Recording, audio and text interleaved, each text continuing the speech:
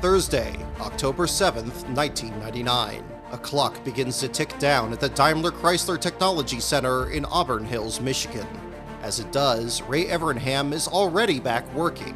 Just 8 days earlier, Evernham walked away from the job that made him famous as crew chief for three-time NASCAR champion Jeff Gordon.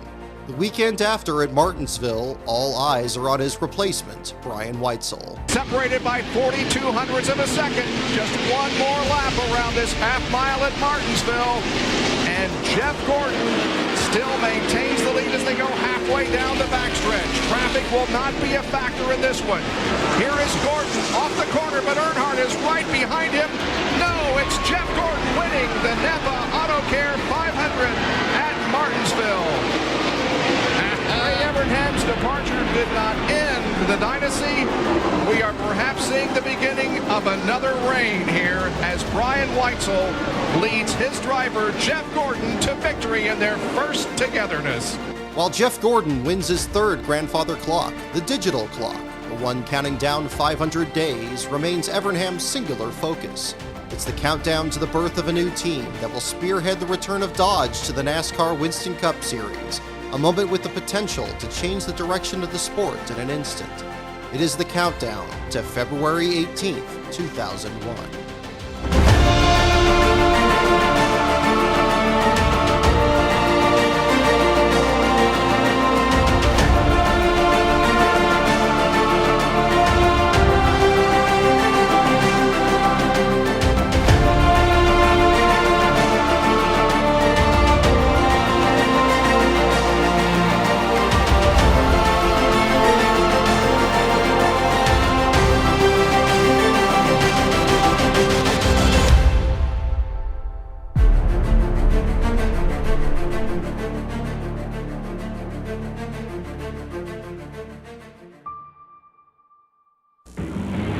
Round 23 of the NASCAR Craftsman Truck Series is being brought to you tonight by Daytona, USA, the official attraction of NASCAR.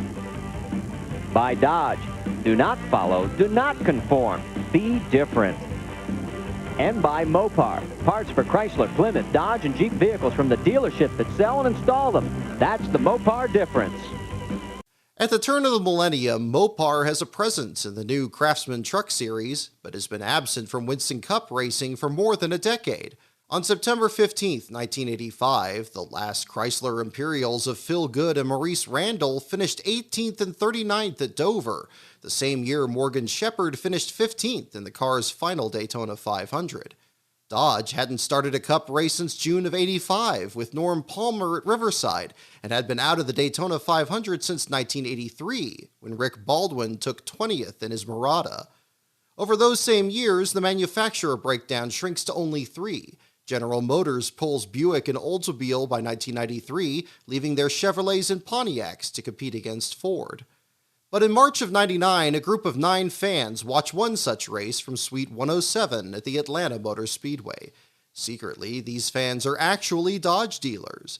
They've been sent to the track by Jim Julo, Dodge's vice president of marketing, to sell them on the idea of their brand returning to NASCAR.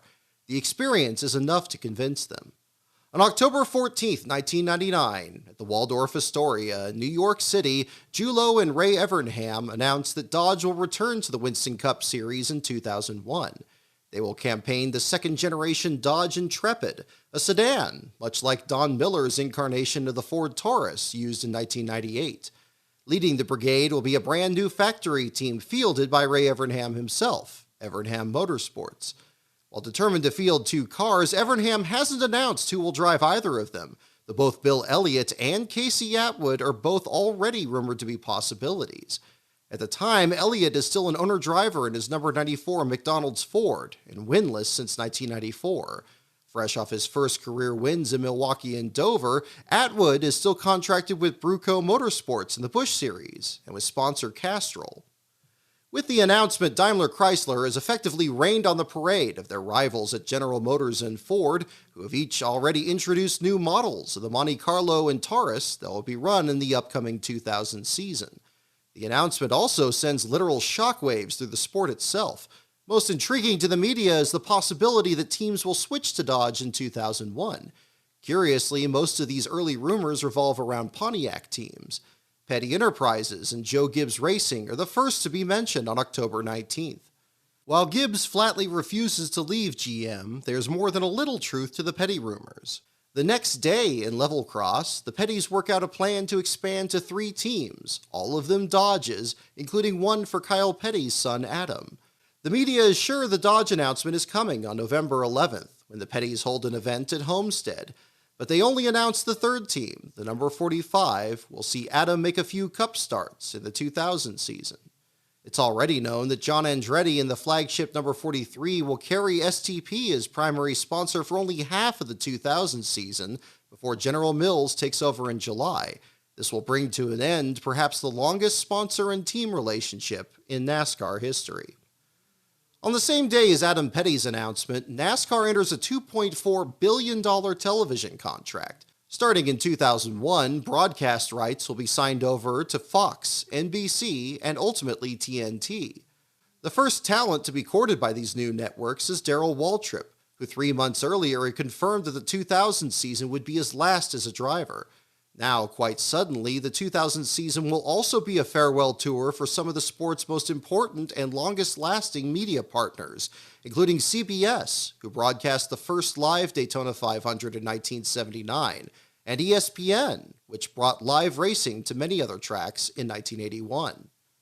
Teams have barely applied the new NASCAR 2000 decals to the current fleet of cars before the upcoming season becomes a backdrop for the longest and perhaps most anticipated silly season in the sport's history.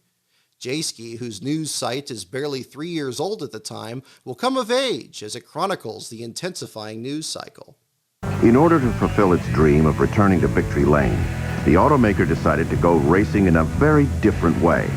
To put together a unique coalition of team owners, drivers, engineers, crew chiefs, designers, and executives, all under one umbrella, and to call the idea the one-team concept. On January 11, 2000, Dodge unveils the first 2 of the planned 28 cars Evernham Motorsports will build for their 2-car team. These are superspeedway cars, each bearing the number 19, with sponsorship from both Dodge dealers and the United Auto Workers. Rumors also abound at Petty Enterprises, where on the 20th, Kyle Petty says they will be staying with Pontiac at least for the year 2000. Bill Davis Racing's 2-car operation is also the subject of rumors that will turn out to be true. As good friends of Kyle Petty, Davis has already been talking with Petty since December. Dodge's one-team concept takes root, as now 3 organizations are working behind the scenes to develop their new car. Davis's involvement will bring in Ward Burton, his number 22 Caterpillar Pontiac still vying for its first win since 1995, and second-year driver Dave Blaney in the number 93 Amoco Pontiac. A different kind of rumor follows Ward's younger brother Jeff. In 1996, Jeff Burton had joined Roush Racing's new number 99 team, pulling the Exide Batteries sponsorship from Jeffrey Bodine's single-car team purchased from Alan Kulwicki's estate. Burton won the inaugural race at Texas the following spring, his first of 3 victories that season, and in 1999 had just come off his best season to date. The Exide car rolled to 6 wins and finished 5th in points, making him a championship favorite for the upcoming year. In fact, for the year 2000, he'll be running perhaps the most iconic paint scheme to ever feature the Exide brand. But on January 8th, reports indicate Exide is pulling back their motorsports sponsorship, citing heavy third-quarter losses. If true, this is certain to affect not only Burton, but also newcomer Kurt Busch in Roush's Truck Series entry and defending NHRA Top Fuel champion Tony Schumacher. But with barely a month until the start of the season, Exide is for now still honoring their contracts with all 3 drivers. At the Daytona 500 in February 2000, Dodge knew it had just 1 year left until its racing debut. They marked the occasion by finally confirming what everyone expected, that Petty Enterprises would field 3 cars in 2001, one of them piloted by John Andretti. It only takes until February 19th, the day before the Daytona 500, for the first rumors to come true.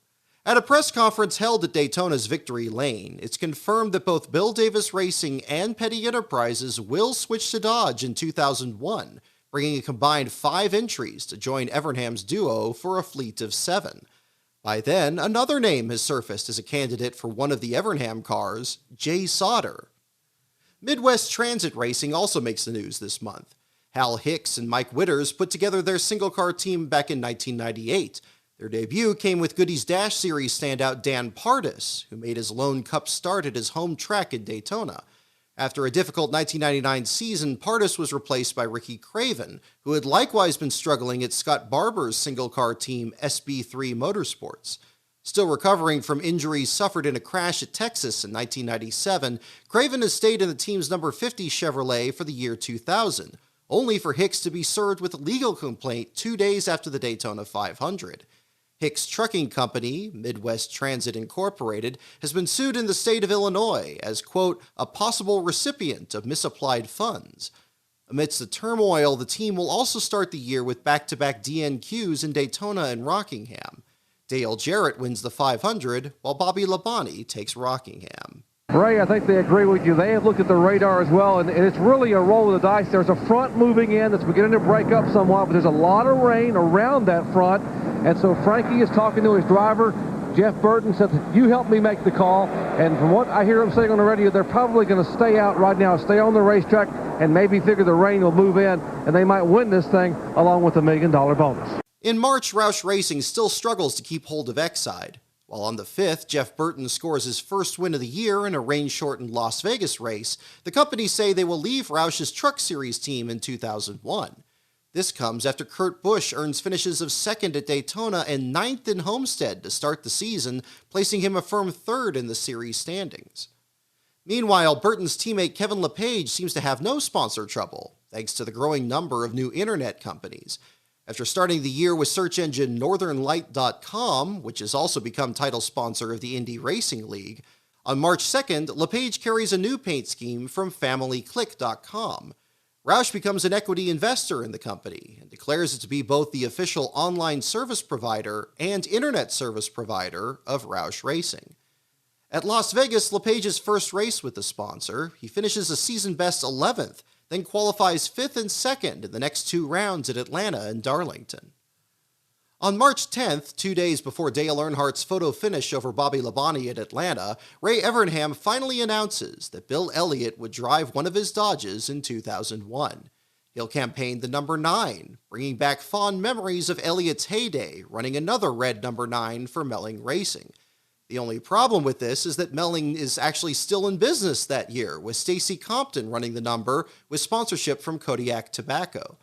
No sooner has the Elliott announcement come that there are rumors that Melling too will switch to Dodge, knowing they'll have to change car numbers for the year 2001. On March 17th, Evernham denies that Jay Sauter will be Elliott's teammate, saying he never even spoke to him. Instead, IRL driver Greg Ray becomes the new candidate. 2 days later at Darlington, Ward Burton wins his 2nd career race, his first since 1995. Mike Bliss is among the drivers from the NASCAR Craftsman Truck Series who have made their way into Cup for the 2000 season. He begins the year with the legendary A.J. Foyt, who returns to team ownership for the first time in nearly a decade with sponsorship from Conseco. But after qualifying for his Cup debut in the Daytona 500, Bliss fails to make the next 3 straight races into March, and Foyt fires him heading into Darlington. Among the drivers Foyt considers is Derek Cope, who has problems of his own. Cope is signed with Bud Moore Engineering, which over the offseason had just been sold to businessmen Randy and Robert Fenley.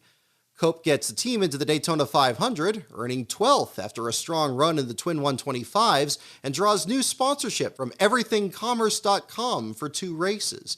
But on March 18th, that company's deal falls through, and there is a rumor that Cope is being considered for the Foyt ride. Instead, Foyt goes with free agent Dick Trickle. Meanwhile, Rick Mast comes into the 2000 season driving for still another single-car team in Larry Hedrick Motorsports. Hedrick signed sponsorship from another company that would become infamous to NASCAR fans, Big Daddy's Barbecue. Hedrick had reportedly accepted $11.2 million in stock to sponsor the ride, stock that proved to be so worthless that the company will accept the certificates back when they refuse to pay cash. Both Mast and crew chief Felipe Lopez leave the team after a hard crash at Bristol on March 26th. This race, the 6th of the season, sees Rusty Wallace earn his 50th career win. While Hedrick tries to reel in sponsorship from New Holland, demanding cash this time, he briefly considers rehiring Ricky Craven, who earned Rookie of the Year with the team in 1995. Instead, he signs Gary Bradbury. Heading into his home track in Texas, A.J. Foyt is now already looking for a replacement for Dick Trickle. Among those he considers is Greg Ray, who is suddenly hot property in NASCAR, and David Starr, who at the time is 32 years old and in just his third year racing in the Truck Series. Instead, Foyt picks up both Mast and Lopez from the Hedrick team.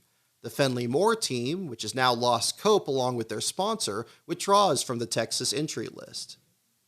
Other teams prepare for the season ahead. Norm Benning plans to attempt up to 4 races in the year 2000, in addition to a full schedule in the ARCA Racing Series. The report on March 8th indicates both entries will be in the number 84 with sponsorship from beverage company Sobe. On March 16th, Morgan McClure Motorsports re-ups with longtime sponsor Kodak through the 2005 season, their current driver Bobby Hamilton already locked in through 2001. And on March 30th, Jim Smith at Ultra Motorsports has Cup Series ambitions for his driver Mike Wallace. Over the last 9 seasons, the middle of the 3 Wallace brothers has only twice started more than 11 Cup races in any one year. This included a one-off with Smith at Richmond the previous fall, where he finished 24th the night Tony Stewart won his first Cup Series race. But Wallace has now won the inaugural Truck Series race at Daytona, his 3rd victory in the series, and is considering his next step. Michael Waltrip there in front of Bill Elliott, still hanging on that 4th position. Been a good run today from Michael Waltrip. Good to see that. Jim Matei and business partner John Porter are still co-owners of Matei Motorsports, the same number 7 team they acquired from Jeff Bodine during the '98 season. The single-car operation is now in its first year with sponsorship from Nations Rent, debuting a distinctive black and yellow paint scheme. Their driver is Michael Waltrip, who in 1999 parted ways with the Wood brothers to replace Bodine in the number 7. Through the month of April, Waltrip has climbed from 29th to 26th in points, largely assisted by a strong run at Martinsville on April 9th. There, he finishes 3rd behind Roush teammates Mark Martin and Jeff Burton, Waltrip's best finish since he also ran 3rd in the 1995 Coca-Cola 600. The day before, there is a rumor that Matei is selling the number 7 team to a Truck Series team owner, or perhaps looking for a partner. By the 16th, Matei is looking to merge with either MB2 Motorsports, which fields Ken Schrader in the number 36 M&M's Pontiac, or Jim Smith. When Smith's name comes up, Smith says he still does have an interest in starting a Cup team, but not in the near future. In 1999, attorney Jack Birmingham purchased Bahari Racing's single-car team from Chuck Ryder and changed the car number from 30 to 27 for the 2000 season. Birmingham changes the team's name to Eel River Racing, named for the river that flows by his summer home in Osterville, Massachusetts. Eel River lands one of the most lucrative sponsors of the entire season, Pfizer, which promotes the new wonder drug Viagra. This allows Birmingham to build a $5.5 million headquarters in Mooresville, complete with a 70,000 square foot shop, big enough to expand to 2 teams. While Todd Bodine performed well to close out the '99 season, Birmingham has instead hired Busch Series veteran Jeff Fuller, who will compete for Rookie of the Year in 2000. These will be Fuller's first Cup starts since his debut at Richmond on March 8, 1992. But Fuller is not in the Viagra car for long. He misses the Daytona 500, his primary car destroyed in a hard practice crash with Greg Sachs. Fuller makes the next 6 races, but only once finishes better than 36th. In the April 2nd race at Texas, where fellow rookie Dale Earnhardt Jr. scores his first career win and Adam Petty makes his first career start, Fuller finishes 38th after another crash. He's out by the next round at Martinsville. In his place comes Mike Bliss, fired by A.J. Foyt just days earlier. Bliss finds his way to Eel River as, during his Truck Series career, he had a good working relationship with Barry Dodson, who's now the team's general manager. Bliss finishes 35th in their first race together, which is actually the team's second-best run of the young season. On April 14th, another Roush Racing entry has sponsor trouble. Since 1996, John Deere had been a consistent backer of driver Chad Little, first in the Busch Series and then into Cup. The company stayed with Little when his Greg Pollock's owned team was acquired by Roush for 1998, keeping the distinctive number 97 on the track. But in the early months of the 2000 season, Roush still hasn't landed an extension from the company past the current year. They hope to attract a sponsor from one of their fellow Ford teams. Dale Jarrett enters the 2000 season as the defending Winston Cup champion. He also receives members of Jeff Gordon's Rainbow Warriors, who over the offseason came over to become his pit crew. Combined with a new Ford Taurus and another powerful Robert Yates engine, Jarrett dominates speed weeks and wins the Daytona 500 for a third time. No one else in the field is particularly happy, including Dale Earnhardt. That's the worst racing I've seen at Daytona in a long, long time. They took NASCAR Winston Cup racing and made it some of the sorriest racing, took racing out of the drivers and the crew's hands. We can't adjust, we can't make our cars drive like we want. They just killed the race at Daytona. That's all I got to say. Mr. Bill France Sr. probably roll over his grave if he's seen that deal. Citing safety concerns over custom-made shocks that made cars lean on the rear tires in qualifying, NASCAR mandates all teams run the exact same shock package at both Daytona and Talladega. Unwittingly, they've now made the cars lose so much traction in the corners that no one can run at full throttle. After much public outcry, NASCAR walks back these rules for the April 16th race at Talladega. They mandate only the rear shocks, allowing teams to run what they want for the fronts. The result is a more competitive race, where Jeff Gordon, now with Robbie Loomis as crew chief, scores his 50th career win. But NASCAR still isn't done meddling with their superspeedway package. By April 29th, crew chief Todd Parrott signs a lifetime contract with Jarrett, who himself has signed with Yates through 2004. Since 1996, Jarrett has become synonymous with his dark blue number 88, with sponsorship from Ford Quality Care.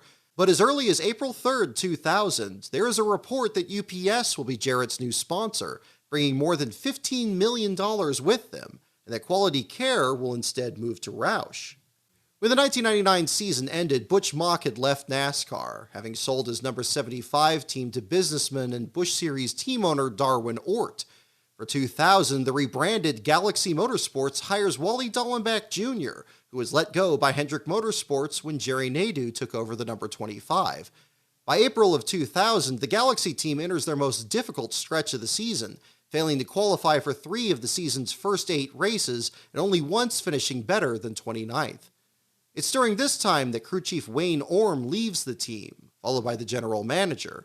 As the team tries to bring on Newt Moore as their new crew chief, Dallenbach insists he isn't losing his seat, and Ort reports he's close to signing a new 3-year deal with a yet unnamed sponsor.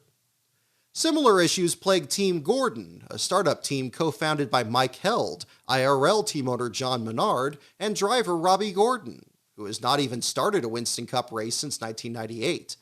The team starts the 2000 season with a dazzling paint scheme on the number 13 Ford, but face many of the same struggles as Galaxy Motorsports and Eel River Racing. Though they finish 18th in the Daytona 500 and 13th in Las Vegas, the April 2nd race at Texas is already their second DNQ in the first 7 races. On April 8th, Fred Graves leaves as crew chief to work with Truck Series driver Brennan Gaughan and is replaced by Jerry Baxter. The team signs Richard Buck as a new general manager on April 14th. They're also looking to secure engines from Yates Racing.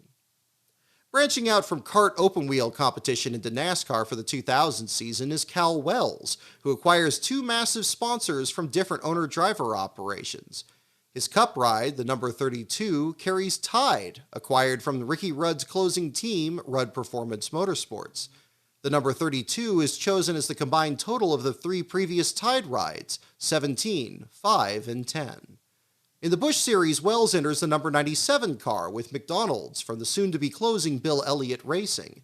Each car carries rookies from entirely different racing disciplines, open-wheeler Scott Pruitt in the Cup Series and sports car racer Anthony Lazzaro in Busch. The plan is to elevate Lazzaro's team to Cup in 2001, but by April, Lazzaro has already failed to qualify for 3 of the first 9 Busch Series races, ranking him a distant 42nd in points. Pruitt, who has multiple IROC starts to his credit, fares no better. His number 32 misses 3 of the first 6 Cup races and ranks 43rd in points. Big changes will have to be made. Through April of 2000, Dave Marcus has only qualified for 3 of the first 9 races and finished no better than 33rd. He's also on occasion entered a second car, the number 72, which carries the same sponsorship from Team Realtree. In this second car, Jim Sauter misses the cut for the Daytona 500, and for the next attempt at Fontana is replaced by a man who not only competes part-time in ARCA, but also serves as Marcus's jackman, business manager, and PR representative, Dwayne Lake. Lake will join Marcus on the DNQ list for Fontana, but is slated to return to the number 72 for Pocono in June. In the Fontana race itself, Jeremy Mayfield scores the victory, his first since 1998. There have now been 10 different winners in the first 10 races. Morgan McClure Motorsports likewise looks into expanding into a two-car operation. On April 4th at the Greenville Pickens Speedway, 1994 Daytona 500 pole sitter Loy Allen Jr. tests a second McClure car, with thoughts of entering it at Talladega. Allen is not entered in the race, but is still a possibility for Daytona in July. Another candidate is Bobby Hamilton Jr., the son of his teammate, who is competing in his first full-time season in the Busch Series for team owner Dave Carroll. On April 15th, Ray Evernham all but confirms that Casey Atwood will drive his second car in 2001. He says he was only ever considering Atwood and wanted to wait until the Coca-Cola 600 to make it official. It has even been leaked that Atwood will make 5 Cup races for Evernham during the 2000 season, running a manufacturer other than Dodge. In the meantime, the first of 10 scheduled on-track tests for the Dodge team awaits at Homestead on May 2nd, where Ted Musgrave will help Bill Elliott put the cars through their paces. Continuing with their one-team approach, Evernham, Petty, and Bill Davis crew members will work together during the tests. Meanwhile, at Melling Racing, the team decides to let NASCAR choose which number they will run instead of the number 9 in 2001. On April 24th, the team holds a contest for fans to guess what number that will be. Still looking for sponsorship, Larry Hedrick's number 41 team doesn't make the trip west to Fontana, and by then has lost another 2 crew members to AJ Foyt Racing. Both engine builder David Evans and crew chief Donnie Disharoon joined their former driver Rick Mast at the Conseco team. Is out. The Pontiac Excitement 400 is on.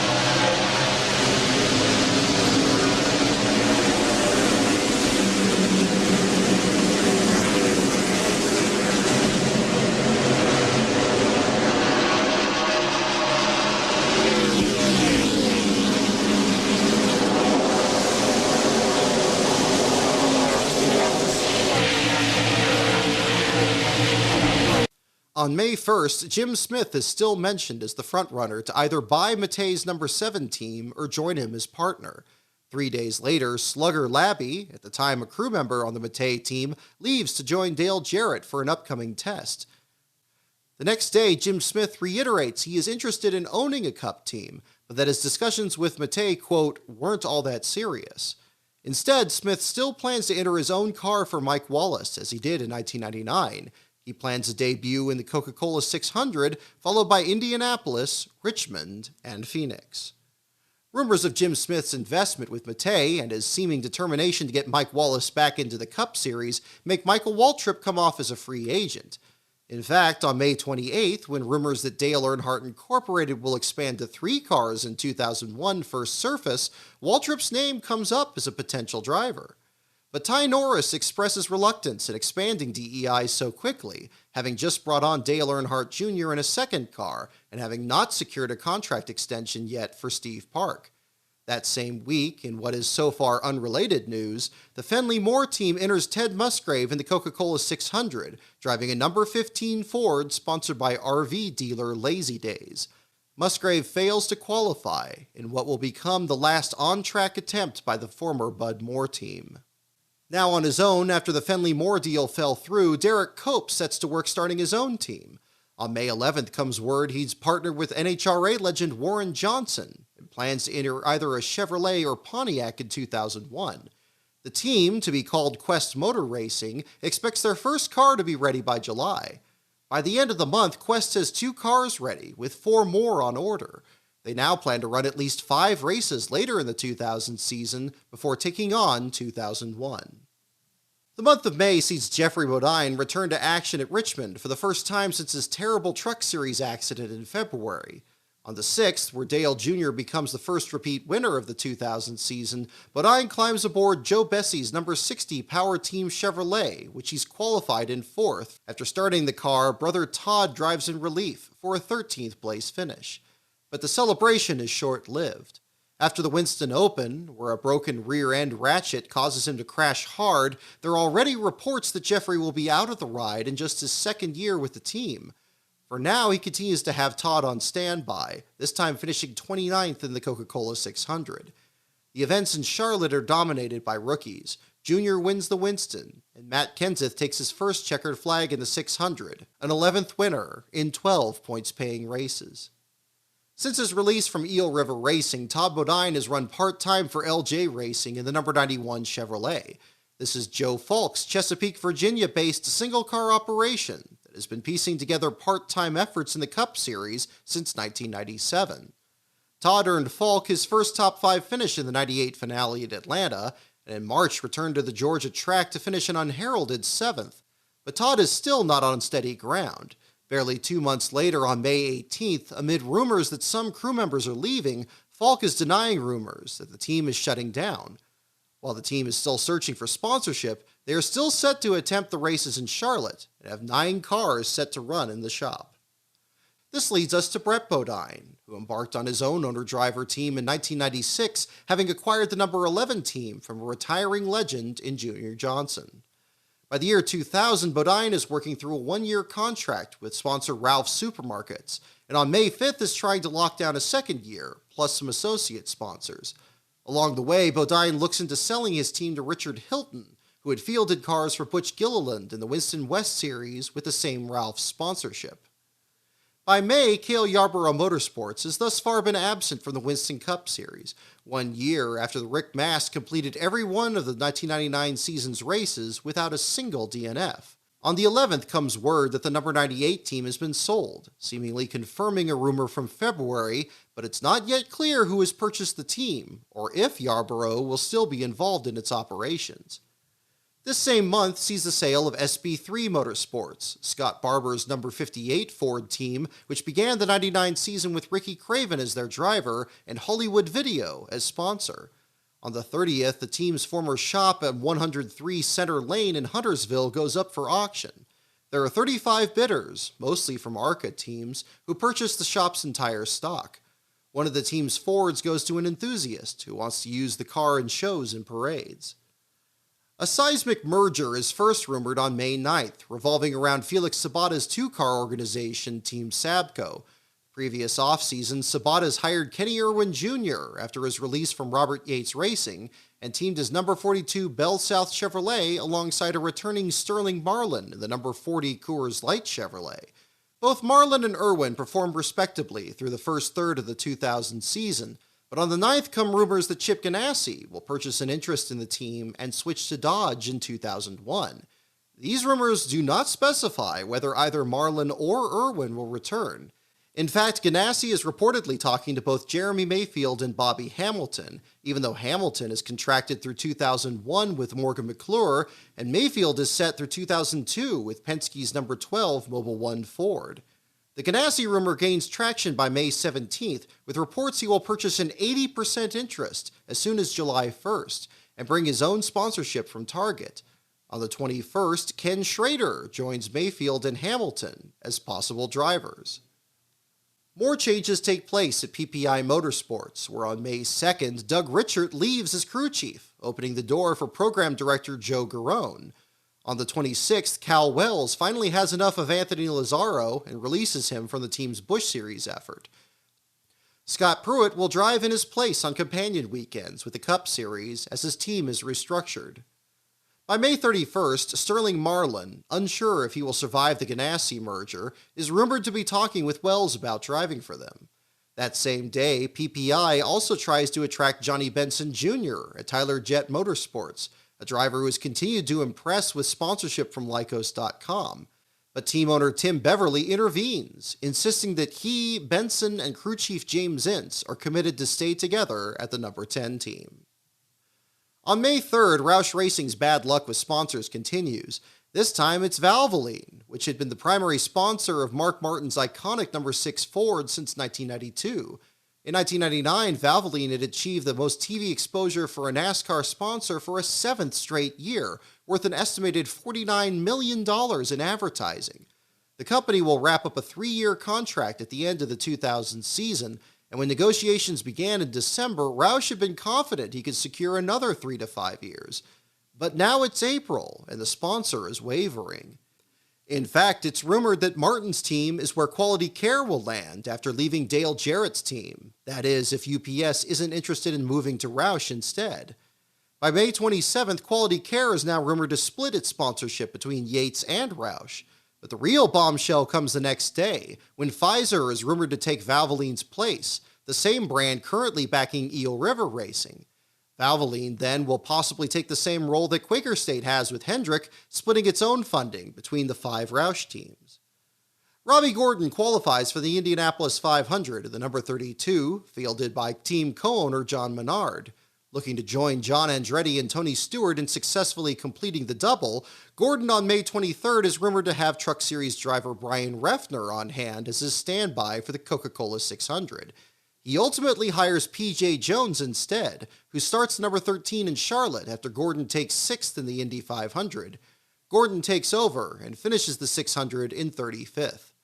By May 31st, amid rumors that his team will also switch to Dodge in 2001, Gordon decides to skip the following race in Dover to reevaluate his program for the rest of the season, and to prepare for extensive testing. After a moment of silence in honor of Adam Petty, killed in a crash at New Hampshire just days earlier, Evernham again confirms that Casey Atwood will be Bill Elliott's teammate in 2001. He does so from Charlotte's Victory Lane, which is no coincidence. 6 years earlier, Evernham and Jeff Gordon celebrated their first win there in the same race. A day earlier, Gordon signs a contract extension with sponsor DuPont through 2005. By this point, Joey Arrington, whose father Buddy campaigned some of the last Chrysler products in NASCAR, is producing a new batch of powerful engines for Dodge. He does so after expanding the shop in Martinsville to a 50,000 square foot facility. Melling Racing, who enters their 4th brand new chassis of the season in the 600, is again rumored to be switching to Dodge. The 12th winner in 13 races. Tony Stewart wins. He led 242 laps. The battle at the stripe goes to Burton over Skinner. We also saw Labonte and Jarrett with Bobby Labonte by a nose. Like Robbie Gordon's team, Midwest Transit Racing elects to skip the June 4th race at Dover, where Tony Stewart wins his first race of 2000.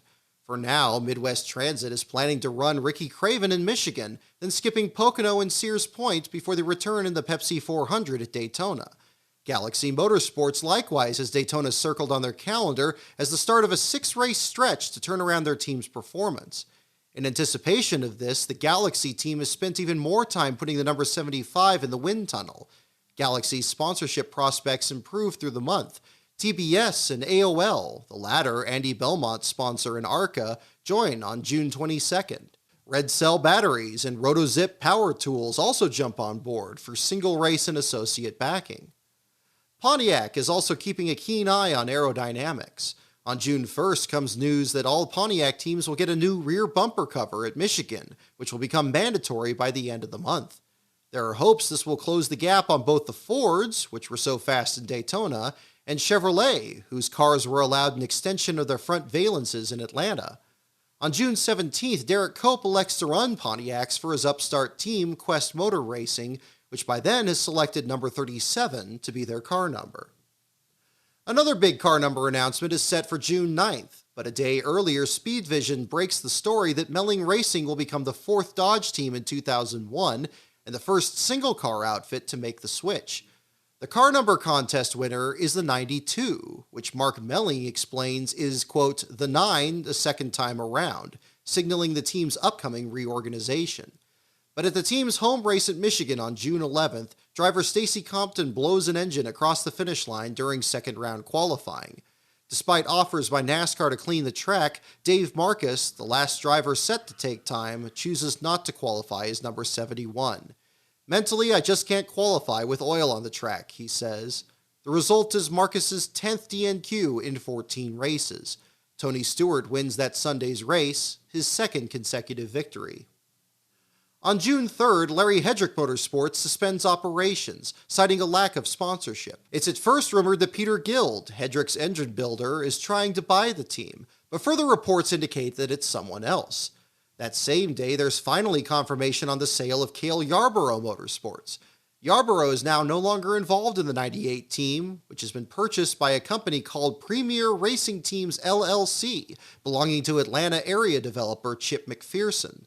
McPherson hopes to bring the team back in 2001 and has hired as his driver free agent Jeff Fuller, released by Eel River Racing weeks earlier. 5 days later, Eel River Racing is still reeling for the loss of sponsor Pfizer to Roush Racing. On June 8th, the company confirms they will not rejoin the number 27 team in 2001, and by the end of the month will reveal the new look for Mark Martin's car. Valvoline, now divorced from Martin and Roush, has not shown interest in taking Pfizer's place on the number 27, and is instead being courted by Ray Evernham to sponsor Casey Atwood. Evernham is very much looking for funding. He clarifies on June 10th that he only intended one of his 2 cars carry sponsorship from Dodge dealers and the United Auto Workers. Despite promotional materials made at the time, the plan had always been for Atwood to carry a sponsor of his own.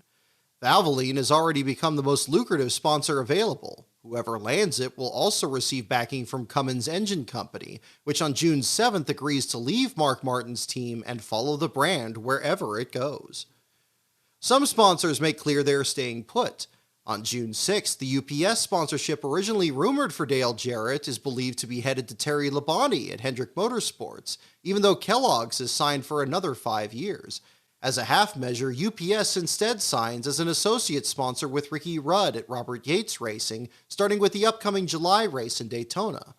On June 10th, Pennzoil re-ups with Steve Park and DEI for another 2 years. The same day, McDonald's denies rumors that they're pulling out of NASCAR at season's end and are still on board with PPI Motorsports for their planned expansion to 2 cars in 2001. But many more sponsors threaten to move. On June 8th, Joe Bessie confirms Power Team wants to go back to the Busch Series. Their 3-year deal has already been cut down to 2 after the company goes through a merger, meaning they now need a new backer for 2001. At the time, Bessie can't even confirm Jeffrey Bodine will stay with the team through the rest of 2000, but does hope he'll stay. The Wood Brothers are struggling to get an extension from Citgo, their primary sponsor since 1987. This news comes as the Wood Brothers begin a technical alliance with Roush Racing, who will provide motors, chassis, and bodies starting with the Pepsi 400 in July.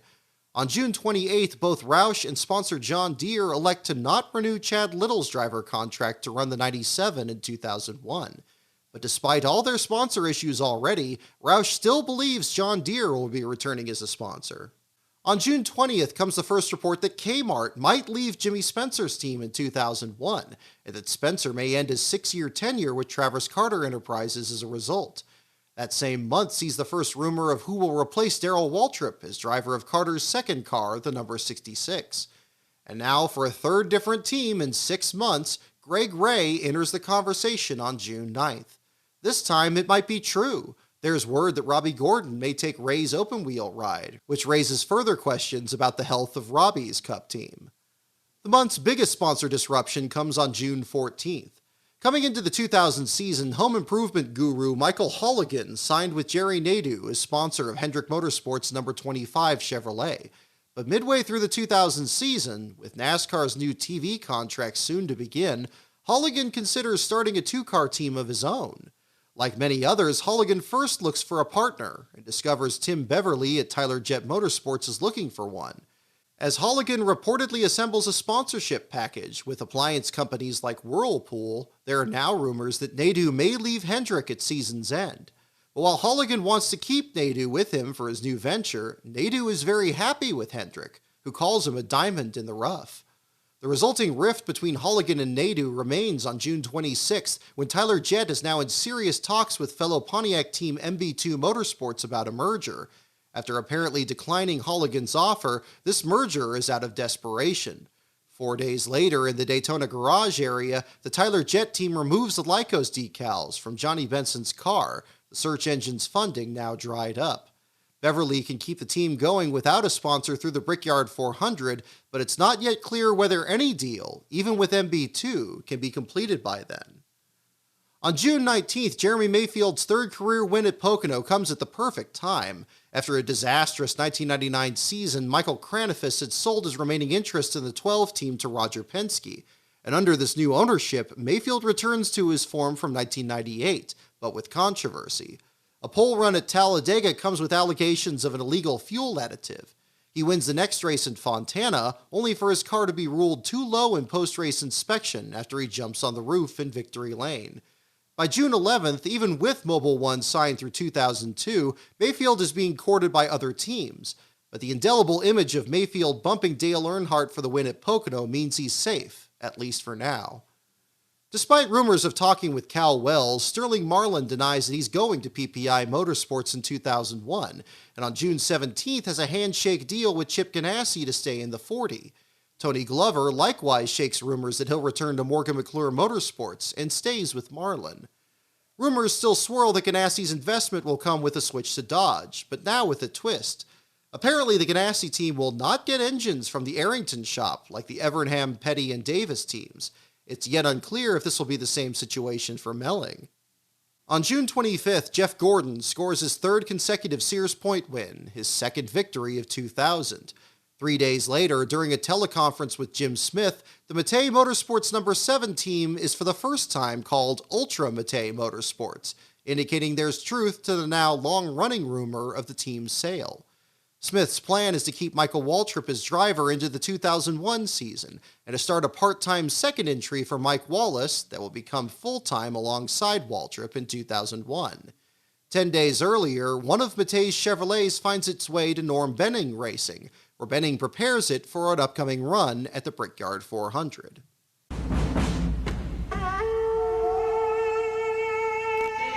"43 Americans forced to abandon cautiousness in the middle of the Florida coast. Marooned here since midweek, they must work together to build alliances, find fuel, and survive the racetrack." The 1st of July marks the Pepsi 400, Jeff Burton's second win of the season, where several silly season stories converge. Johnny Benson Jr. runs without a sponsor after the Lycos deal falls through. John Andretti runs Cheerios as a primary sponsor on the number 43 for the first time. Elliott Sadler's car is entered by the Wood brothers, but for the first time uses Roush Racing equipment. UPS makes its first NASCAR appearance as an associate sponsor for Ricky Rudd, 2 small white logos in front of the rear wheels. AJ Foyt's team runs engines from Richard Childress for the first of 2 races that will reportedly go back to Pro Motors after. And while nobody knows it yet, Kenny Irwin Jr. makes his final Cup Series start. 6 days later, Irwin becomes the second driver in less than 2 months to die in a practice crash at Loudon. That weekend, Tony Stewart, Irwin's rival in USAC, wins his 3rd race of the season and second in a row cut short by rain. He gives the trophy to Irwin's family. On July 12th, Irwin's number 42 team is renumbered the 01, and Ted Musgrave takes over as driver, shaking down the car at Gateway in Kentucky in anticipation of the team's return at Pocono. Musgrave gets the ride ahead of candidates Todd Bodine, Derek Cope, and Hut Strickland. Musgrave finishes 26th. Jeremy Mayfield nearly sweeps the season at Pocono until a flat tire on the final lap hands the win to teammate Rusty Wallace, his second of the year. On July 26th, Hut Strickland lands a ride with Don Levy Racing after rookie driver Ed Barrier and crew chief Dean Johnson leave the team. For now, Strickland gets the ride over candidates Gary Bradbury and Morgan Shepherd. The Dodge teams test at Kentucky to develop the car's body and chassis. On lap 82 of the Pepsi 400, Terry Labonte crashes exiting the tri-oval, slamming the wall flush with the driver's side. Labonte is knocked unconscious, and it's some time before he climbs out. His CAT scan is negative, but he's bruised his ribs and fractured his right leg below the kneecap, putting him in crutches. Labonte has Jack Sprague on hand as relief driver for the next race in Loudon, Labonte's 654th consecutive start, where he suffers another hard crash off turn 4. Thankfully, it's another 2 weeks until the following race in Pocono, where this time Rich Bickle is on hand to trade off. Bickle practices and qualifies the car, but once again the Iron Man takes the green flag for his 655th consecutive start. Next up is Indianapolis, where Stacy Compton has already broken his wrist in a testing crash. On July 10th, Bobby Hamilton reaffirms that he'll stay with Morgan McClure Motorsports in 2001, and soon after welcomes his Truck Series crew chief Tim Folks, who replaces Robert Larkins atop the pit box. That same day at Roush Racing, Jeff Smith says he expects Kevin LePage to rejoin the number 16 team in 2001, but also says the rest of the team will need to be shaken up due to declining performance. On July 18th, 3 days after Interstate Batteries re-signs as Bobby Labonte's sponsor through 2003, crew chief Gil Martin leaves Dave Blaney's team at Bill Davis Racing, taking with him crewmen Shane Westerberg and Mark Caron. Martin's replacement at Blaney's team will be Doug Randolph. On July 3rd, as Larry Hedrick Motorsports prepares to sell its assets, WorldBestBuy.com joins as a much-needed sponsor for Midwest Transit Racing, just in time for Ricky Craven's home race in Loudon. The company was previously an associate sponsor for Brett Bodine, who on July 13th finally gets his sponsorship renewal from Ralph's Supermarkets for the 2001 season. Ernie Elliott, Bodine's engine builder, is now rumored to be in charge of making engines for the new Dodge teams of Ganassi and Melling. On July 13th, Fenley Moore Motorsports also closes down, laying off all remaining employees from the historic Spartanburg, South Carolina shop. The day after, Jim Smith completes his purchase of Matei Motorsports and rebrands it as Ultra Motorsports, the same name as his Truck Series effort. He plans to switch to Ford in 2001, an alliance with Penske Racing, and in the meantime consults with T&L Engine Development to provide motors for 10 of the last 16 races in 2000. At the time, the same engines are being used by Andy Petrie Racing and Eel River Racing. It is when this happens that Rich Wolski is released by Smith. Wolski had been the last crew member from AK Racing in 1993 to have remained with the number 7 team. On July 8th, Kurt Busch scores his second consecutive Truck Series win by taking the checkers in Loudon. After the finish, he's asked about rumors that he's being considered for Roush Racing's number 97 ride, which will now be open in 2001. Busch responds that he's just starting a 7-year plan to get into the Cup Series in 2007. That plan will last just 8 more days until July 16th, when it's reported Busch is not only signed to drive the 97 in 2001, but will run 5 races at the end of 2000. This is a surprise to his older Roush teammate Greg Biffle, who en route to the Truck Series Championship is told he's still 2 years from making his own Cup debut. Busch's 5-race slate for 2000 is also news to Chad Little, who on July 2nd becomes the latest driver rumored to jump to PPI Motorsports. Robbie Gordon is also in the mix by July 23rd for a long-term deal, though he's by now been rumored to take Jeffrey Bodine's place with Joe Bessie. This doesn't help things at Gordon's own team, which has already skipped Loudon and Pocono to prepare for Indianapolis. At the PPI team, Cal Wells is already making further changes. On July 3rd, he hires Brad Parrott to become Scott Pruitt's crew chief, and on the 19th has combined his NASCAR and kart teams into a single shop. Wells does not get the attention of Brian Herta, who after losing his ride in kart expresses hope he can join Petty Enterprises in 2002. In what is thus far unrelated news, on July 24th, Andy Houston says he's planning on leaving his Truck Series ride to run either Busch or Cup. He's already in negotiations with Haas Carter Motorsports, and unlike supposed candidates Robbie Gordon or Greg Ray, actually tests the 66 car at Kentucky. On July 14th comes news that Tyler Jet Motorsports has landed a new sponsor, which coincidentally is just a day before MB2 Motorsports reveals they're moving to a bigger shop. By the 20th, it's rumored that both MB2 and Valvoline have joined forces to purchase the Tyler Jet team, making Benson a teammate to Ken Schrader at MB2. Curiously, it's not yet confirmed whether Valvoline will actually sponsor Benson, whose number 10 remains plain white for the following race in Pocono. On July 26th, Ray Evernham, who hoped to land Valvoline as Casey Atwood's sponsor, nevertheless pushes forward with plans for Atwood to make his Cup debut during the September race at Richmond. He'll run a Ford, with the sponsor still to be determined. The next day, Michael Holligan, who hoped to sign with Tyler Jett, still says he's less interested in being a sponsor and is determined to start his own team. Earlier that month, on July 7th, both Hendrick Motorsports and Robert Yates Racing are approached by a familiar face.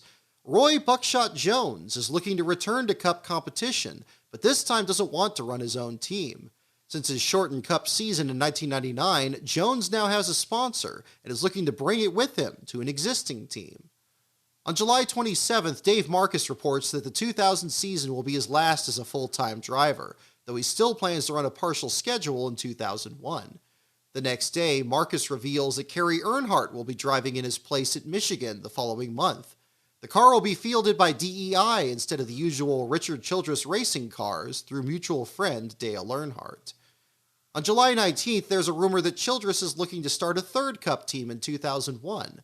Wally Dallenbach is first approached, but Dallenbach says he's put too much work into improving Galaxy Motorsports to walk away. The offer apparently then goes to Rick Mast. Darrell Waltrip is alongside. Now the pace car pulls off the racetrack. The fans on their feet. And we are ready for the start of the 2007th annual Brickyard 400 at Indianapolis.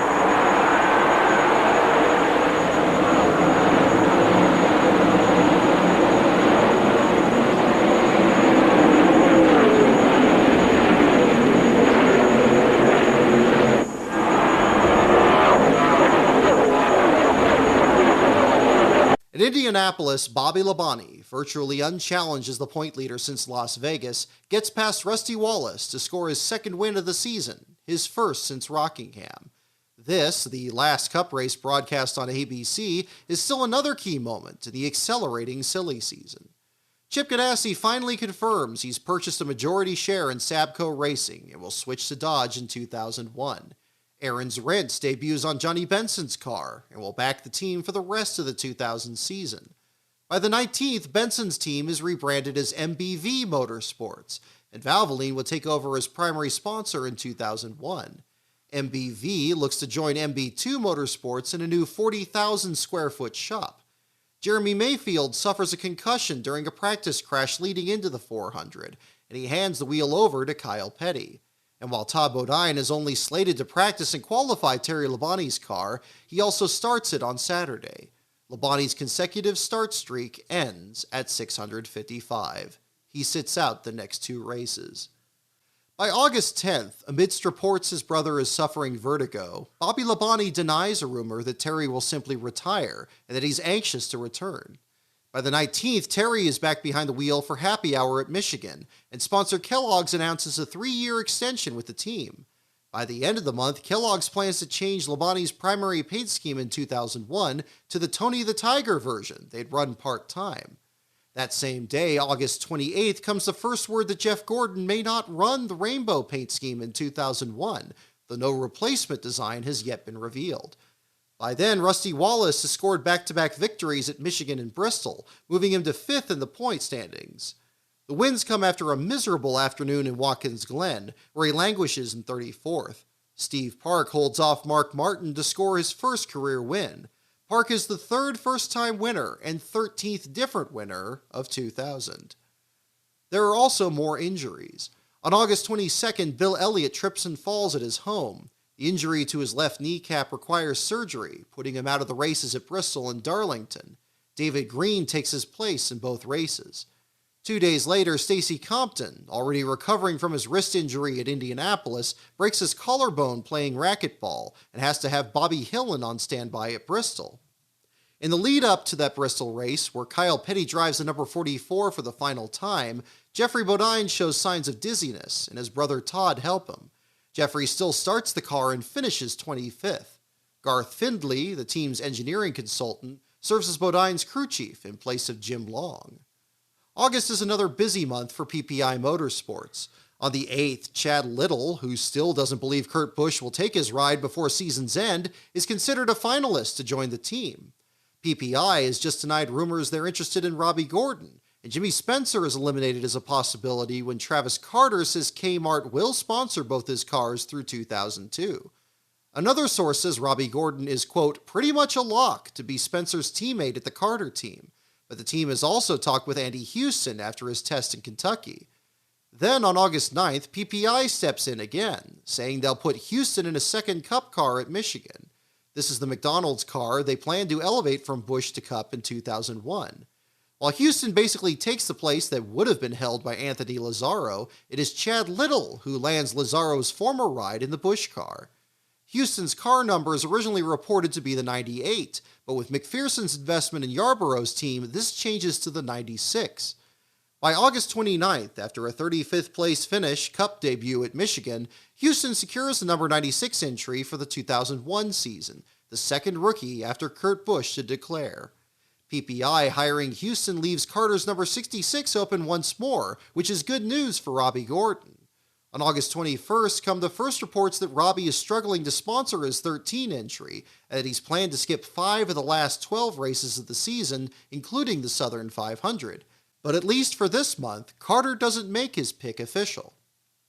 PPI Motorsports had originally shown an interest in Bobby Hamilton, who the previous month was reportedly not on the market as he'd stay with Morgan McClure Motorsports. Now, fresh off his announcement in Indianapolis, Chip Ganassi is trying to sign Hamilton to drive the 01, which on August 19th is still Ted Musgrave's ride on a week-to-week basis. After P.J. Jones drives the car in Watkins Glen, Musgrave will secure the ride for the rest of 2000, but hasn't secured anything for 2001. Ganassi then considers hiring a rookie to drive his second car instead. On August 13th, he checks out a youngster from the Busch Series named Jimmy Johnson. Johnson declines, saying he wants to spend another season driving for Herzog in Busch. Speaking of newcomers, on August 5th, Kevin Harvick's name comes up as a driver hoping to, quote, test the waters with 1 or 2 Cup races each in 2001 and 2002 before going full-time. That same day, Blaze Alexander is rumored to run a third Sabco Racing entry in partnership with LJ Racing, using their number 91 on a Sabatas Chevrolet with Ericsson as sponsor. Another telecommunications company comes to the rescue for Casey Atwood, as on the 23rd he lands Motorola as a sponsor for his Richmond debut, with Martinsville and Homestead also planned. This establishes Motorola as the official communications company of NASCAR. Atwood's crew chief for these starts will be the former car chief for Tyler Jet Motorsports in 1999, Chad Knaus. On August 8th, there are even more sponsor issues for Roush Racing. Kevin LePage is told that if a new sponsor isn't found for the following season, his team will be shut down. FamilyClick.com, his current backer, has only offered a stock option agreement for sponsorship, and funds are drying up just like Big Daddy's with the now shuttered Larry Hedrick team. Roush now works overtime to land either Citgo, which is yet to re-sign with the Wood Brothers, or the Ford Quality Care brand that has been up in the air since UPS joined with Yates. Adding to this mess, Exide confirms on August 25th that they will only be an associate sponsor at best with Jeff Burton in 2001. Like LePage, Burton is hoping to land the Quality Care sponsorship. On August 18th, Kenny Wallace admits that other teams have reached out to him about changing teams, but for the time being, Wallace will, quote, stay put at Andy Petrie Racing's number 55 for a third season, and a second alongside Joe Nemechek in the number 33 Oakwood Homes Chevrolet. In so doing, Wallace would continue his even longer relationship with sponsor Square D, which dated back to his time with Phil Martucci's team. Wallace even states that Petrie's team will not switch from Chevrolet to Pontiac, which at the time hasn't even been rumored. The tone then changes on August 26th, when Wallace is now reportedly trying to get out of his contract and looking to drive for Eel River Racing. The team, which still has no sponsor to replace Pfizer, is attractive to Wallace for the exact same reason it was to Mike Bliss. Barry Dodson was older brother Rusty's championship crew chief in 1989. Wallace's interest is confirmed on August 31st, when he leaves the second Petrie car open. Also during this month, Galaxy Motorsports believes they have landed Pizza Hut to sponsor Wally Dullenbach Jr. On August 12th, Mike Skinner says he's committed to stay with Richard Childress's number 31 team for 2001. Even his crew chief Larry McReynolds says he's leaving at season's end to join Mike Joy and Darrell Waltrip in the broadcast booth for Fox. On the 15th, Hut Strickland secures the ride with Don Levy Racing for the rest of 2000, and is soon joined by his Busch Series crew chief Craig Huartson. On the 21st, Doug Bowell denies rumors that he's scaling back Robert Presley's ride in the number 77 Ford, saying a quote has been taken out of context. Jim Smith scratches plans to enter Mike Wallace in the September race at Richmond, but for some reason continues now to switch his truck team from Ford to Dodge. And let's take a look at the Walmart Tire and Lube Express starting lineup. The yellow arrows will indicate those drivers in the top 5 in points. Dale Earnhardt starts in 6th position, Dale Jarrett. The defending series champion goes from the 9th spot, Jeremy Mayfield, with his 4th career pole and 2nd of the year 2000. Let's take a look now at 16 through 30. Only one driver in the top 5 in that group. That would be Rusty Wallace, the hottest driver in the series, who's won the last 2 events. He starts from the 16th position. The biggest silly season story of September comes on the 11th, when rumors of DEI's third team, rejected by Ty Norris months earlier, turn out to be true. In a news conference 2 days later, DEI confirms they have signed Michael Waltrip to drive as teammate to Steve Park and Dale Earnhardt Jr. in 2001. They land sponsorship from Napa, or rather take it from Ron Hornaday's full-time Busch ride with DEI and putting Hornaday into limbo for 2001. Jim Smith releases Waltrip from his contract, knowing the deal is too good to pass up. Interestingly, neither the paint scheme nor even the car number have yet to be revealed. The first rumor that he'll run the number 15 doesn't come up until September 23rd.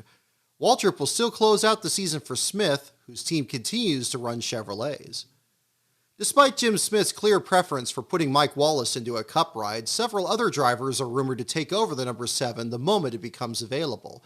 This is complicated by Smith himself, who just before DEI's announcement considers switching his team from Fords to Dodges, just as he had with his truck team. There are already problems with this. For one, Dodge has already filled the 10 factory slots they'd set aside for 2001, and for another, Smith's team has already prepared a fleet of Fords for 2001. Bobby Hamilton is rumored to take over the ride, but flatly refuses on September 15th, the same day he finally decides to leave Morgan McClure Motorsports. While Hamilton's name has also been mentioned with Ganassi's 01 car, it's only a day before Hamilton lands at Andy Petrie Racing to take over Kenny Wallace's ride in the number 55 Square D Chevrolet. With that, both Smith and McClure's rides join Ganassi's 01 as the top open seats. On September 17th, Chad Little is a rumored replacement for Hamilton in McClure's car, but McClure considers Ron Hornaday and Ed Berrier, who had each lost their rides. McClure also thinks about entering a second car again, this time in Atlanta, to try one of them out. Hornaday is also rumored to join Smith in the number 7 along with Randy LaJoie, who has been out of the series since a part-time effort with Mark Simo the previous year. While Ricky Craven becomes a top candidate for McClure on the 25th, Hornaday pulls ahead of LaJoie as Smith's lead choice on the 28th. Neither team is ready to decide. On September 1st comes word that McPherson Motorsports will enter the former Cale Yarborough number 98 full-time in 2001, again hiring Jeff Fuller. After a successful test in Kentucky, the team plans to attempt a couple races in 2000, making sure to keep Fuller under 7 total starts so he could once again compete for Rookie of the Year.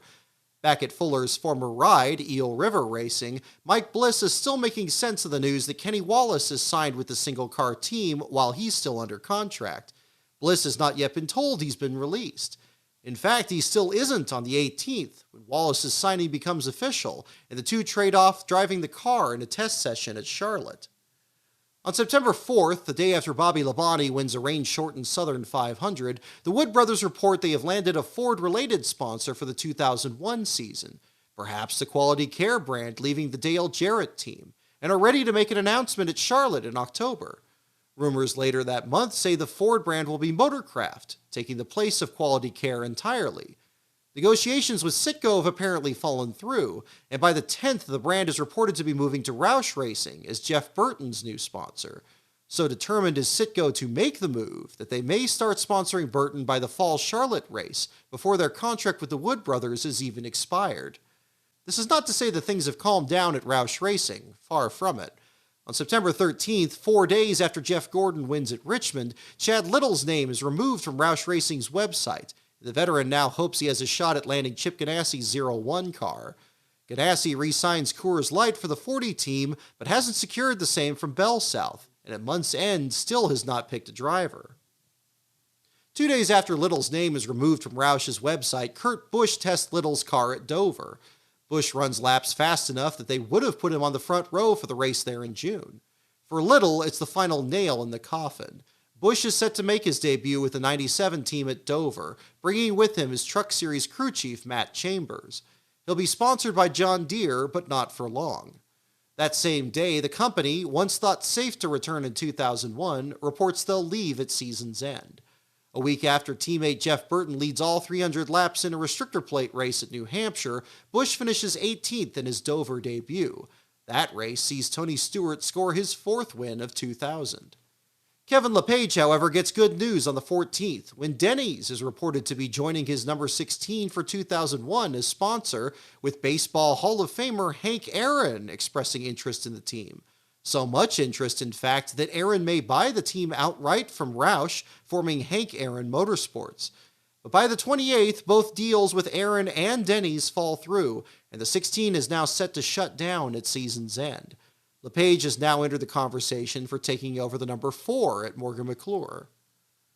Robbie Gordon remains the leading candidate to replace Darrell Waltrip in the Haas Carter number 66, but despite skipping multiple races due to a lack of sponsorship, Gordon elects to stay with his team on the 10th. Stacey Compton has also been rumored to join the team, but by now, Melling Racing is well on its way toward revitalizing itself with support from Dodge. The earlier rumors surrounding Greg Ray never come to pass, and Andy Houston is now signed with PPI Motorsports. Instead, the 66 car falls to Todd Bodine, whose name has barely entered the running by this time. By the 11th, Bodine is the clear frontrunner, and his brother Brett all but confirms this by the 19th. With his own sponsorship deal worked out for 2001, Brett Bodine offers his older brother some help. On the 11th, Jeffrey Bodine is finally released by Bessie Motorsports, whose team now looks to close out the year with different drivers. While Jeffrey searches for other rides, he considers becoming a TV analyst before Brett gives him a call. On the 20th, Brett considers entering a second car for Jeffrey to drive, and perhaps expanding Brett Bodine Racing to a 2-car operation in 2001. There's also news from Petty Enterprises.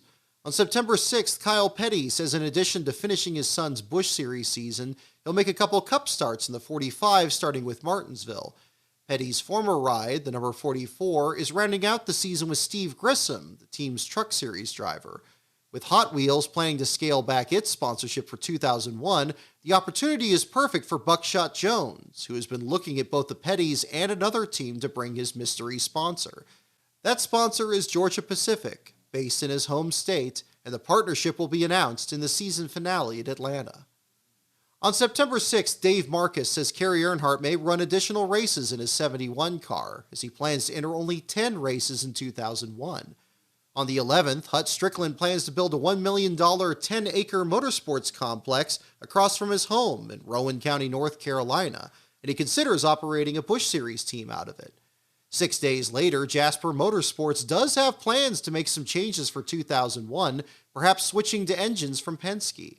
And on the 22nd, Robert Yates is rumored to buy Galaxy Motorsports, but Yates' contract from Texaco prevents him from owning more than 2 teams. Darwin Ort, Galaxy's owner, says he has no interest in selling his team anyway, and plans to finalize his sponsorship for 2001. The debacle between Michael Holligan, Jerry Nadeau, and Hendrick Motorsports intensifies on September 20th. Even though Holligan is no closer to starting his own team, he says he won't return as Nadeau's sponsor in 2001. Interestingly, the sport's other 2 home improvement sponsors have also grumbled about their current contracts. Home Depot indicates in May that they might not return to Tony Stewart, letting MBNA become the primary sponsor. But on September 26th, 2 days after Stewart sweeps the season at Dover, the brand comes to its senses and works out a 3-year contract extension. Lowe's, however, proves harder to please. On the 21st, it's rumored the company may leave Mike Skinner, who has already planned to stay with Richard Childress. The Lowe's has 2 years left on its contract. The company is looking at other teams. Nadeau's is now the frontrunner, just ahead of Kurt Busch and Kevin LePage, who still don't have backers for 2001. While the very next day, Jimmy Johnson signs with Hendrick to enter the Cup Series in 2002, Hendrick actually turns down Lowe's offer to sponsor Nadeau. By the 28th, Delphi Automotive has already stepped up to sponsor the 25. That same day comes the first reports that Jeff Gordon's car will have flames on it for 2001. You know, Ward and I are the first people in our family to be in motorsports, so we watched racing, but we really didn't know a whole lot about it, to be honest. You know, my father, my brothers, you know, they were always guys that I looked up to. The only way that I can become better, and the only way that Frank can become better, and the only way that everybody in our team can become better is to look in the mirror and say, what can I do to help this team? Because it's not about me. It's not about the 99 car. It's about all of us together. During the race at Martinsville on October 1st, Jeff Burton carries primary sponsorship from Exide for the final time. He finishes 3rd behind Tony Stewart, his 5th win of the year, and Dale Earnhardt. 2 days later at Charlotte, it's announced that Citgo will take over as Burton's sponsor, effective immediately. On the 4th, the Wood brothers, who had just that year celebrated their 50th anniversary in the sport, report they will close out the year with Citgo before Motorcraft takes over. Much like Wrangler in the 1984 season, this means Citgo will back 2 different teams in the season's final weeks, and both with Roush equipment. Ford Credit decides they will stay with Dale Jarrett into 2001, where UPS is still the frontrunner as primary sponsor for the 88. Interestingly, with just weeks left in the season, it's still believed Jarrett will run a red paint scheme to represent UPS's next day's service, not brown like the company's iconic trucks. On the 8th, Bobby Labonte wins the 500-miler at Charlotte, his 4th win of the year. Meanwhile, at Morgan McClure Motorsports, Robert Presley has reportedly talked with the team about driving. The earlier rumors of changes of the 77 team proved to be true, as they have already shut down their engine program and started running engines from Penske. By the 14th, the Kodak team sets a driver announcement in 2 days. Presley will have to wait in line. The top candidates are Kevin LePage, Ricky Craven, Rick Mast, and Jeremy Mayfield. Despite a hot and cold season, Mayfield makes clear he's not interested in the ride and denies rumors he'll be replaced by Rick Mast or Robbie Gordon in the Mobil 1 car.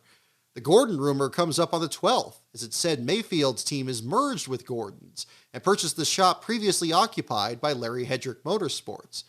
Mast says he has a big deal in the works with one of the other open rides. It's a good thing he does. On October 14th, hours before his second win of the season and 76th of his career, Dale Earnhardt works out a deal for Ron Hornaday to take Mast's place at AJ Foyt's team.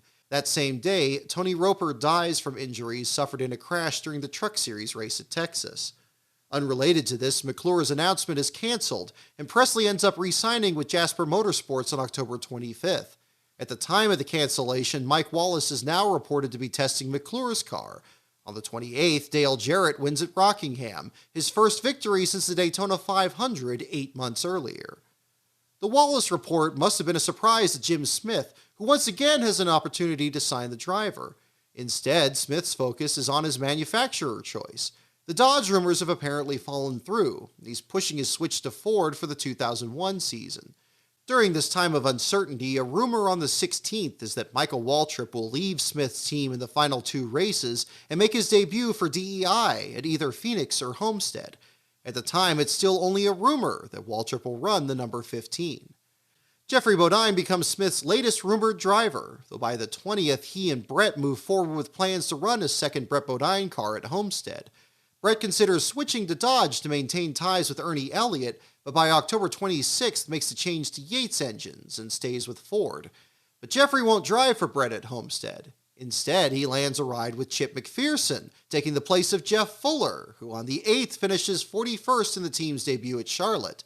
At the time, McPherson is building a 52,000 square foot shop across from the Concord Regional Airport to prepare for 2001. Rich Bickle, who takes over for Jeffrey Bodine at Bessie Motorsports, is also rumored to take over Jim Smith's ride by the 26th. 9 days earlier come reports that Bessie's team is shutting down and perhaps returning to Winston Cup in 2002. Hermie Sadler's name also enters the picture around this time as he tests the car at Homestead. Behind the scenes, Sadler is considering purchasing the team, though he knows he needs an investor to do so. With more rumors surrounding Ricky Craven, Midwest Transit Racing is now less certain Craven will rejoin them in 2001.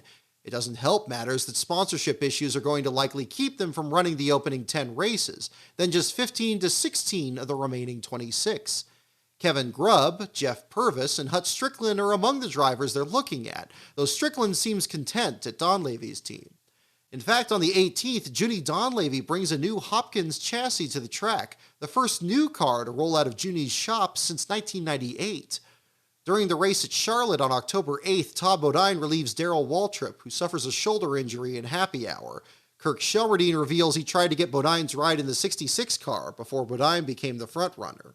On October 26th, PPI shuts down their kart program, closing their shop in California to focus entirely on NASCAR. Chad Little signs with Base Motorsports' Busch team for 2001. Chip Ganassi looks to kart for a rookie to drive his 01 car, and after a successful test in Lakeland considers Jimmy Vasser. But before they can do another test in Las Vegas, Vasser lands a new kart ride with Mo Nunn Racing's second team for 2001. Ganassi also loses a crew chief in Scott Eggleston, who is expected to join Michael Waltrip at DEI. He still gains an awesome paint scheme, though. Similar to Hendrick, Ganassi elects to make one of Sterling Marlin's special paint schemes run full-time. After marketing Coors Light as the Silver Bullet since 1995, the team will finally run a silver car for all of the 2001 season. Mike Beam joins Galaxy Motorsports on the 16th, making the jump from the Wood brothers to become team manager. On the 20th, Chad Knaus moves from Evernham to sign with Melling Racing. Knaus replaces Jerry Pitts to head a restructuring of Stacy Compton's Dodge team for the new season. On October 11th, Johnny Benson reveals that his last race with sponsorship from Aaron's will promote the Aaron's 312, a Busch Series race to be held in Atlanta in March of 2001. On October 31st, Hendrick Motorsports confirms an earlier rumor that the United Auto Workers, already backing Evernham, will also join Delphi Automotive as Jerry Nadeau's sponsor for 2001. But at Eel River Racing, there's still no sponsor for Kenny Wallace or Mike Bliss, nor is it clear how many cars they'll run in 2001. Well, Mike Waltrip hadn't had a pole in this century yet, I don't think. Mike, your speeds in practice didn't look all that good. What's the matter? That's probably why I ain't had a pole in so long. They ain't good enough, but it just loosened the turns. But Bobby Kennedy and my crew made some adjustments to the car right there at the end of practice, and it made it better. So we continued in that direction. And hopefully the decisions we've made will help us get it up front. What about my helmet, Glenn? I feel like a throwback to the 70s when you were such a force in that Red Faction Granada or whatever that thing was you used to drive. The final month of the 2000 Winston Cup season begins with Phoenix on November 5th, the final race broadcast on TNN. Jeff Burton wins just over a month after Citgo is taken over as primary sponsor. 3 days earlier, there was a test at Daytona, where Sterling Marlin and Stacy Compton raced Dodges around the high banks. While the chassis are ready, the engines are not, so both run engines from Ford. DEI has a pair of Chevrolets ready for Michael Waltrip to run in the final 2 races at Homestead and Atlanta, and on November 7th it's finally revealed he'll run the number 15, the number run by Bud Moore until earlier that same season. But the 2-race deal falls through, and Waltrip will close out his final year with Jim Smith. During the 2-hour morning practice at Homestead, Kevin Harvick turns some laps in Dave Marcus's car. Marcus fails to qualify at Homestead, then hands the wheel to Dick Trickle as his father is undergoing surgery. Homestead is a red-letter day for Joe Gibbs Racing. Tony Stewart wins the Pennzoil 400 for a second straight year, his series-leading 6th victory of 2000. And with 1 race still to run, teammate Bobby Labonte clinches his first Winston Cup championship. Despite his clear preference, it isn't until November 3rd that Mike Wallace re-enters the conversation about driving Jim Smith's number 7 in 2001. But when Smith suggests Wallace on the 9th, sponsor Nationsret disagrees and holds out hope that Robbie Gordon will drive for them instead. At the time, the future of Robbie's number 13 team is still up in the air, and despite several offers from both kart and IRL teams, Gordon says he wants to stay in NASCAR.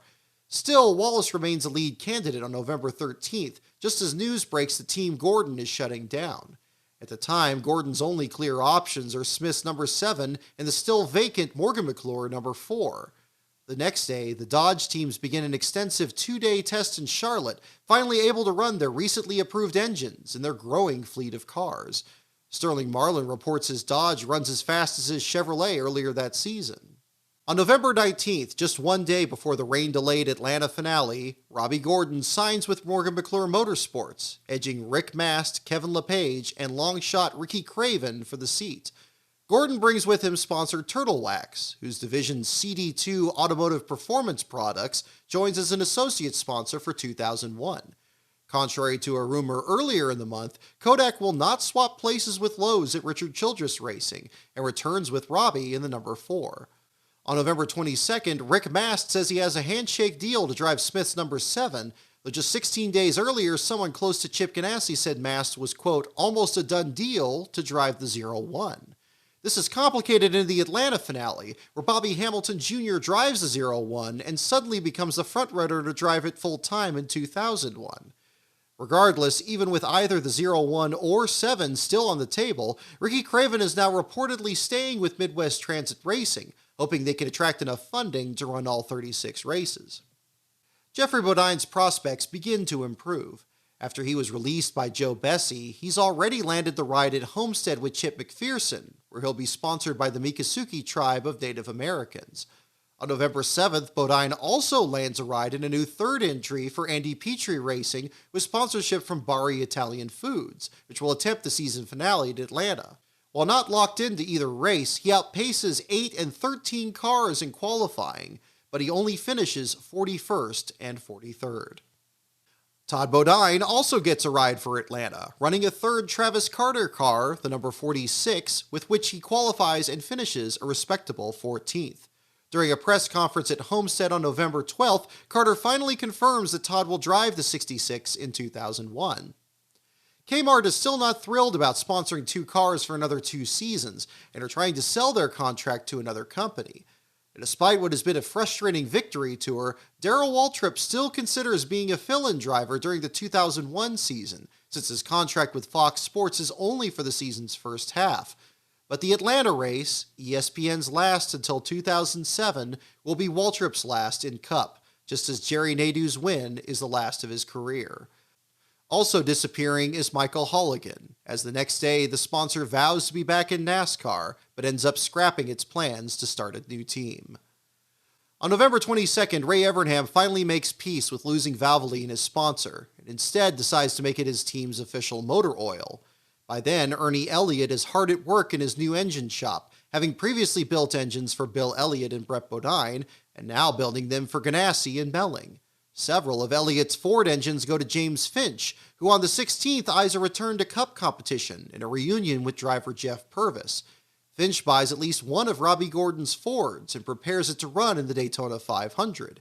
Hills Brothers re-ups with the Donlavey team on November 11th, the same day Quest Motor Racing completes its first intermediate track car.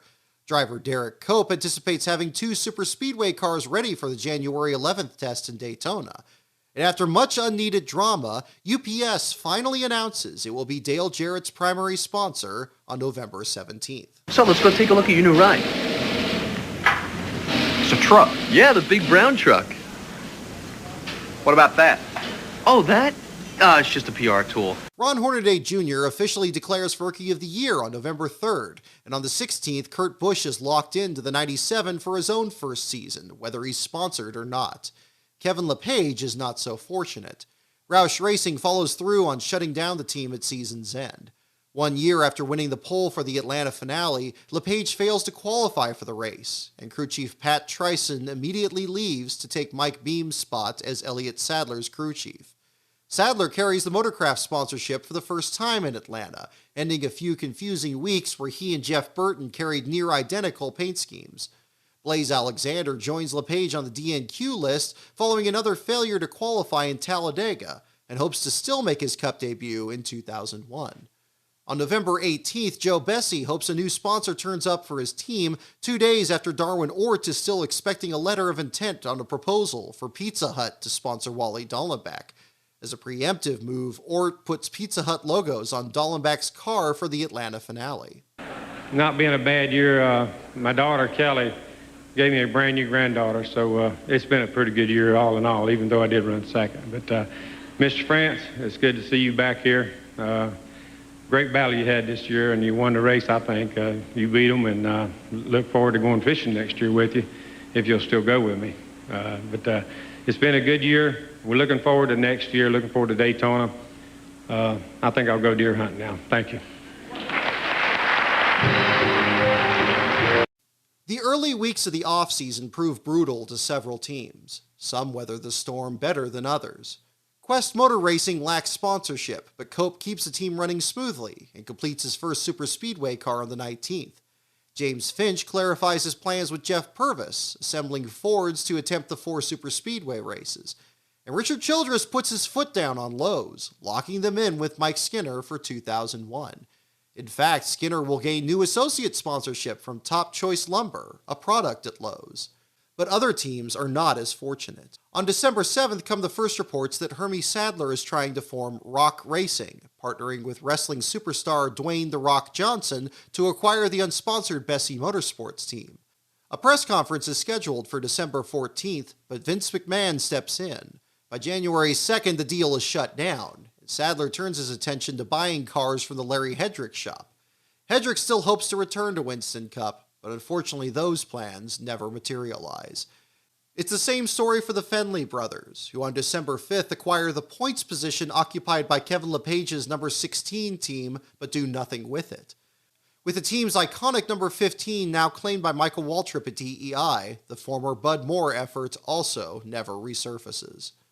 Galaxy Motorsports has cars ready to go for a January test in Las Vegas, but no motors, and still no word from Pizza Hut. Bad news also reaches McPherson Motorsports on December 10th, with reports that McPherson has laid off employees, released Jeff Fuller, and handed the shop back to Cale Yarborough. Yarborough denies retaking the shop and says that McPherson is still trying to land a sponsor. Fuller becomes a candidate to drive for Junie Donlavey, but on New Year's Eve, Donlavey decides to stick with Strickland and pairs him with crew chief Bobby King. On December 11th, Rick Mast, also considered by Donlavey before re-signing Strickland, becomes the lead candidate to drive for Jim Smith, but Smith finally goes with his longtime choice Mike Wallace 4 days later. Smith also brings on Tim Brewer to return to the series as crew chief. That same day, Ricky Craven leaves the Midwest Transit team, apparently giving up on their chances of running full-time in 2001. Mast becomes Craven's rumored replacement, as a story develops that Craven will replace Scott Pruitt at PPI Motorsports, a ride that was not thought to be available since Pruitt has another year left on his contract. Chip Ganassi's number 01 Dodge remains a prime target for rumors. Despite his Cup debut at Atlanta, Bobby Hamilton Jr. elects to stay with Carroll Racing in the Busch Series. Ted Musgrave, who drove the car for most of the season's final months following the death of Kenny Irwin Jr., signs with Jim Smith's truck team on December 26th. Tony Glover, once the team's crew chief, is promoted to team manager, while Lee McCall joins Ganassi to become Sterling Marlin's crew chief. By the 30th, Kevin LePage is now rumored to drive the 01, which has not yet landed a renewal from sponsor Bell South. 4.3 and the caution is out. A big puff of smoke and a crash in the backstretch. Earnhardt just barely gets by Scott Pruitt. The new year begins with news on January 3rd that Craven is signed with PPI Motorsports to drive the number 32 Tide Ford. Scott Pruitt remains on the payroll with a rather nebulous option to run later in the season. Joining Craven as crew chief is Mike Beam, which is another sure sign of trouble for the team he leaves, Galaxy Motorsports. With Brad Knopfsinger replacing Beam as general manager and Jim Long replacing Newt Moore as crew chief, Galaxy still has no sponsor signed for the Daytona 500, and frustratingly has better luck signing backers for the second half of the 2001 season. By January 26, Darwin Ort says if he doesn't land a sponsor by the weekend, he won't be able to enter a car in the 2001 Daytona 500. The date comes and goes, and while Ort remains hopeful, associate sponsor Red Cell Batteries leaves to join Brett Bodine's team on the 31st. During that same weekend, McPherson Motorsports confirms their own fruitless search for sponsorship will not allow them to attempt the 500. With Craven joining PPI now official, Rick Mast makes the call to Hal Hicks about driving the 50 car. Though Craven had doubts about the 50 team running the full season, Mast believes they will, and so chooses them instead of Richard Childress's third team. Another factor in Mast's decision is he's reunited with team manager Charlie Presley and engine builder Claude Queen, both members of his crew when he drove for Richard Jackson. WorldBestBuy.com extends their associate sponsor of the team into the first part of 2001. Not far away, LJ Racing wants to give Blaze Alexander a third chance of making his Cup debut. Though they have cars and motors ready for the race, they decide on the 23rd to enter him in the ARCA 200 instead. On January 10th, Dale Earnhardt has a doctor appointment for a lump on his head. Upon examination, the doctor finds a piece of iron inside. "The doctor cut it out and I'm fine now," says the driver. Cleared to make his 648th consecutive start, Earnhardt is now on pace to tie Terry Labonte's mark of 655 in the April 8th race at Martinsville, then break it in the April 22nd race at Talladega. Behind the scenes, there are plans for both drivers to run special paint schemes in recognition of the streak. That same day, Hendrick Motorsports announces that Jimmy Johnson will run a new fifth team for them in 2002, driving the number 48. On January 12th, Ray Evernham lands Mountain Dew as a sponsor for Casey Atwood, carefully tiptoeing around teammate Bill Elliott's position in the Coca-Cola family of drivers as he moves into Elliott's Statesville, North Carolina shop. Atwood's pit crew will be dubbed the Dew Crew. Meanwhile, at Robert Yates Racing, Ricky Rudd's crew boasts that they had 0 employee turnover during the offseason. Even a change Haviland made to their logo the previous summer was imperceptible to most viewers. Over the past year, Roush Racing has lost sponsors for 4 of his 5 teams, picked up only 2 to replace them, and closed the number 16. The only sponsor staying with Roush for 2001 is DeWalt Power Tools, with Rookie of the Year Matt Kenseth. To commemorate the award, Kenseth will run a special paint scheme for the season's first 3 races. Dale Earnhardt Jr.'s paint scheme is tweaked to accommodate Budweiser's updated cursive logo. And at the Miller Lite team, Rusty Wallace has picked up several new associate sponsors and will debut a new look to his iconic number 2 Ford, running mostly dark blue with white stripes. But there are no smiles at Eel River Racing, which is yet to land a sponsor.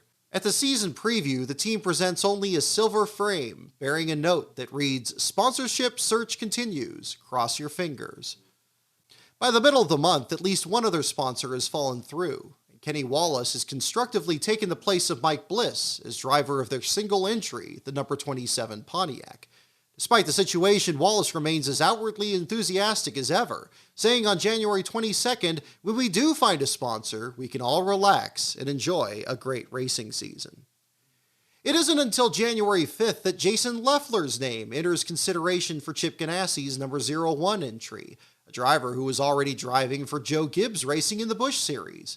Once it does, the deal comes together quickly.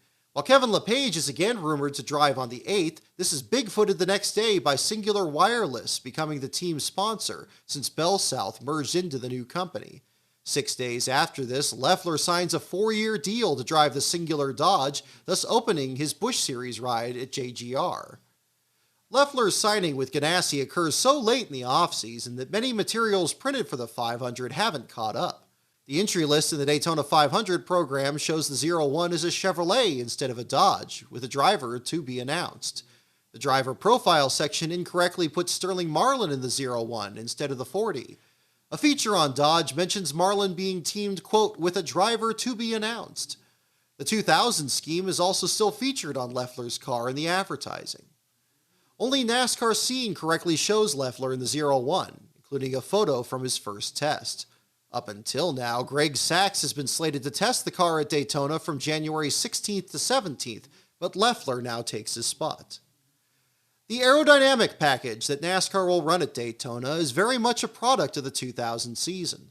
Following the debacle caused by their mandatory shock rule, NASCAR spent the rest of the year making wholesale changes to create more exciting racing. By October, the sanctioning body has maximized drag to unprecedented levels.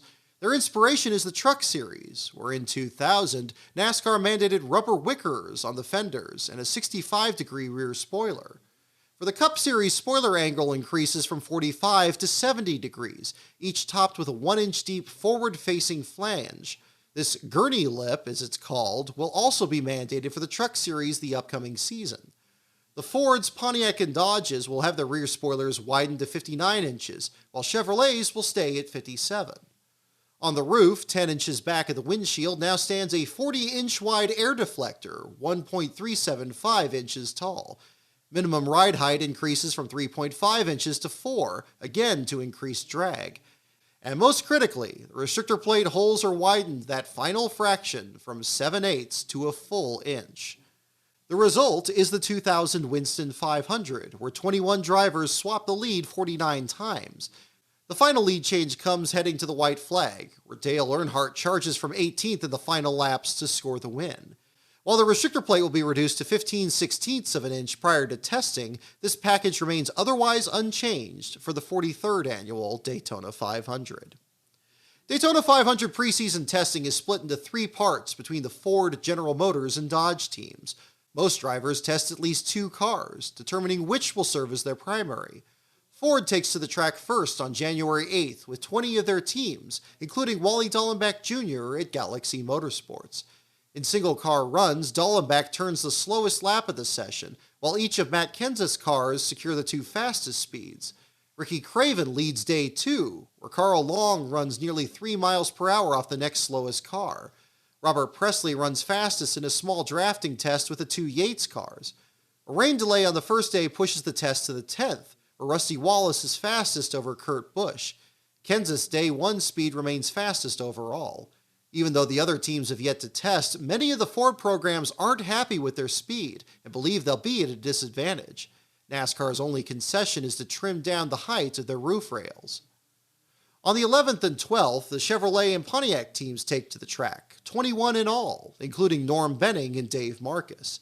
Day 1 sees Tony Stewart put up the fastest lap over Mike Skinner. Also impressive is Steve Park, whose two cars are running so consistently that they rank 3rd and 4th overall. Park's new teammate Michael Waltrip rounds out the top 5 just ahead of Kenny Wallace. Ironically, Wallace's backup car is one of the slowest, 3rd from the bottom, ahead of Ron Hornaday and Norm Benning. Steve Park remains fast on day 2, running the 1st and 4th best single-car laps. Andy Hillenberg takes a turn testing for Bobby Labonte, ranking 6th, while Gary Bradbury shakes down Ron Hornaday's Pontiac. Bobby Hamilton enters the top 5, while Joe Nemechek, his teammate at Andy Petrie Racing, sees both his cars rank in the bottom 3. In the draft, Jerry Nadeau leads the order, just ahead of Skinner. When the speeds are combined, Park is the fastest Chevrolet and Stewart the top Pontiac. Loeffler's debut with Dodge comes on January 16th, where the 10 teams shake down their cars. Bill Elliott paces the field on day 1 over Stacy Compton, with Casey Atwood ranked last. The second day is split into a morning and afternoon session. In the morning, Ward Burton is treated for a nosebleed, so Greg Sachs climbs aboard the Caterpillar Dodge. He ranks 3rd, this time behind Compton and Blaney, with Elliott just a bit slower. Compton, Blaney, and Sachs remain fastest in the afternoon session, and Sterling Marlin jumps from last on the charts to 6th overall. Ward Burton recovers and prepares to return to action for Speed Weeks. When ranking the best speeds put up by 51 different drivers, the Dodges rank no higher than 25th overall, set by Compton. Most others rank much lower, including Buckshot Jones, who's 5th from last. The top 3 spots all belong to Fords, led by Rusty Wallace. Dodge also created joint promotions with other team sponsors. For instance, a deal was reached with General Mills to place die-cast replicas of Dodge Intrepid RT race cars in 16 million Cheerios, Wheaties, and Golden Graham cereal boxes. Mountain Dew agreed to sponsor Casey Atwood's pit crew, dubbing them the Dew Crew. Even mighty Microsoft got into the mix, creating an MSN Network race game featuring the Dodge Intrepid. The entry list for the Daytona 500 continues to take shape, both who will and will not start. On the first, LJ Racing considers entering a car with Dan Pardis, but there's not enough time to get one ready, so the team will instead focus on their current plan with Blaze Alexander in the ARCA race. The next day, a rumored ARCA attempt for Morgan Shepherd with Stan Hoover Motorsports turns out to be a Cup attempt in the number 80 Ford. On the third, Derek Cope and Quest Motor Racing finally land a sponsor for the number 37 Pontiac, K&N Performance Filters. That same day, the 24 Hours of Daytona takes the green flag. Among the entrants is a Corvette CR5 GTS driven by Kelly Collins, Andy Pilgrim, Dale Earnhardt, and Dale Earnhardt Jr. The next day, the quartet finished 4th overall, 2nd in class behind their teammates. The elder Earnhardt enjoys himself so much that he makes a slight alteration to his 3 cars at DEI, putting each driver's state flag next to their names on the roof rail. As he does, he's already counting the days until he can run the race again in 2002. February 6 sees Travis Carter unveil the new paint scheme for Todd Bodine's number 66, adopting a different look from any of Darrell Waltrip's cars. But at Galaxy Racing, there's more trouble. Darwin Ort tells Wally Dallenbach he won't be able to enter a car until the season's 3rd race in Las Vegas. Having put everything on the line to stay with Ort's team, Dallenbach sues Galaxy for breach of his full-season contract. Ort will attend the 500 as a spectator, and after just one more Cup start as a relief driver for Andy Petrie, Dallenbach will arrive at the July race as a broadcaster for NBC Sports, ending a decade of racing in the series. The entry list in the Daytona 500 program still shows Dallenbach in the number 75 with the Pizza Hut sponsorship that never materialized. It also makes brief mention of McPherson Motorsports, who, as reported the previous month, has not entered the number 98 in the Daytona 500. On the 12th will come news that McPherson's team is disbanding, the 54,000 square foot shop now occupied by a company that makes racing engines. Also missing is Ryan Newman, who both the entry list and the February 9th issue of NASCAR Scene report will make his 2nd Cup start in the Daytona 500. A three-time winner in the ARCA Series during the 2000 season, Newman made his Cup debut at Phoenix, where he finished 41st after mid-race engine issues. He has since landed a so-called ABC deal with Penske, where in 2001 he'll run a combination of ARCA, Busch, and Cup races. His first of 5 ARCA races will come at Daytona, then his first of 14 Busch races the next week in Rockingham, followed by his first of 7 Cup starts the week after that in Las Vegas. But someone else will make the trip, or rather something. Ray Evernham has the countdown clock loaded into one of his haulers. The date is Wednesday, February 7th. Soon, the 489th day will be complete. There are just 10 to go.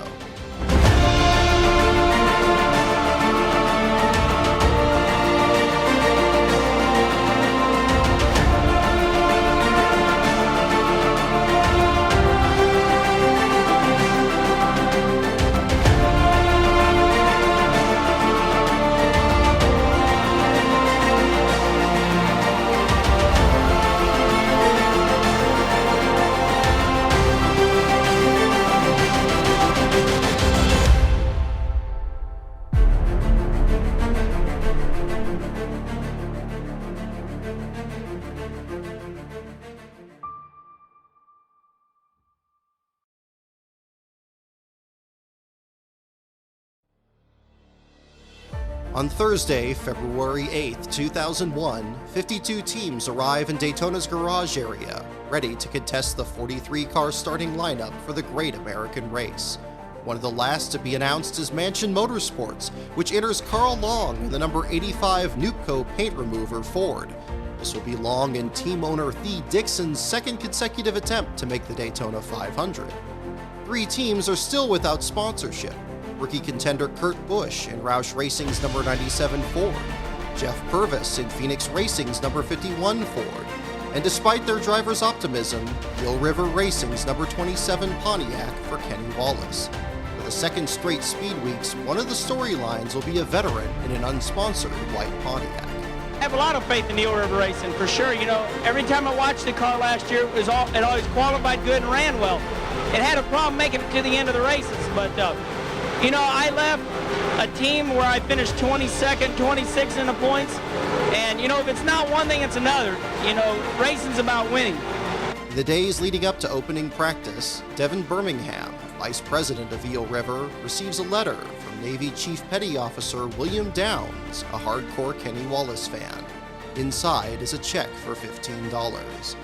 As teams unload, the countdown continues, but now each second ticks louder than before. The Daytona 500 awaits.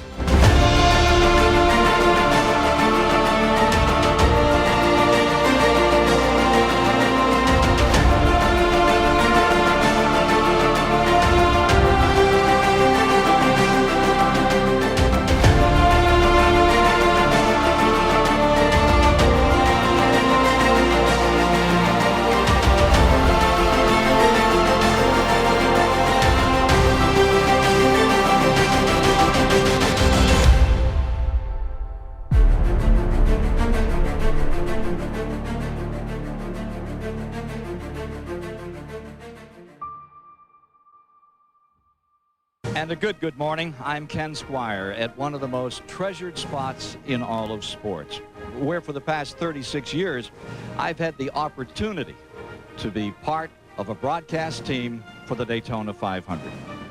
From the beaches to this modern superspeedway, there have been many changes, but this year marks a special change. Fox Sports is proud to become the official broadcaster from Daytona. With respect for those who did so well in the past with this event, Fox looks forward to the opportunity to take televised motorsports to the next level. Get ready. The new era starts right now for the Great American Race. On Friday, Fox Sports kicks off 43 hours of live NASCAR coverage with opening practice. At the same time, the previous broadcast partners are quietly silenced. Both ESPN's RPM Tonight and Speed Vision's Inside Winston Cup Racing are denied their credentials and prohibited from showing NASCAR footage during their shows. Meanwhile, ESPN will cover the Truck Series for the full 2001 season, but Fox will exclude Truck Series reports from their coverage. On the internet, Turner Sports acquired NASCAR.com from ESPN over the offseason and has since encouraged current drivers and teams to link to the site. Only when the site goes live on February 9th do fans realize that Turner failed to enable live timing and scoring. The function won't be available for several days. Pristine cars roll through technical inspection, where some parts are immediately confiscated. Through the first round of inspection, there is already what Mike Joy calls a pile of denial: an upper control arm from Bill Elliott's Dodge, non-conforming fuel fillers from Todd Bodine and Steve Park, several oversized fuel cells and fender extenders. Mike Dale Earnhardt is the winningest driver in Daytona International Speedway history. He was the last car to leave the garage to go out for morning practice. He is making what he hopes to be his second Daytona 500 victory charge this week here in Speed Weeks, which is his 23rd Speed Weeks here in Daytona. He is the most prolific restrictor plate driver in NASCAR history. 11 wins and 52 starts. Now, many people figured he'd bring that potent Talladega winner from last fall to Daytona. That's actually the team's third backup car in a trailer out in the infield. He's racing a brand new mount, one with some questions. It was the 33rd fastest car during winter testing, stacking the odds even greater against Earnhardt picking up that win here in Daytona. There have been 4 straight different restrictor plate winners. He hopes to break that streak later this week. First on track is Sterling Marlin. Marlin's Coors Light Dodge is not the same car he tested with the Ford engine the previous month. This is the famous Chip Ganassi Racing chassis number 005. Built in 5 days, this chassis is still being used today. Other Dodges are hiding different manufacturers under the sheet metal. Ward Burton's chassis is his favorite Pontiac, which he ran on the super speedways the previous year. Same goes for Bill Elliott. When Evernham moved into Elliott's old shop, they set to work on Laughlin chassis LRP 03000754. This is the Ford with which Elliott won his Twin 125 and finished third in the Daytona 500 just 1 year earlier. This fact must be wonderfully satisfying to the Arrington family. In 1985, Buddy Arrington reluctantly switched from Chrysler to Ford Thunderbirds that were once raced by Bill Elliott at Melling Racing. Now, Elliott's best Ford chassis is powered by a Joey Arrington engine, the number 9 rebranded as the very symbol of Mopar's return to NASCAR. Bill, how are things going? We're just trying to sort out and see what we got. What are you trying to find out? What are you working on with the car? Like everybody else, seeing how fast we can run when it comes time tomorrow afternoon. Some of the Dodges are faster than yours. How do you account for that? You'll have to talk to Ray, because I have no idea. Okay. Good luck with it.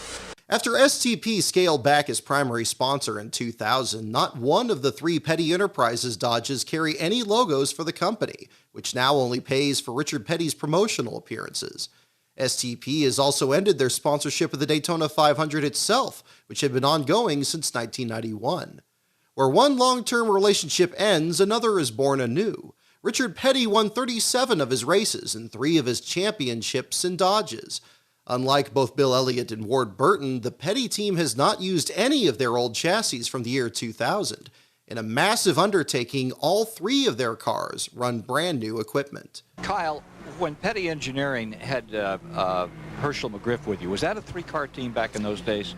Off and on, that was a 3-car team. But you have to go back to the late 40s, early 50s. My grandfather would drag 5 or 6 cars to the racetrack. So, but everybody did at that point in time. So as far as this 3-car team for you, and you're really heading this thing up, a lot more difficulty, a lot harder. Yes and no. I think it is. It's pretty difficult to run 3 cars. I think for me, the 45 car, obviously, because it was Adam's car, is more of a labor of love than it is anything else. So I kind of take it out of the equation a little bit. I still look at it. We have a philosophy at Petty Enterprises. We like to look at ourselves as a single team. We just happen to be running 3 cars. We don't look at it as a 3-car team like a lot of other teams do. So everything we do as one unit, as one group, with one goal in mind, and that's to go out and perform and win races, whether it's a 43, 44, or 45. But like I say, because of Adam's deal, it's a little bit different. As everyone makes single-car runs, no one is as fast as Robbie Gordon. I knew we'd come here to Daytona with this race team and run real strong. They've run strong in the past before. I think, to roll out and be that quick, we're pretty surprised, because we did know we had our homework cut out for us. The engine shop did a great job. The crew did a really good job getting the cars prepared. So I'm looking forward to Daytona this week. Good bit of work has gone on since you cut that quick lap. What has been done to the car?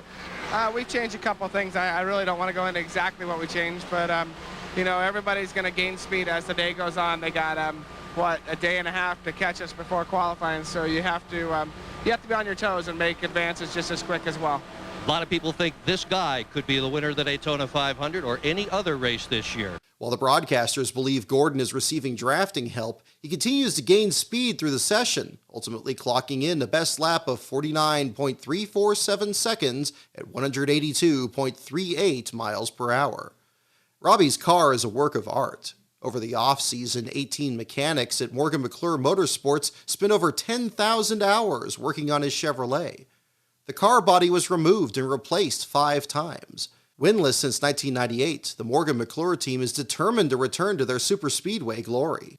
Another pedigree in the garage is the UPS Ford of defending 500 winner Dale Jarrett. Multiple tests at Talladega and last-minute shock changes on pit road have yielded a car that's much faster than his teammate Ricky Rudd.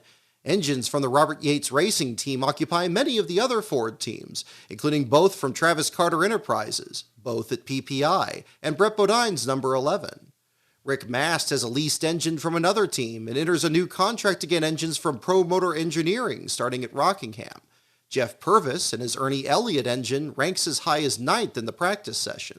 Right now we're just going to make one run this morning and then one this afternoon and try to save this motor and everything for qualifying tomorrow. So we'll make one before we qualify in the morning and just make a change each time and try to maybe pick it up a little bit from there. But we've, Mark Reno and Johnny Allen's crew chief in this car, and they're good on these races right here. I was really excited when they asked me to do it, and Joe Gibbs was kind enough to let me come do it. So, I'm looking forward to it. I think it's going to be I think we maybe can move up the chart some more from where we're at right now.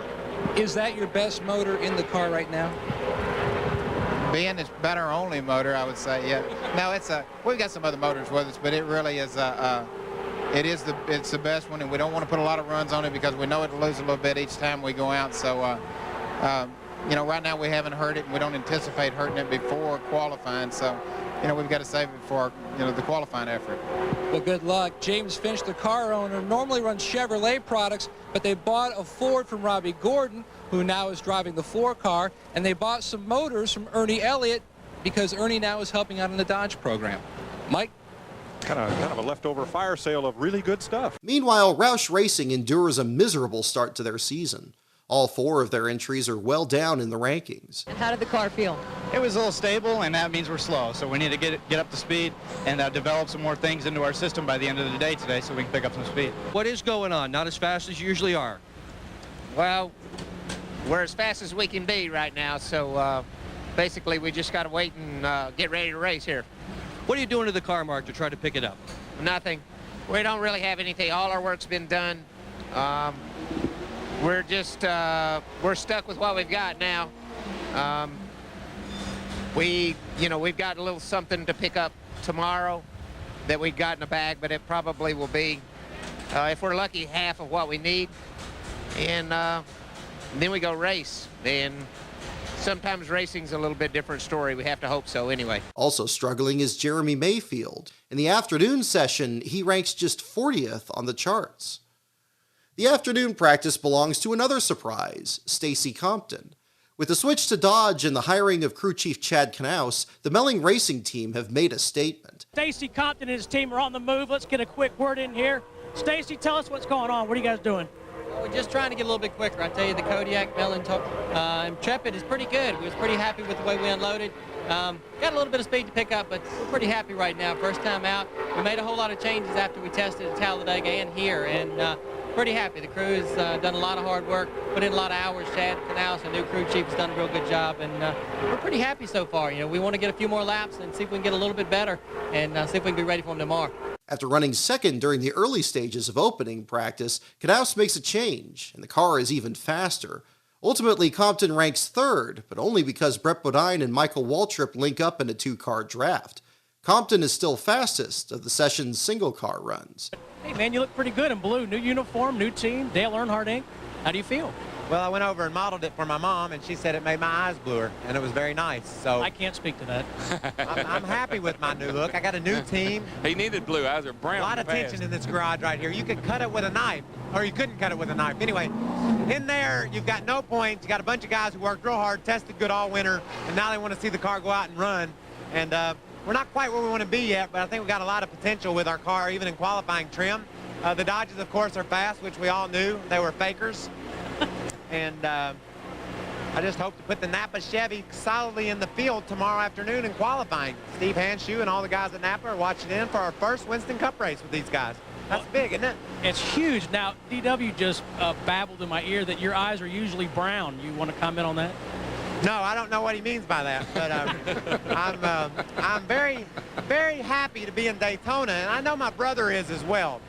He did not retire, folks. He changed careers.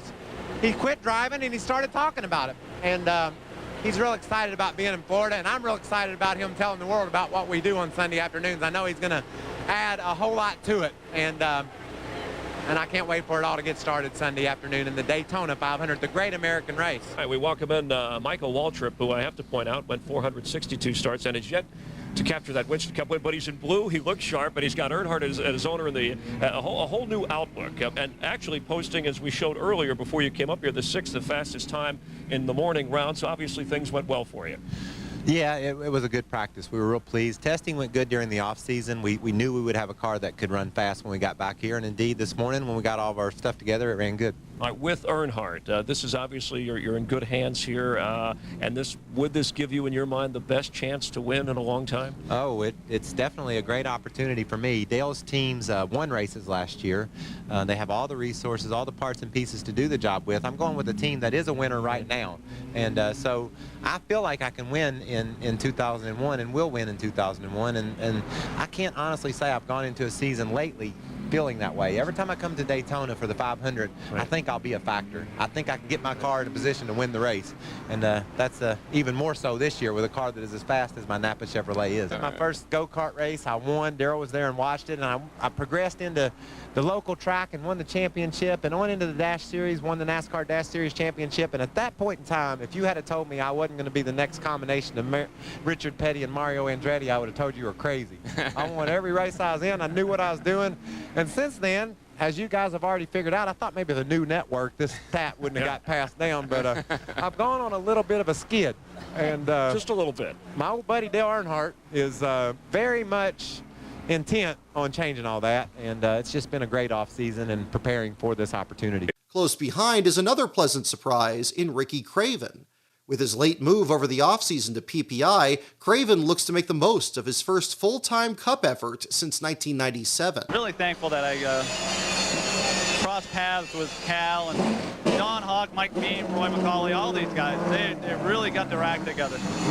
It's only practice. Speed Weeks has just started, and Daytona's only one race of the 36, but this has to be very good for your confidence starting out Speed Weeks with a new team like this on such a high note. Yeah, you're absolutely right. There's a lot of work to do, and you know, the next race is always the most important. But right now it's Daytona, and we've spent a lot of the last month preparing for Daytona. We also had a quality test at Rockingham and Las Vegas. So as I said earlier, our expectations are pretty high, and the tide forward has been rewarding here so far here in the first couple of hours of practice. And we welcome in Cal Wells, PPI Motorsports. Nice to see you. Of course, the owner of the 32 car with Ricky Craven, Andy Houston, and I guess Andy's going first in the twin 125s, and then also Ricky going in the second run of that. We appreciate you being with us, and let's talk about your position in that race and what you expect from your cars. Well, for us, the 125s is just an opportunity to feel out where, particularly with Andy, we've come to grips with this aerodynamic package and how Andy's come to grips with a Winston Cup car at a plate race. He hasn't done it yet. Andy being a rookie, of course. Exactly. And Ricky Craven, the decision to go with him, considering what he's been through, to be your guy? Well, I felt that I've opened up a hope chest at the foot of Rick Hendrick's bed and found an old diamond he tossed away, and I polished it all up. It looks great to me, so we're going to run it and see how it goes. Go back to Craven for a moment. A lot of people had given up on Craven. He had the 3rd place here in '97. He got whacked a couple more times down in Texas, a couple more races, and a lot of people backed off on him. And of course, some of us New Englanders have got our back up about that because we think he's pretty good. But what made you really pick up on him and try to dust off this diamond? Well, I think he just needed a fair shake.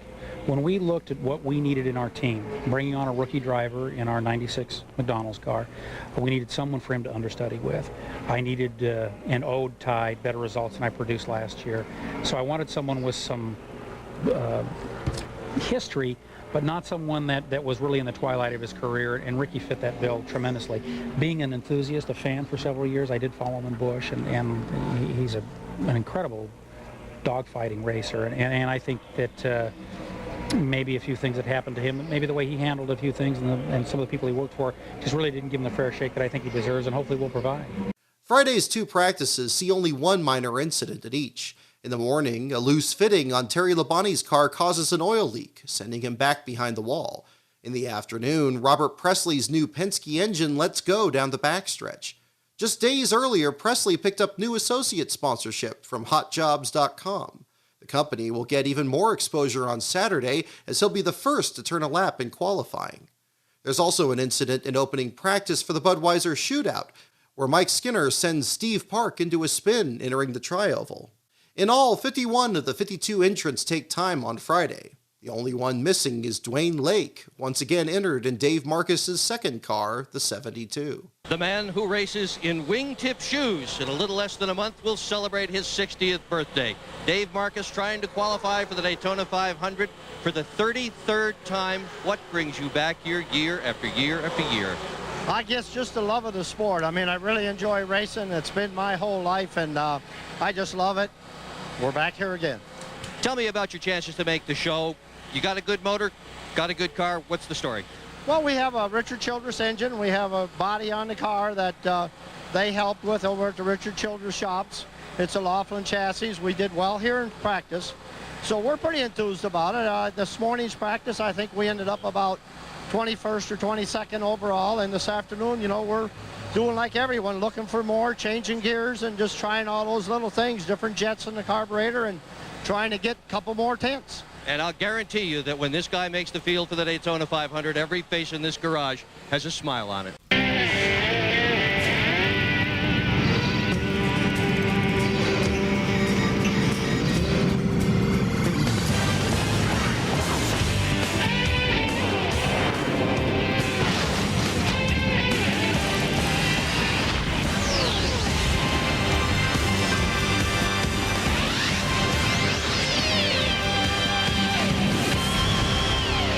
Welcome to Daytona, Florida. A morning fog has lifted here as day 2 of Fox's coverage of Speed Weeks continues. You're watching Fox Sports Net and our continuing coverage as you get a look at one of the most historic tracks in all of sports. Saturday begins with the last practice session before first round qualifying. There are more single car runs, and in the early stages, Dale Earnhardt Jr. is fastest over Ward Burton and Stacy Compton. Well, I want to know, do y'all know why Dale Jr.'s running so fast? He ain't telling me. I know why. I know why. Darrell says he knows why.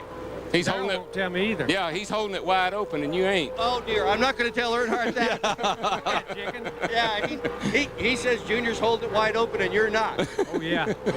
Get in the car, Darrell. Ride with me. Let's see. A few minutes later, Rusty Wallace jumps to second ahead of Burton, with Steve Park now fourth and Dale Earnhardt up to seventh.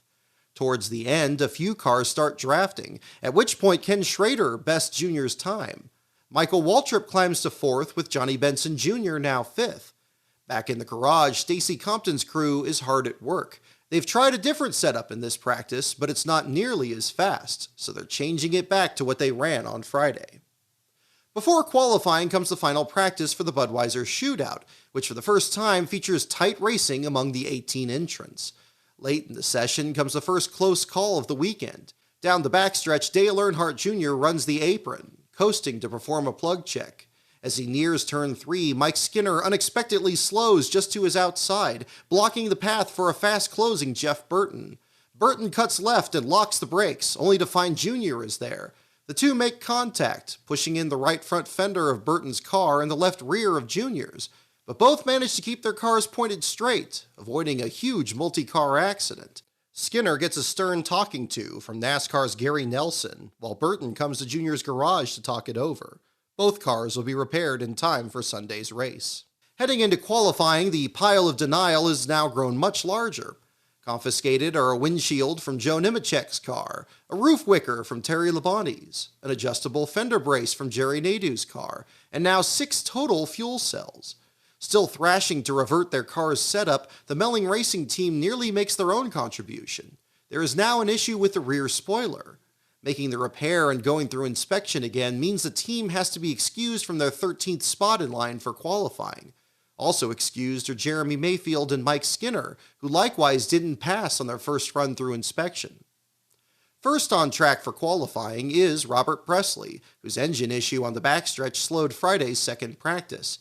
His lap is bested by Dale Earnhardt, the third driver on track.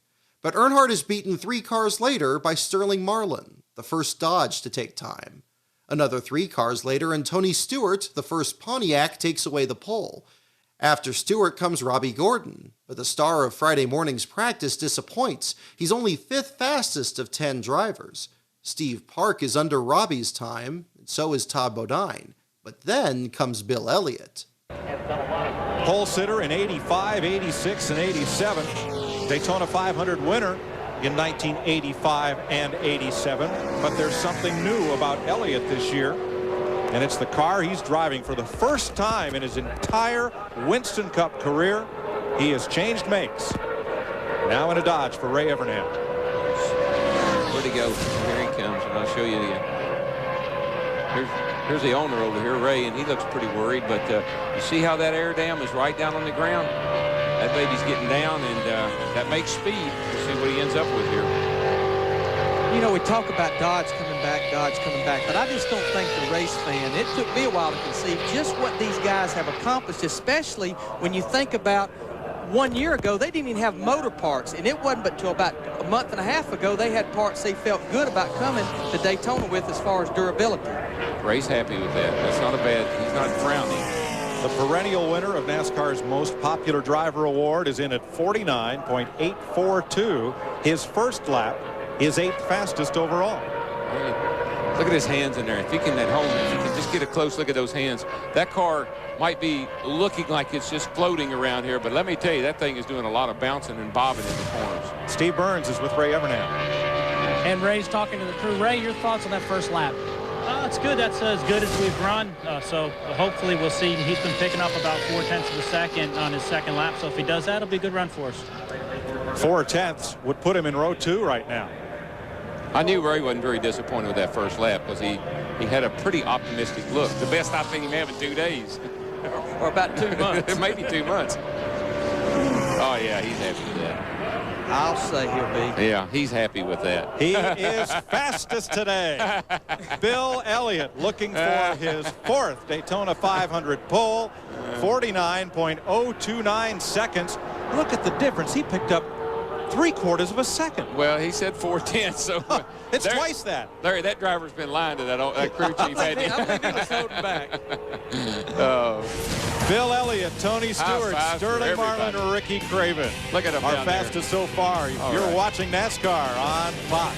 Congratulations, Ray. When Elliott takes the pole, he leads Stewart, Marlin, Craven, and Terry Labonte. The next 12 drivers have nothing for this top 5. This includes Dale Earnhardt Jr. and Michael Waltrip, who each take turns in 6th place, and Mark Martin, who's somewhat happy ranking 13th out of 24. Hut Strickland, whose Donlavey car was the second on track, remains the slowest until Morgan Shepherd clocks in for Stan Hoover. But after Ken Schrader ranks just 15th of 25 drivers, it's now Stacy Compton's turn. The first lap turned in by Stacy Compton in Mark Melling's Dodge, finally approved through inspection. He's had the fastest first lap of the day. There is the time and the speed, and here he comes, trying for the Daytona 500 pole.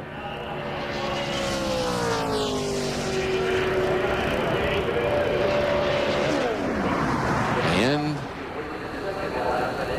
second fastest. Stacy Compton moves to the outside of the front row. Alongside Dodge driver Bill Elliott, 49.266, 182.68 miles per hour. Well, I didn't see Ray and Bill Elliott jumping up and down. I bet you see that crowd right there jumping up and down, because that is a single car team. It's one of the sister teams, you know, one of the stepchildren, I guess we should say, to the Dodge program. They're out there on their own, and boy, they've done. Chad Canals is the crew chief, done a great job on the car. They've had all kind of trouble today, and to go out and make that run, that's incredible. Immediately after Compton, Jeremy Mayfield's miserable speed weeks continues. He ranks second slowest, splitting Strickland from Shepard. Jim Smith's team also has work to do, as Mike Wallace ranks just 25th out of 30.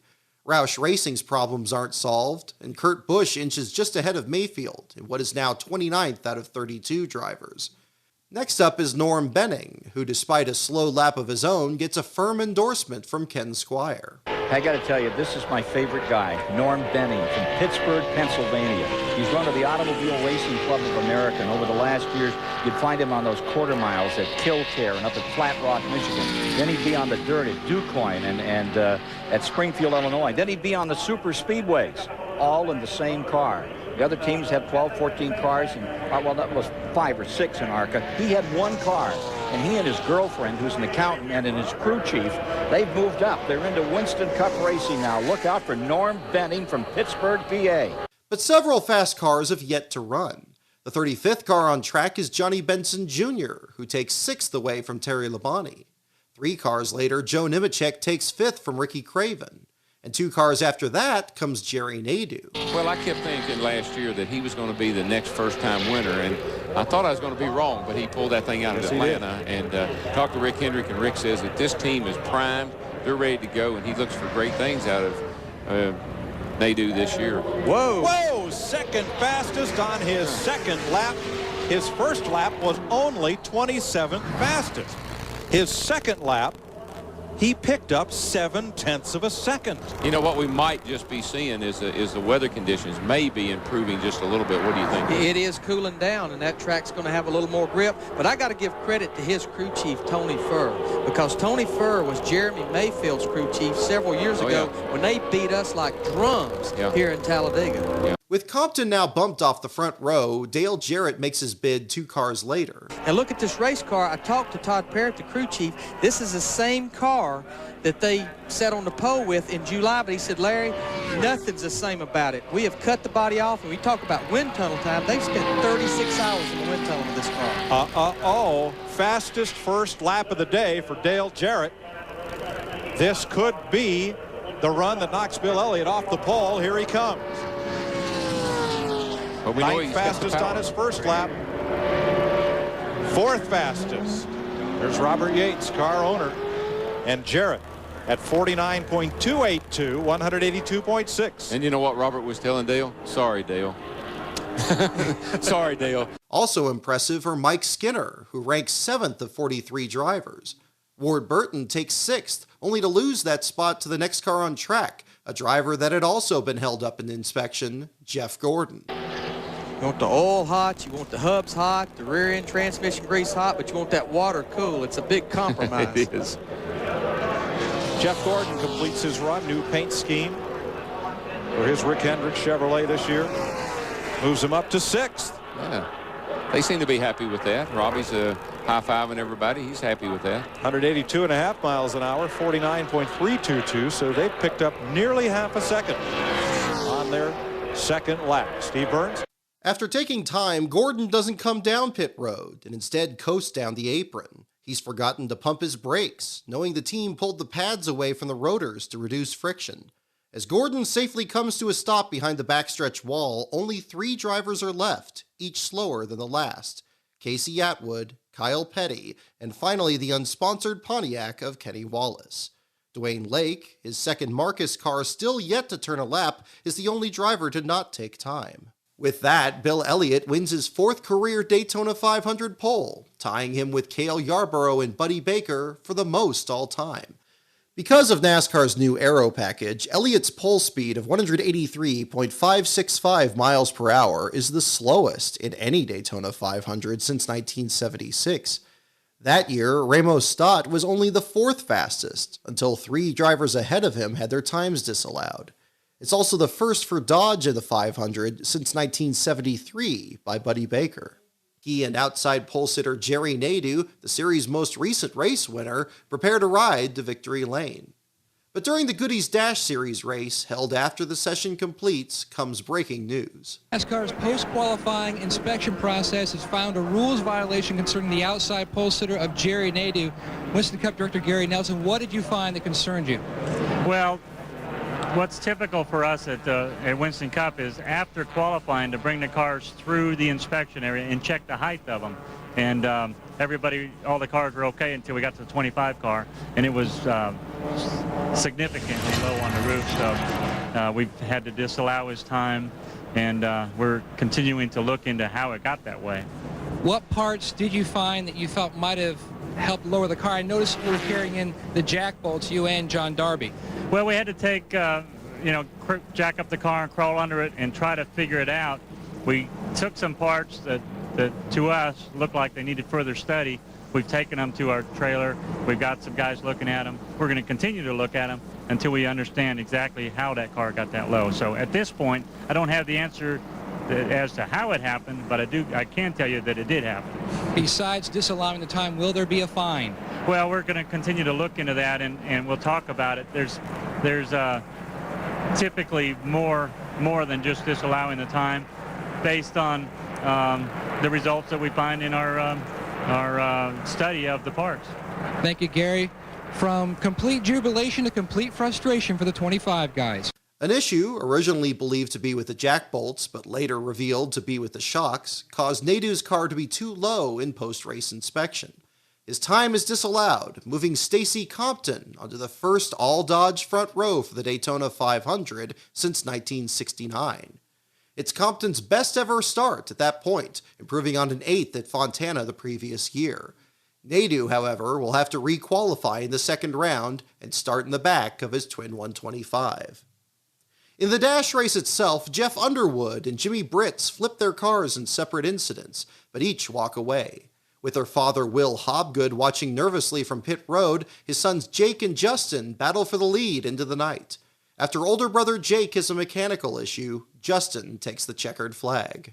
Well, Will Hobgood down here in pit road, is it better to win this thing yourself or better to watch your boy do it? Oh, it's better to watch my boy do it. I tell you, this is the greatest thing that ever happened to me, and I'm happy for him. I'm happy for Jake. I'm happy for Justin. I hate Jake broke, but he put on a good show before he broke.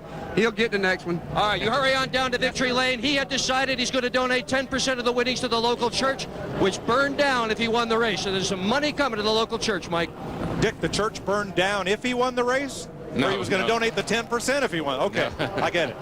Do you notice he had Hampton Inns on the hood there? And I'm sure that's just for rooms to stay, you know. We'll put your name on our hood if you'll let us stay at your hotel. That's how it used to be in the big league. Well, you can tell Will Hobgood that Ned Jarrett said the same thing. His son Dale won the 500. Oh, I'm hoping sometime this year that I can be up here when my brother wins his first race. Can't imagine with it, your son. On this same day, there's also news from Richard Childress. RCR will field a third part-time Cup car starting with the March 11th race at Atlanta, adding Texas, Charlotte, Sears Point, Chicagoland, Bristol, and Richmond. This will be the number 30 car, sponsored by America Online, which was originally offered to Wally Dallenbach, who in late July of 2000 was too invested in Galaxy Motorsports to leave. Rick Mast was also considered before he signed to drive the 50 car.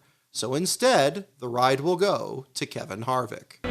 Take the 70-lap big money non-points race May favorite Dale Earnhardt. He's won 5 of the last 9, but this year there's new competition, son Dale Jr.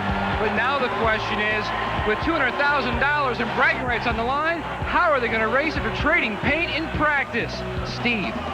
Oh, yeah, but guys, don't overlook Jeff Gordon. He's been in this race 7 times. He's won it twice. Last year he was second. He's qualified well for the 500. This is about building momentum. And, oh, yeah, no more rainbow. There's flames on this car. Like many aspects of Speed Weeks 2001, the Budweiser Shootouts format has changed significantly.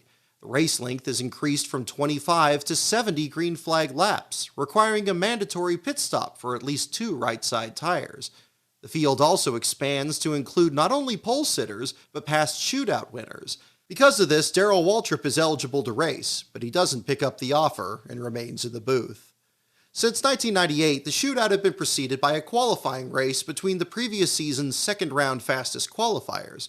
For 2001, there is instead a random draw. Winning this draw is Ted Musgrave, who was second-round fastest at Pocono the previous July.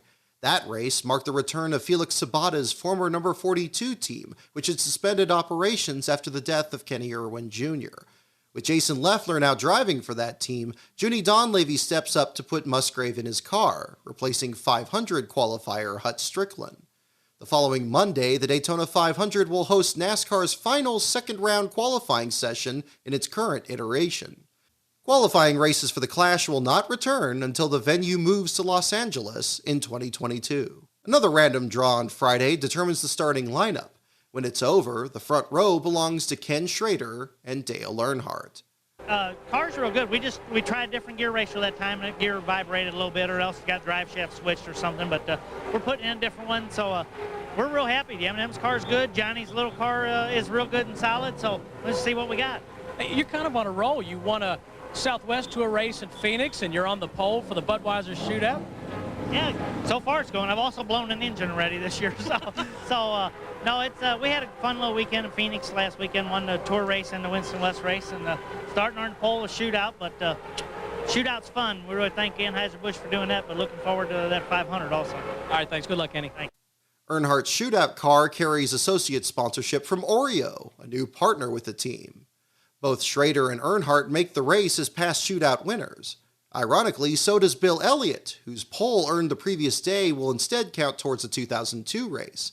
After Dodge had so thoroughly surprised the field in both practice and qualifying, Elliott's will be the only Dodge in the shootout field. Bobby Labonte drives the same car that crashed on the final lap of the 2000 race, rebuilt in the year since. Fox Sports debuts their new graphics package for the starting grid, which includes digital renderings of all 18 starters. Noticeably absent are many team sponsors. Behind the scenes, the network had reportedly charged $400,000 per entry to have their sponsors shown on the starting grid. Only 6 paid the fee: UPS, Home Depot, Budweiser, Kellogg's, Haviland, and Dodge. Even their logos are hard to see. The driver's head blocks the hood, while the quarter panel decals are too blurry to be legible. Fox will be forced to change their approach later in the week. Coming to the green flag, Ted Musgrave dives onto pit road, complaining of a loose wheel. The remaining 17 starters take the green. Look at that grandstand. It's packed because they know they're about to see something wild unfold. Kenny Schrader leads them down, green flag. Ted Musgrave goes to pit road rather than coming down toward turn one with the field. We're racing.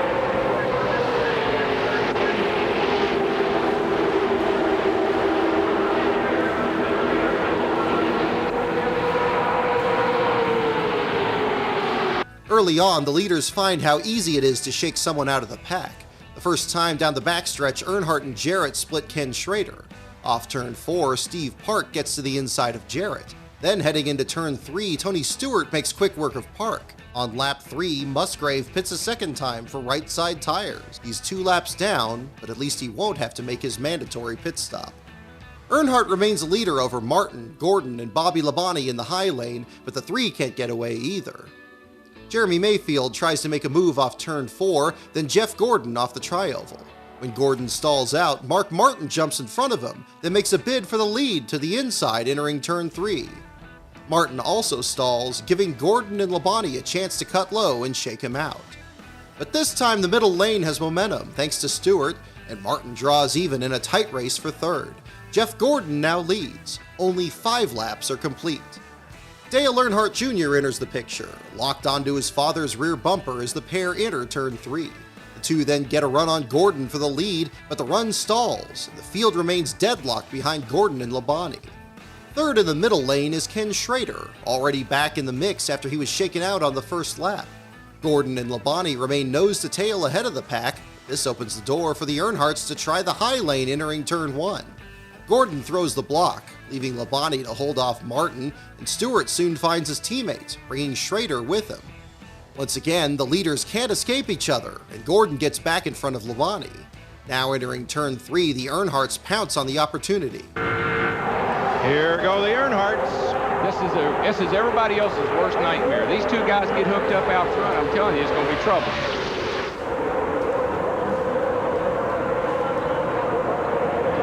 Now, is Dale Sr., is he going to leave Son hung out to dry there? If he gets a chance, do you think he'll drive down in front of Jeff Gordon, or will he stay right there, Darrell? Right now, he'll work with his son. I wouldn't count on that all day, though. Finally, it's Gordon's turn in the middle. I think it'd be a little thicker than whether their teammates or not. Oh, goodbye, Gordon. He's cat caught in the middle. He's in the middle. Coming back from a commercial on lap 13, Earnhardt Jr. makes a bid on Bobby Labonte down the backstretch, but Earnhardt is pushing Labonte to the lead, allowing him to cut down and complete a daring pass. By right there, those guys are lined up in that high line, and I know it depends. Here's Earnhardt moving to the inside of Bobby Labonte. He'll do that just as Labonte moved down to pick up teammate Tony Stewart a lap ago. Earnhardt Sr. moves down and up right across the bow of Labonte. That right there is absolutely breathtaking. Trust me when I tell you that. By now, Ricky Rudd, Dale Jarrett, and Terry Labonte are having a hard time seeing. Each are complaining that Schrader is leaking oil. Once among the leaders, Schrader now runs about mid-pack as the tail end of the field starts to come apart behind him. On lap 15, Schrader gets the black flag, but continues third on the inside line for another lap before he pits. The crew doesn't see what's leaking and sends him back out, his mandatory pit stop now complete. Back on track, Earnhardt remains in the lead over Bobby Labonte and now Jeff Burton. On lap 19, entering the first corner, Labonte tries a move to Earnhardt's outside, but Jr. remains in the low lane with his father. The Earnhardts clear traffic down the backstretch, where Jr. pulls to the lead with Stewart. The next time by, Jr., Stewart, and Gordon lead a 3-car breakaway, with everyone else not far behind. Jr. still leads, returning from commercial on lap 23. The next time by, Earnhardt comes to pit road, and Gordon cuts across the track to lead him in. Following them in are Mike Skinner, Joe Nemechek, Terry Labonte, and Rusty Wallace. Earnhardt, Gordon, and Skinner leave first with 2 tire stops, but Skinner can't keep up. The next time by, Bill Elliott, using mostly the same pit crew from his McDonald's team the previous year, pits for 2 tires, but does so alone. He doesn't have any drafting help, and worse, he's the only driver in the field reporting a push. Jr. stays out to lead over Stewart, but on lap 26, Stewart drops Jr. to second. A single-file freight train forms as they try to catch the trailing Earnhardt, Gordon, Elliott, and Skinner. The leaders lap Skinner on lap 29. Bobby Labonte has a deal to pit with 3 other cars and wants to take 4 tires. On lap 30, Jeremy Mayfield slows down the backstretch and ducks into the garage with a blown engine, the first car out of the race. Back on track and still under green, Elliott has reeled in Gordon and Earnhardt, forming a small pack of their own. At the same time, Jr., Stewart, and Labonte are pulling away from the rest of the leaders. It's lap 33, and Stewart has now caught Gordon, Earnhardt, and Elliott, determined to lap them.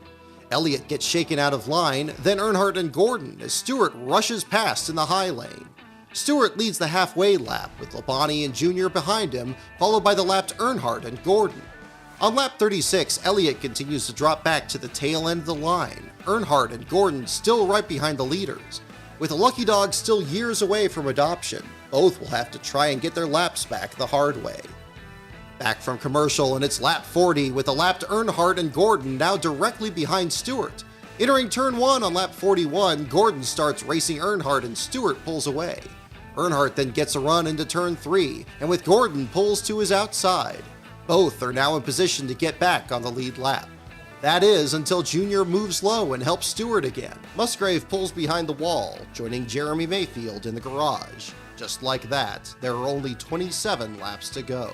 With 26 to go, Bobby Labonte's crew is standing on pit wall. Steve Park makes his pit stop by himself. Just as his work completes, Stewart finally comes down pit road with Jr., Labonte, Jeff Burton, Mark Martin, Ricky Rudd, and Dale Jarrett. They all take 4 tires. Burton's car stalls, and a couple crewmen fall over as the 99 refires in the middle of pit road. Back on track, Martin leads by himself on only 2 tires. Jr. and the rest of the field are charging back to catch him. Among them are Earnhardt and Gordon, back on the lead lap in 8th and 9th. By the time we return for commercial on lap 49, Stewart has blown the doors off Martin in turn 1, bringing Labonte with him. Martin manages to hang on in third with Jarrett and Junior now racing for fourth. Jeff Burton cuts to the inside of the tri-oval. There are now 19 laps to go.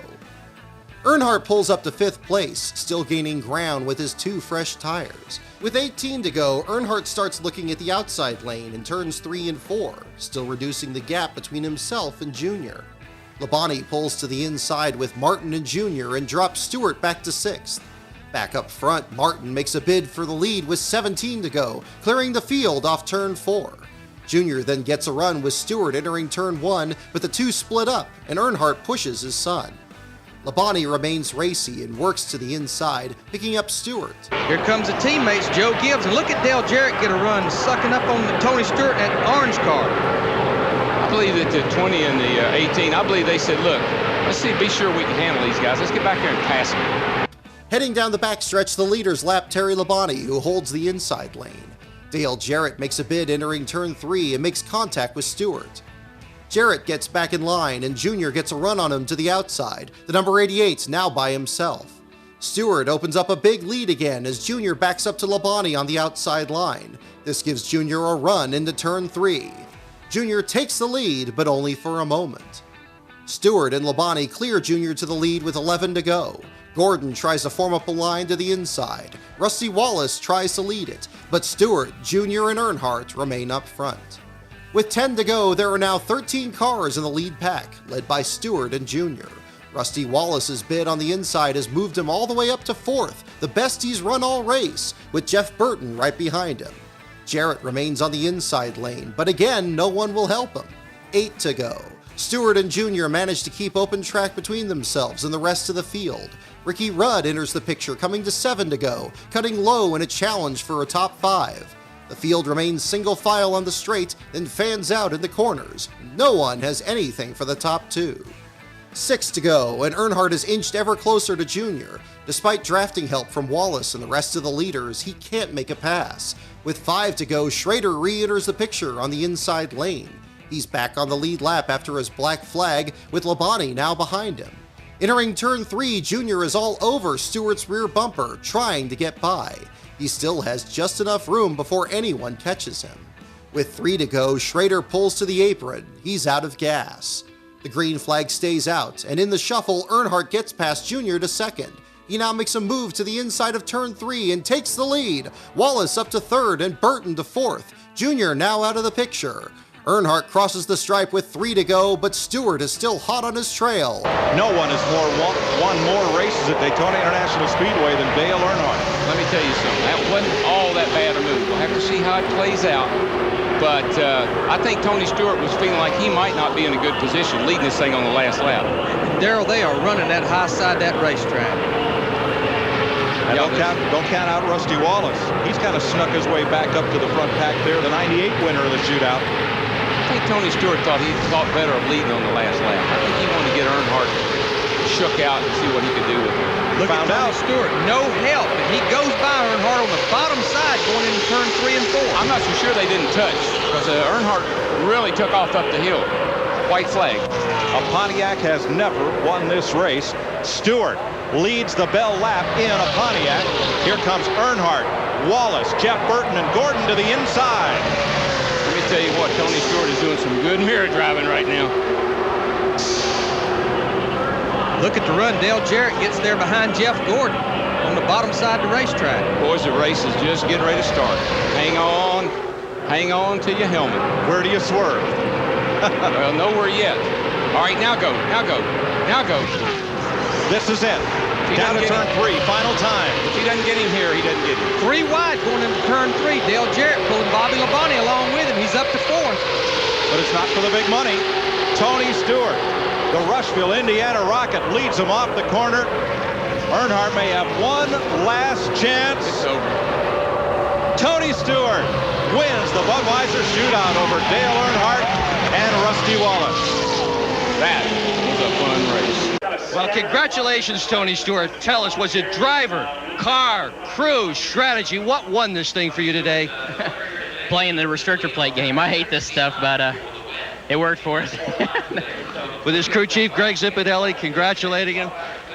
What are you learning? You said as soon as you got into victory lane, you said, I'm finally learning this game. What did you learn that helped you today? I'll tell you what, when you got Dale Earnhardt behind you, he's going to pull every trick out he can to win here. And he's won so much here that you got to pay attention to what he's doing. And I'll tell you what, I can't thank Dale Earnhardt Jr. enough. I mean, him and I worked together all day long, and whether he was leading and I was behind him or vice versa, we really worked well to get today. And that's something I'm going to be looking forward to next Sunday, him and I working together again, because we really ran well. We ran up front all day, and we were able to really get some runs on some guys. So, I don't know if his old man's going to be very happy with him, but him and I had a good day nonetheless. All right, congratulations. Matt's with Earnhardt. Well, Dale Earnhardt made a great drive, nearly pulled off your 7th Bud Shootout victory. The 4 tires versus 2, was that the difference? Well, I reckon. I don't know what they did, but my car was awful loose, awful pushy. I could tell they had better rubber on it, but I just kept driving the car, flying the car, doing the best I could on the top. And Rusty and the guys worked real well with us. I just knew I needed that top lane. I couldn't get on the bottom. I'd shove off for turn 2 with the wind and everything. So we just kept working, and I tried him one to go and got the lead. Maybe it's too soon. Another rule change over the offseason mandated that the shootout couldn't finish under caution. It isn't necessary, as no cautions fall. 70 laps of aggressive but clean racing. In all, 19 lead changes among 7 different drivers. 10 more lead changes than in the previous year's Daytona 500. If there was any doubt that the Talladega Wicker Bill package couldn't produce good racing at Daytona, it's surely been put to rest now. And there are 4 practices, 2 qualifying races, and the 500 itself still to be run. But the Ford drivers are upset. A year after each won a Cup race at Daytona, both Jeff Burton and Dale Jarrett say they had no chance to win the shootout. Burton has particularly pointed comments, saying the Fords also struggled under this package when it debuted at Talladega the previous fall. Burton also has advice for Darrell Waltrip. And Darrell, you're talking too much. I've been waiting here for like 10 minutes to get on television. I know you're new at this, but you're talking too much, and it's making us wait. It doesn't take, it hadn't taken Darrell long to forget. When we get done, we want to leave. Now he's one of you guys, and he's forgot that. Thanks for taking the heat off me. It's Darrell's fault. That's right. NASCAR impounds the top finishing car of each manufacturer for wind tunnel testing to be returned Tuesday morning. The Pontiac of Tony Stewart, Chevrolet of Dale Earnhardt, Ford of Rusty Wallace, and Dodge of Bill Elliott. Rumors indicate, and RPM Tonight confirms, that Ford has the worst drag number at a 522. Chevrolet and Pontiac are about the same at 509 and 506. Dodge has by far the best at 471. After the shootout comes the ARCA season opener, the Discount Auto Parts 200.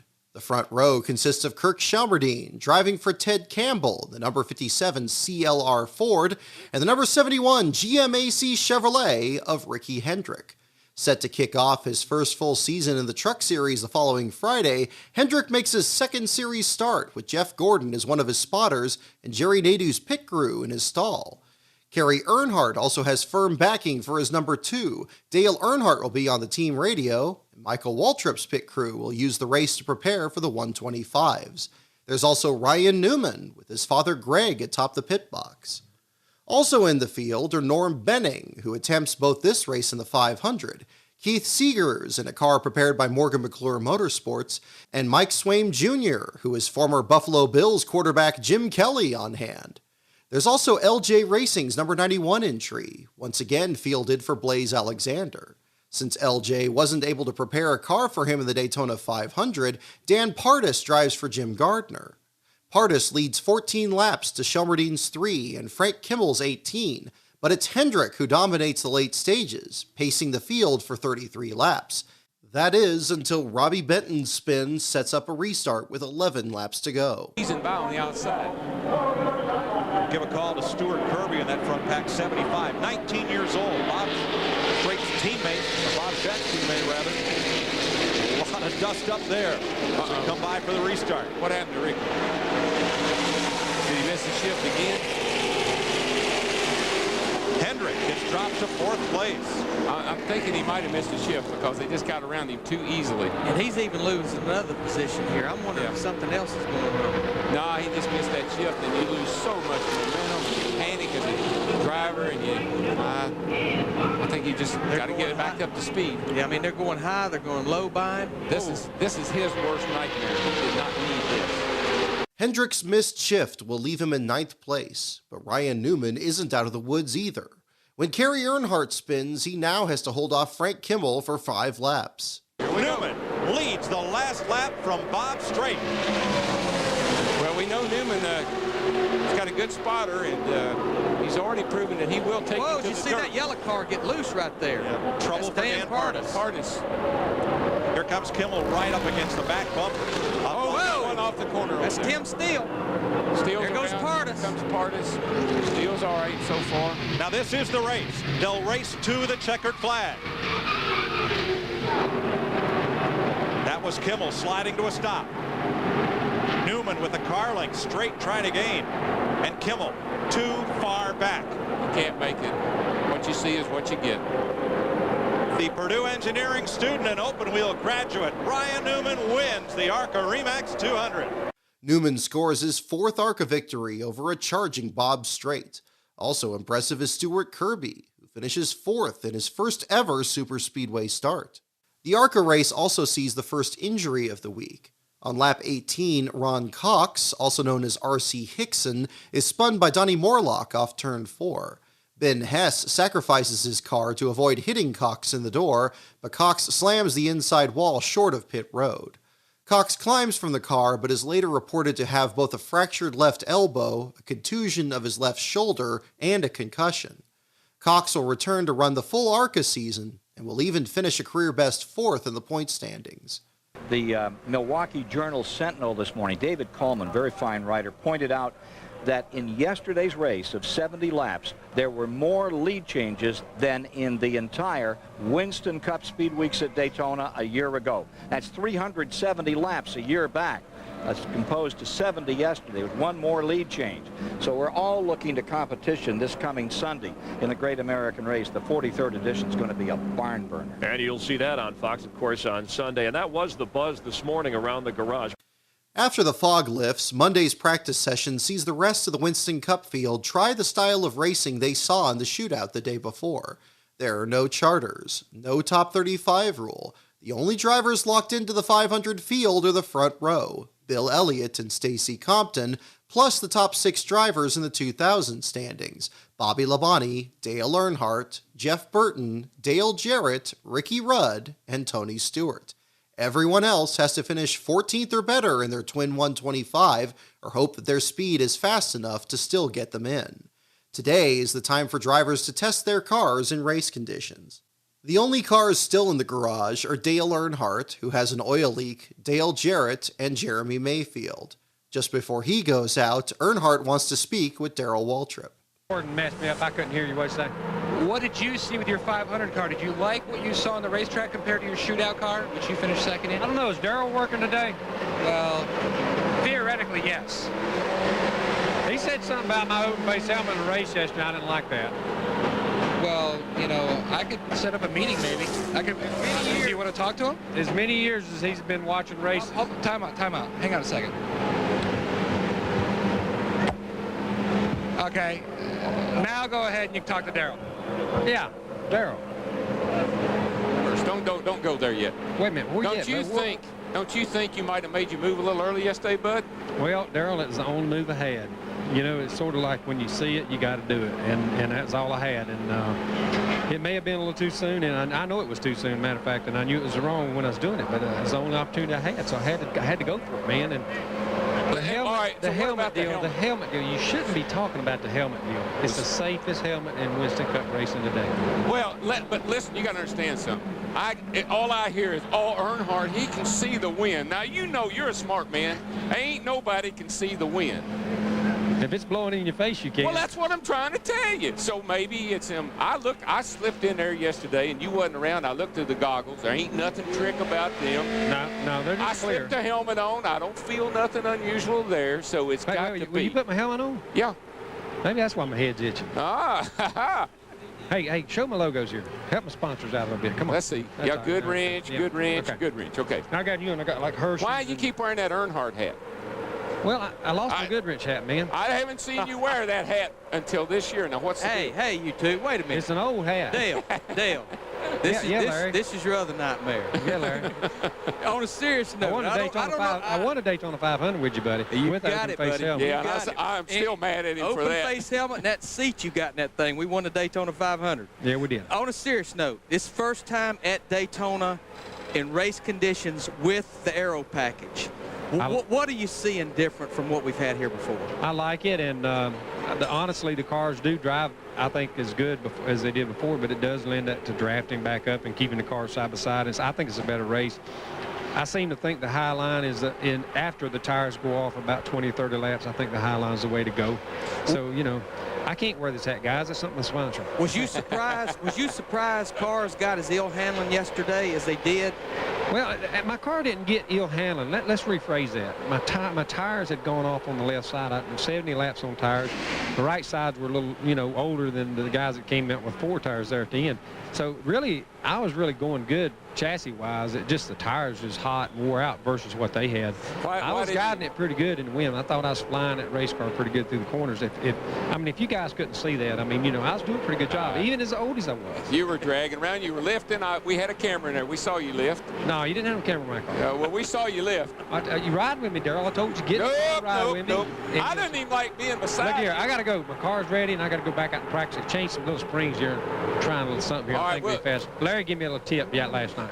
We'll call you later. All right. All right. The 98 Daytona 500 winner. 7-time Winston Cup champion, and verbally jousting a match for our own DW. I tell you something, it makes me nervous when he'll discuss things like that with me. Now here's the helmet that we're talking about. Most of the drivers now run a full face helmet with a full chin bar, pioneered in Winston Cup by Jeff Bodine. He brought it with him from the modified division. IndyCar drivers have had him since Dan Gurney first tried it in '68. But Earnhardt is one of a few that prefers the open face helmet. Well, there's pros and cons. Dale is convinced that the chin guard down around the bottom of your chin there, the bottom part of the closed face helmet, can actually act as a ratchet and actually can cause your helmet to be pushed up. But I'm not so sure that I wouldn't rather have that happen than to have my face bare like his is. Maybe that's why he looks the way he does. He's been wearing that old open face helmet. The heat's got to him or something. Well, in the arguments him and I had about it, he just always said, Darrell, I just can't see. But one thing you see he does have right here, that's a headrest. And what that does, especially at any racetrack, if you do get hit, it gives your head support. You know, what you want is as much of a cocoon around your head as you can, and that just gives that little extra support. Here's another difference between Earnhardt and a lot of drivers.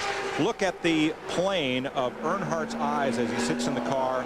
Look at how close that is to the windowsill on the door. He sits lower in the car than anybody. Well, one other thing real quickly. When you got a full face helmet on, you can't see anything down in here. It's all blocked out. You can't see anything.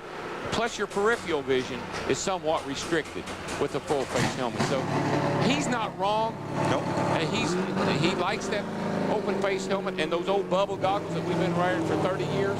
That's what he likes, and I can't argue with him. But I did have to finally convince him to wear gloves, and he did come around to that way of thinking anyway. Wait a minute, I worked with him a year and a half. He ain't never wrong. Practice rolls onward. Tony Stewart has the fastest lap over Steve Park and Kenny Wallace, with Robbie Gordon still fast in the draft taking 9th. Then Mike Skinner jumps to the top of the board, moving Stewart, Park, and Wallace to 2nd through 4th. Sterling Marlin takes 5th, with Kyle Petty now up to 10th. Then Junior is fastest over Skinner, Marlin, Waltrip, and Hamilton, with Stewart done for the session, now back to 6th. The session ends with these 5 still the fastest. Once again, the field manages to keep it clean, though Jeff Burton overheats late in the session. Perhaps the only driver to not run in a pack is Dale Jarrett. Testing a new intake manifold Robert Yates wanted to try, Jarrett only makes single-car runs and 5-lap stints, his car set in race trim. With second-round qualifying approaching, drivers lean on their teammates for help. Prior to Monday practice, Evernham Motorsports swaps Bill Elliott's engine and transmission into Casey Atwood's car. Richard Childress puts Dale Earnhardt's qualifying motor in Dave Marcus's car. And Chip Ganassi Racing puts Sterling Marlin's intake and carburetor on Jason Leffler's car. Leffler needs all the help he can get. After ranking just 35th in qualifying, Leffler becomes the second driver to have his time disallowed. NASCAR detected contaminated fuel. While team co-owner Felix Sabates suspects sabotage, the crew looks at this positively. They believe the contamination may be why they were running so slow. Leffler, like the disqualified Jerry Nadeau, are the only two drivers so far certain to participate in the second round.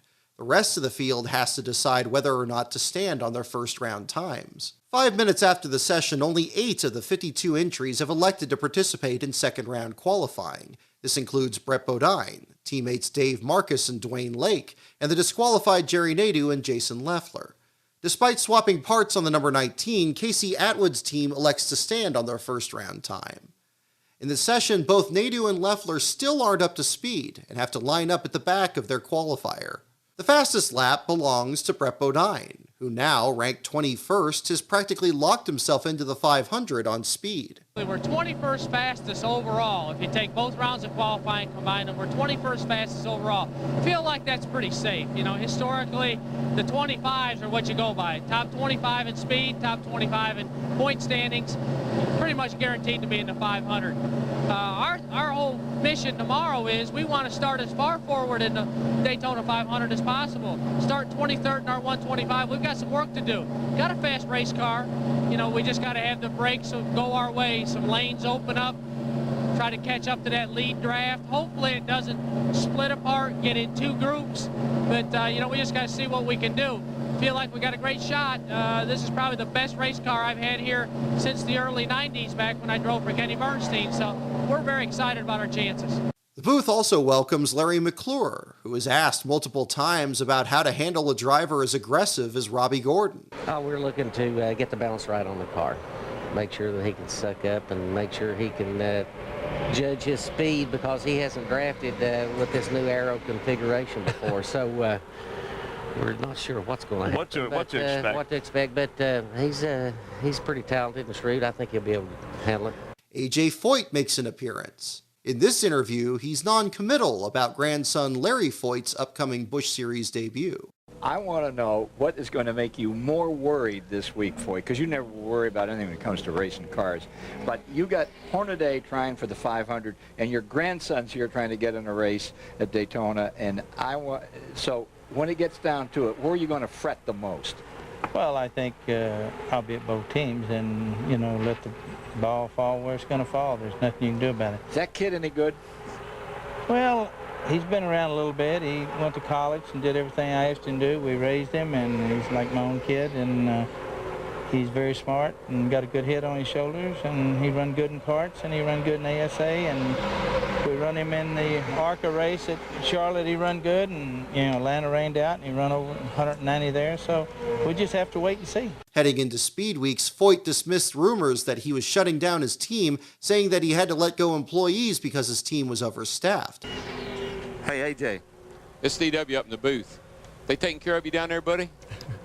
Well, I tried to get a soda water, and they didn't have no soda water. How about maybe a milkshake or something like that, huh? Well, the doctor told me to get off of them, but I've doubled up on them. I have a question for you, AJ, very serious one. Who do you think's the best driver, you or Mario Andretti? Well, nice question. Well, that's a very easy question to answer. You got to go by who won the most races. So I think that guy A.J. Foyt won about 3 times what he's won, but that's neither here nor there. There you go. I don't know him. Thanks for setting the record straight as a car owner. You've seen it. You were here for the first one, had a car in your first car in 1960. Why do you think it has become the great American race that it has become?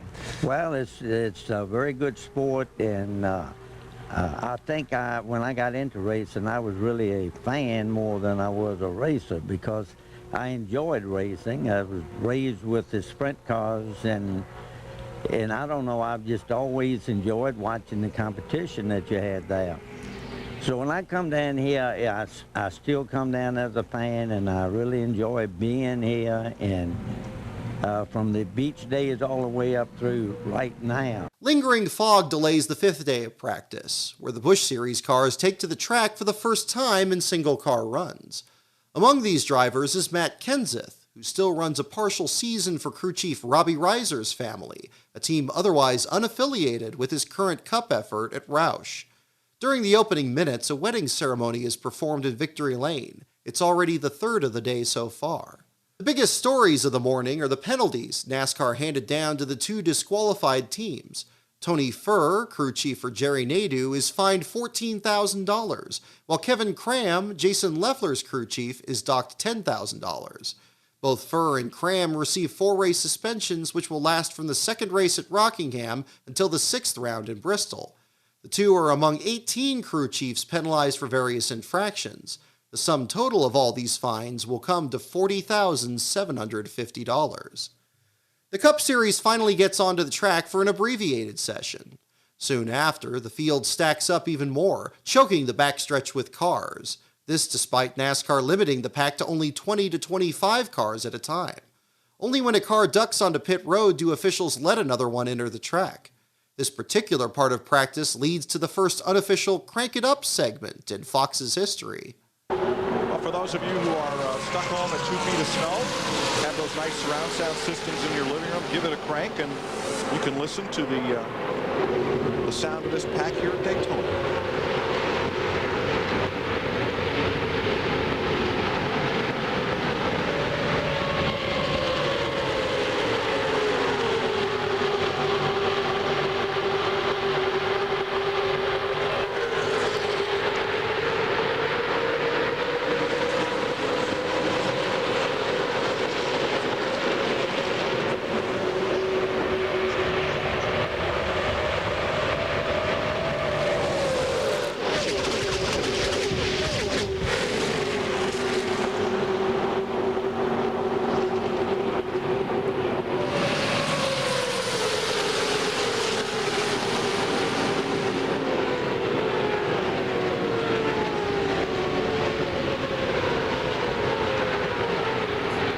As drivers gain confidence, the racing intensifies. Jason Leffler completes a pass on Jeff Gordon to lead the pack. Derek Cope bump drafts Mark Martin down the backstretch. Dale Earnhardt pulls out of line, having run the fuel cell dry to see how far it could go. Earlier, he picked up a left front fender rub because the team shaped the body to such a narrow tolerance. During this session, NASCAR begins to penalize drivers for racing on the apron at full speed. First to be black flagged for a stop-and-go penalty are Kurt Busch, Morgan Shepherd, Steve Park, and Norm Benning. DW proposes a solution. I ask the question, why do we not have out-of-bounds stakes? Why do we not have out-of-bounds markers? Why don't we have a penalty for going out of bounds? Have it in every other sport, and everybody kind of laughed. But I tell you, that would stop some of that getting so bottled up down at the end of the back straightaway there. It would stop people from getting run off in the grass going up the back straightaway. I think at some point in time they're going to have to initiate some sort of rule like that. In the early stages, Sterling Marlin and Kyle Petty run the fastest laps, but the longer the session goes, the more the Fords climb the charts. Soon, Ricky Craven is fastest over Jeff Burton, followed by a surprising Robert Presley. Derek Cope's Pontiac holds fourth over Mike Wallace, with Kyle Petty still not far behind in seventh. Basically just drivability. You know, we have to get in or get out come Thursday, so we've got to get drivability in the car for long periods of time. So right now we're trying to run a long 30-40 lap run a day, make sure we don't wear the right front tire out, and see if we can get this K&N Filters Ford in and ready for the 125s. Have you been able to give it a real long test out there? We ran 30 laps yesterday and just saw a little bit of trouble in the right front as far as camber, so we make an adjustment there, a shock change. And now I'm just going to go back out and see if it drives as good as it did yesterday. We were really good on the bottom for all 30 laps. Elliott pushed us to the front of that draft, so I'm going to be okay. A lot of drama to that finish in 90. Do you still have people coming up to you today talking about it? Yeah, a lot of people still talk about it. You know, I mean, anytime that Earnhardt wins or loses, you get a lot of talk about it. But, you know, we just got to try to get back to like DJ and win a third, or for us, win a second. It'd be good for MSN and WMHINC.com and all the guys that have helped us so far. Thanks so much, Mike. Dale Jarrett returns to the track, and just like the day before, chooses to run by himself, turning in the slowest laps of the session. Mark Martin still struggles for speed, but is thankful that his car is handling better.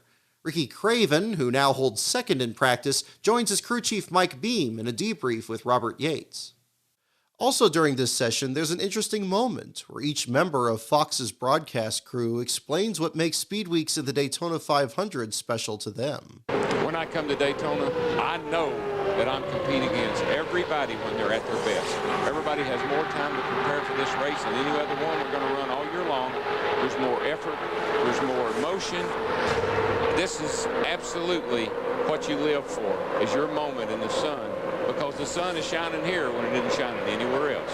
How'd you feel your first time here, Larry? Well, you know, it's in awe. It's like going to a monument. But to me, the one time every year 1 and year 20 last year, that makes the hair stand up on the back of my neck, and until you've experienced it, you can't describe it, is standing in them pits. Those 43 cars take that green flag, they come around lap 1, and the ground's rumbling. You know, the ground's rumbling under your feet. It's like just, I'm getting goosebumps talking about it again. How about you, Jeff? Mike, all I can say, Mike, is the first time, anytime I've been at Daytona, if you can't get what Larry's talking about, the goosebumps, and I'm getting them right now again, when you watch these guys put on the show they're putting on, and they come down that short chute right where they're headed right now, it just gives you, I mean, I think it'd be like getting in a ride with going to the moon or something, because it just really gets the adrenaline flowing, your mouth gets dry, and you just get so excited about all the energy that's going through you. And I think it's coming from all the fans and all the drivers, but it just gets so exhilarating. It's just hard to describe. Man, I wish there was some way you can make every fan out there understand how good it feels to be a part of it. Ken Squire? Well, I got to tell you, when you come down here at this time of the year, I can remember 1965 going into a little bar just off Main Street, and somebody said, over there, right over there in the corner, those three guys, that's Freddie Lorenzen. Oh, my heart. Fearless Freddie Lorenzen was right there in the same bar that I'm sitting in. It was amazing. I mean, it was electric. So it's not only on the track, it's off the track, it's everywhere. It's everything that's involved in Daytona at this time of year. This is the time of year, right now, today, when everybody comes to town, the fraternity gathers. The Reverend Hal Marchman used to call it the Redneck High Holy Days. Well, now it's a lot more than that. It's all the people, all the promoters, every grifter, every pool hall hustler who's got an idea about how you can go one squinch faster. They're all down here selling those ideas. Some are legal, some are illegal. All of it's happening at once, and all the promoters are down here. They're all trying to make deals. They want to get Dale Earnhardt to their track. They want to get Bobby LeBlanc. We'll pay you $7,000. All you have to do is come in and sign a few autographs and wave to the crowd. The deals are going on over here behind us in the garage, and that will continue all week. There's no other racing in America but Daytona in the month of February. Speed Weeks is part of the history, and it's exciting, it's exhilarating. It makes you young all over again every time you come down here for the great American race. And that's Ken Squire, who's been here for 36 years. Let's get a word from the rookie stripe member of our crew, Jeannie Zalasko's here at her first 500. What do you think, Jeannie? Well, interestingly enough, I'm just coming off the other Super Bowl, you know, the one the NFL plays, and I landed here on Wednesday, drove by the track on Wednesday night, and you look across and it's empty and it's humongous, but you don't get the feeling till you show up the next day, till the drivers are here and the cars are pulling in and you see the crew. What is so incredible to me, though, and as NASCAR fans know this, but seeing it firsthand, as huge as this event is, the fans are right here in the garage, and how gracious the drivers are, and they have a lot of work ahead of them, and this is their Super Bowl, and they're very gracious and very approachable, and it's just a wonderful event. It feels like a family, to be real honest with you, like a family event. The first time I was here for this event, they fired off the engines, and my eyes just filled up with tears because I couldn't believe this was what I'd worked for my whole career, to be here and be a part of this in February. And I guarantee you Sunday they'll fill up again, you know, like they always do. Just it's overwhelming emotion of what it means to be a part of the Daytona 500. And that's on the minds of everyone in that garage, and certainly every driver on that track, to make the race, to be a part of the Daytona 500. The return of Dodge to NASCAR racing has been a huge story, made even bigger by an all-Dodge front row for the 500. Bill Elliott and Stacy Compton stole all the headlines in qualifying, but quietly, very quietly, the three Dodge teams of Petty Enterprises have been improving. Yesterday, John Andretti was 12th fastest in practice, and Kyle Petty, garaged right next to him here, was 10th fastest. Fog once again wreaks havoc with the early morning schedule, this time canceling practice for the Busch Series. The following Cup practice is the last session before the Gatorade Twin 125s the next day, so the focus shifts to drivers who may need to race into the field. Mike Wallace timed 41st quick, and that's not nearly fast enough to qualify for the Daytona 500. He's going to have to race his way into the event tomorrow. Practice went well yesterday. He was 6th quick overall. How about it, Mike? What are you going to do tomorrow? Well, we're just going to race like we've been practicing the last couple of days. You know, the Nation's run forward has been really good yesterday, and hopefully today yet in practice. And the guys have done a great job. We didn't qualify well the other day, but the 125s, I've been able to race my way in the last couple of years. Looking forward to doing it again. You can bet there's some worry on this team, however. Let's go to Steve Burns. Right now, you know, pretty comfortable. We've been trying to make long runs to see what the car will do. Still, there's a few things we got to get worked out. It seems like everybody's a little bit tied up off of 2. But, you know, out there running, I feel real comfortable. Just got to stay out of the wreck. If there is one, hopefully there won't be, and be there at the end. It's kind of hard to say who you can run with and what line you need to be in, because it seems like you can go from the front to the back, from the back to the front, vice versa, in no time. So it's a lot different than the bush racing. All right, thanks, Buckshot. Good luck. All right. Yeah, we got our 125 engine in, getting ready to go, and cut practice a little bit short, so we got to make use of every bit of this time. But I think we'll be all right. Yesterday we got a little practice there. Car run good, drafted good, so get ready for the 125. Qualifying time maybe a little deceiving because you're saying that the car feels pretty good. Yeah, we was really disappointed with our qualifying. Just never got going, you know, from the start. So we're going to be starting in the back of the 125, but we'll get out here, see how the car is going to draft, and get ready for tomorrow. NASCAR's wind tunnel tests reveal another loophole to be closed. Apparently, some teams have sealed the gurney lip with silicone, which blows out when the car runs at full speed. Now NASCAR requires these gaps must be welded shut. There's also a follow-up with Jerry Nadeau, who's outwardly not concerned about starting in the back for his qualifying race. Question is, how do you keep your confidence up with all that's been going on, Jerry? To be honest, it's not a big deal. I think everybody does it. Fortunately, we got caught doing something pretty bad. But, I mean, I have a lot of confidence in the race team. This team's always done well. We won the last race of the year last year. This car's a good draft and race car. I mean, unfortunately, it just doesn't qualify good. So, you know, we'll just see how it goes. Yesterday, we were in the top 15 in practice speeds, and today we're just going to make a few adjustments and see if we can make it a little bit better in race mode. But I'm still happy, even though it's Valentine's Day. Tomorrow, we're going to watch the 125s on Fox Sports Net. How hard are you going to run in that event? I'm going to drive my butt off. I mean, that's what I'm here for. I'm here to win races, and I think, you know, it's unfortunate that we got to start dead last, but I think what's nice about starting dead last is you can kind of pick your way through the field. And if we judge it right, we can end up somewhere in the top 5 by the end of the race. So I think we got a good enough car to get up there. If I can get enough help and work, you know, enough work with all the other people out there. This car seems to handle really good after 30, 40 laps, where a lot of other guys start getting loose and getting a little bit tight on the racetrack. So I got a lot of confidence in this race team. Dick Bergeron does a segment on how certain engine parts for the Dodge teams are both similar and different from those currently used on the circuit.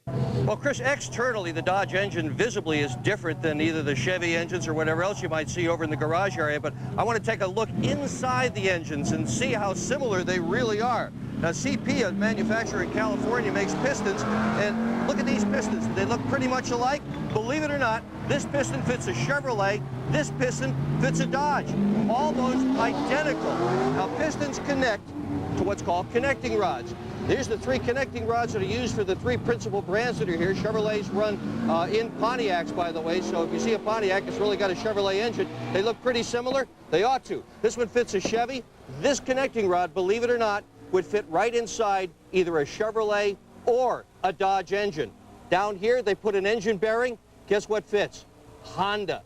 What's important about this is that the internal workings of that Dodge engine have largely come from the aftermarket. The aftermarket's got 30 years of building components for Winston Cup engines, and that's good because that improves the probability that the Dodges, just like all the rest of these guys, are going to be around at the end of the day on Sunday. The sun comes out as practice starts, and there's more trouble for Jeremy Mayfield. His engine has a miss, so he ducks back behind the wall, the only car in the garage area. Moments later, there's near disaster in turn 3. Jeff Jeff, didn't the teams then, tag, did Jeff Gordon just get tagged by Mark Martin? It's a good chance because they ran up on a slow car going in that corner. They got mighty tight. He also looked like he dipped those left side wheels on that apron, and even though that's paved down there, it's a different elevation or different degree as the actual banking of the racetrack, and it will throw you back up the racetrack just like it did, Jeff. And looks like he's regrouping there, Darrell. Yeah, he's. I can guarantee you right now, Robbie Loomis is saying, "Why don't you get out of there and come on in?" Gordon pulls behind the wall soon after and is interviewed. Saw you talking to Dale Earnhardt, talking about a hairy moment perhaps on the racetrack. Please tell me you guys got that. Got all of it. Unfortunately, or fortunately, as it were. Well, no, now that I'm here in the garage area, I'm glad you got it. 'Cause, I tell you what, that was about the best save I think I've ever had. That was big. I don't think I had anything to do with it, but as far as the save, you know, I'm not. I know Mark had a run on me, and I started turning the corner, and I see him shoot underneath me, and I went to block him. I said, "Nah, I think he's there." And about that time, I don't know if we touched or just took the air off me, but boy, that thing cut sideways.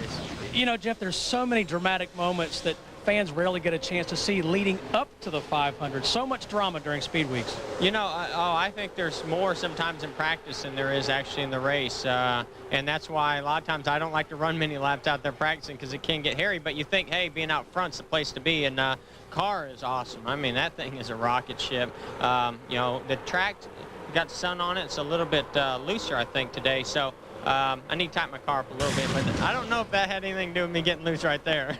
All right, great save. Thank you. Ken Schrader leads with the fastest speed. His garage mate, Johnny Benson Jr., is also happy with his car, but reluctantly addresses a slight loose condition. It's the wrong decision, and Benson's car will only handle worse through the day. Dale Earnhardt's car is a new associate sponsor. Coming into 1997, Burger King took over for longtime sponsor Mom and Pops on the lower quarter panels. But coming into the 2000 banquet, BK indicated they wouldn't return in 2001. Coming into the race, Richard Childress had yet to find a replacement. That is until this day, when Sonic Restaurants signs a 3-year deal. The deal comes together so late, in fact, that die-cast produced of Earnhardt's car don't carry the logo. Those that do are produced well after the race. Sonic doesn't see much screen time on Wednesday either. Earnhardt thinks he has a gear issue, but then blows the engine and has to change to a new one for the 125s. Then, coming off turn 4, Jimmy Spencer's Ford starts trailing smoke when the cooling line to the valve springs comes loose. Michael Waltrip has to swerve out of his way. There's also a report of an incident in the garage between Dave Blaney and Steve Park. Well, Mike, I'll tell you how much tension there is here in this garage area. Moments ago, Dave Blaney's crew was pushing his number 93 back into his garage stall. Steve Park was trying to drive back in. They had a little altercation. Steve Park got impatient and actually hit the left front corner of that number 93 car. Hey, that's one of those things that give crew chiefs nightmares. There is yellow paint on the left front corner of that car, but as near as we can tell just by looking, that left front corner has not been damaged. But I'll tell you this, Dave Blaney's crew is not too happy about it. As the session closes, Jason Leffler has turned the most laps. Both John Andretti and Kyle Petty are now off the pace from the previous day. This may well be the symptom of an off-track distraction. There's a report that Jeremy Upchurch, Petty's engine tuner, has been fired for seriously injuring an off-duty beach patrol officer. Casey Atwood has had another lackluster run, and now must turn his attention to racing his way into the 500 field. The crowd for the championship round of any professional sport in America does not begin to approach the throng that has piled into Daytona International Speedway today. And this is no title bout. This is just to see who makes the Daytona 500. The biggest draw to Fox Sports coverage, other than the 500 itself, is Thursday's 125-mile qualifiers. Up to this point, these races have never been broadcast live. Just 1 year before, CBS broadcast these races tape delayed after the conclusion of Saturday's Busch Series race. Just in time for NASCAR's new Aero package, these 26-car qualifying races will be shown live and in their entirety on Thursday. On a warm 79-degree day, expectations are that the events will challenge the record for the most lead changes in the event, 25. I need to find out your strategy here. I've seen about 5 other drivers come over bowing down and begging. They want to know, are you going to charge to the front? You're going to hang back for a while. Well, we got a brand new engine in here, so we're going to probably warm it up good first to get in a pre-sweat mode here and get all geared up. But I'm going to try to go to the front. I'm going to try to go to the front fast or as good as quick as I can, get out of the traffic and see if we can ride along at the front and wait for 50 laps or 125 miles and be in front at the end. It's going to be a battle getting through those cars. There's good race cars up there, Bobby and all the guys, and I think the 15 car is a sleeper too. Well, it's a battle you have won several times before. Words to race by. Steve Byrne? Race 1's field is stacked, containing all 6 active Daytona 500 winners on the entry list. Bill Elliott, Dale Jarrett, Jeff Gordon, Sterling Marlin, Dale Earnhardt, and Derek Cope. Elliott is joined by his Evernham teammate Casey Atwood, Marlin with Jason Leffler, and fellow rookies Andy Houston, Ron Hornaday Jr., plus a returning Buckshot Jones in the only Petty car. Both Andy Petrie cars are there, with Bobby Hamilton and Joe Nemechek. There's 2 of the 3 DEI cars in Steve Park and Michael Waltrip, plus 2 of the 3 Wallace brothers. Mike Wallace pays $50 to put his name on a piece of tape on the side of Kenny's car. There's Robbie Gordon, fastest in the opening practice session, and Jeff Purvis driving one of Robbie's old Fords for James Finch. Brett Bodine, fastest in second-round qualifying. 1994 July race winner Jimmy Spencer. Bobby Labonte, the defending series champion. Johnny Benson Jr., nearly the 500 winner a year before. Plus Rick Mast, Carl Long, and rounding out the field, a determined Jerry Nadeau. These teams and these fans have waited all through a cold winter for this moment. Green flag and the first Gatorade 125 is on.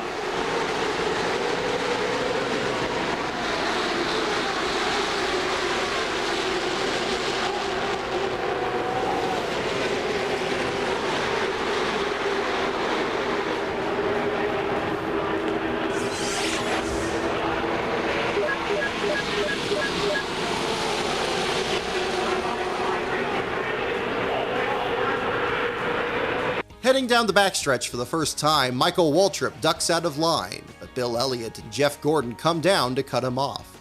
Dale Jarrett leads the high line until Sterling Marlin moves up at the stripe, leaving Jarrett hung out to dry in the middle lane. This causes the inside line to advance, and Elliott keeps the lead over Gordon and Waltrip. On lap 2, Gordon moves to the apron ahead of Bobby Labonte, Casey Atwood, and Jarrett. Elliott slots in front of Marlin in the high lane, holding off the Coors Light Dodge for the lead.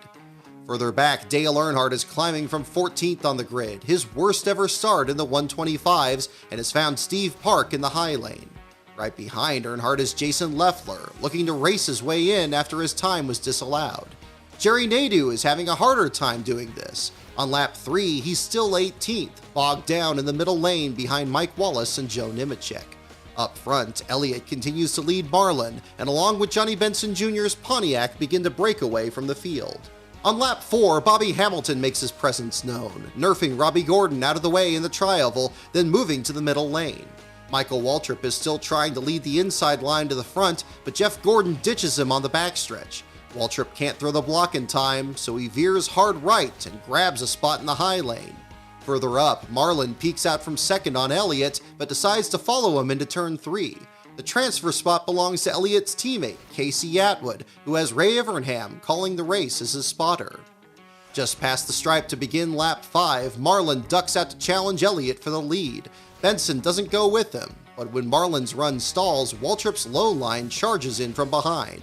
The closing rate is so fast, in fact, that Waltrip is able to pull his line below Marlin, then shoot to the inside of Elliott in turn 3. Only then does the line stall, as the stranded Marlin falls back to a distant Mike Wallace in the middle lane. Waltrip edges ahead at the stripe, but again Jeff Gordon outflanks him, cutting to the apron in turn 1. Waltrip moves up to give Gordon a lane, but now loses his drafting partner in Bobby Hamilton. Waltrip falls back, just in time for Earnhardt and Leffler to charge in from behind. Gordon, Benson, and now Andy Houston lead at the start of lap 7, but Earnhardt's push moves Waltrip back in front of Hamilton in a race for 4th. Leffler now joins Waltrip's line on the inside, while Earnhardt now has help from Robbie Gordon. The two Chevrolets now closing in on Andy Houston, who's now side by side with Waltrip. Seeing an opportunity off the 4th corner, Hamilton ducks under Waltrip. Leffler hesitates, then goes with him, and Nemechek joins the new line as Waltrip drops back again, this time to the front bumper of Ron Hornaday. Back up front, Earnhardt and Robbie have caught the lead quartet and try to latch onto the line behind 4th place Houston. To their inside, Hamilton powers away from Loeffler, only to have his run stall in the backstretch. At this same moment, Earnhardt and Robbie catch Andy Houston, and the outside line draws away, bringing with them Steve Park and Jerry Nadeau. On lap 9, Nadeau gets past Park and latches onto Earnhardt's bumper, both of them rushing past Robbie to their inside. Up front, Jeff Gordon makes another brazen pass, cutting under Bill Elliott into turn 3 to complete the pass on his own. Nadeau looks under Earnhardt off the 4th corner. Ron Hornaday holds the last transfer spot in 15th, and Fox goes to their first commercial break. When the broadcast returns, the first caution is out. Bobby Labonte and Dale Jarrett are running near the back of the pack when Carl Long loses his engine in front of them, forcing both to speed around him. Long pulls behind the wall, and needing to race his way in, becomes the first driver eliminated from the 500 field. The leaders split on pit strategy. While the first 7 stay out, 8th place Dale Earnhardt leads another 16 cars down pit road. Among these is Brett Bodine, whose Ford needs to be pushed in due to an ignition problem. Earnhardt beats Hamilton in the race off pit road. They queue up for a single-file restart behind the 7 drivers who stayed out. Race leader Jeff Gordon over Bill Elliott, Johnny Benson, Andy Houston, Mike Wallace, Steve Park, and Kenny Wallace. On lap 16, the race restarts. Immediately, Earnhardt and Hamilton pull to the inside to challenge Kenny Wallace for 7th. Further back, Michael Waltrip and Jason Loeffler are pairing up. Earnhardt gets in front of Kenny on the backstretch, but Hamilton can't join him, so Waltrip and Loeffler form a draft instead.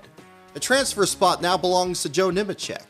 By lap 18, Earnhardt moves to the inside of Andy Houston for 4th place with Mike Wallace behind him. Park hesitates moving low, and Jarrett uses his 4 fresh tires to take the 3rd spot on the inside line behind Mike Wallace. Down the backstretch, Mike gets hung out in the inside lane when Jarrett cuts low with Jimmy Spencer. Jason Loeffler, the next car in line, steps out even further. Heading into turn 3, Earnhardt ducks out of 4th and pulls Steve Park with him into 3rd. Off the 4th corner, Earnhardt is already looking for 2nd on Elliott. It's lap 20, and Earnhardt kicks Elliott to the high lane with no help. Earnhardt peeks to the inside of Gordon with Park and Robbie behind him. Off turn 2, Earnhardt looks under Gordon. Benson moves to the outside lane in front of Andy Houston, who just brushed the wall a lap earlier.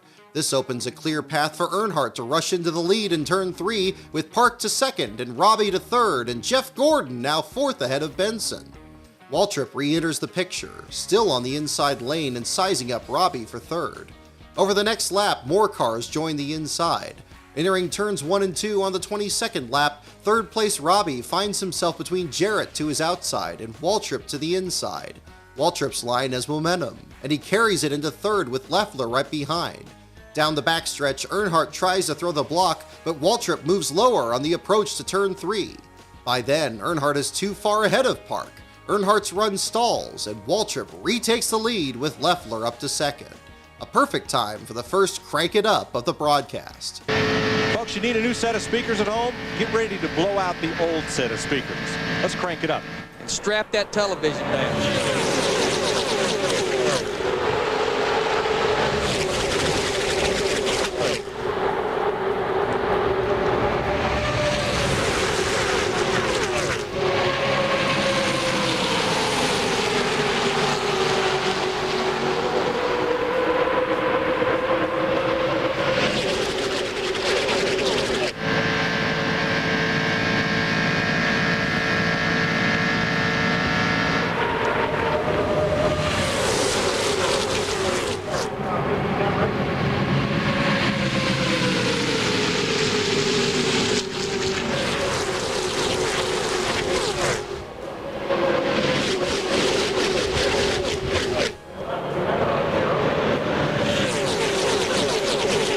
The resulting opening allows Waltrip to pull low entering turn 1, and he's now side by side with Earnhardt for the lead. Casey Atwood is now drawing closer to Waltrip on the inside, but he bails out and leaves Waltrip by himself. Meanwhile, Bobby Labonte and Bill Elliott are lagging back at the tail end of the pack, soon to be joined by Benson. Elliott's crew removed tape before the start, but his water temperature is still sitting at 250 degrees. Labonte, Kenny Wallace, and Jeff Gordon report that Marlin's car is leaking oil, making it hard to see. Kenny's old tires are giving him a bad push, leaving him a distant 19th. Lap 25, halfway home. Earnhardt leads a 4-car breakaway over Nadeau, Atwood, and Hornaday. Entering turn 1, Earnhardt moves up a lane, and Nadeau nearly gets into him. Hornaday says the closing rate is so fast that he's burning up his brakes trying to stay off Atwood's bumper. On lap 29, Brett Bodine is off the pace again due to his faulty ignition. He coasts down pit road, knowing he'll have to rely on his fastest lap in second round qualifying to make the field. Bodine returns to the track by himself when Benson bounces off the turn 2 wall, drawing the second caution of the day. Benson's car is heavily damaged, but he's in no danger of missing the field for the 500. This time, every lead lap car comes down pit road except Jeff Purvis and Derek Cope. Each have been running in the transfer spot when the caution came out. For Purvis, the decision not to pit is easy. He's having brake problems. The leaders take 4 tires, and this time Jarrett leads them off pit road to line up single file behind Purvis and Cope. The lap Bodine continues to sputter around the track, just looking to reach the finish. He'll be the only car on the inside line when the race restarts with just 14 laps to go. The green flag drops, and when Jarrett and Mike Wallace stall out behind the lead duo, Earnhardt and Marlin have a massive run.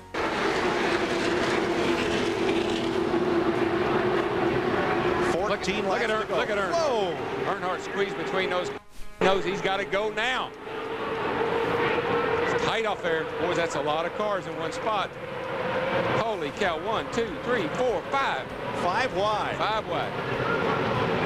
And Jeff Gordon knows he's got to get Dale Earnhardt now if he's got a chance to win this race. Through the chaos, Purvis manages to stay between Earnhardt and Marlin in the outside lane. Cope has already dropped back to 11th. Below, Nadeau continues to try and shove Jeff Gordon to the lead with Waltrip close behind him. Down the backstretch, Gordon cuts low while Purvis stays high in front of Marlin, and Earnhardt is now the one dropping to the back in the middle lane. With Bodine still on the apron, Waltrip peeks to the outside of Gordon entering turn 3. The run stalls, but off turn 4 he gets in front of Purvis, who holds fast to his spot. Gordon remains the leader over Nadeau and now Robbie, but Waltrip won't let him get away. Gordon and Nadeau have a firm grip on the top 2 spots until Robbie gets under Nadeau, moving the 25 car to the high lane ahead of Waltrip. Nadeau and Waltrip find their way to the middle lane behind third place Atwood, while Marlin leads Earnhardt up the inside. By turn 3, Purvis loses most of his drafting help and slips back to the transfer spot with Kenny Wallace and Buckshot Jones. Also dropping back is Atwood, right after Nadeau takes third and draws up to Jeff and Robbie Gordon. Sterling Marlin's inside line then catches Robbie in turns 3 and 4, and Marlin nearly gets by until he skates up the track off the corner. This opens the bottom lane for Earnhardt, and Waltrip ducks behind the number 3 in a 3-wide battle for second place. Just like that, it's 8 laps to go. Jimmy Spencer looks to replicate Jeff Gordon's move entering turn 1, but no one will draft with him. Robbie tries to get past Jeff, and when the number 24 moves high, Earnhardt and Waltrip steam past. Houston slots in behind the 2, but can't keep up. Entering the third corner, Earnhardt and Waltrip have the biggest lead of the race. Houston catches the 2 at the stripe, but again they get away into turn 1. Heading into turn 3, Marlin tries to get under Hornaday for 4th with Leffler trying to help his teammate. Leffler starts to fall back into the pack, but opens up an advantage, and it's a 5-car breakaway. Entering the third corner, Marlin and Leffler cut to Houston's inside. Marlin gets by, but Leffler takes too long. By the time he comes off turn 4, Gordon and Nadeau have a head of steam. Have a touchstone with the 01 car, Jason Leffler. This is his first Winston Cup start today. Man, look at Jeff Gordon. He came off of that corner. He had a head of steam. He drove to the bottom of the racetrack. What a move. A planned move, Darrell, because Jerry And he's Nadeau, still going. He's going about, he's going to pass them all. Heading into turn 1, Gordon makes a bid on Marlin for 3rd, but Marlin and Leffler hold their ground ahead of Robbie and Hornaday. An instant later, Robbie's engine sours and he pulls to the inside. Johnny Benson's damaged car also slows, and off the 4th corner, Hornaday breaks loose and collects Dale Jarrett. Oh, here we Hornaday. Go. Hornaday. Oh, that's Dale Jarrett with him in the white and brown car. And Dale's trying everything he can to not hit him. Caution is out. Neither car hit the wall, but we go yellow at 46 laps. Both cars got a lot of damage on those front fenders. Did Jeff Gordon beat Earnhardt back to the line? I was watching the wreck. I didn't see it, but he's in front of him. Don't think so. Berggren. Gil Jarrett is in the pits. He has at least a left front tire that's flat down. And Brad Parrott has just pointed to the garage and said, "Park it, guys." They're not even trying to fix it. A replay shows Hornaday break loose in a race for 5th, then spin into Jarrett's path. Buckshot Jones turns Jarrett, and the two bang doors. After the third caution of the day, it's a one-lap sprint for all the marbles. Look how slow Earnhardt is bringing them down. He's coasting into the tri-oval. Now the green is in the wind, and he takes off. Well, there's a method to his madness. We saw Ricky Hendrick lose the ARCA race here the other day. If you've got an open gear in these cars, you're only pulling with the right rear tire. And if you really stab that throttle, you can break the thing loose, and the car won't go. But I don't know if that was a really good move, because they're going to get a run on him up the back straightaway. Marlin goes to 3rd. Unsponsored Kenny Wallace in 10th. He's in the show. Look at Jason Leffler right there drafting off a Nadeau. They have left Brother Michael out to dry there, DW. Afraid so, and I think Earnhardt's a setting duck, boys. Here they come on the inside. Earnhardt comes down to block. Too late. He had that jump start he got didn't work out. That's an old Indian trick, but it didn't work out today. That's an awfully big lead for Sterling to have in turn 4 there. They could get a run on him. No, I think he can hold him off from there. He can block him enough from there. 3 wide, 4 back. Felix Sabates on his feet. They are 4 wide coming to the line. Wow. And I think Buckshot Jones may have grabbed that last transfer spot as Sterling Marlin wins it. What a run. Great job. I tell you, Earnhardt out-tricked himself that time. He led 1 lap, the last lap, the money lap. Sterling Marlin will start 3rd in the Daytona 500. Dick Berggren. The third time he wins a 125-miler here. So many guys tried. You got it done. How'd you do it?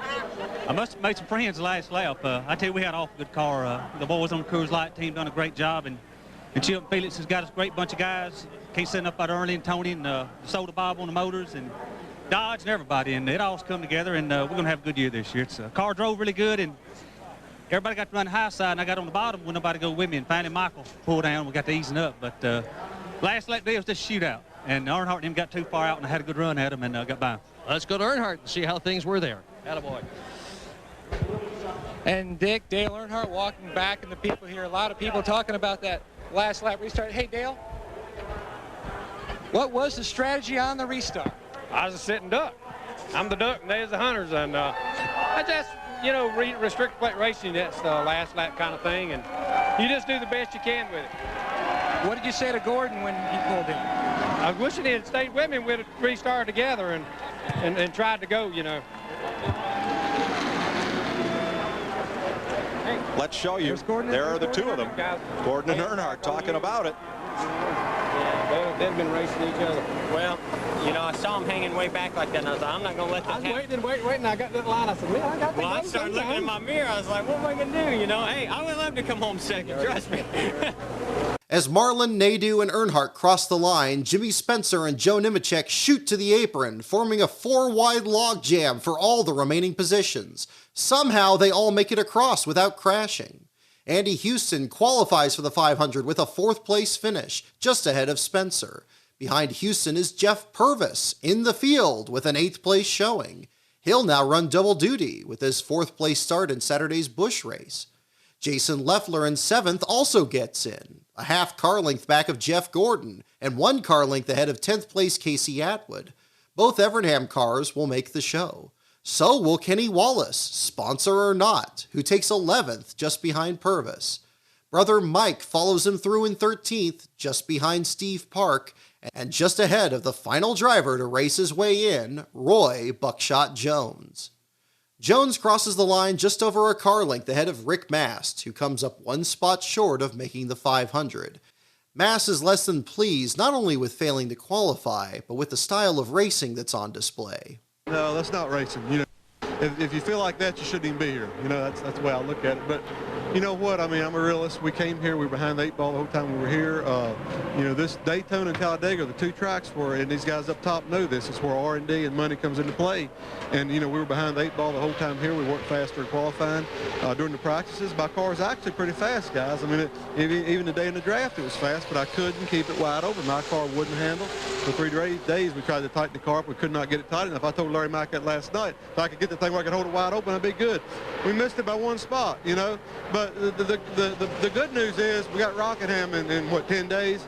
And old Rick does good at Rockingham. So, you know, all you can do is you just pick up and you go on to the next race. I mean, it's not the end of the world, but believe me, when you miss Daytona, it feels like the end of the world, no doubt. Derek Cope's gamble to stay out with Jeff Purvis also comes up short in 18th. As the week progressed, you were picking up some speed in the car, but you were in a real tough field in this first Twin 125. How was it for you out there? We were fine. You know, we were holding our own up there in the draft and just biding our time. And then I got oiled down twice out there.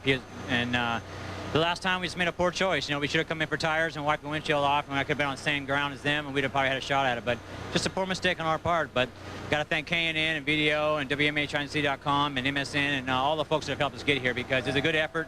And we were good enough to be there today. We just made a choice and it didn't happen. Both will join Carl Long as the first 3 drivers to miss the 500 field. Compared to the previous round, Race 2 is a crapshoot. Not one of the 26 have ever won the Daytona 500. 10 are still looking for their first win anywhere. Another 7 haven't won in more than a year. And half the field, 13 in all, are Fords. Both Penske cars of Rusty Wallace and Jeremy Mayfield are joined by all 4 Roush Racing cars, plus technical ally Elliott Sadler for the Wood brothers. Kurt Busch still hasn't landed a sponsor, so his paint scheme is altered slightly to commemorate the 100th anniversary of Ford Racing. A render on J-Skis shows a more radical version of the scheme, with names of active Ford drivers like Dale Jarrett and Jeremy Mayfield around the cockpit, but that detail is left off the final product. The font of the number is also changed. It doesn't resemble the one on the John Deere car either, but it will stay Busch's font for the rest of his career with Roush. Several single-car teams fill the grid. Hut Strickland for Junie Donlavey, Robert Presley for Doug Bowell, and surprise outside pole sitter Stacy Compton for Mark Melling. Compton, who has just received new sponsorship from PSI by Johnson Controls and SPX Service Solutions, leads the remaining 5 Dodges. He's joined by the Bill Davis racing duo of Ward Burton and Dave Blaney, plus the Pettys of John Andretti and Kyle Petty, each looking to join their teammate Buckshot Jones in the Great American Race. Most others are the lone standard bearers for their multi-car teams: Tony Stewart for Gibbs, Mike Skinner for Childress, Terry Labonte for Hendrick, Ricky Rudd for Yates, Todd Bodine for Travis Carter, Ken Schrader for MB2, and Ricky Craven for PPI. Toward the back of the field are Morgan Shepherd and Dave Marcus, each at 59, the oldest drivers in the field. Marcus has his teammate in Dwayne Lake, who along with Norm Benning fly the flag for ARCA. Coming to the green flag, Benning already has a problem and pulls down pit road. We're under green. 92 got a nice jump, but Compton leads the remaining 25 starters and gets a huge run into turn 1. Tony Stewart slots into second with Mike Skinner, who's fighting a stomach flu, taking third. Compton's early lead causes the field to form up single file, that is, until the approach to turn 3. Skinner looks low while Terry Labonte looks high, and Stewart finds himself locked in a 3-wide battle for the runner-up spot. With no drafting help, he starts to fall back, and Compton's first across the stripe over Labonte and John Andretti. Back on the backstretch, Compton now leads a 7-car breakaway, and by lap 3, Skinner has just latched onto the tail end of it. Behind him, Stewart is in the middle of another 3-wide battle, this time with Ward Burton to his outside and Ken Schrader down low. Ward takes a peek entering turn 3, but it's Terry Labonte back in the saddle again, who charges under Compton in a bid for the lead. He has Andretti's help, but only for a moment. The 43 helps his fellow dodge, and Labonte is now stuck in the middle and falling back. It's lap 4, and Ward Burton has now picked up both Skinner and Stewart in another valiant charge for the lead. He completes the pass off turn 4, and Skinner tries to make a pass of his own on the outside.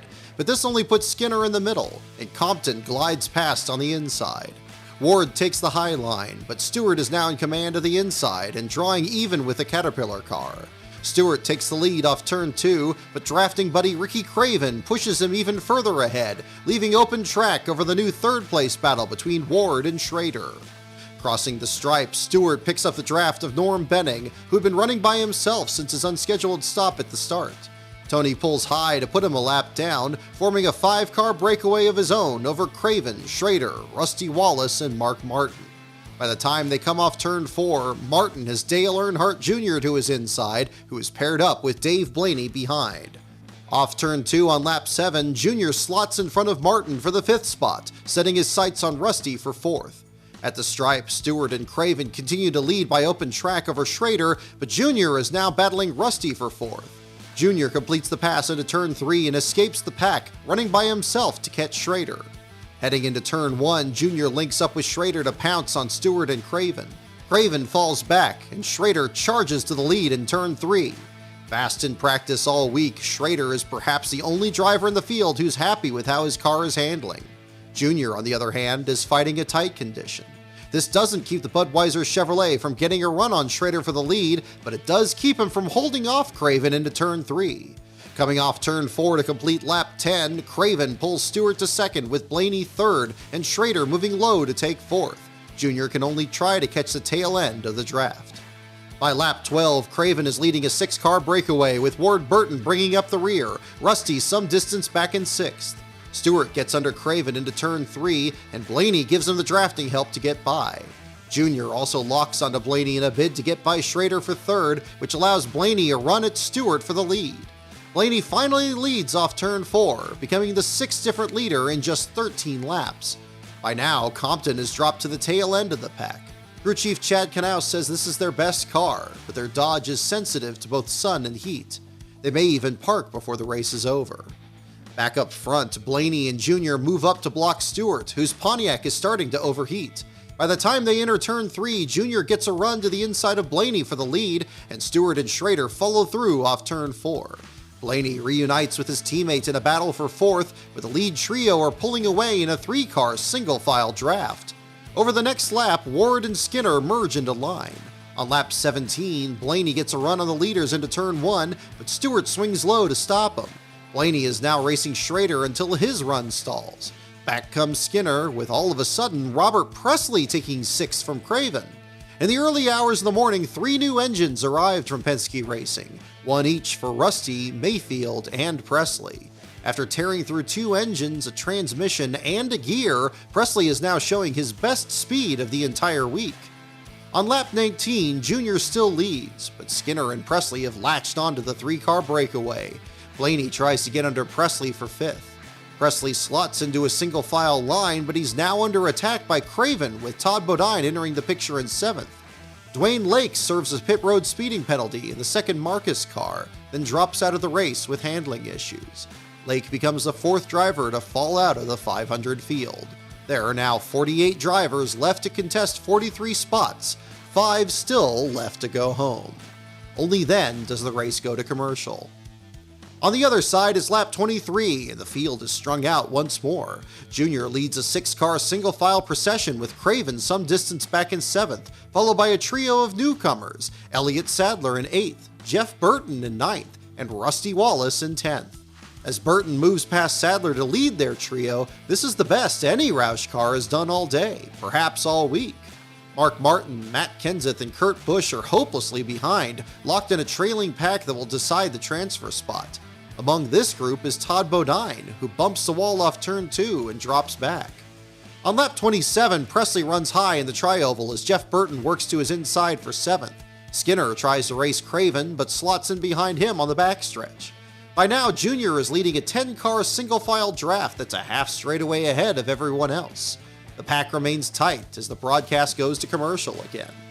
Back to start lap 34, Mike Skinner is now leading, having formed up with Sadler, Rusty, and Jeff Burton's line on the inside. Jr., Schrader, and Stewart now find themselves trailing on the outside line and falling back. Entering turn 1, Sadler works over Skinner's rear bumper for the lead and peaks low, but Rusty ducks lower to put him in the sucker hole. Again, the charge into turn 3 proves decisive, and Rusty bolts to the lead with Jeff Burton challenging Skinner for second. It's lap 35. No one is pitted, and no cautions have fallen. As Rusty leads the 2-wide pack behind him, Junior finds a hole down the backstretch and cuts low, Stewart jumping out to follow him. Ward and Sadler pull down, but they can't stop Junior's advance. He considers Skinner in the high lane, then commits to Ward down low. At the stripe, Rusty and Jeff Burton continue to lead, but Skinner and Ward are in a tight battle for third, Junior filling Ward's rearview mirror. Ward pulls high on the entrance to turn 1, and Junior doesn't follow. Instead, he connects with brother Jeff. The two draw even when the first caution comes out. Trouble, guys. Trouble. Stewart. Back straightaway. 2 cars in the wall, and here is Stewart off on the grass and getting going again. Caution is out. This happens in the back straightaway. And Tony Stewart, who was in 6th place, and Elliott Sadler, who was 3rd, all torn up. Well, just when I thought they could take it easy and kind of have some fun, that happened.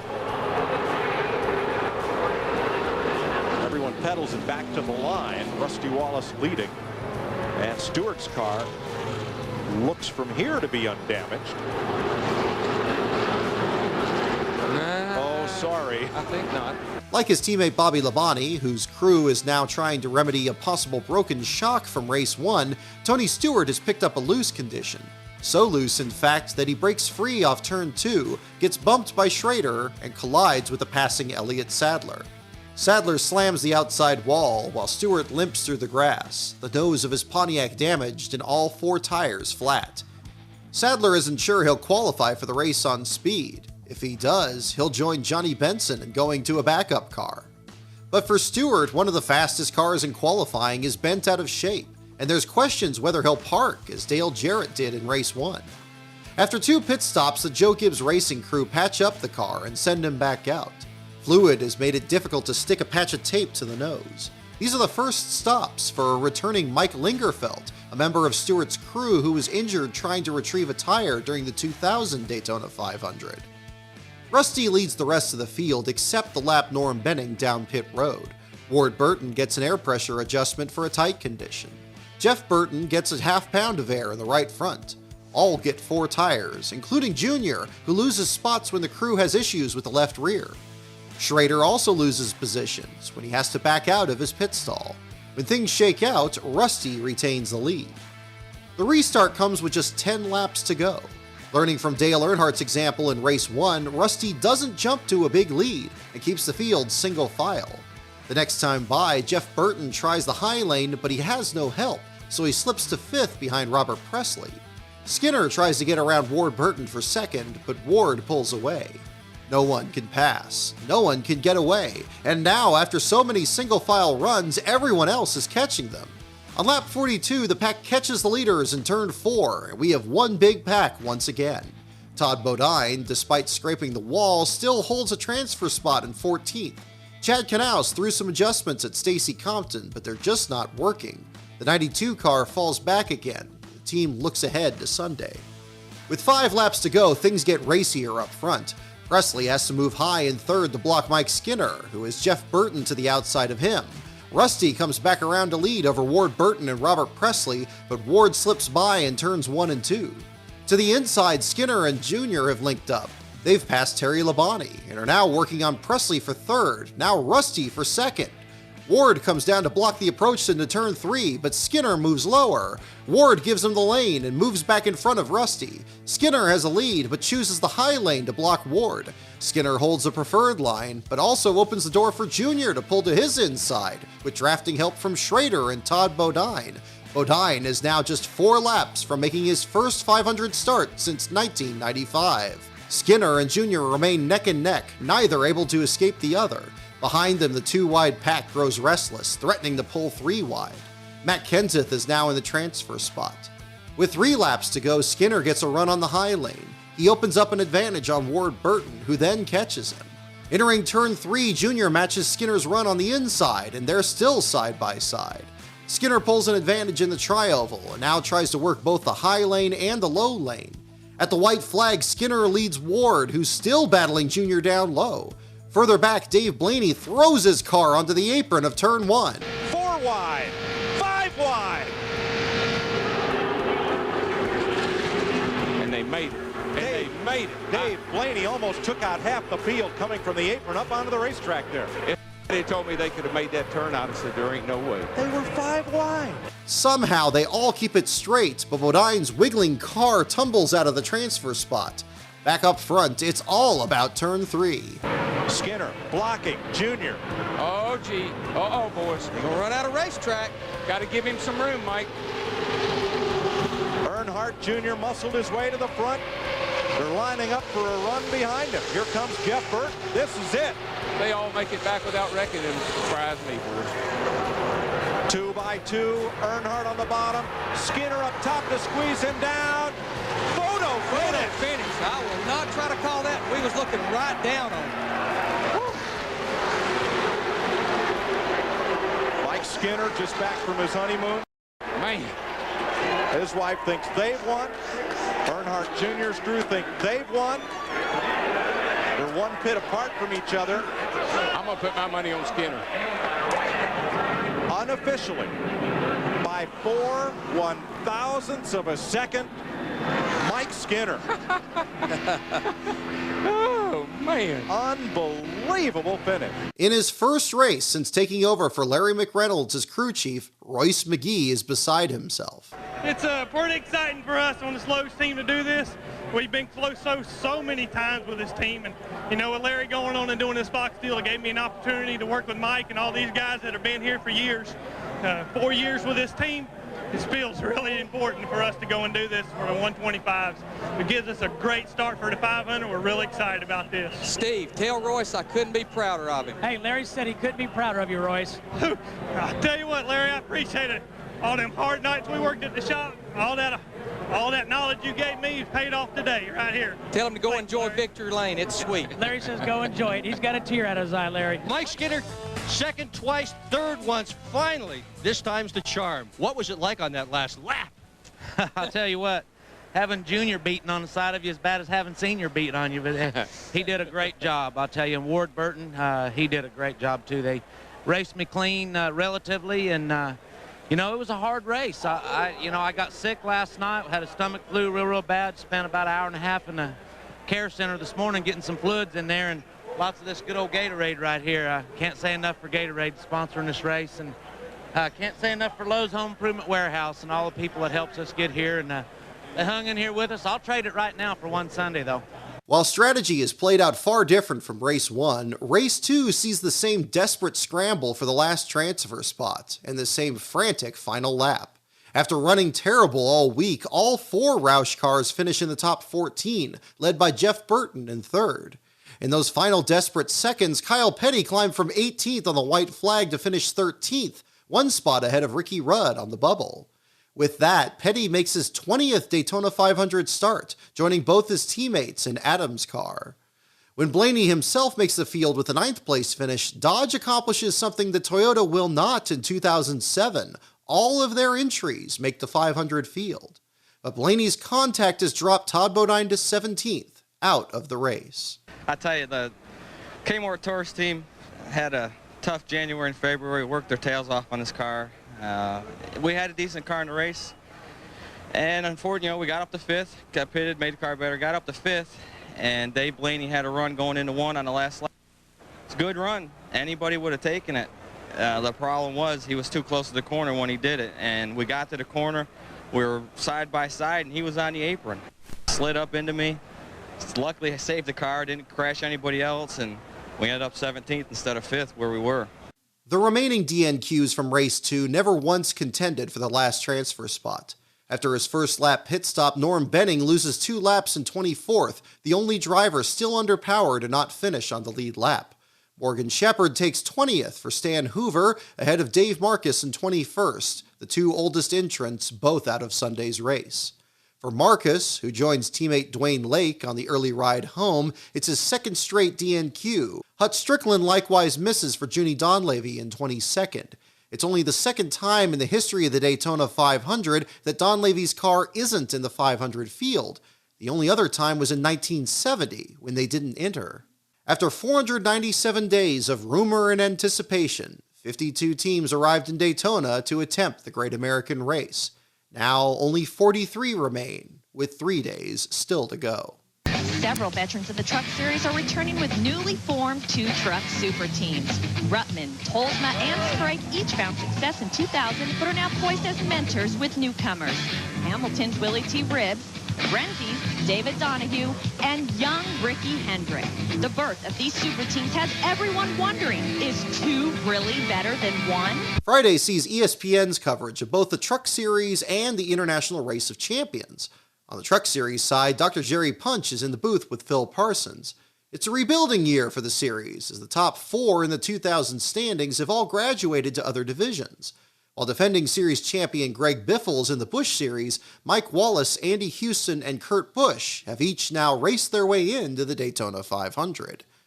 The Truck Series, already the inspiration for the current Cup Series aero package, has made further changes, including the gurney lip atop the tall rear spoilers.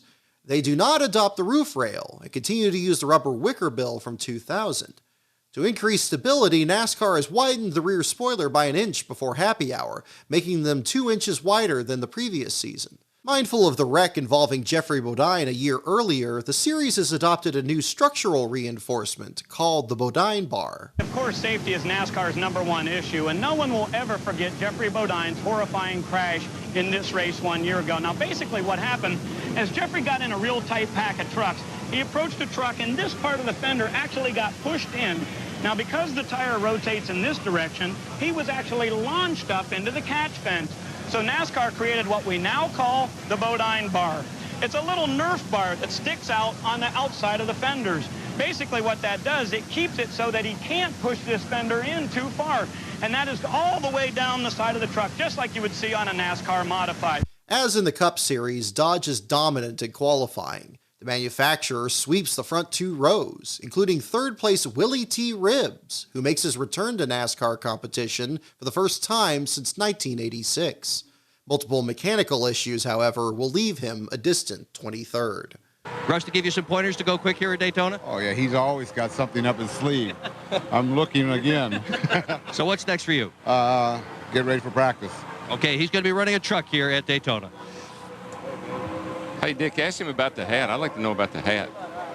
That's a cool hat. I'd like to know where he got it. Willie, wait a minute. Don't leave. Darrell Waltrip wants to know about the hat. Really, I do, too. You know, your hat's a whole lot smarter than my hat. Where'd that thing come from? Darrell doesn't remember, but I was in FFA. I used to raise show hogs. So you raised what? Show hogs. What are they? They're hogs that were for show. We didn't even eat them. They were just, put a bikini on them, and they were for looks only. There you go, folks. Willie T. Ribbs. I had nothing to do with that. Among the starters in the race is 29th place Larry Gunselman. Gunselman drives the Waterloo Tool Storage Ford, which is entered by Mike Midler. Daytona marks the first time that Midler has entered a truck since Tony Roper's fatal accident in Texas the previous October. Back on the circuit, Midler has changed truck numbers from Roper's number 26 to the 63, which along with the yellow decal bearing Roper's name will be run for the rest of his career as team owner. Gunselman has qualified for the race despite a stacked entry list of 42 drivers for just 36 spots. With 2 laps to go, Gunselman runs 15th, 1 lap down. Coming through turns 1 and 2, Chuck Hosfeld gets loose under him and the 2 crash. Gunselman ends up 18th as the race heads towards a green-white checkered finish.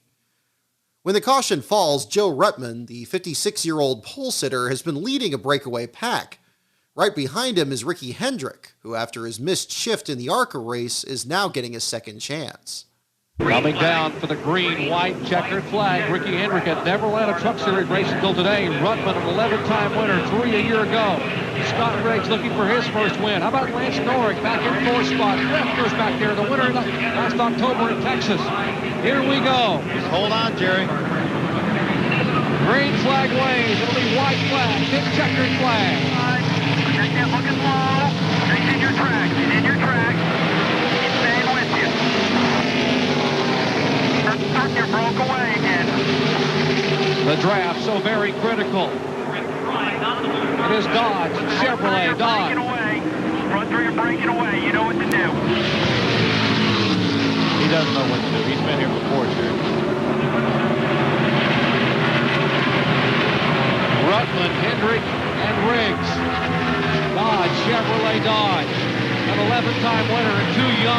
three. Craftsman Truck Series drivers looking for their first victory right behind him. Again, a three-truck breakaway, just like we had the point of caution. Wide flag. What will they do? Will Hendrick go to the inside? When will he make his move? Will Riggs be a factor? Scott Riggs had the strong truck early on. No one-year run with Riggs. That's the truck that won a year ago. The chassis that won. The team that won. Hanging back on you. He's losing you behind you. Stay with him. Now Riggs is faded by about 4 truck lengths back-to-back straightaway. Joe Ruttman is watching his mirror every inch of the way around this race. Watch him. Riggs backed up to get a run. Looking outside. Here is Riggs. He's there. To the high side of Ricky Hendrick. That's going to help Joe Ruttman. You listen to Ricky Hendrick's radio. Here they come. Off the turn, Riggs has a run. Hendrick has a run. But Ruttman has 3 car lengths, and Joe Ruttman will win it. The result is the first recorded victory for the Bobby Hamilton racing chassis nicknamed Freak. You finished third in the Daytona 500 a few years back, but now you have the trophy. You're in victory lane at Daytona. How's it feel? Well, I wish I could have done it 30 years ago when I was younger, but it's an awesome feel because with the Dana Dodge behind me, anyone could have won with this thing. And I'd like to thank Bobby Hamilton again and Craftsman for putting up that good money for us to try to win. To kind of set him up for coming off turn 4, I figured we could get good momentum run on him and get the win. But 2 truck behind me kind of, did his own deal. Everyone for themselves that last lap going into 3. So we all 3 were there by ourselves. And luckily I got back by the 2 truck, and the GMAC Chevrolet did great all day, and can't thank my guys enough. Ricky didn't let him outsmart him, you guys. Good job to Ricky Hendrick. Next is the opening round for the 25th season of the International Race of Champions. Hi everyone, I'm Bob Jenkins. Welcome to Daytona as we begin this 4-race series. We'll also have events at Talladega, at Michigan, and we'll wrap things up at the Indianapolis Motor Speedway. Now, this is the 25th year. We've seen some great races over the past year at Daytona. Basically, they've been dominated by those drivers in the NASCAR Winston Cup Series. Scott Sharp is one of the drivers that will be calling the race for us here today. And Scott, what do you think? Do the IndyCar drivers have a shot at it this year? Well, Bob, typically the open-wheel drivers are certainly at a bit of a disadvantage. It's the best NASCAR drivers on their track with their cars. In the last 5 years, they've only won 15% of the time. But this year, things might be different. Jay Signore and the IROC team have added roof spoiler and more rear spoiler for more downforce, makes the cars easier to drive, gives off a bigger wake, better drafting, so that should help. Certainly also, Eddie Cheever and Kevin Brack are 2 really aggressive drivers, adapted well to these cars, and if the other open wheel guys can get behind them, help them, they might have a surprise for them. And also with us, Jeffrey Bodine, who is a former winner of the Daytona 500 and the 1987 champion of the IROC Series. What do you think? Are the IndyCar guys going to have a show today? Well, Bob, Scott really said it all. I mean, with the cars changed a little bit, more aerodynamics, more drafting, easier to drive, with the experience the open wheel guys have at some of these tracks like here at Daytona, don't be surprised if you see one of those boys driving victory lane. Dale Earnhardt is the defending champion of the race and also of the series. The Pontiac Firebirds have also adopted a similar aerodynamic package to the Cup cars. Tony Stewart is a late invitee as he takes the place of Gilles de Ferran, injured in an off-season testing crash. Dale Earnhardt looks strong early, poised to take his 12th IROC win, which would break his tie with Al Unser Jr. for the most wins ever in the series. But when Jeff Burton crosses his nose off turn 4, the IROC crew have to tape his fenders back together. With just 7 other competitors and 14 laps still to go, Earnhardt still finds his way back to the lead, only to find a new challenger in Eddie Cheever. I tell you, there's one guy, haven't we all seen this before? I don't think you want to be going the last lap with Earnhardt leading. You don't want Earnhardt leading or second or third or fourth or fifth anywhere, because he doesn't matter where we go. Here we go. On the outside. Come on, Kenny. With 2 laps to go. Kenny. Kenny. They touch into turn 1. Earnhardt is in the grass. Look at him hang on to that car. Oh, big save. Amazing. He did not crash. Great save, but a bad, terrible move by Cheever. You just can't front somebody down in the grass like that. That is way too dangerous. Eddie's pretty aggressive all the time, and today is no exception. We need to have a camera down in the garage area after this race. Now here comes Rudd up on the high side of the racetrack trying to take the lead from Cheever. Might get a camera down in the grass.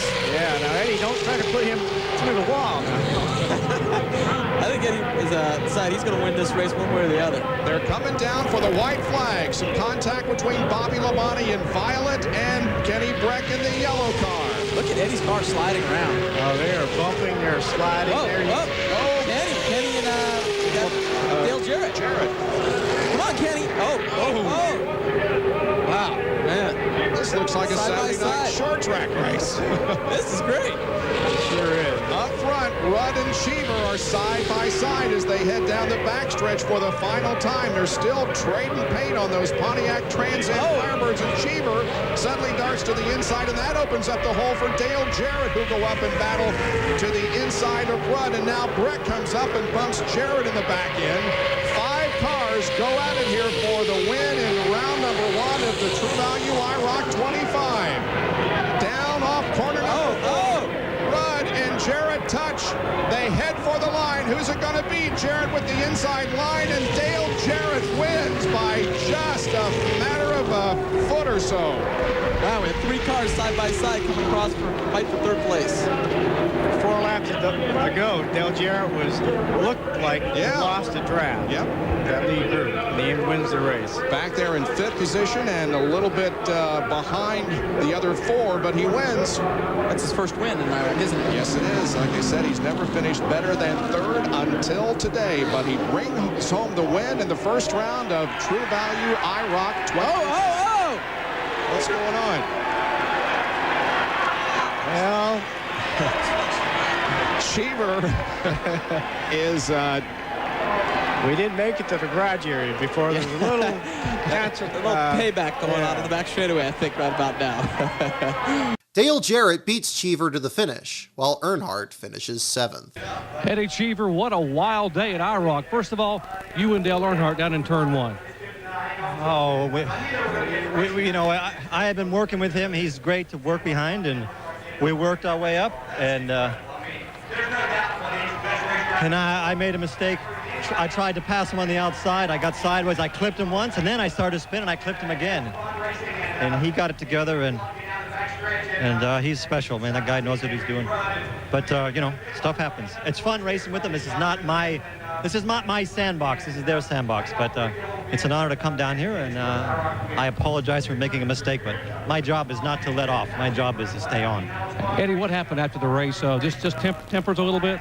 No. He came down. I thought I was going to get an ass kicking, but he came down and said, "I'll race you next time, no problem." It was definitely my mistake. I just want to know it's over with. We'll race next time. I feel like he got loose off the travel, but man, he just kept coming, and I thought I was off of him, and he just kept coming. No hard feelings? You got to go on. You can't let. That's our rock race. We got to race to Sunday. We can't worry about that. What was the spin way of showing me you're unhappy and just leaving it here at Daytona? Yeah, we're even now. Clean that bitter down? No, we'll race again. Our rock race is supposed to be fun. I'm trying to have fun. Tomorrow, right here in historic Daytona, the Super Bowl of auto racing will take place. But first things first, right now it's the Busch Series kicking off with its richest and most important event of the year. This is a race that the Intimidator won a record 7 times, the Napa 300. Saturday dawns cloudy with rain in the area. The NASCAR Busch Series leads the program with their opener, the Napa Auto Parts 300. For this series, the aero package remains largely unchanged from the year 2000, employing just a 55-degree spoiler with no gurney lip, no roof rail, and a 29 32nd-inch restrictor plate. With this package, the Pontiacs have a clear advantage. Of the 43 starters, 13 are Pontiacs, and 9 of those qualify in the top 10, led by teammates Joe Nemechek and Randy LaJoie. Nemechek is one of 7 drivers who entered both this race and the Daytona 500, and is one of 6 to actually qualify for both. Todd Bodine, bumped from the 500 field on the last lap of his qualifier, drives for Buckshot Jones in his Pontiac, the 00. Ironically, while Buckshot brought a sponsor of his own into the Cup Series for Petty Enterprises, This car is without a sponsor. Also among the Cup drivers is Matt Kenseth, who continues his long-standing effort with the Reiser family in the number 17 Visine Chevrolet. Bobby Hamilton runs alongside his son Bobby Hamilton Jr. in a pair of Chevrolets sponsored by Dr. Pepper. For the older Hamilton, who's suffering the same stomach virus Mike Skinner had on Thursday, this is his first Busch Series start since 1995. Michael Waltrip has his own car with sponsorship from Aaron's, which left Johnny Benson's Cup team at the end of 2000. He calls his new ride the Aaron's Dream Machine. Phoenix Racing has cars entered in both races, but today P.J. Jones runs his number 1 Yellow Freight Pontiac. Jeff Purvis, his Cup driver, instead runs for Joe Gibbs. In fact, Purvis will drive the number 18 MBNA Pontiac, which Jason Leffler left to move up to Cup with Chip Ganassi. Purvis's teammate at JGR is Mike Magic Shoes McLaughlin, who after leaving George Debedard's team is replaced by Kenny Wallace in the number 48 Gould's Pumps Chevrolet. Series regulars fill the rest of the field, including up-and-comers Kevin Harvick, Jamie McMurray, Greg Biffle, Jimmy Johnson, and all 3 of the Green brothers. Chad Little, who lost his Cup ride with Roush, is a last-minute substitution for Phil Parsons in the Base Motorsports car. After Terry Bradshaw gives the command, Little drops to the back for the start. And here they come, 43 strong, to race 300 miles. Green flag, we're racing.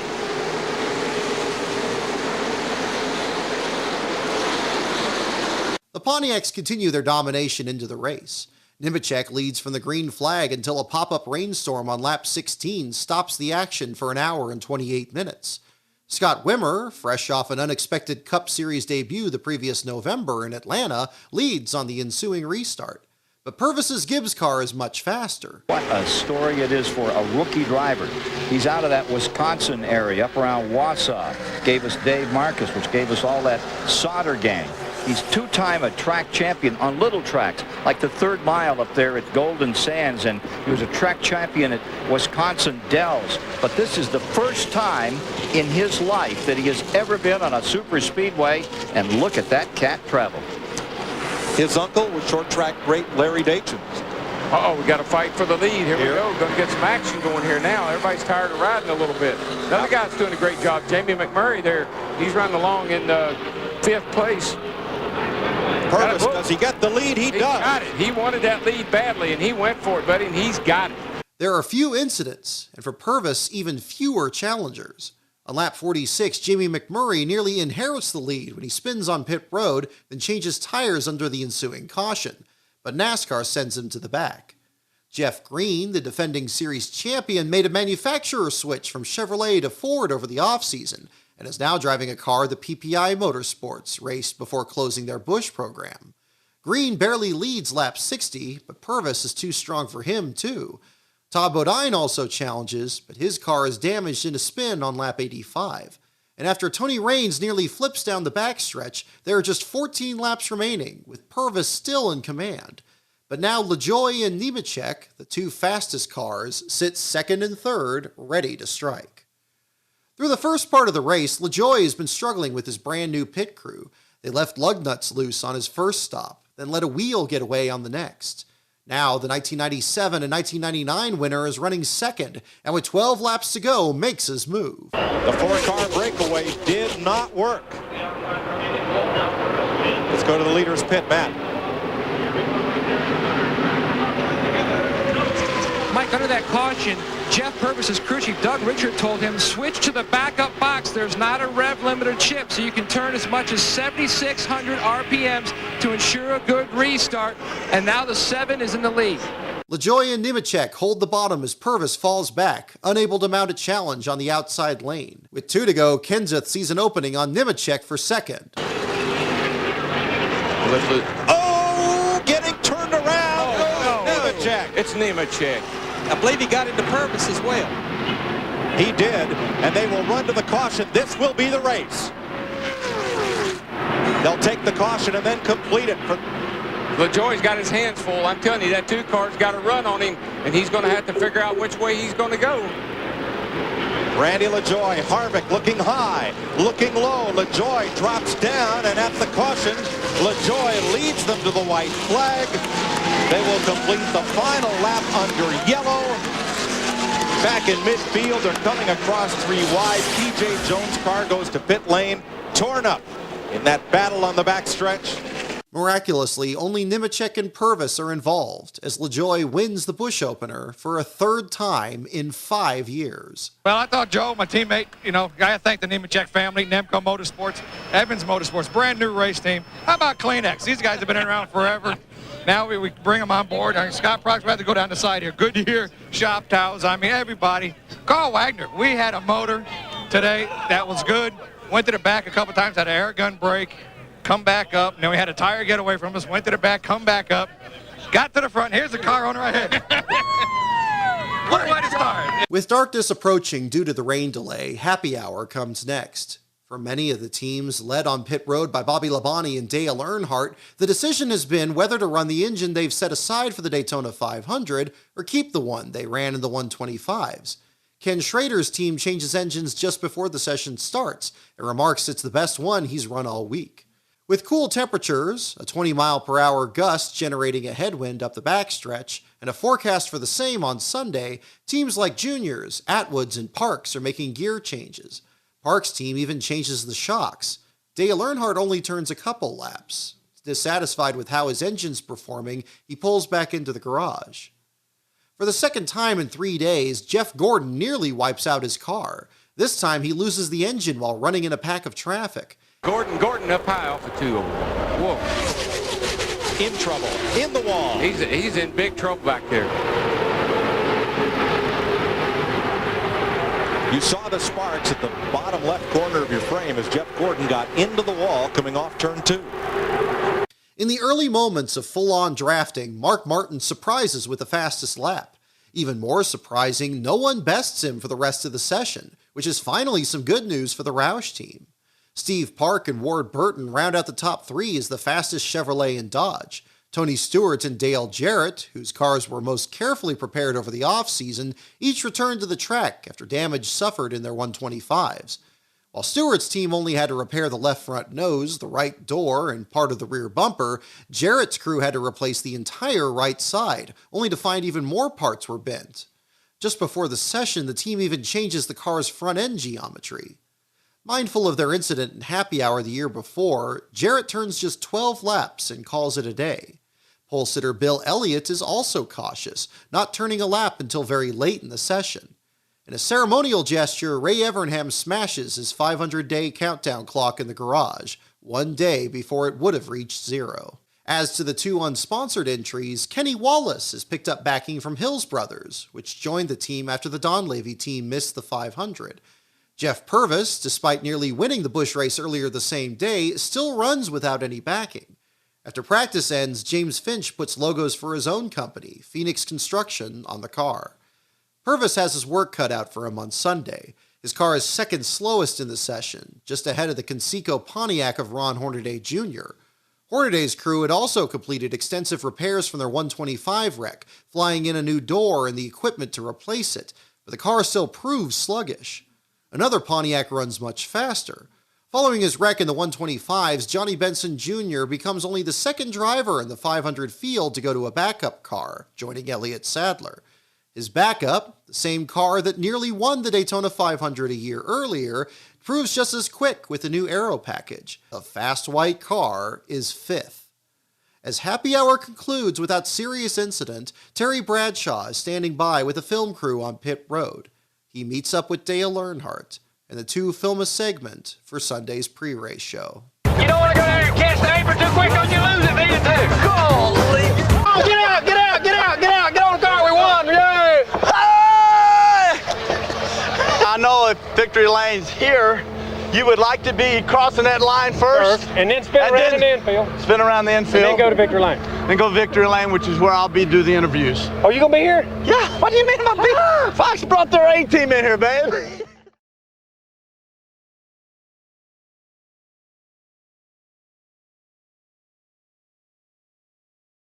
Oh, say does that star-spangled banner yet wave o'er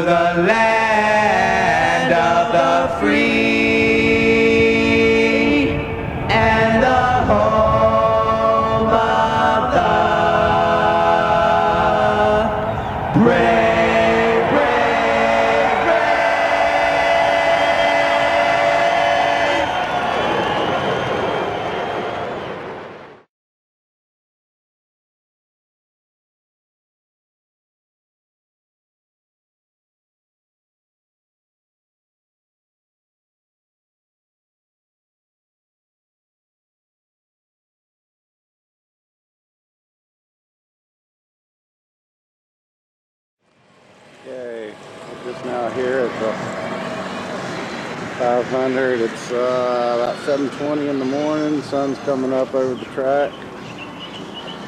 Waiting on Jerry. He's in the John right now. We're fixing to go through the tunnel. I don't know if I'm going to get the garage or not. Scared I'm going to get run over here. There's the Earnhardt here. Yeah.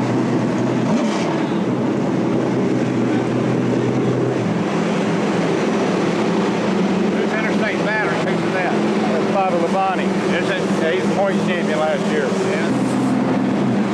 There's the man's car right here.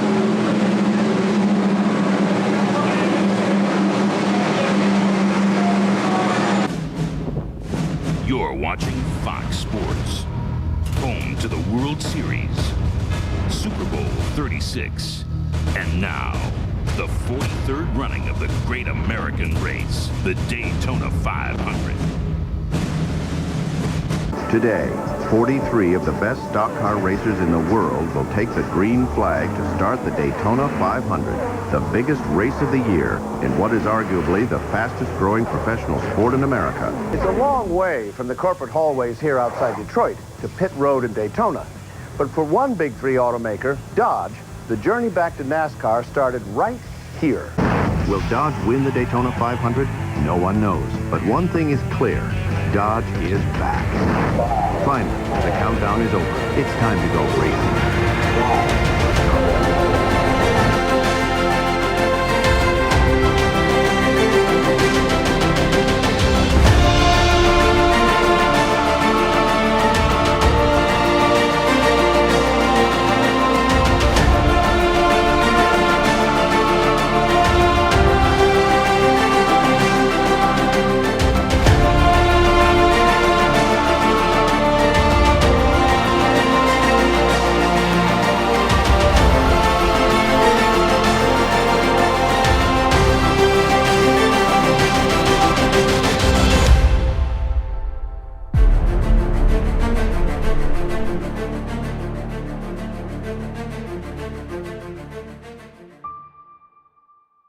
It is your moment.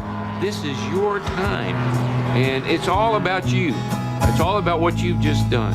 We all drive into the victory circle, and victory circle it's like heaven. I mean, it's open the gates. When they get there, they open the gates, and you drive in, and that's when everything comes into perspective. We won the race. In the sport where father faces son, today's best respect the history of the great American race. Because if one can raise his arms here in this victory lane, he can forever ride on racing's center stage. Now I think I got the crew, the team, the car, the engine combination, everything to win the Daytona 500. The thing about the Daytona 500 is you're nobody unless you've won the Daytona 500. Man and machine, power and pride, drive and thrive. Jarrett, Gordon, Burton, and of course, the Intimidator. Fox and NASCAR fly together right into the future as the world's fastest sport has arrived right here on the one and only Fox Sports. Fox's pre-race show begins with the clouds from Saturday long gone, revealing a clear and cool but windy 68-degree day. Just like Saturday, a strong headwind blows up the backstretch toward Turn 2. Fans entering the track pass through the Dodge City display across from the main gate. 3 times in the first 40 minutes of the pre-race show, Chris Myers says, "This could be the greatest Daytona 500 ever. Many people and drivers are saying it'll be the greatest Daytona 500 ever. A number of drivers saying this will be the best Daytona 500 ever." There are features on Joe Gibbs and Dale Jarrett, but Dale Earnhardt's ride with Terry Bradshaw steals the show. As promised, Bradshaw has stayed for Sunday's race, and this time will wave the green flag. Also among the celebrities in attendance is Frankie Muniz, then still the lead for Fox's sitcom Malcolm in the Middle. The first drivers he meets are Ken Schrader. Yeah, how you doing? Good to see you. So where you watching from today? Well, he's going to be in the pace car. We'll go to your pit. And then we're going to your pit. Super. And Dale Earnhardt. 7 Winston Cup championships. I was actually a little nervous to meet him, but he was really nice. He was really cool. He's like, "Oh, I love your show," and I was like, "Oh, thanks," and I told him good luck. Enjoy it, though. Good luck. Earnhardt has a filming of his own to prepare for.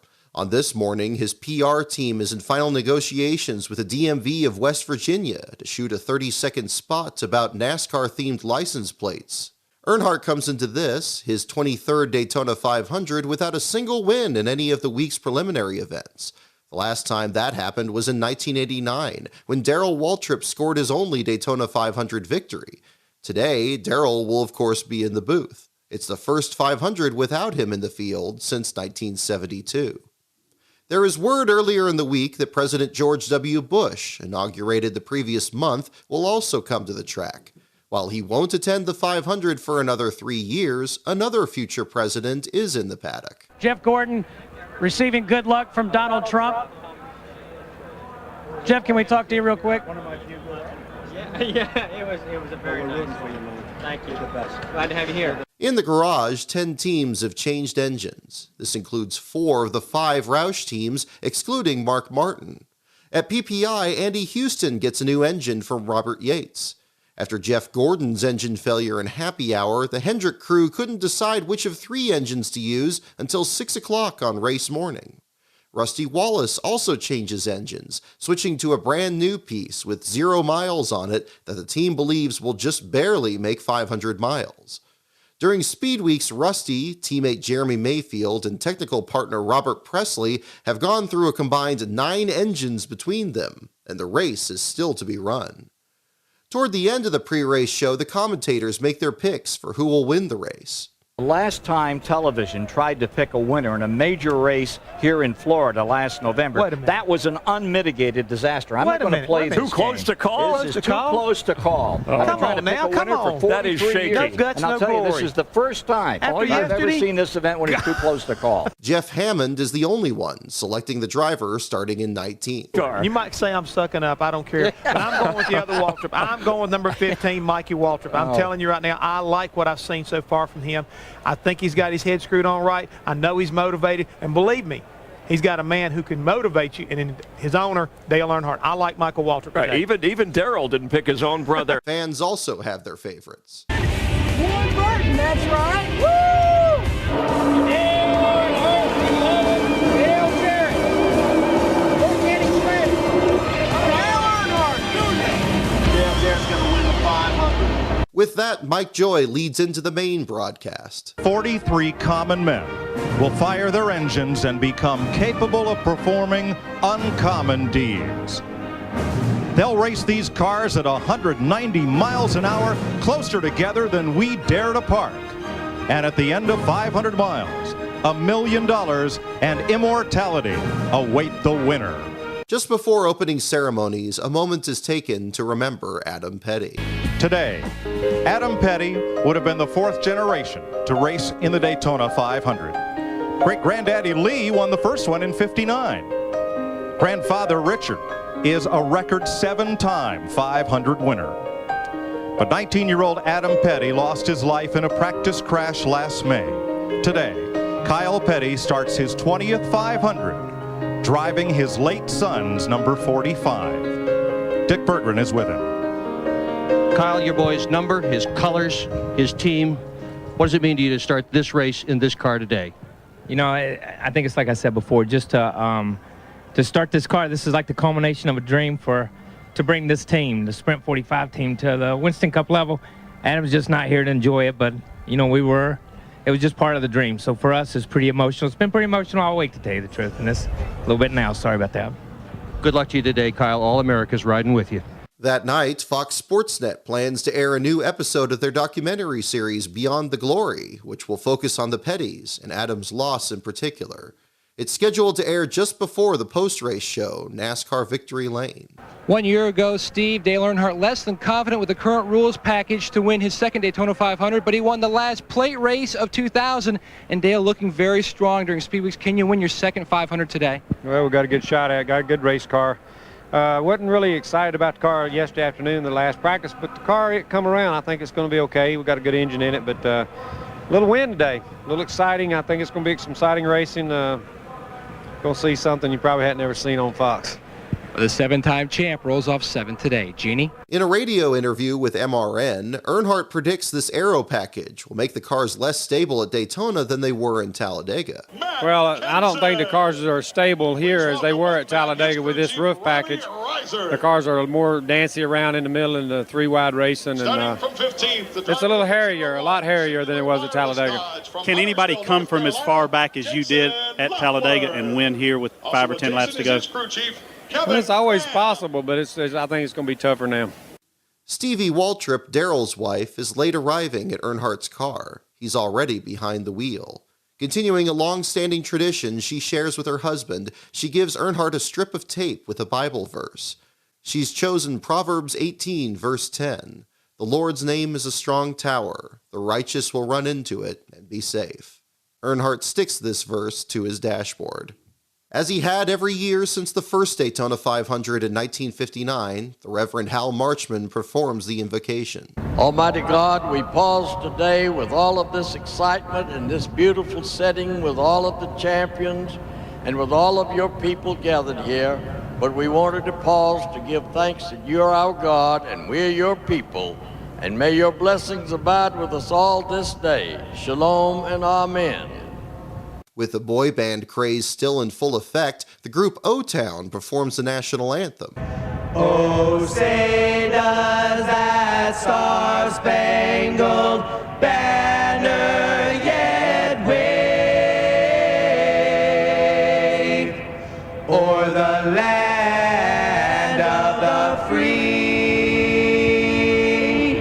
and the home of the brave, brave, brave.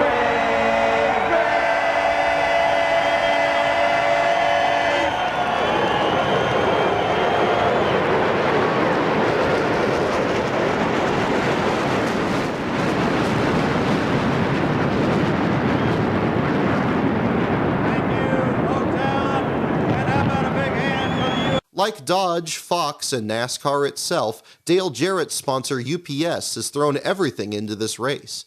Giving the command is the company's president and CEO, Jim Kelly. On behalf of the 350,000 UPS employees around the world, gentlemen, start your engines!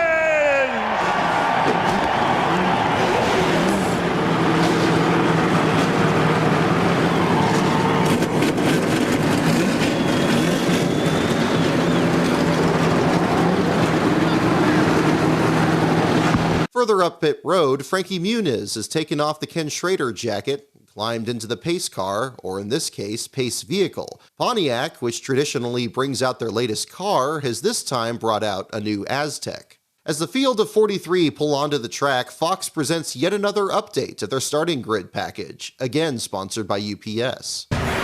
Bill Elliott has his 4th pole for the great race. First time in a Dodge, and Stacy Compton, his first front row start ever. Row 2, 2-time 500 winner Sterling Marlin, and Thursday's qualifying race winner Mike Skinner.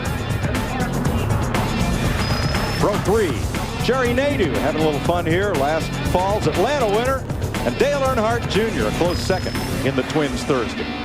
There's the Intimidator, Dale Earnhardt, the 98 champion of the 500 and last year's runner-up. Jeff Burton, Andy Houston is a rookie. Ward Burton, last year's Darlington winner, 05. In the 6th row, former Pepsi 400 winner Jimmy Spencer and Rusty Wallace, who's not yet won a restrictor plate race, maybe today. Row 7, Jeff Gordon, the 97 and 99 500 champ, and Ken Schrader, who has 7 top 10 finishes in this race. Jason Leffler makes his Winston Cup debut. He's out of USAC Midget Racing, and last year's Rookie of the Year, Matt Kenton. Jeff Purvis in the big dance for the first time in 5 years, and Ricky Craven, who finished 3rd here in 97. Michael Waltrip, 5th in 1999, and Dave Blaney in his 2nd 500. Youngest driver in the field, Casey Atwood, age 20, and Mark Martin, 3rd in 1995, his best finish. Kenny Wallace just picked up a sponsor this morning for that car, 6th start for the veteran, and Tony Stewart, who won 6 races last year. Steve Park, last year's Watkins Glen winner, and Kurt Busch, the rookie from the NASCAR Truck Series. Mike Wallace, the middle of the 3 racing brothers from St. Louis, and there's Kyle Petty carrying Son Adams colors. Row 15, Buckshot Jones racing for the Petties, and Ricky Rudd finished third way back in 81.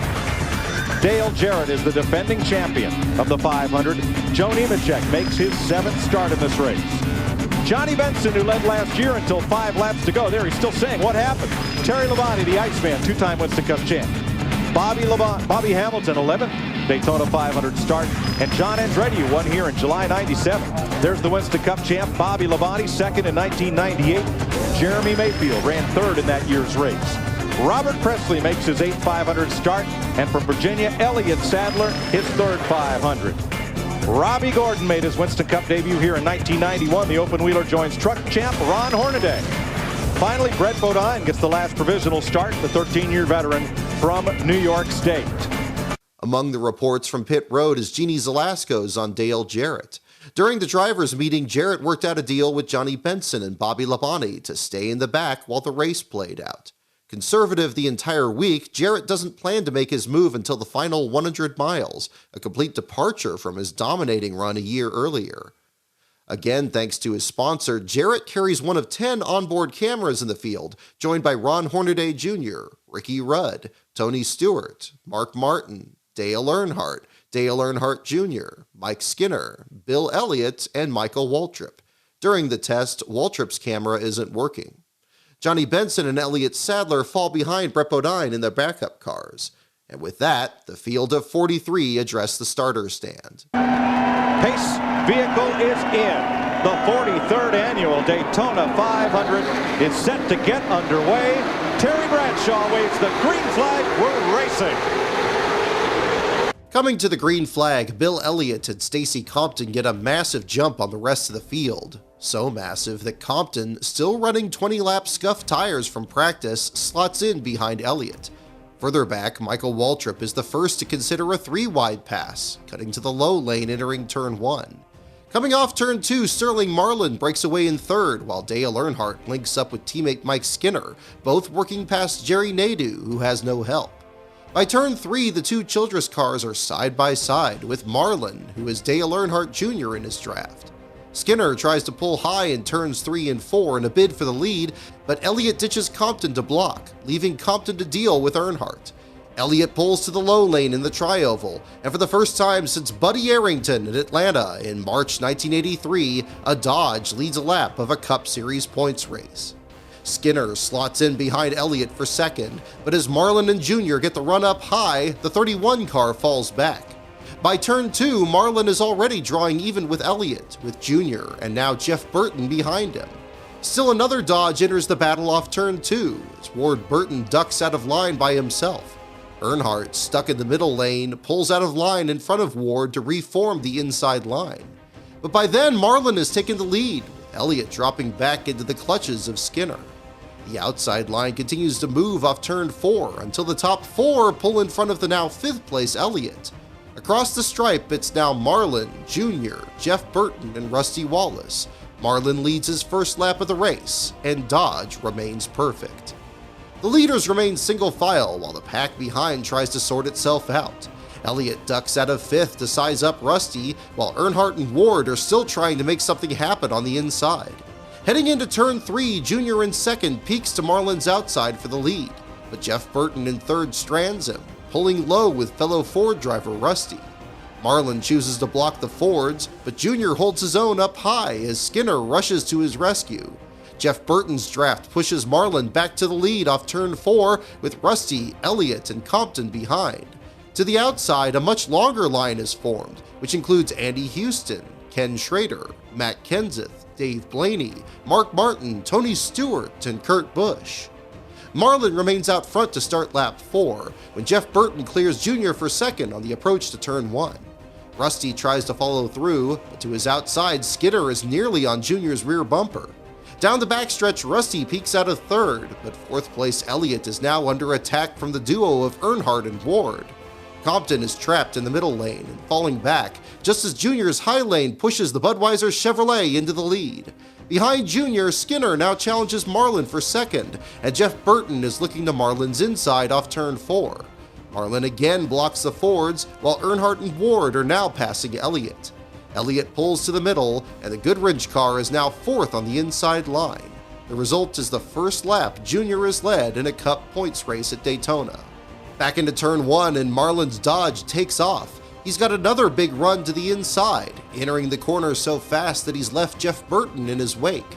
All by himself, Marlin is neck and neck with Junior on the backstretch as Elliott's Dodge falls back in the middle lane, where John Andretti and Jason Leffler run nose to tail. Marlin pulls back into the lead through turns 3 and 4 with Junior close behind, Jeff Burton now leading the inside line. Behind Jeff is Rusty, and behind Rusty is Earnhardt, leading Ward, Jerry Nadeau, Jeff Gordon, and Ricky Craven. Earnhardt's line tries to get past Jeff, but they can't clear him. On lap 6, Jeff Burton makes a wrong move into turn 3 and is stuck in the middle. This allows Rusty to move into second and pull up on Marlin. At the stripe, the outside line breaks up. Junior starts to fall back with only Mike Skinner, Andy Houston, and Ken Schrader behind him. Heading into turn 1, Rusty gets a run on Marlin, but can't quite clear him. Just behind him, Earnhardt has moved into third off turn 2 and slots in behind the Miller Lite Ford. Coming off turn 4, the Hendrick duo of Nadeau and Gordon have linked up, and they now pull ahead of Earnhardt for third place. Nadeau, Gordon, and Craven have pulled up in front of Junior's trailing line and are now towing him back to the front. Marlin blocks another run by Rusty into turn 3, and the field now forms into 2 long lines, neither able to get away from the other. On lap 9, coming off turn 2, Earnhardt peaks under Rusty for second, with Ward still behind him, his own Dodge ready to make a move. Rusty then moves to the middle, which allows Earnhardt to make a move for second as Nadeau's outside line begins pulling on Marlin for the lead. Nadeau gets a half car length on Marlin, who now has to contend with Earnhardt and Ward ducking out from behind him. But Marlin blocks Earnhardt, and with help from the number 3, defends his lead from Nadeau. The next time by, Jeff Burton, fourth on the inside line, pulls into the middle with Skinner and Ron Hornaday Jr. behind him. In just 10 laps, Hornaday's Pontiac, repaired from Thursday's crash, has now climbed to 10th after starting 42nd on the grid. Skinner ditches Jeff to follow Ward, again causing Jeff to fall back out of the top 10 down the backstretch. Back from commercial on lap 13, and Marlin is still in command, but now over Ward Burton, whose Dodge appears to be just as fast. Ward passed Earnhardt for second, but the 3 car is hanging with them, breaking away from the 2 wide pack behind, which includes pole sitter Elliott in 18th. The next lap, Skinner gets a run on Earnhardt for third and pulls to his outside. Marlin and Ward pull up to block his advance. By the exit of turn 4, Hornaday has climbed all the way up to third and is even closing on the 2 leading Dodges. Ward has to pull up to block. Marlin slowly follows to keep up their draft. In so doing, both leave open the bottom lane for Skinner and Earnhardt to re-enter the battle, challenging 4th place Nadeau to their outside. Off turn 2, Ward cuts low on Marlin in a bid for the lead, but Hornaday doesn't follow and makes a bid for second. Marlin, Hornaday, and Ward run single file across the stripe to start the 16th lap, with Nadeau still trying to close on the outside line with Jeff Gordon right behind. The next time into turn 1, Jeff Burton still looks racy, pulling from 6th and flirting with the apron on the approach to the corner. Hornaday holds him off, and the Sitco Ford gets back in line.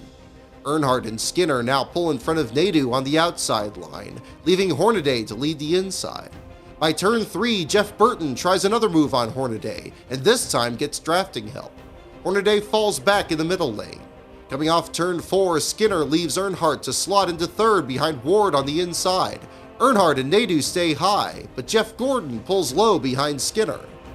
Meanwhile, at the back of the pack, Jarrett, Benson, and Bobby Labonte have followed through on their plan to stay in the back, joining the trailing cars of Buckshot Jones and Brett Bodine. Not far ahead of them, the rest of the field remains locked in one massive pack. Coming off turn 4 to complete lap 18, Earnhardt is about to take third from Skinner, bringing Nadeau with him. This allows Marlin and Ward to pull away again on the inside. Between the 2 Dodges, Marlin's is clearly superior, and entering turn 3, he opens up a couple car lengths on the Caterpillar car. Even so, it's not until lap 20 that Skinner latches on to Ward.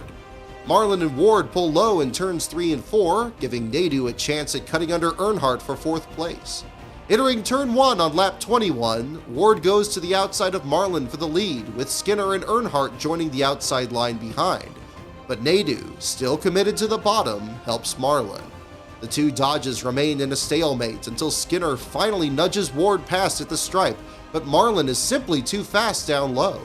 Further back, Michael Waltrip is running 35th and is yet to contend. Back from commercial on lap 25, Marlin now leads Earnhardt, who bumps Skinner out of the way entering turn 3. But none of the leaders seem to lose much ground. Skinner is now behind Ward, who leads the inside line. Jeff Gordon takes over the 3rd spot, while up front, Earnhardt sizes up Marlin down the backstretch, looking high and low. Marlin continues to lead over Earnhardt and even pulls out to a big lead through turns 1 and 2. But this is a mistake. On the racetrack did before. That could pay big dividends when this thing gets down to the end. Look at Earnhardt. Right down to the apron to take the lead. With Jeff Gordon pushing him in the 24 car and Dale Earnhardt Jr. in the red car, the 8 car pushing with him. Darrell, he was down there in the Bermuda Triangle for a while. I'll tell you one thing. I've been out there when there were 2 Earnhardts here, and I've been out there long before now when I thought there was more than one Earnhardt on the track. I can tell you that. Coming to the stripe, Earnhardt leads for the first time as Marlin slots into 4th behind Junior, Skinner, and Ward, leading the 2 lanes behind him. Earnhardt and Gordon pull low into turn 1, while Junior and Marlin go high. Earnhardt comes up to block Junior down the backstretch, but Junior and Marlin nearly split Earnhardt into turn 3. Earnhardt holds off Marlin, and Junior now falls back toward Jeff Burton. The lead draft now includes Mike Wallace and Jeremy Mayfield, 27th and 38th at the green flag. But before they reach the stripe, there's trouble in the back. Something happened to that. It's Rusty Wallace in the 2 car, and Terry LeBron in the 5. I think he's got a right front down. He's trying to get to pit road. And he will without incident. We will stay green. Locking up the right front. First pit stop of the day, unscheduled for Rusty Wallace. Right front tire, flat. Steve Burns.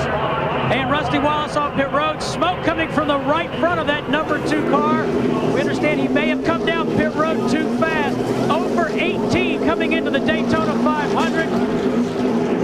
15-second penalty for Rusty Wallace. He's going to go a lap down with that. 15 seconds here. That's from here to eternity. Especially while they're out there under green, they're coming off 4 now, so he's definitely going to go 1 lap down, but you can't run faster than 55 miles an hour. And here they go by him right there, so he is 1 lap down. By the time Rusty rejoins the field on lap 30, most of the cars are still in one pack, with only a half dozen or so lagging behind. In the booth, Darrell Waltrip explains that Rusty's cut tire was because the crew put in too much camber.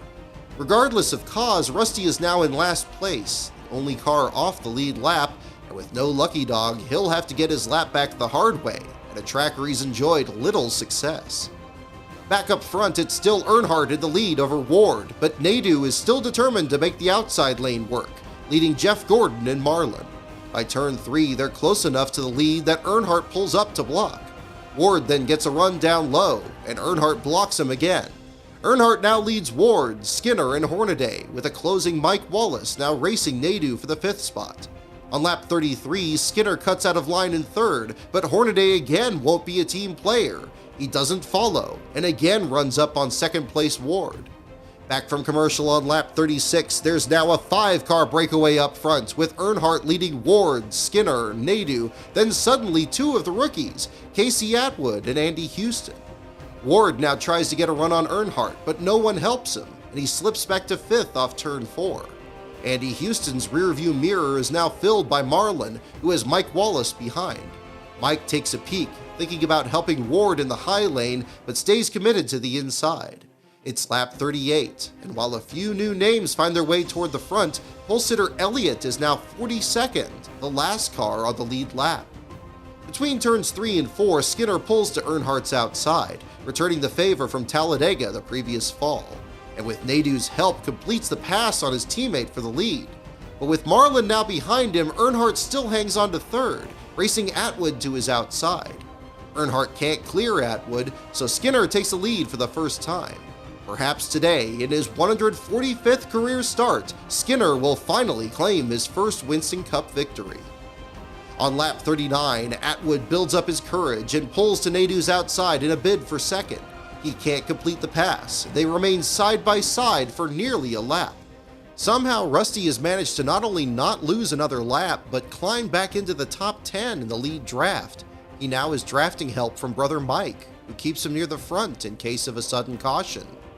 Up front, Skinner plays both lanes down the backstretch, while Earnhardt falls back on the inside line.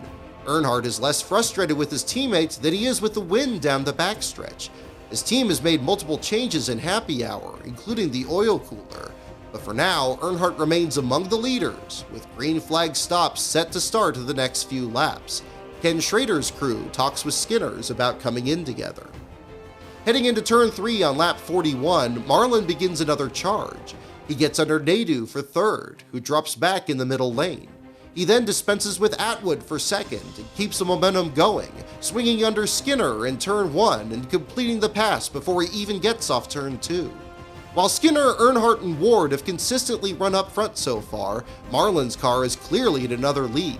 Seeking his third 500 win and his first checkered flag since 1996, Marlin has established himself as the clear favorite to bring Dodge back to victory lane. Back from commercial on lap 45, Skinner has taken the lead back from Marlin, bringing Atwood back to second and Houston to third, with Mike Wallace still helping Rusty to fourth inside of Ward. Houston then loses fourth to Schrader, with Earnhardt now up to sixth, working to the outside of the 7 car. The average speed is now 182.3 miles per hour, besting Buddy Baker's race record in 1980, and all 43 cars, including the lapped Rusty Wallace, are still in the lead draft. That is until lap 47, when there's trouble off turn 4. Purvis. I think that's Jeff Purvis, who bounced off the wall coming off turn number 4. Caution is out. The caution is out. And I don't think the leader got it. Running around the 36th spot at the time, Jeff Purvis loses a right front tire and slams the outside wall. He pulls to the apron of turn 1 and stops, the right side of his car completely flattened. Under this first caution of the race, Purvis's day is done. But with NASCAR still allowing races to the caution flag, the question quickly becomes whether Rusty can get his lap back from Skinner. And Rusty Wallace is hollering on his radio, tell him to let me by, let me get back in the lead lap. Come on, guys, back off. The rule, though, is you need to be in touch with the leader to race him back to the line. He's coming. He's coming, but I don't believe Sterling and Skinner and those guys are going to let him beat them back to the line. If I'm Skinner's crew chief, I'm saying, look, Rusty Wallace has got a fast race car. We don't need to let him back on the lead lap. And they don't. But Skinner doesn't slow down, and Rusty, fourth in line, remains one lap down, now 42nd ahead of Purvis. With 41 cars still on the lead lap just before green flag stops, all come down to jam pit road. As they enter, Andy Houston tries to pull to Earnhardt's outside. Earnhardt challenges the rookie, only to accidentally run in the back of Ken Schrader's Pontiac. The impact caves in Schrader's rear bumper and buckles the nose of Earnhardt's car enough to bow the edges of the hood. Just like in 1991, struck an errant seagull in the opening laps, Earnhardt has a damaged car with most of the race still left to be run. Larry Mack can't help but reminisce. But Dale Earnhardt wouldn't know how to drive a car if it didn't have the front end beat in on it. That's exactly right. Skinner comes in to address a slight loose condition, while Jeff and Ward Burton say they're tight. Jarrett only takes 2 tires, but is still determined to hang in the back. Bobby Labonte needs major adjustments, the crew removing spring rubbers from his Pontiac. The luckless Mayfield is tagged for speeding off pit road. Steve Park slides through his pit box and has to be pushed back. Also being pushed back is Jimmy Spencer, who has much bigger problems. The rear end has failed, and the crew now pushes him behind the wall for repairs. Rusty pits alone and now climbs to 41st place. Coming back from commercial on lap 51, Earnhardt isn't the only driver with damage. Terry Labonte's crew is patching together the nose of the Kellogg Chevrolet. Not only was Labonte too close to Rusty Wallace when he cut down a tire, but he was directly behind Jeff Purvis when he hit the wall.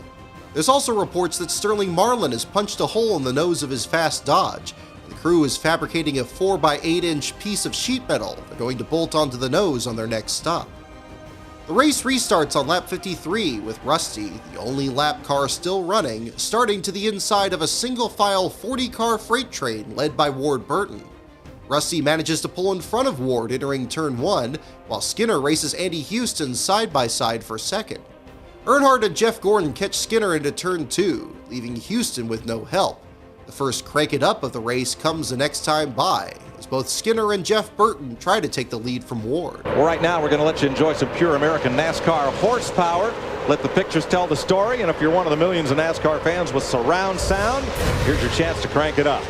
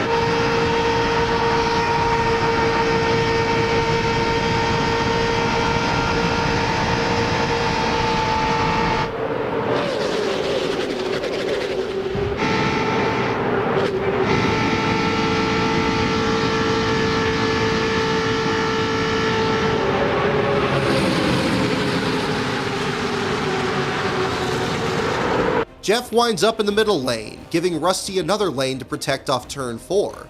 From there, the rest of the field begins to bunch up behind Rusty, forming a 3-wide mass on lap 55.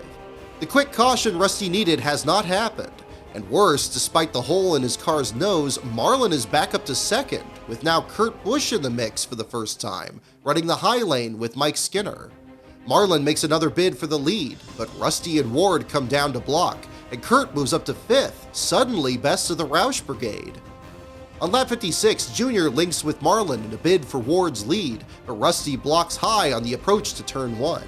Junior then cuts low with Ward, stranding Marlin and allowing Rusty to pull away.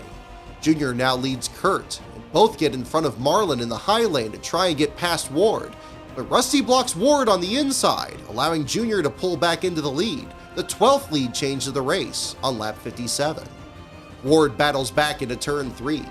Further back, Ricky Rudd, who's not yet been a factor, reports he has a vibration and starts to lose ground into turn 1.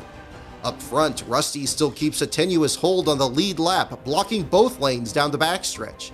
He begins to pull the inside lane clear of the outside, with race leader Ward now pacing Mike Wallace, and for the first time the Viagra car of Mark Martin. Casey Atwood also re-enters the picture, cutting out of the inside line to try Hornaday for 4th. This traps Hornaday in the middle lane, and back he goes.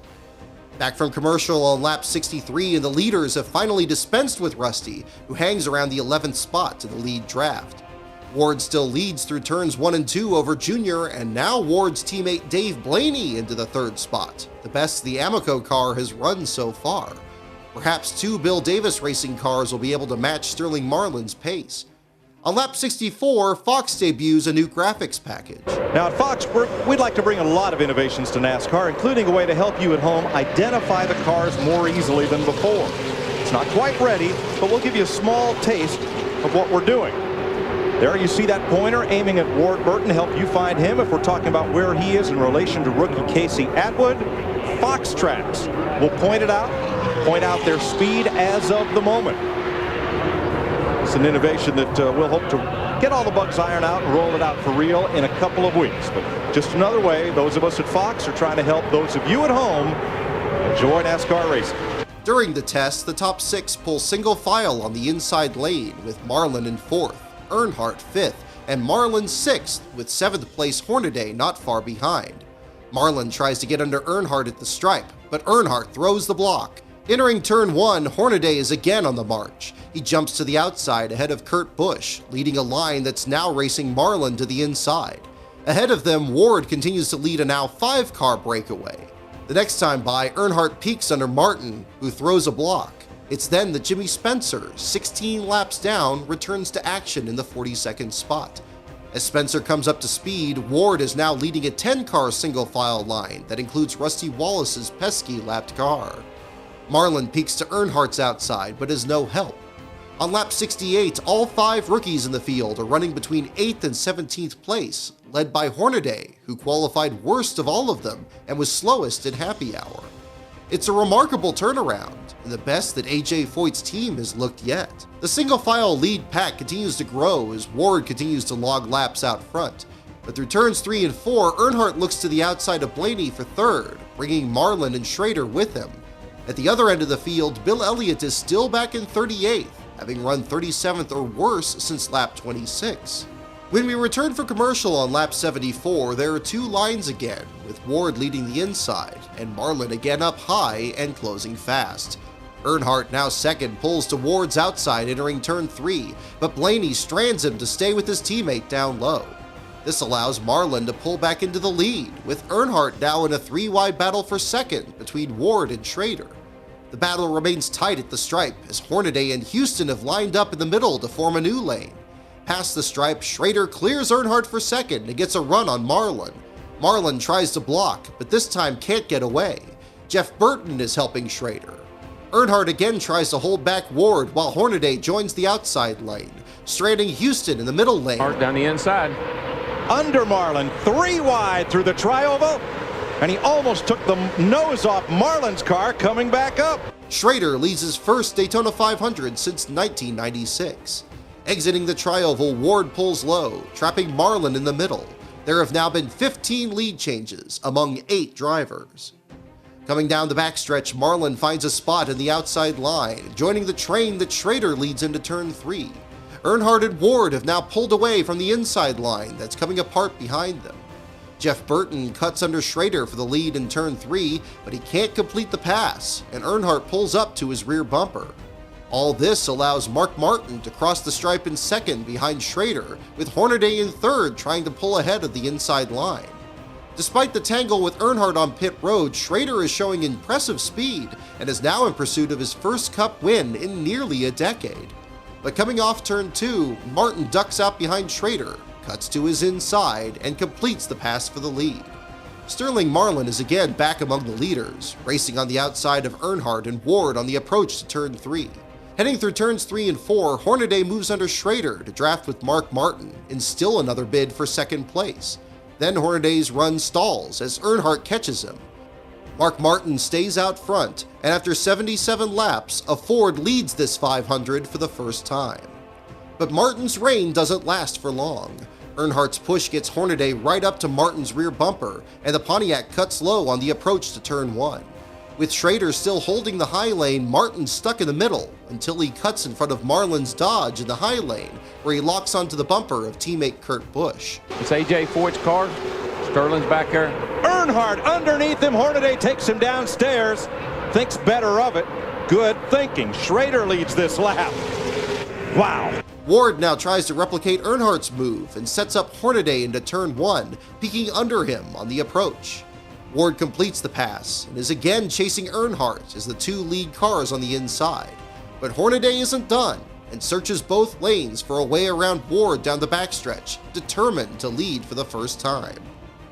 Schrader and Kurt Busch are now leading, but Martin is still under Schrader trying to retake the top spot.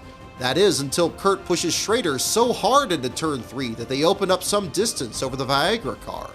Jeff Hammond, who worked with Kurt late in the 2000 season, remarks on this new talent. Mike, I'd like to add the young man you watching back in that 97 car, Kurt Busch, driving for Jack Roush. I worked with him about 7 races last year, and I got news for you. The kid is probably one of the sharpest drivers I've ever worked with, including you, Darrell. I'm telling you right now, the kid has got some talent. He's had a really tough 11 days here at Daytona, but Jack and the rest of the crew have worked very hard on the 97 car, and they've got him up there in the front right now. It looks like he's doing a very good job.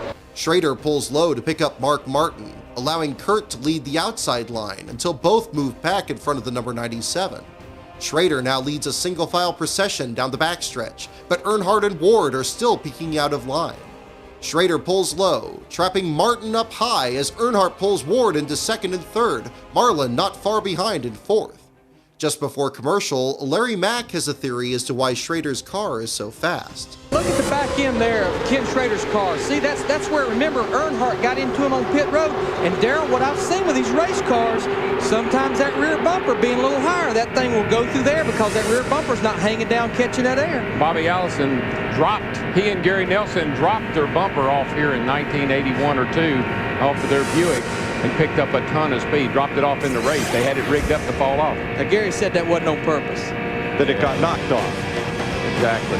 The broadcast returns on lap 86, with Hornaday once again up to second, this time behind Ward and ahead of Marlin and Jeff Burton. Coming off turn 4, Earnhardt is stuck in a side-by-side battle with Kurt Busch. People question that call, but I want you to look where that cat is and how he got Whoa! Did you see Earnhardt bounce off Kurt Busch there off turn 4? Yeah, and Earnhardt stuck his hand out the window, too, as they come off turn 4. Oh, boy, that's the lamb and the lion going at it right there. Earnhardt, just think how well he can drive with one hand. There it is. There it is. Kurt, you're number 1. Over the next lap, Kurt can't clear Earnhardt to his outside. The lap after, Marlin is on the outside, pulling up on second-place Hornaday. Terry Labonte's terrible day continues. He makes an unscheduled stop for right-side tires, but no additional repairs to his battered nose. Prior to that, Labonte had been drafting with Buckshot Jones. Now Buckshot's behind Labonte by open track, trying desperately to catch him before he's lapped. Heading into turn 3, Marlin is back to third, passing Earnhardt on the inside. Hornaday is told by his crew to stay locked on to Ward. Despite this, Hornaday continues to search for a way around Ward, who's led a race-high 27 laps. On lap 90, we are now within 12 laps of a second round of green flag stops. In turn 1, Earnhardt looks high on Marlin for third as the leaders catch Buckshot Jones, who's now within sight of Terry Labonte. Jones pulls low on the backstretch, then Labonte is lapped as they cross the stripe. After another commercial break, we pick up on lap 94, where Tony Stewart's running a distant 35th, apparently on the same strategy as teammate Bobby Labonte. Marlin's back out front with Ward booted to the high lane off turn 4, letting Schrader and Skinner pull into the next two spots. Hornaday's been shaken out to 14th. Skinner looks under Schrader for second off turn 4 with Ward Burton behind him in 4th and Jeff Gordon further back up to 7th. Marlin leads Skinner across the stripe with Schrader in 3rd, but Ward's sizing up Schrader on the inside. Schrader drops back until Jeff Burton catches him. At this moment, there have been 20 lead changes among 9 drivers, with 38 of the 43 starters still on the lead lap. At the stripe, Marlin, Skinner, and Ward have now pulled ahead of 4th place Earnhardt, while further back, Kyle Petty has picked up 7 positions in the last 10 laps, clocking in laps faster than the leader.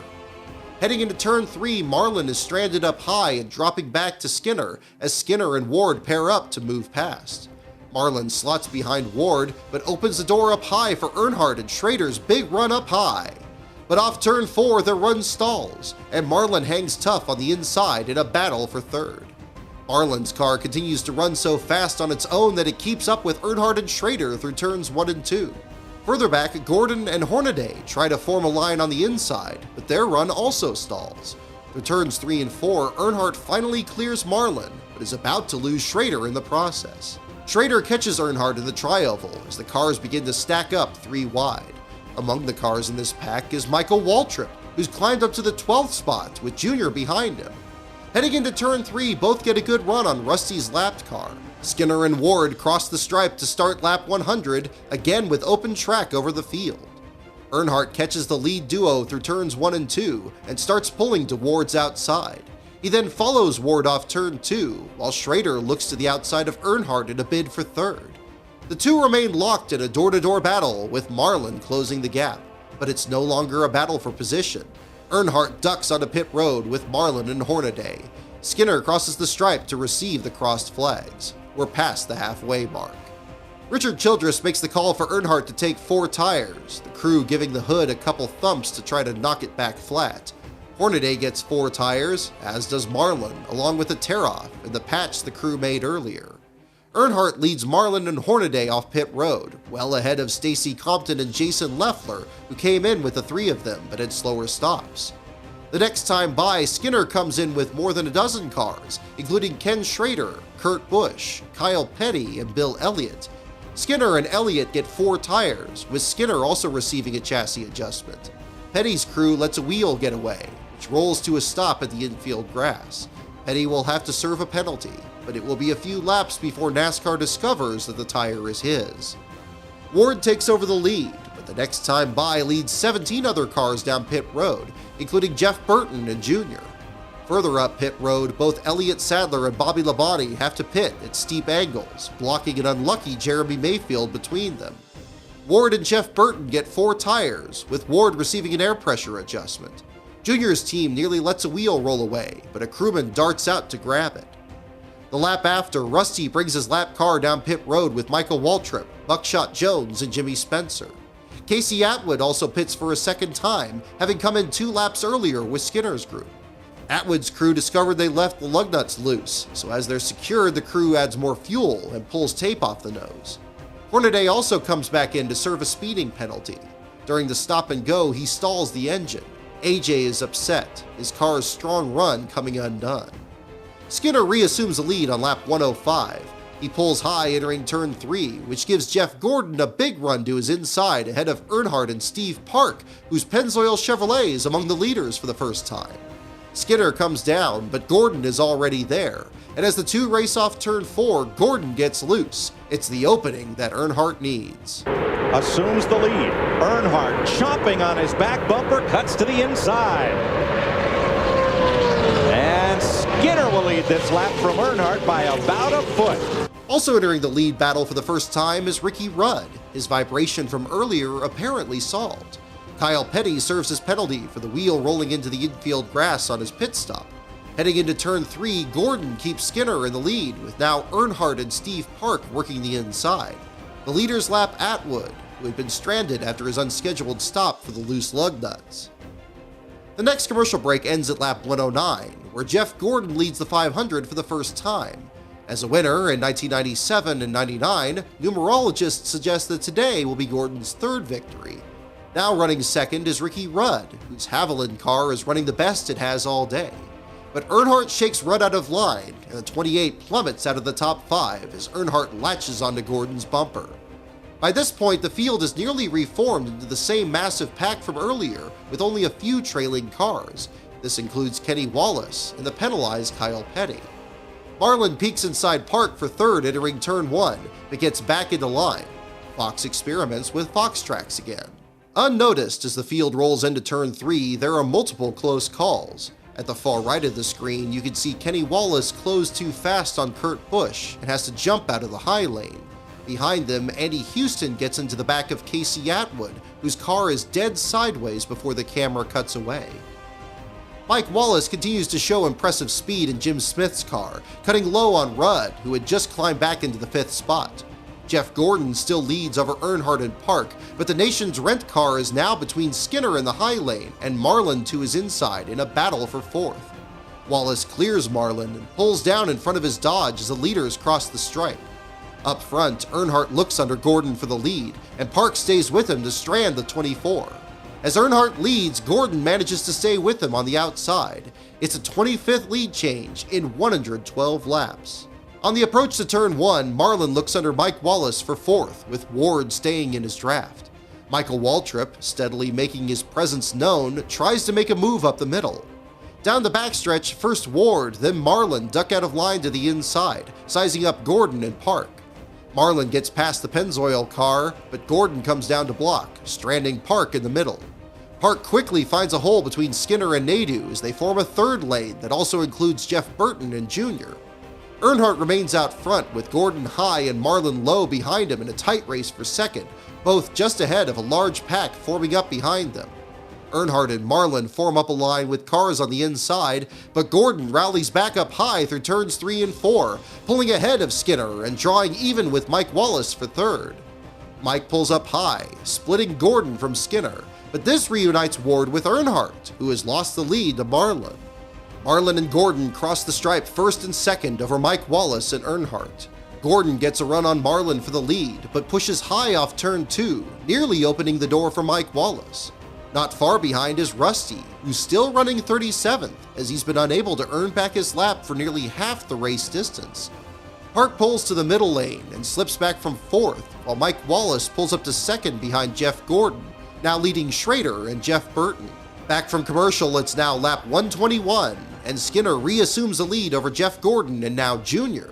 There are 80 laps to go, and Tony Stewart is sick of running in the back. He's already climbed to 18th in the middle lane, with Earnhardt following him through.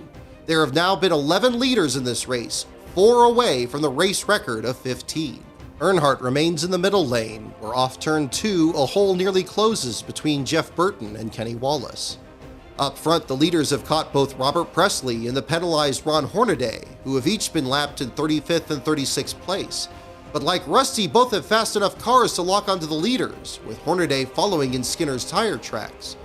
Further back, Nadeau gets shaken out of line with tire marks down the right side of his car. Ward gets a run on Skinner for the lead in turn 3, having charged from 9th to 2nd in one lap, and now pulls out front once more. Rudd climbs to 2nd, while Skinner is stuck further back in the middle lane. Speaking of the middle lane, check out Jeremy Mayfield. After lacking both speed and luck all week, he is up to the 5th spot, but very much in the middle of the hornet's nest. Ward and Rudd try to break away, but the pack is just as fast. So fast, in fact, that by the exit of turn 4, Gordon gets a run on the high lane, with Skinner down low, swallowing both Ward and Rudd. Ward manages to block Gordon, but Skinner gets under Rudd, trapping the 28 car in the middle for the 3rd time in this run alone. For the first time since he led lap 56, Dale Earnhardt Jr. is back and holding 3rd on the outside lane. When Gordon moves low behind Ward, Jr. stays high and begins to draw even with the Caterpillar car, then completes the pass off turn 4. Tommy Baldwin, Ward's crew chief, says the 22 car is still pushing bad off turn 2 because of the wind, and that this gets worse when other cars are around him. Junior leads again at the stripe. There have now been 31 lead changes in 125 laps, the most in the Daytona 500 since 1996, which had 32. The tying lead change is already happening. Marlin and Mayfield get a run on Junior into turn 1 and pull their way by on the backstretch. Marlin flies into turn 3 over Mayfield and Ward, with Junior still holding fast up high, thanks to Park and Schrader catching up. Skinner has now joined the inside line behind Ward, 4th in the procession. Back from commercial, it's lap 130. Ward Burton is back out front, holding the high lane over Marlin as they head into turn 2, but one car has fallen off the pace. Matt Kenseth is running by himself in turn 3 with a broken right front shock. Not a factor the entire week, Kenseth is running 3 miles per hour off the leader's pace in 34th place, the nose of his car porpoising through the tri-oval. The crew still can't decide whether to bring him in or not. Back up front, Skinner draws even with Ward and retakes the lead, but Gordon ducks out from behind with another run into turn 3. Skinner now drops back in the middle. Even Earnhardt strands him by staying 3rd on the inside line in front of Kurt Busch. Finally, off turn 4, Skinner cuts in front of Stewart to take 5th on the inside line, but Stewart is also under attack as Robbie Gordon ducks out of line, climbing to 9th. After running the fastest lap in opening practice, then losing an engine in the 125s, Robbie Gordon has yet to contest the lead of this race. On lap 104, he was 34th, but now he's following Stewart up the ranks. A lap before, he routed Ricky Craven out of the way down the backstretch. But on lap 133, Stewart gets the spot back into turn 3 with the help of another driver who's been absent for much of the running, Joe Nemechek. Oh, yeah. Mikey Waltrip getting squeezed in the middle. Man. Skinner latches onto Earnhardt, both trying to climb back to the front through turns 1 and 2. Just like that, Earnhardt's back up to 4th. Not far ahead, Ward cuts high to block Marlin, while Jeff Gordon and Ricky Rudd try to pull alongside down low. With 134 laps complete and 66 to go, there are still 34 cars on the lead lap. Rusty Wallace is 37th. He stayed ahead of the one-lap down drivers of Terry Labonte, Casey Atwood, and Kyle Petty, but since Robert Presley and Ron Hornaday have just been lapped, he now has to catch and pass them in traffic just to be the first car 1 lap down. In the final 3 spots, Buckshot Jones is 2 laps down in 41st, Jimmy Spencer is 17 down in 42nd, and Jeff Purvis is still the only retiree. Jeff Gordon's inside line stalls out. Ward reassumes the lead by open track, putting Gordon in a race with Marlin for 2nd down the backstretch. As Marlin begins to advance, Kenseth finally pits as he now has debris on his grille. The crew takes the opportunity to look under the hood and check the broken shock. The next time by, Dave Blaney is off the pace, creeping down pit road. The team lifts the hood and believe they have a broken crank. The engine is blown, and Blaney becomes just the 2nd driver out of the race. Back up front, Blaney's teammate is still out front, but Marlin gets another run on Ward Burton up high, bringing Kurt and Junior with him. Ward and Jeff Gordon fight back off turn 4, and the 22 remains out front to complete lap 137. The broadcast comes back for commercial on lap 141, where green flag pit stops are beginning. If the race stays green, these may be the last stops of the race. Mike Wallace comes in first, followed by the damaged Terry Labonte. Ward and Marlin race side by side as they put Mike a lap down. Kurt ponders an even higher line than the 2 Dodges, who lap Terry Labonte again off turn 2. As Earnhardt peeks out further back, Ken Squire is awed by the racing. The years I've watched this race, here we are, 140 laps, 350 miles into this event, and they're running record speeds out here, but I have never seen them run this fast and double wide this long. This is a remarkable race and so beautifully driven. Marlin, Ward, and Jeff Gordon pull away as Kurt slots in front of Earnhardt for 4th. This leaves Junior and Earnhardt in a side-by-side battle for 5th, Junior leading Steve Park and Earnhardt over Skinner. Down the backstretch, Ward outmaneuvers Marlin for the lead, stranding the Silver Bullet on the outside and bringing Jeff Gordon to 2nd, Kurt Busch to 3rd. Mike Joy reminds the viewers that Roush picked Kurt to drive this car instead of Greg Biffle because he was impressed with how Kurt reads a racetrack. Before the next commercial break, we see a replay of another close call. Man, Tony Stewart just about spun Dale Earnhardt out. You heard Tony have to back completely out of the throttle. He jumped out of it. He had a run on Dale. Wasn't quite enough room. During the commercials, there's another one. He gets a run down on the inside there. Gordo doesn't want to let him go, but... I'm going. Look, did you see him work that wheel? He was a busy man in there. Man, oh man. Look through the windshield. Watch his hands right here. Run 190 mile an hour coming through here. Yeah, this isn't like bumping in the parking lot. We pick up the live action on lap 149 with Ward now leading Marlin at the head of a 6-car pack. During the next Crank It Up segment, Michael Waltrip leads the outside line. The next time by, Marlin, Schrader, and Earnhardt come in for what may be their last stops of the race, bringing with them Brett Bodine, Johnny Benson, and Jason Leffler. The patch on Marlin's nose is removed, then reattached. Robbie Gordon comes in the next time by, leading Kenny Wallace, Ron Hornaday, and Kyle Petty. Robbie's crew has issues with the right front, while Kyle slides through his stall and has to slam into reverse. The next time by, and here comes Jeff Gordon over Steve Park and Kurt Busch, bringing Jeff Burton, Ricky Rudd, Mike Skinner, and several others. The 24 slides over the line and has to back up. Jeff Burton gets air pressure and wedge adjustments. Kurt gets 4 tires. Skinner gets left side tires and a track bar adjustment. Skinner shoves in the clutch, but his car won't go. Mike Skinner cannot get it refired. Trouble for Mike Skinner. The winner of Thursday's 125-miler is blown up.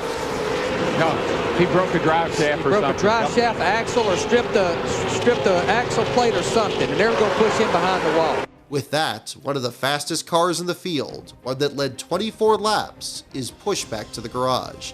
Mike Skinner's first win will have to come another day. As Skinner pulls behind the wall, Ward Burton finally pits ahead of Michael Waltrip. After running loose in turn 2, Ward's now concerned about his car getting tight in the same corner and calls for an air pressure adjustment to offset this. Nadu gets a 4-tire stop. Only now on lap 153 does Bobby Labonte lead the race for the first time. There have been 39 lead changes, the most in the Daytona 500 in the last 18 years. When Labonte pits, Dale Jarrett, who dominated the 2000 running, finally leads the race, just before the race's final 100 miles. At last, Jarrett will have a chance to see what his car could do. But in the glare through the tri-oval, he doesn't see a car slow in front of him. The two make contact, shoving in the nose of Jarrett's Ford. Jarrett pits with nose damage, but the moment the lead falls back to Sterling Marlin, 2 more drivers find trouble. Spinning across the racetrack is rookie Kurt Busch. Can he keep it down in the grass? Bill Elliott dives to pit road to avoid him. And Kurt Busch will slide to a stop. Caution is out. A lot of smoke also down in turn 1 from one car that may have gotten rear-ended back there. Well, that smoke abates. Look at Busch after that wild slide. Second caution of the day. After battling among the leaders for the entire previous run, Kurt Busch makes a rookie mistake off turn 4, crossing the nose of Joe Nemechek. With 43 laps to go, and under only the second caution of the day, both Kurt and Nemechek come down pit road, the only 2 drivers involved. But 2 other drivers are celebrating. In a gamble to get their laps back, both Rusty Wallace and Robert Presley stayed out longer than anyone else. The gamble has paid off. For the first time since his cut tire on lap 28, Rusty Wallace is back on the lead lap. 2 other drivers find misfortune. Under this same caution, Ricky Craven, who is fast all week, is pushed behind the wall with a mechanical issue. Casey Atwood is sidelined with a broken shock mount. Coming to the lap 163 restart, Larry McReynolds is talking with Dale Earnhardt's crew chief Kevin Hamlin. I know there hadn't been a lot of strategy having to pit about every 50 laps. I'm not going to ask you, can you win this thing? That's like trying to predict the weather. But what has Dale said about that thing all day? He hasn't said a whole lot of anything, Larry. To tell you the truth, he said that earlier in the day that the wind down in turns 1 and 2 was a little bit hairy if he got caught into the middle, but said he had his hands full doing that. Other than that, the Jim Goodyear and Service Plus Monte Carlo's run pretty decent all day. You know, he bashed in the nose a little bit coming into pits there that first stop, running in the back of Schrader when they all did a brake check. So that, aero-wise, that's hurt us maybe just a little bit, but all in all, I think it's been a pretty spectacular race so far without many incidents. And, you know, Daytona is the world's greatest race, and I think they've even somehow made it better. All right, Kevin, I'll let you go back to business. Sterling Marlin, our leaders on pit road to the flat tires. We go back racing. In another stunning development, race leader Sterling Marlin, in the fastest car of the day, has punctured the left front tire, handing the lead to Junior and Earnhardt. Down the backstretch, Junior makes quick work of Hornaday, who took the green as the final driver on the lead lap. Earnhardt, Park, and Schrader are hot on his heels. Coming off turn 4, Brett Bodine pulls to the inside, the nose of his car damaged in an earlier incident. The restart is ragged, fracturing the field into 3 separate packs. Stranded in the last of these are Bobby Labonte and Dale Jarrett. On lap 164, Ward Burton jumps out of line to zip past Park, who's been shaken out. As Ward takes over the 5th spot, Schrader looks for a way around Earnhardt as Junior stays out front. Jeff Gordon links behind Ward on the inside line, giving Ward a huge run on Earnhardt, who blocks Ward's approach to turn 1. Earnhardt himself gets a run on Junior and moves high to pull up on Schrader. But this opens the door for Ward to challenge Earnhardt for second. Heading through turn 3, Michael Waltrip reappears in the middle lane between Gordon and Jeff Burton, challenging for 6 with Park, Martin, and suddenly Bill Elliott behind him. Up the middle. Hey, we hadn't talked about Uncle Mike all day, and there he is. Come on, buddy. Give me a chance to talk about you. Getting a little bit of help from Steve Park, his teammate, but Steve goes back behind Gordon, going to the bottom side, 3 wide through the tri-oval. They're racing like it's the last lap, and there's still 35 to go. During these few laps, the 3rd pack catches the 2nd, and down the backstretch, both groups catch the 1st, forming a group of 28 lead lap cars. Some distance behind, Kurt Busch and Joe Nemechek are both still running despite damage from their wreck, and Sterling Marlin is even further back. On lap 167, Schrader gets under Earnhardt for 2nd in turn 1, but finds himself trapped in the middle when Waltrip draws his inside line down the backstretch. As an upset Mike Skinner is interviewed in the garage, Waltrip's freight train charges through turns 3 and 4, all the way into the lead. It's lap 167, and for the first time, Michael Waltrip is leading. But these guys are really, really hungry. They had me in a hell of a hot rod right here. This car was pretty awesome today, and felt like our chances was good, but we keep knocking on that door. We'll get it kicked down one of these days.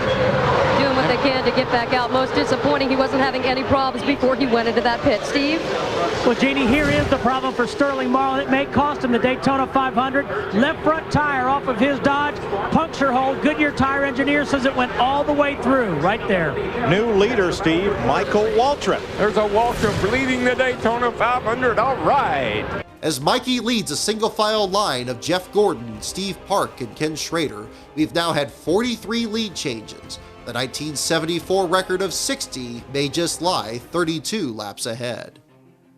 Like so many before him, Michael Waltrip doesn't stay up front for long. The next time by, Jeff Gordon gets a massive run into turn 1 and pulls to the high side, and Park goes with him.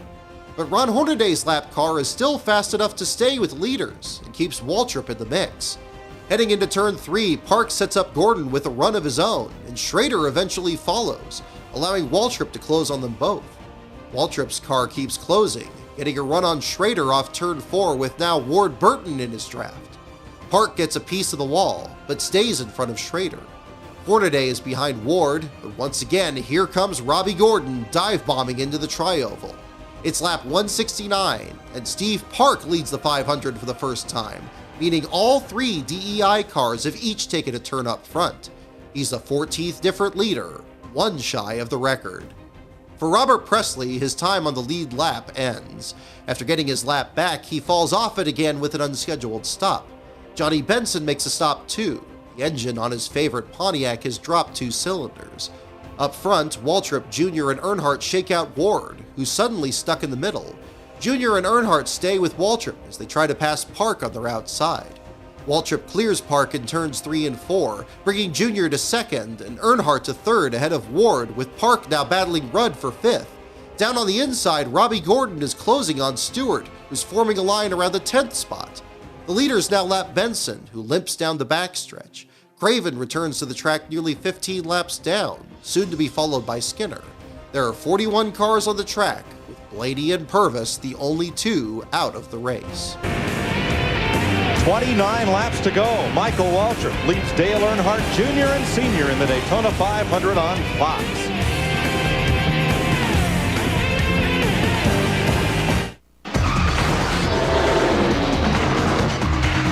Make your move, Tony. Got it, Joe. In less than 30 laps, one of the most competitive speed weeks in history will be complete. Up to this point, it's also been one of the safest. The biggest wreck in terms of car count came on lap 4 of the Truck Series race, when 8 trucks collided in turn 1. 2 cars slid upside down in the Goodies Dash race. Tony Raines caught air in Saturday's 300-miler. The only injury has been to Ron Cox in the ARCA race, and even he was able to climb from his car without assistance. Of all the series to run at Daytona this year, the Winston Cup Series has employed the most aggressive aerodynamic package, creating the closest and most competitive racing of the entire week. But after 2 qualifying races, multiple practice sessions, and a caution-free Budweiser shootout, there have been many close calls, but no incidents involving more than 2 cars. Not a single crash in practice. Only 2 teams sent to backup cars, both from incidents in separate qualifying races. On lap 174, Michael Waltrip continues to lead over Junior, but Dale Earnhardt has been shaken out of 3rd back to 7th. Flying past are Tony Stewart and Robbie Gordon, who have clawed their way up to 3rd and 4th in a tight battle with Ward Burton. But off turn 2, these 3 cars come together. Perhaps Ward breaks loose as the crew went too far to offset his tight condition off the second corner. Perhaps the blame is on Stewart, who on Thursday spun off this same turn all by himself. Or maybe it's Robbie, of whom the media has been skeptical all week, given his history of aggressive driving. Whether any or none of these are true, the result is the same.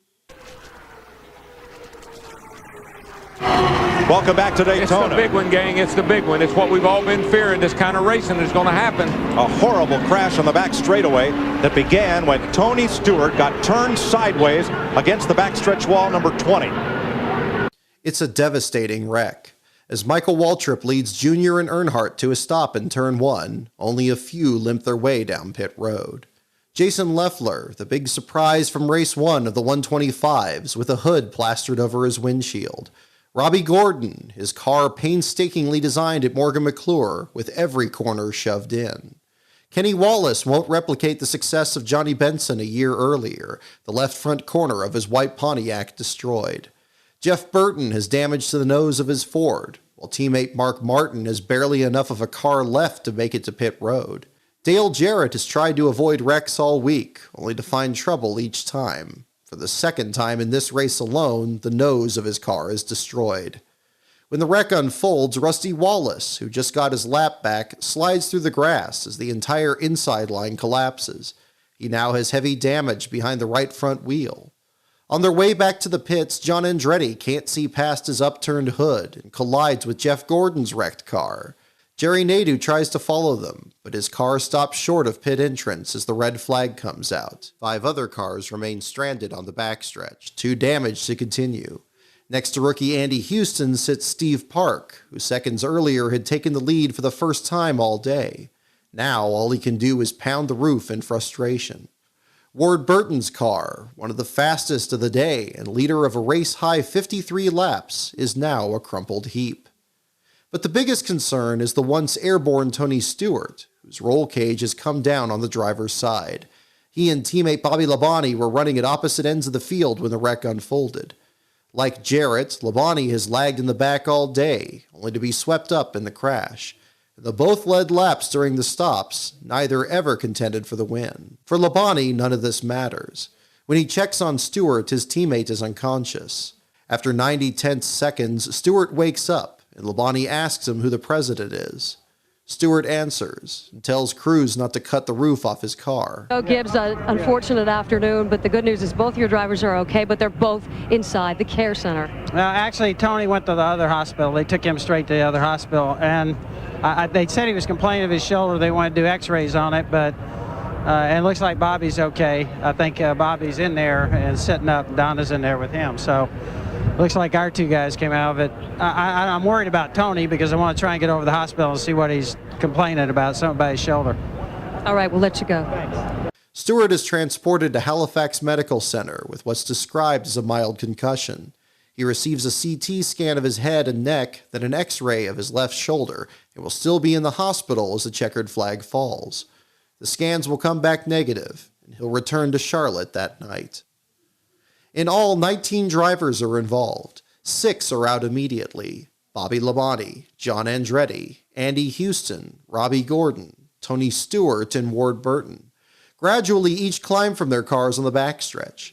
Jerry Nadeau and Mark Martin also climb out on pit road, but along with Steve Park's team, theirs will attempt repairs. All other than Stewart are checked and released from the infield care center, and some are interviewed. I just hope everybody else is okay. I was on the bottom, started to get a little tight. Tony got up underneath Ward. They seemed to slow down. I don't know if they touched or not. I got in the back of Ward. Then they started side by side. And it's unfortunate. All of us had pretty good cars at that point. But, the fans got their money's worth today. That's all I can say. It was lap after lap after lap. And after that last restart there with all those cars just bunched together like that, it just, it was an accident looking for a place to happen. I think everybody was just trying to get in position, to have a good shot at winning that thing there at the end. And somebody cut somebody off. It looked like about 5 rows up, and track was just blocked. I jumped into brakes, threw my hand up, got run into in the back, and pushed me into a couple guys, and everybody was just spinning everywhere. So, it was pretty wild, but we'll just go try to get them next weekend in Rockingham. It's unfortunate, something like that's going to happen with these rules. It's great racing, it's exciting. There's a lot of passing, a lot of lead changes, but one little mistake, and that's what's going to happen, and it's just inevitable. But everybody did a great job all day long. It was incredible racing, and I got shuffled back there a little bit and was just trying to work my way back up through there, and doing things that I didn't want to do. So I'm sure there's other guys that may have done the same thing. And when I went underneath Tony, I guess, and he was upside down. You went under him? Yeah, he was upside down, and I could see him, and as he passed over, I think he was on top of another car. So, it's fortunate we have a lot of safety in these cars. We all get runs on each other with the aero package out there. We hit big holes, and I had a big run on the guys in front of me, but I was going to stay in line. And I guess from what I'm being told, the 4 car hit me. Somebody just hit me and didn't use the head enough. The problem is with this racing, the closer we get to the start-finish line, the end of the race, the wilder it gets. And I just feel bad for my team. It gave me a hell of a race car, and we were going to have a shot at it. But now we're sitting in the garage and not out there running. But for the guys that got hurt, especially Tony, I hope Tony's okay. During the delay, Jeff Hammond takes the opportunity to highlight the safety features of the current Cup cars. To demonstrate this, he uses a cutaway version of Dale Earnhardt's car, which is parked just behind Victory Lane. You see this 1 3/4 roll bar tubing that's above the driver's head. Our head restraint as far as the window net's concerned to keep the arms inside the car. You can't say enough about the integrity and the safety that NASCAR builds into what they feel like is the most safe race car right now in the world, I'd have to say. And after what you just witnessed on the back straightaway, I think a lot of you folks will have to agree with us that they do an exceptional job of learning what it takes to keep a driver safe so they can walk away from such a horrendous accident. Earnhardt is one of the few drivers who barely avoided involvement in the crash. In the replay, you could see both he and Mike Wallace pull to the low lane as Ward's wrecking car cuts left. Mike drives through the grass and barely maintains control. But behind Earnhardt, Ward hits Hornaday's lapped car in the door, then closes off the track for every car running behind. A few running further back are able to slow in time to arrive once the wreck is over, including Bobby Hamilton, who perhaps lagged back to help his damaged teammate and Joe Nemechek. After the dust settles, both Hamilton and Nemechek are still on the lead lap. Joining them is a downright lucky Sterling Marlin. Were it not for his flat tires suffered just before the previous restart, he almost certainly would have been swept up in the accident. Instead, the fastest car of the day was running by itself, nearly 3/4 a lap behind the main pack. It escapes completely intact. But perhaps the luckiest driver to come out of the big wreck is Jeremy Mayfield. After a disastrous speed weeks, where his had consistently been one of the slowest cars, Mayfield is right in the middle of the wreck as it unfolds. But as other cars plow into the pileup, Mayfield slows down just enough to sneak through the grass and under Stewart's flying car.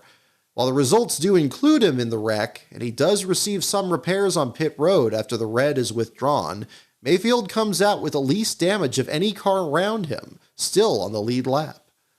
Despite the size and scale of the calamity, it takes just 16 minutes for NASCAR to display the yellow flag.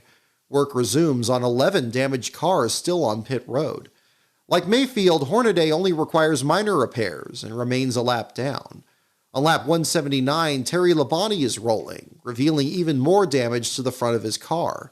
Jason Leffler turns one lap with the hood of his car removed, then pulls behind the wall, ultimately taking 34th. With no playoff system nor crash clock in place at the time, the remaining laps will see damaged cars try to complete as many laps as possible while running on the apron. Of this group, Dale Jarrett will complete the most, 186 laps, or 13 after the wreck, salvaging a 22nd place finish. The leaders come down pit road for what will now be their final stop of the day. I just like to tell my mom I'm okay because she's home worrying about me right now, but it's the same old thing, everything we hope we can avoid in a super speedway race, and I'm really not going to blame it on the racetrack or the new rules. We had some great race cars out there that were driving good. The show was awesome. It's just always the same people causing the same problems all the time. And it's just unfortunate for the Pennzoil team because we had a great race car this weekend, and we've worked real hard over the wintertime to give us a car that was capable of running up front and to go up front and lead laps and run with my teammates and run with Dale and give us all an opportunity to win. To have it all go up in smoke like that, it just is ridiculous. And it's just a shame there's a lot of laps left in the race still.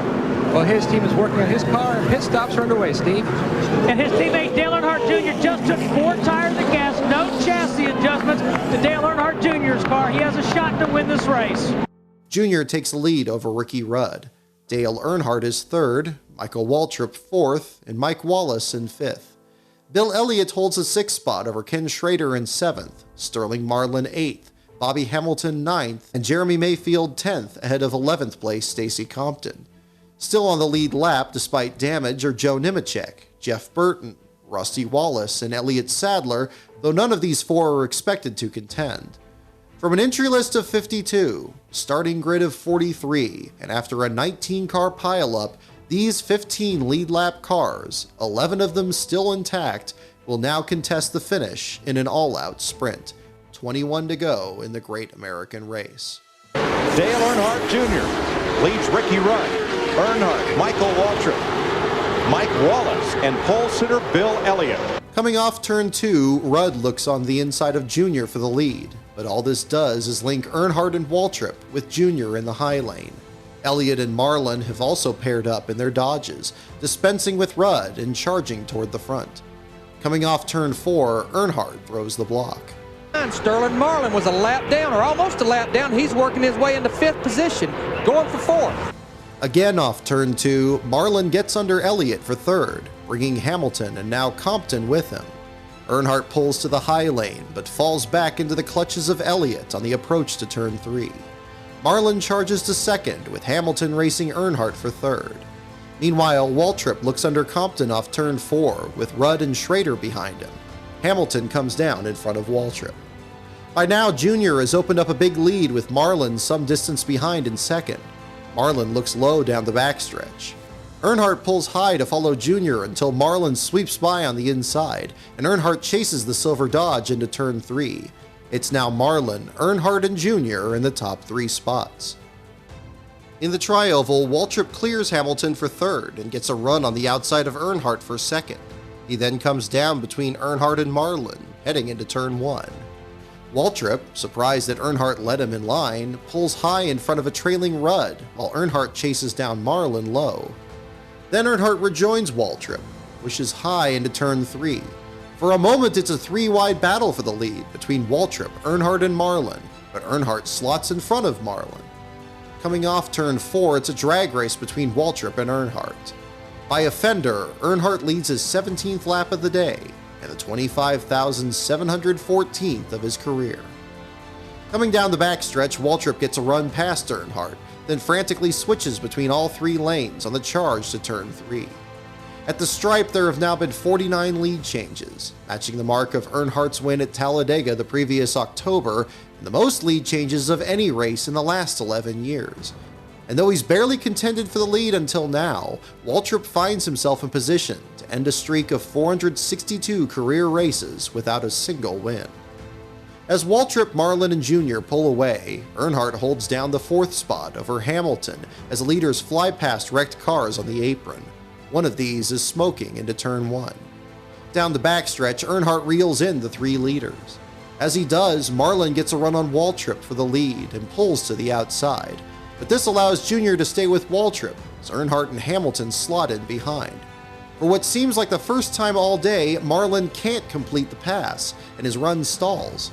Down on pit road, Terry Labonte and Johnny Benson park their damaged cars. Jr. stays in Waltrip's tire tracks as the top 5 run single file, but Marlin's outside line is strengthening again with Schrader, Rudd, Elliott, and the lapped Robert Presley closing behind him.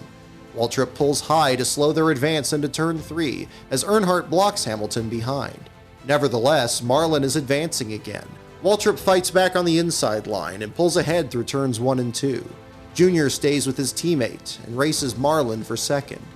Waltrip gets a big lead, but when Jr. and Earnhardt close, they stay in line heading into turn 3, with Hamilton and the damaged Rusty Wallace completing the inside line. Everybody said, why did Dale put Michael in this car? Folks, here's why he put him in there. Great driver. There are now 10 laps to go. Waltrip and Jr. pull ahead in turns 1 and 2, with Earnhardt racing Marlin for third. Marlin's car is so fast down the backstretch that Ken Schrader can't keep up in the draft. Entering the tri-oval, the leaders go single file at the stripe to pass the damaged Buckshot Jones on the inside. This allows Waltrip to lead Jr., Earnhardt, and Hamilton in a 4-car breakaway. This is what we prayed for. It's what we've all talked about. Waltrip leads a now 5-car breakaway with Rusty, still fast despite heavy right-side damage, all the way up to 5th. Jr. bobbles as he passes a damaged Kurt Busch entering turn 3. Coming off turn 4, it's now a 7-car breakaway, with Mike Wallace drafting his older brother in 6th ahead of Mayfield in 7th, Marlin behind Mayfield in 8th. Darrell, your first ever race on Fox, you think it'd be like this? I have experienced everything unimaginable. I mean, we've had rain delays, we've had big wrecks, and now we got my brother leading the race with 6 laps to go. Waltrip and Jr. are now some distance ahead of Earnhardt, who is also gapped the 2-wide pack behind led by Hamilton. Hamilton is fighting Rusty's damaged car to his outside. Coming into turn 3, Hamilton gets a run to the outside of Earnhardt for third, but the run stalls. TV was going to be like this. I thought it was going to be a lot of easy work, fun. This is hard work. Well, it was until about 30 laps ago. 5 laps to go. Leading the Daytona 500 with 5 laps to go. Look at Sterling below the apron going into turn 1. Ducks back in the line just in time to get there. Rudd slots into 5th with Schrader to his outside. The result is another 4-car breakaway off turn 2, now with Waltrip, Jr., Earnhardt, and Marlin. The top 4 defend their positions, but Hamilton gets a run on Rudd heading into turn 3 in a bid for 5th. But Schrader comes down from the high lane in front of Hamilton to take the 5th spot away. Hamilton links with Schrader, and both pull to Marlin's outside, looking for 4th, but again they stall out. 4 to go. Jeff Burton's damaged car loses a lap on the approach to turn 1, leaving 14 cars on the lead lap. Steve Park finally returns to the track, the last driver to return from the big wreck. Through turns 1 and 2, the leaders lap Sadler and Kenseth, who are racing side by side. This puts Sadler a lap down, leaving only 13 on the lead lap. Off turn 4, Schrader gets another run on Marlin's outside for 4th, but Marlin looks low on Earnhardt for 3rd. Pulled out right at the end. Whoa! Look at Earnhardt. Sterling got into Earnhardt. Dale is doing everything he can to keep Sterling behind him because Dale knows that Sterling's got a fast car. 3 to go. Earnhardt's block allows the outside line back into the picture as Schrader, Hamilton, and Rudd gain momentum. Schrader draws even with Earnhardt in turns 3 and 4 for 3rd, while Waltrip and Jr. pull away again. 2 to go. Marlin again tries to challenge Earnhardt for 3rd, cutting the line approaching to turn 1, but again has to get back in line. Earnhardt pulls away as Marlin now has to contest 4th with Schrader. It's a 4-car breakaway into turn 3, with Marlin still hugging Earnhardt's bumper, again opening up distance on 5th place Schrader. Rusty races Hamilton for 6th. Last lap, Schrader finally catches Marlin into turn 1 as Earnhardt in 3rd remains a couple car lengths back of Waltrip and Jr. Coming off turn 2, it's every man for himself. Marlin looks low, looking to replicate his winning pass on Earnhardt from Thursday, but Schrader doesn't go with him and pulls high, trapping Earnhardt in the middle. Closing fast, Rusty doesn't help either of them, and after blocking Bill Elliott, catches Earnhardt's draft. Schrader gets an advantage, but Earnhardt again pulls ahead. Heading into turn 3, it's a 3-wide battle for third place. No!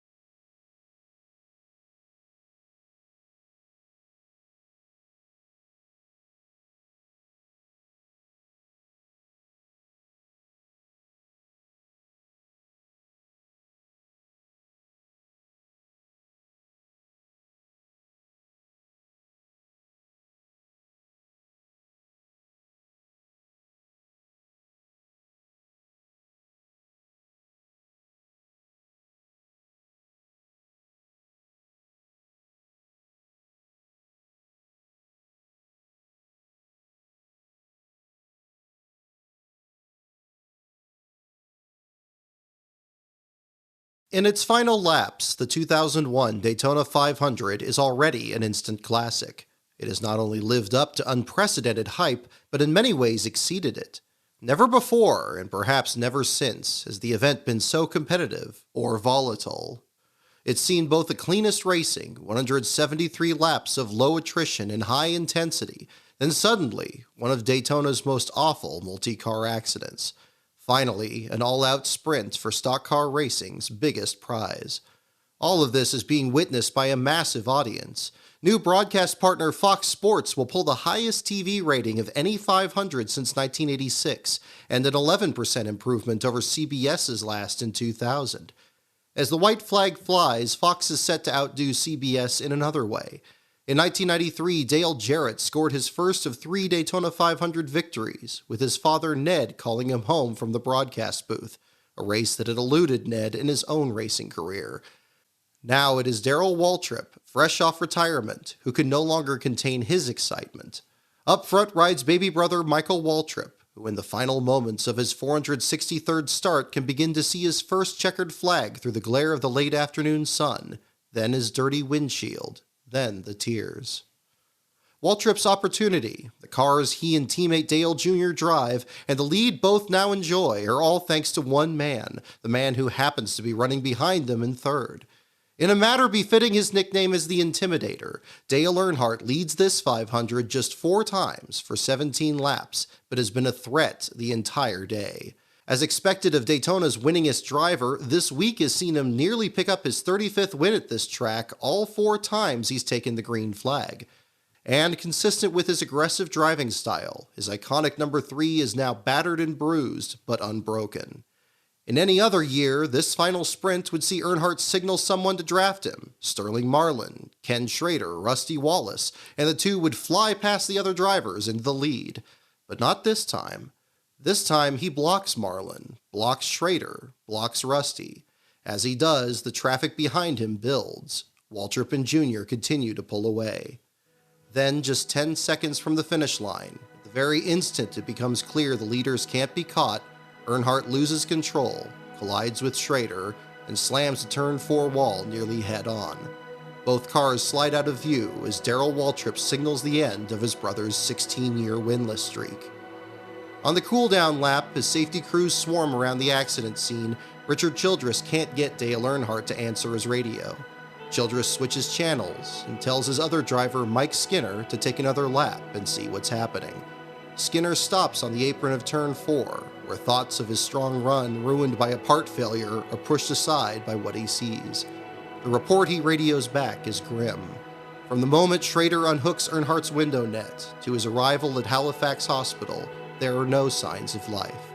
At 5:16 p.m. local time, 36 minutes after impact, nothing more can be done. For nearly 2 hours, the news is kept quiet, but not the sight of a Ford van pulling up to the emergency room entrance, the words mortuary transport clearly visible on its dark red paint. By the time Mike Helton's voice echoes through the silent media center, the van has delivered Earnhardt's body to the medical examiner's office. The perfect race has become the perfect tragedy. But after the accident and turn 4 at the end of the Daytona 500, we've lost Dale Earnhardt. During which time we continued CPR. There was a full trauma team there to meet him, a trauma neurosurgeon, Dr. Bill Kuhn, trauma surgeon, Dr. Demiuga. There were several emergency room doctors there as well. We all did everything we could for him.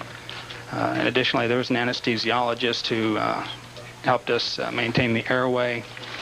But he had what I feel were life-ending type injuries at the time of impact, and really nothing could be done for him. It's really kind of hard to say. I mean, I was fortunate enough to watch Dale get in his first car way back when we were racing at Concord, and his daddy was still helping Dale. And a competitor, I don't think I know of anybody I've ever been around that epitomizes the word. The man was relentless as far as his competition was concerned. We had a lot of good times together. We raced together on those dirt tracks at home. We used to go to his place and ride in the back of his boat, go tubing together. We'd done some hunting together, but through all our relationship and friendship, he always was a competitor. Dale Earnhardt is it's hard to say was, but was one of my best friends for many, many years. You know, it's ironic that people talk about Dale Earnhardt and how selfish he was on the racetrack, how much he cared about himself on the racetrack, because he was a winner and he wanted to win when he buckled that helmet on. But those of us who knew him knew that he was really a very, very unselfish individual off the racetrack. And the irony is that today, for the first time, that I can remember, and I've known this man a long, long time, you saw him be very, very unselfish in those final few laps. He had a car that could have made a move, in my opinion, following this sport for 20 years. He could have pulled up in front of Sterling Marlin, maybe Kenny Schrader, probably drafted by and won his second Daytona 500. But what he did in those final laps was what a father would do for a son. Ironically, that was his son right in front of him, Dale Earnhardt Jr., or what a brother would do for a brother. And Michael Waltrip was like the little brother that he didn't have. And he stayed there and ran 185 mile per hour screen as a pick, and he kept Sterling Marlin back there and Kenny Schrader and those guys who didn't get a chance to get up there and fight for the win, so that his two people in front of him, his son and one of his best friends, Michael Waltrip, who he had given a chance, did have a chance.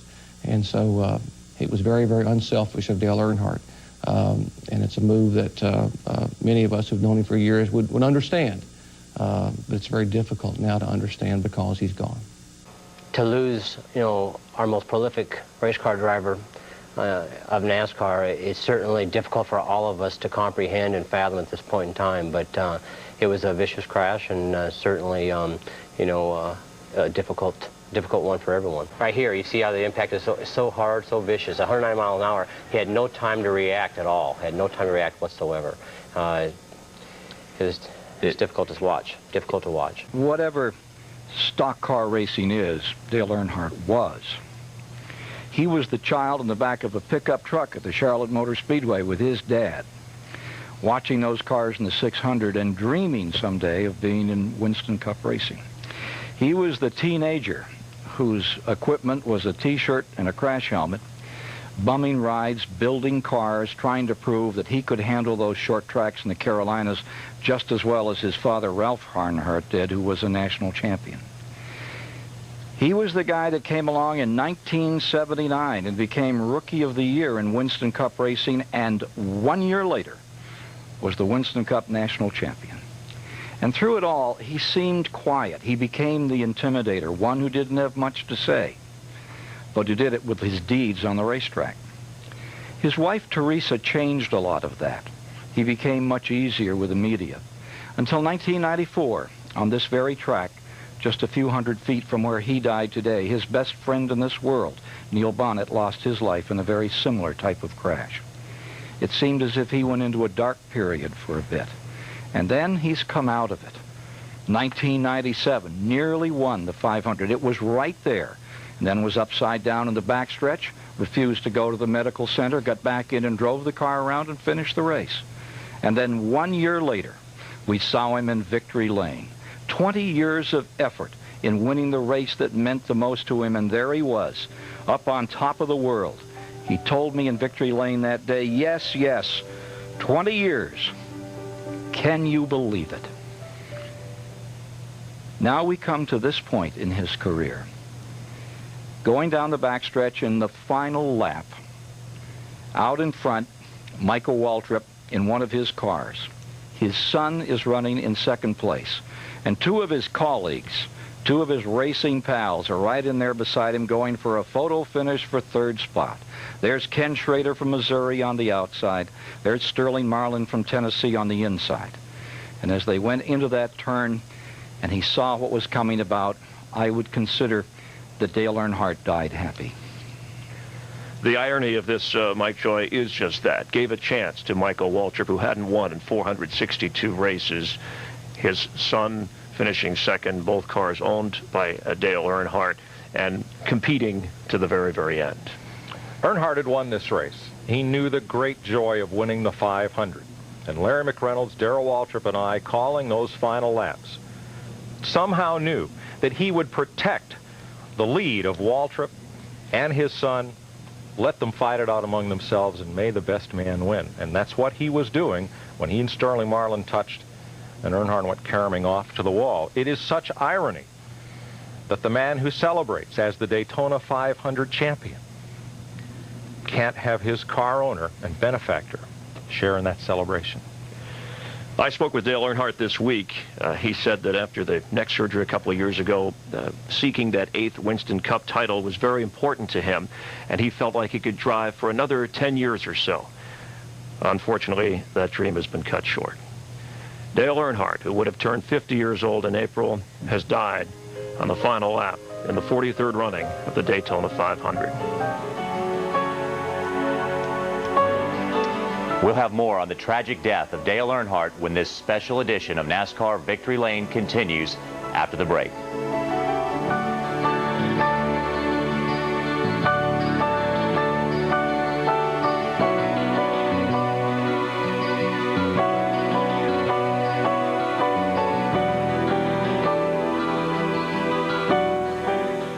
Time doesn't slow down or stop. It stalls. For the rest of that night, and for much of the following week, the same news, the same sudden stop, the same years, 1951 to 2001, play on a never-ending loop. The soundtrack varies from Guns N' Roses' Knockin' on Heaven's Door to Rachel Portman's theme from the film Cider House Rules. No one could imagine it, but everyone knew the day would come that Dale Earnhardt retired from racing. Sometime in the indeterminate future, he'd be watching from pit road as his three teams at DEI competed for wins and championships. Then, much later, decades later, he'd pass away, quietly, privately, and surrounded by his family. No one dreamed that it would end this way, to lose him so suddenly, so tragically, so publicly. Not in the future, but now. Here, on the final lap of the Daytona 500, with his newest hire, Michael Waltrip, left waiting for him in victory lane. It was all so wrong, and in the cruelest of ways. It simply didn't seem possible, and yet there it was, over and over, as real could be. It was just a shock. I was sitting on the fourth turn where it happened at, and I guess I'll never come back to Daytona again. As night falls, Daytona's flags are at half-mast. The last few fans pass the sign outside the track, which now reads, Dale, with us always. Among these fans are brothers William and John Pritchett of Windsor, North Carolina, who traveled to Daytona by private plane with friends Ray and Ken Chapman. William is flying the group home when at 8:17 p.m., their Beech 36 aircraft loses contact with air traffic control. The next afternoon, debris is found floating in the Atlantic near Tybee Island. There are no survivors. We close today's broadcast from Phoenix. We have just learned the tragic news involving the death of Dale Earnhardt during today's running of the Daytona 500. Now, RPM tonight is coming up next. The staff in Daytona will have complete details. From all of us here in Phoenix, our deepest sympathies to the Earnhardt family. Good night, everyone. Mike Massaro is covering Speed Weeks for us, and again, what should have been a joyous day for Michael Waltrip has turned tragic. Not only did Waltrip drive for Dale Earnhardt, the two were very close friends. Mike, a very difficult time right now for NASCAR. And I think that may be actually an understatement. The mood is extremely somber here in Daytona, and it was a wild mood swing in Victory Lane. It went from total elation to total devastation. Right now at Daytona, if you look behind me at International Speedway Boulevard, now normally after the Daytona 500, horns are blowing, people are yelling, people are partying, people are having a very good time. Right now, you could practically hear a pin drop. It's that quiet. The impact of the loss, perhaps it's too early to really state what it means to not have Dale Earnhardt as part of the Winston Cup Series. But if you could, speak to the impact and also the irony involved here. Well, Whit, it's such a dramatic impact. Dale Earnhardt, if you will, and I don't think I'm overstating this at all, is NASCAR's equivalent to, say, Michael Jordan or, say, Mark McGwire in baseball. He had that much effect on this sport. He had 7 championships. He was 6th on the all-time win list with 76 victories. People simply came to the racetrack to either root for him or root against him. But no matter what you say about Dale Earnhardt, he was all about winning. He was an ambassador for this sport, and people really enjoyed having him around. There's no doubt that NASCAR can go on without him. They've lost champions in the past. Alan Kulwicki, Davey Allison both lost their lives after winning Winston Cup Series championships, but this sport will certainly be different next week at Rockingham. At this point, we don't know the full extent of the injuries that caused the death of Dale Earnhardt, but surely it is not too early to start asking questions about safety issues in stock car racing. This has come up before, some of the deaths of drivers in years past that you touched on. Was there any mention made of, for example, the Hans device or any of the other safety precautions that perhaps could be taken in stock car racing? Well, Whit, this was the 4th death on a racetrack in NASCAR in the last 12 months. Safety on the top of everybody's mind. The Hans device did come up in questioning of Dr. Steve Bohannon. He speculated, however, that it may not have made a difference. However, it just seems ironic. I had the chance to speak with Dale Earnhardt only 3 weeks ago in Las Vegas during a test about the Hans device because so many drivers are experimenting with it these days. And Dale Earnhardt's response was, he's not going to use it. He doesn't like it. He's uncomfortable with it. And that's pretty much the stance of most of the veterans here in NASCAR. The Hans device has, I believe, become mandatory in Formula One and in the kart series, and right now is only beginning to catch on in popularity. Mike Massaro in Daytona, a very tough day for everybody. Thanks very much. Thank you, Whit. And there were some very anxious hours here in Daytona Beach this evening as news of Dale Earnhardt's condition was only rumored for several hours. Then, of course, the terrible confirmation by NASCAR President Mike Helton came in the infield at 7:30. Many NASCAR fans gathered here at Halifax Medical Center in order to pay their respects. And although it is the furthest thing from anybody's mind right now, the question is, how quickly do they go back to racing? And we asked veteran race analyst Ned Jarrett, should the circuit be continued next week at Rockingham? Yes, I think it should. And Dale Earnhardt would want them to go back to Rockingham next week because, you know, this is the business and the form of life that they chose. And the world doesn't stop when we lose somebody, even as great as Dale Earnhardt was. The world doesn't stop, and he wouldn't want it to stop. He would want the sport to go on. He would want his son to be there next week racing. Now, I don't know if that'll happen or not, but I'll guarantee you that that's what he would have wanted. We appreciate everybody's support, and it's a tough time.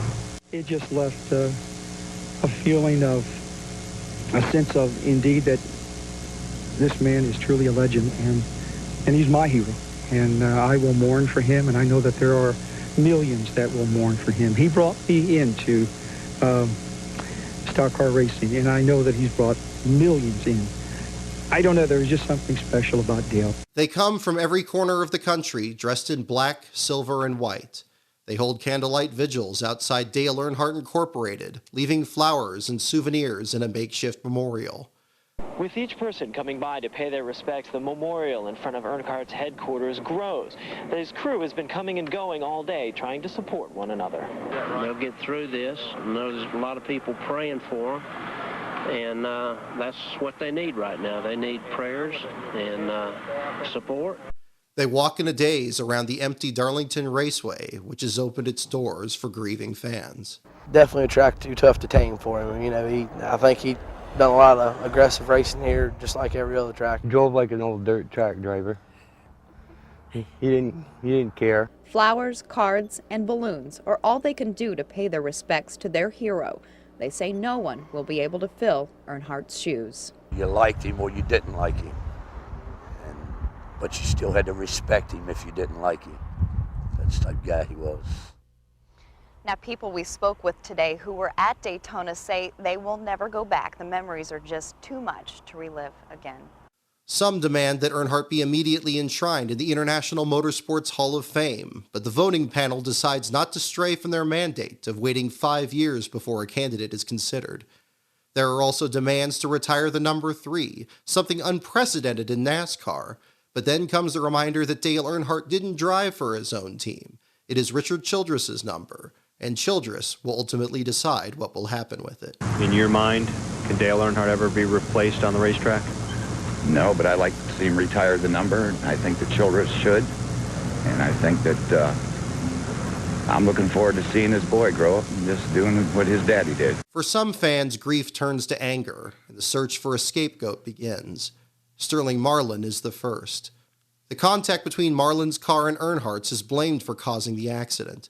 He receives death threats, so many, in fact, that the Ganassi team puts a patrolman on duty outside the shop and instructs their crew not to wear their uniforms in public. I want to ask that everyone keep Sterling Marlin in your prayers. Sterling didn't do anything wrong. You know, if they did, when they rubbed, I'm sure Sterling didn't think Dale would wreck or he would have not rubbed him. But there was just a little bit of contact, and maybe it would have just shot Dale up the hill a little bit, Sterling probably thought. Dale Earnhardt Jr. and Michael Waltrip come out in Marlin's defense, and both NASCAR officials and members of the Richard Childress racing crew assure the driver that he did nothing wrong. They're not the only ones. One fan mails Marlin a Medal of Strength, which reads, "An angel to bring you strength to meet any challenge." In the shop, Marlin puts the medal on the dashboard of his Dodge that he'll race in Rockingham. The void that is opened is deep. We hope in the next hour that our remembrances of Dale will bring some comfort to the millions of fans that are hurting along with us. The time to address the hows and whys of the accident will come, but not for now. We need to share in a celebration of the life of this American icon. 3 months after signing off from a Winston Cup race for the final time, Bob Jenkins reunites with his ESPN crew for a special tribute show. Last year at Atlanta, when ESPN closed our 20-year ride with NASCAR, I thought I had done my final Winston Cup-related broadcast with Benny Parsons. Now with this most tragic of occurrences, it's a time for families to come back together.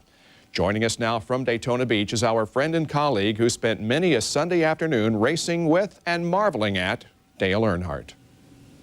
Bob, in the mid-'80s, I was so envious of Dale Earnhardt. He had it all, winning races, winning championships, and the fans he had hordes and hordes of fans. When he was introduced at the racetrack, it seemed like everybody in the grandstands stood up and cheered.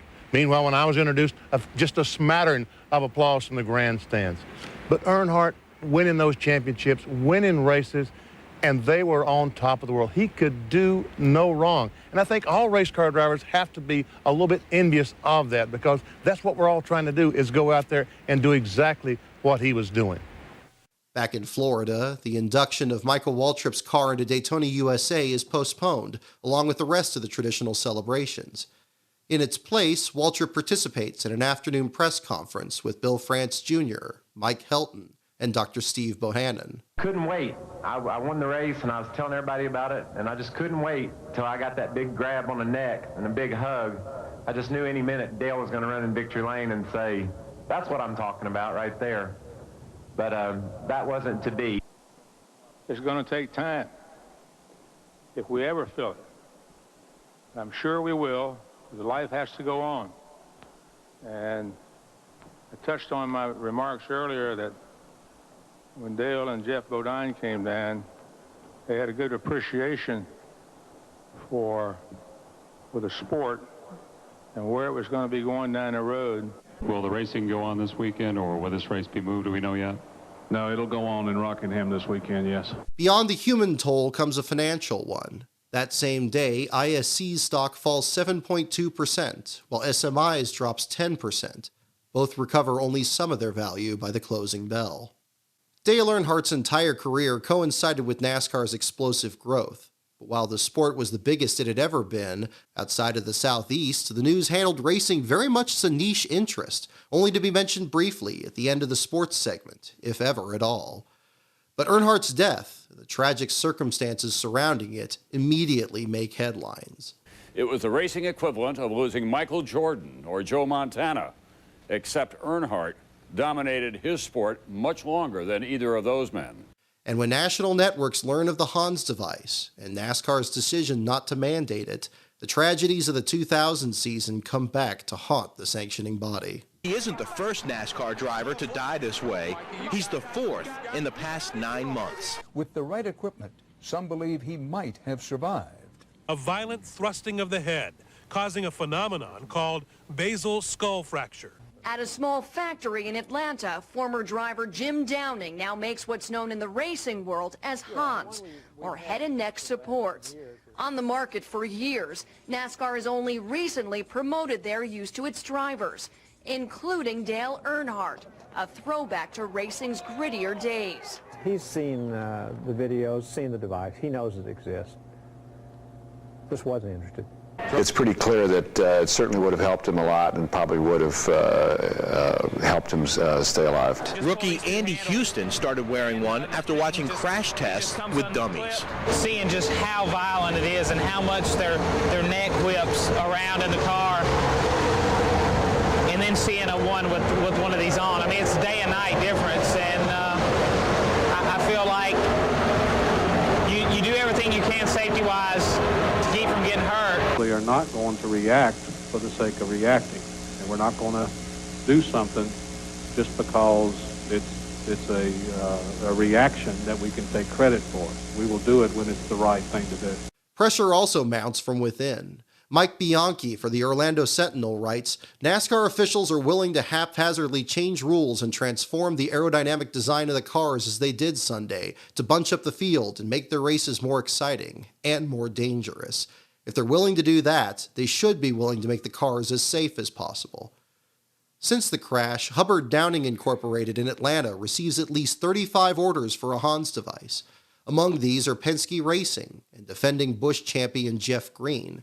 The company has to increase its output from 3 to 5 devices each day.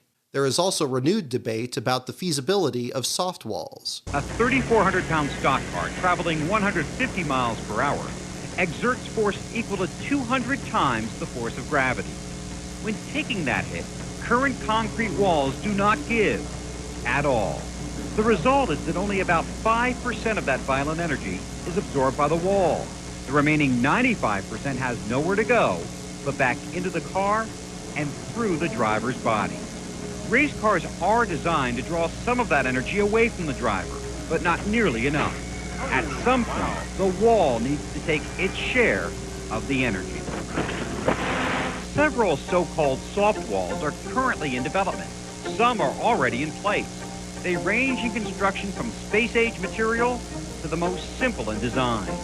Tire walls, used race tires piled and roped together, have been a mainstay at road courses for decades. They only recently debuted on an oval.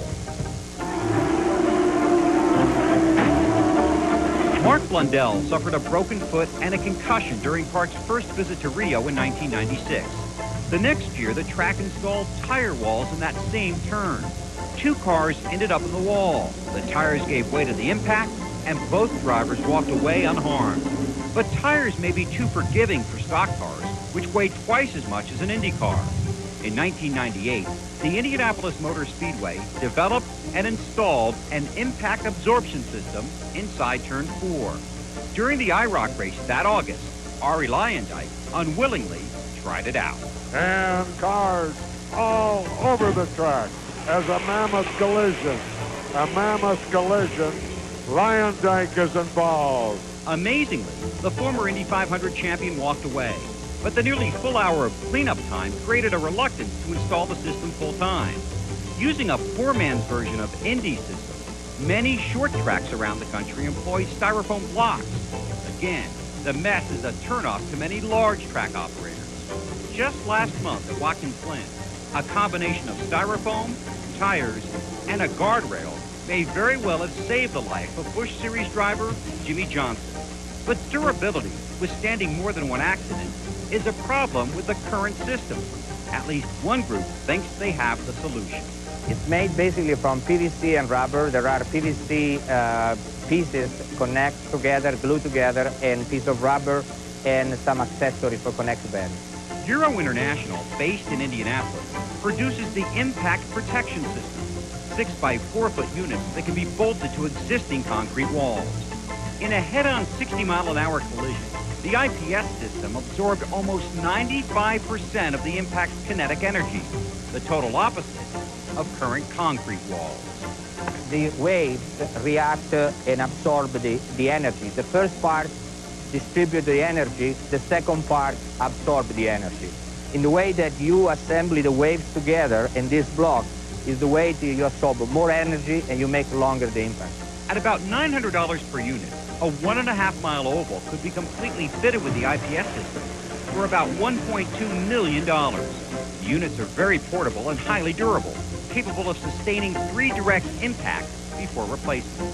Formula One tracks at Spa, Imola, and Nürburgring have already installed IPS. In America, both Laguna Seca and Mid-Ohio have placed orders. Some American ovals have inquired about the system, but there have been no takers yet.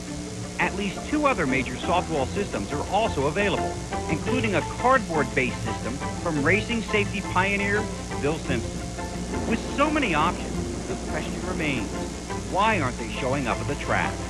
Most track owners will not discuss the soft wall topic publicly. Those that will cite cost and reliability as issues. Some, however, are simply waiting on the American sanctioning bodies to give the word. Teresa Earnhardt releases a statement. On behalf of Taylor, Dale Jr., Carrie, Kelly, and the entire Earnhardt family, which also includes all the employees of Dale Earnhardt Incorporated, we want to sincerely thank everyone that has offered their condolences during our very tragic loss. This outpouring has been overwhelming. We kindly ask that you keep our family in your thoughts and prayers. Dale was my friend, says Richard Childress. We hunted and we raced together. We laughed and we cried together. We were able to work side by side and have the success we had for almost 20 years because first and foremost, we were friends. I will miss him always, for he was the greatest. Dale Jarrett says, I know I should feel fortunate that I had the opportunity to race with, tangle with, sometimes outrun, and like most, usually finish behind the greatest driving talent NASCAR racing has ever seen. I am thankful for that opportunity, but more importantly, I am most grateful that I had the chance to know Dale Earnhardt in a way that so many people could only dream of.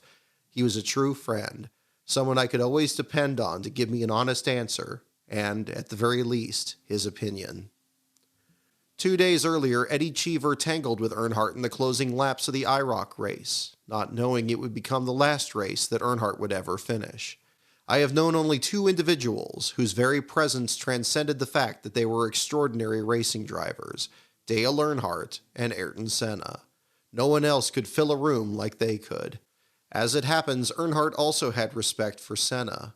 On May 1st, 1994, the day we lost the 3-time Formula One world champion, Earnhardt offered his condolences from Victory Lane at Talladega. It was a great race today for us, and we're lucky to win it. I want to send our thoughts and prayers to the family of Ayrton Senna and all of his fans. He was a great racer, and it's a shame to see him go like he did, but, it's tough. I never knew Dale personally or anything, but we feel like that we've really lost a member of our own family. And to us, he'll always be the greatest driver there is, and nobody will ever replace him. Dale Jr., I hope he carries on, and he'll carry on his name, but there'll never be another Dale Earnhardt. Dale, he's going to be well missed, and there's a lot of good memories, and Dale was a very good person. if there was a way that he wanted to go, that was the way that he wanted to go. You just try to say that he's in a better place. You know, he didn't have to get that 8th championship because he's going through the Golden Gates now, you know, and that's a championship in its own. So it's really hard. It's real hard. Late Monday, Dale Earnhardt's autopsy is completed, and his body and personal effects are released to the family. The preliminary results are revealed. Earnhardt broke 8 ribs, his left ankle, and his breastbone. He had several scrapes to his body, blood in his ears and chest, and partially collapsed lungs. And then the fatal injury. While he hasn't broken a vertebrae, he does have a skull fracture from the front to the back of his head, a basilar skull fracture, NASCAR's 4th in 9 months.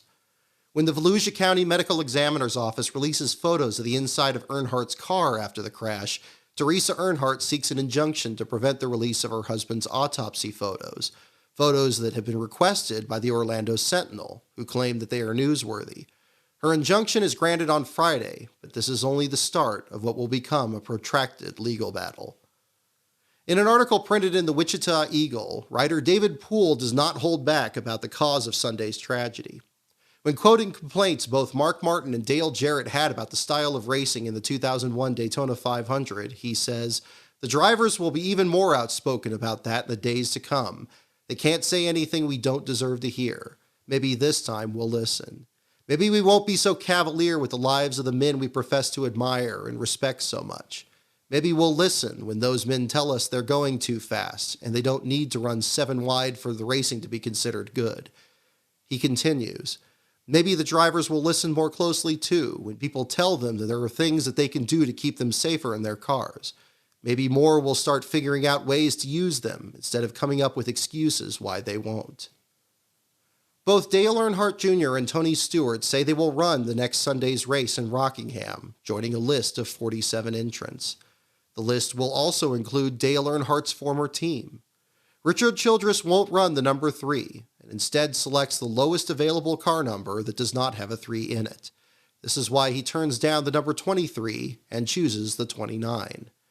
Vowing to never run a black car again, Childress and his team spend 4 days coming up with a white paint scheme with black numbers. The Chevrolet still carries all of Earnhardt's sponsors, including Sonic, which signed just days before the 500. The team won't use any of their uniforms from Daytona. The driver will wear a red and black fire suit, the pit crew in white, neither of them carrying any logos. The team even makes a new car cover with the 29 on it, ready if needed for Rockingham. Both the scheme and its driver have yet to be revealed, though a day earlier a team member speaking on condition of anonymity says Kevin Harvick will drive. This is not as surprising as it first appears. In Daytona, Harvick's Cup debut was already scheduled to come 2 rounds later in Atlanta, in a part-time third Childress entry that would go full-time in 2002. Now the 25-year-old Harvick, still preparing to marry his fiancée Delana the following Wednesday in Las Vegas, will run full-time in both Winston Cup and the Busch Series, an already daunting feat made even more so. "I watched Dale drive when I was growing up, from when I was 5 years old," says Harvick. "He was a hero to me and a friend. I know he would want me to drive the heck out of the car." As it happens, the car he will drive the heck out of is the same one with which Dale Earnhardt beat Bobby Labonte in a photo finish at Atlanta the previous March, a car that hadn't been run since that day. Childress debated about using it, but decides they owe it to their supporters to run their best car in the race. Other teams also face a difficult week as they try to focus on the business at hand. Neither Kurt Busch nor Kenny Wallace have a sponsor, though Wallace will again share Hills Brothers' backing with Don Levy Racing for the following week's race in Vegas. Jerry Nadeau and Jason Leffler have to make do with backup crew chiefs due to their post-qualifying infractions at Daytona. Nadeau gets Gordon Gibbs, the chief mechanic, while Leffler brings on former Hendrick Motorsports crew chief Andy Graves. At PPI Motorsports, Cal Wells requires his 2 pit crews wear helmets. After one of Roush's teams refused to use helmets a year earlier, Wells commissions lighter helmets provided by a former IndyCar driver turned safety innovator, Bill Simpson of Simpson Performance Products. The Dodge teams dispute NASCAR's wind tunnel results from Daytona, which showed their clear advantage over the other makes. Among these voices is Ray Evernham's, who's fuming over the loss of Earnhardt. "I feel hurt because I've lost a friend that I respected," he says. I also feel almost mad or cheated because I don't get to compete against the best anymore. If we go to Rockingham and we win Sunday to get our first win for Dodge, it's not going to be the same because I will not have gotten to beat Earnhardt. And I'm not the only one who's going to feel that way. I think it's also getting to be felt by Gordon and Dale Jarrett and Jeff Burton and everybody else. A win is not going to mean the same as it did before. Some of my competitive fire is gone. I'll never get to compete against the best again. More tributes are proposed for Rockingham. Ward Burton suggests painting the pace car black and putting a number 3 on it. Tommy Baldwin Jr., Ward's crew chief, says he'd like to keep the first stall empty all season, although by rule at the time that stall goes to the defending series champion, Bobby Labonte. There's speculation that all 3 DEI cars will be painted black for the race, but since these Rockingham cars were already painted and prepared before Daytona, the plan is abandoned. Instead, Teresa Earnhardt coordinates with John McKenzie at Motorsports Designs to come up with 5 possible decals that all teams could run. They settle on 2 of them, one for the Childress and DEI entries, and another for the rest of the field. Still other decals are placed on cars' dashboards. NASCAR states they won't mandate every team run these decals. They don't have to. Bill Jordan, owner of longtime Childress sponsor Realtree Outdoors, confirms a rumor that Richard Childress will run a ceremonial lap in Dale Earnhardt's black number 3, then retire the scheme after. Dave Marcus is reportedly on standby to drive in Childress's place, should the emotions be too much. Ultimately, they are. The Earnhardt family steps in, saying they aren't ready to see the car on track so soon after the accident. The ceremonial lap won't happen until 2003, and it will instead be as a salute to departing title sponsor Winston. You know, I know that he's going to, I know how he felt about God, and he believed in God, and so I know where he's going, and so he's just there before we are. As preparations are made at the Cavalry Church in Charlotte for a public funeral, Dale Earnhardt's body is laid to rest in a private ceremony attended exclusively by his family. At the family's request, the exact location of the gravesite isn't disclosed. That night in Mooresville, teams load their cars onto haulers for the short trip to Rockingham. Dale Earnhardt really personifies what NASCAR racing is all about. He'll never be replaced. He was a champion. He was a person that NASCAR fans could all relate to. Beginning on Monday morning, after we heard of the terrible accident, we put out a register because people have to grieve in their own way. And sometimes just the sheer nature of signing the name does wonders for them. I'd like to have us all have a moment of silence in remembering Dale Earnhardt. After that moment of silence, on the count of 3, I'd like everyone to release their balloons. 1, 2, 3.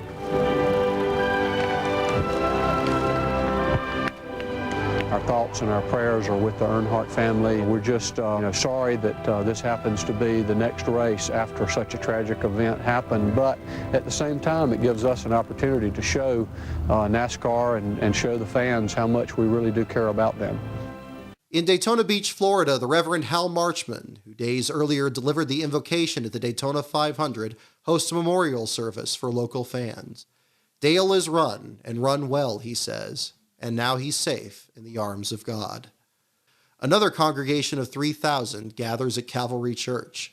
Among those in attendance are Terry and Bobby Labonte, Darrell and Michael Waltrip, Rusty Wallace, Jerry Nadeau, Bobby and Donnie Allison, Junior Johnson, and Sterling Marlin.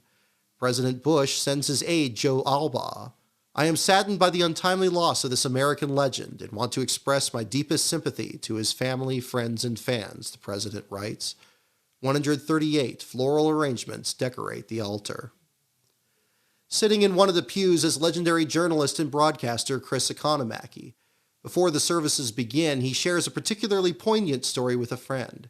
It was 1938, Flemington Fairgrounds in New Jersey, he said. It was a Sunday afternoon. I got to the racetrack about 1 o'clock, checked in with a woman named Ma Green who ran the pits. I said, "Who's quick, Ma?" She named the driver who was fastest in practice, second fastest, third fastest. Then she said, "And Chet Gardner got killed in the morning practice." I said, "Oh, that's too bad." And that was it. And the conversation continued. It was during the Great Depression.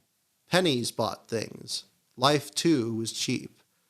He then looked at the gathering crowd as it reached well over the 3,000 attendees. Life is no longer cheap, he says. Television cameras are allowed in, and Mike Joy and Ken Squire host the services.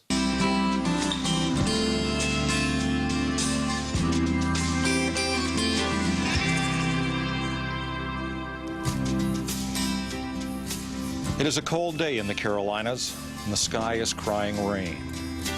We have gathered at the gleaming Calvary Church in South Charlotte. In many ways, a great distance from the small St. Mark's in Mooresville, where the Earnhardt family spent yesterday to say their goodbyes.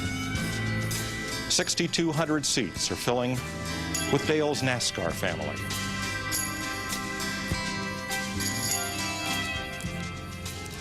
Hello and welcome to a celebration of the life of Dale Earnhardt. I'm Mike Joy, joined by Ken Squire.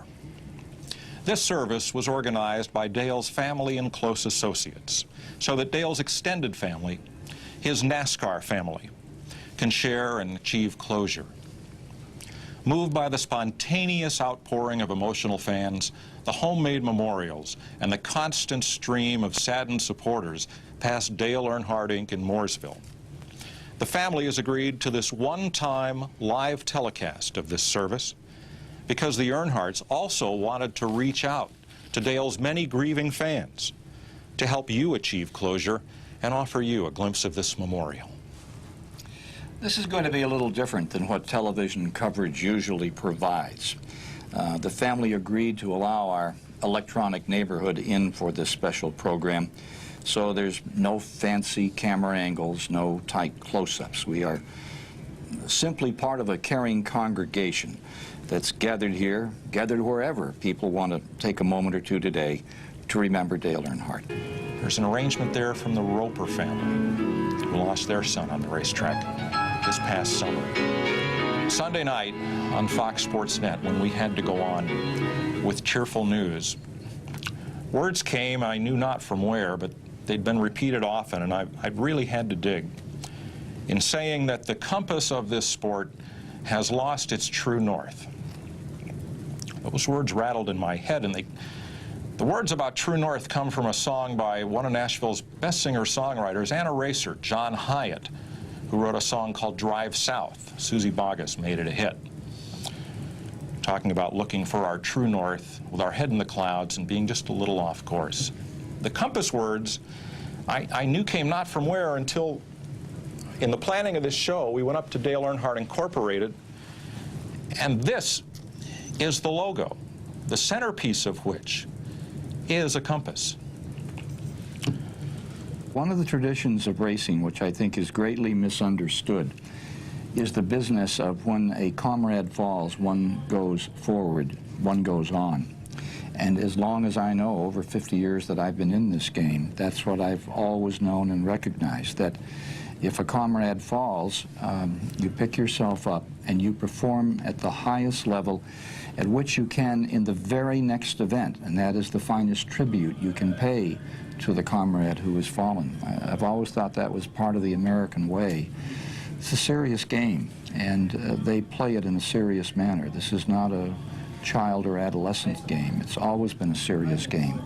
And Earnhardt knew that, and it registered with him. Wilt Browning once wrote about Earnhardt. He said, if you want drama, you get Earnhardt.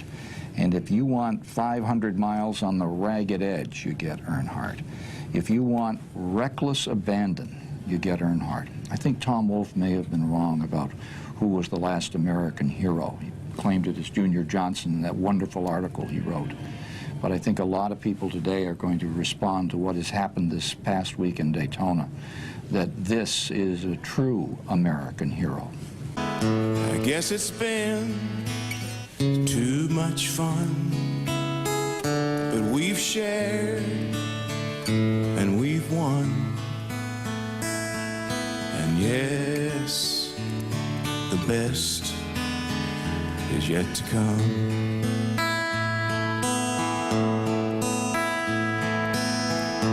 Goodbye, goodbye, till I see you again.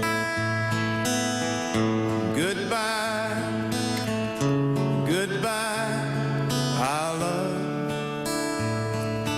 miss you till then. That one word hurts so bad when you lose a friend you've had, but you keep the faith and you pray to return.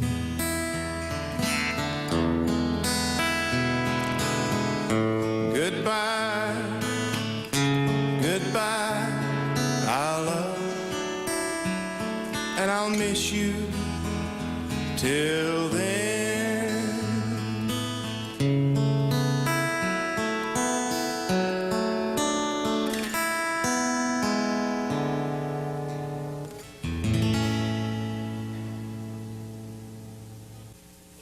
I am thankful to be a part of this homegoing celebration memorial for Dale Earnhardt.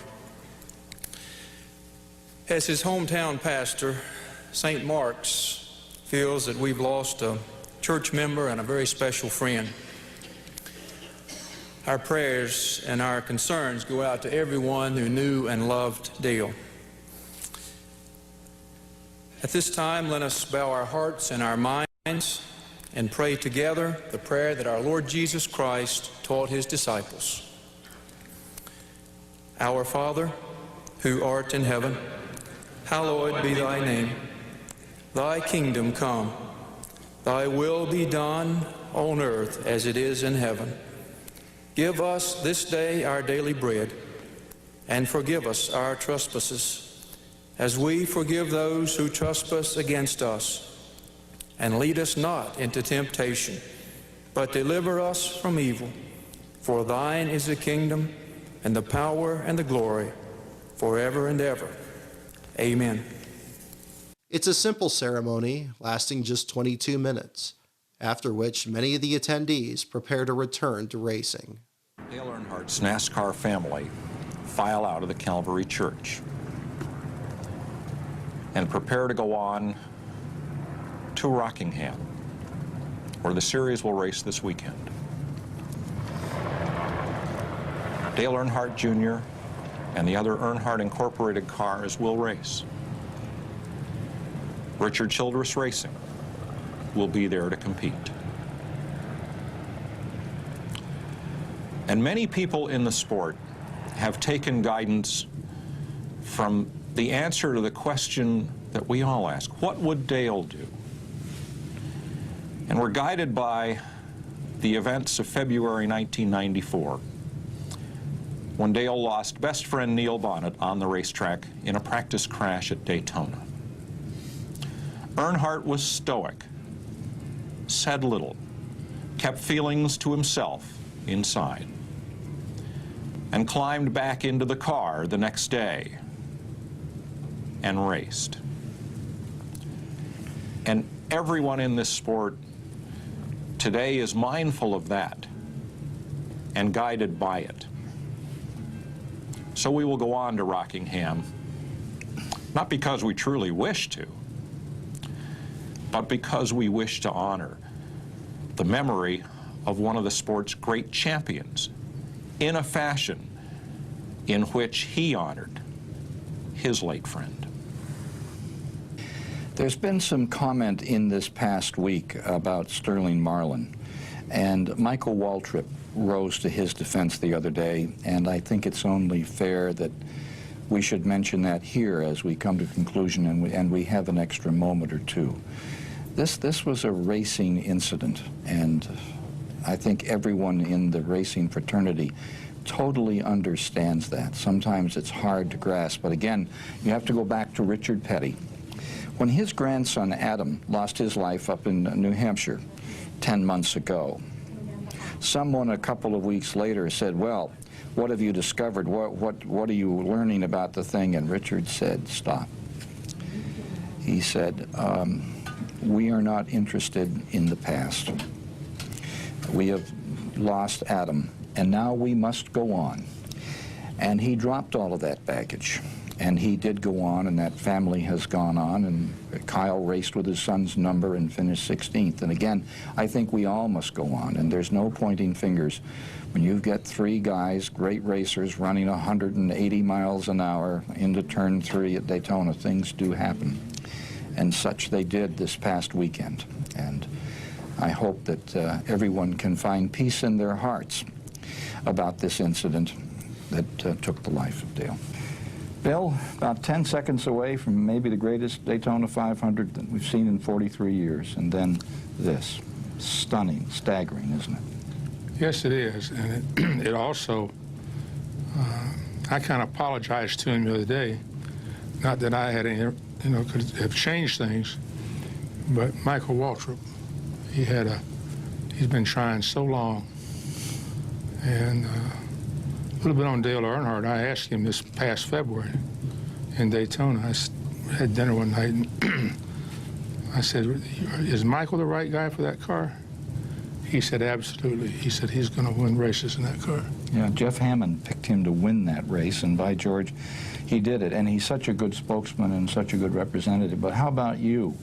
Seems to me that among all the people that race in NASCAR, that Earnhardt had become one of the closest to you. He had. And I got to know him really when he and Jeff Bodine made a kind of a this trip to Daytona. It was a trip to the woodshed, wasn't it? Well, kind of, I don't like to use that term for big boys, right. But we had to put the fire out a little bit. They were kind of banging on each other from I guess about 2-3 weeks up here in Charlotte. So I had them come down with their car owners, and I reminded them that the sport is going to go on, whether or not they're part of it or not. It was going on before they were a part of it, and will go on afterwards, and that's the way it should be. Going to go on after I'm gone, and after the two of y'all are gone. So that's the way life is, and I think Dale accepted that at that time. It wasn't just the next race was all as important. Marty, we could not, of course, show our viewers more than what Dale Earnhardt Productions gave us today of the memorial service, but you were there. Can you tell us who else was and what it was like? Yes, several NASCAR Winston Cup drivers were in attendance today. Dale Earnhardt's best friends, Michael Waltrip, Bobby Labonte, Rusty Wallace, of course, Dale Earnhardt Jr., his wife Teresa, even country bands. Brooks and Dunn and Randy Owen of the band Alabama were there. They did a special tribute song. The mood was very solemn and somber today. People sobbed and people sat stone-faced as everybody realized the magnitude of losing the greatest stock car driver that ever lived. When you talk about some of these big names who were there, even an emotional moment for them, even though most of those men had competed with Earnhardt over the years? Yes, his competitors take this very hard.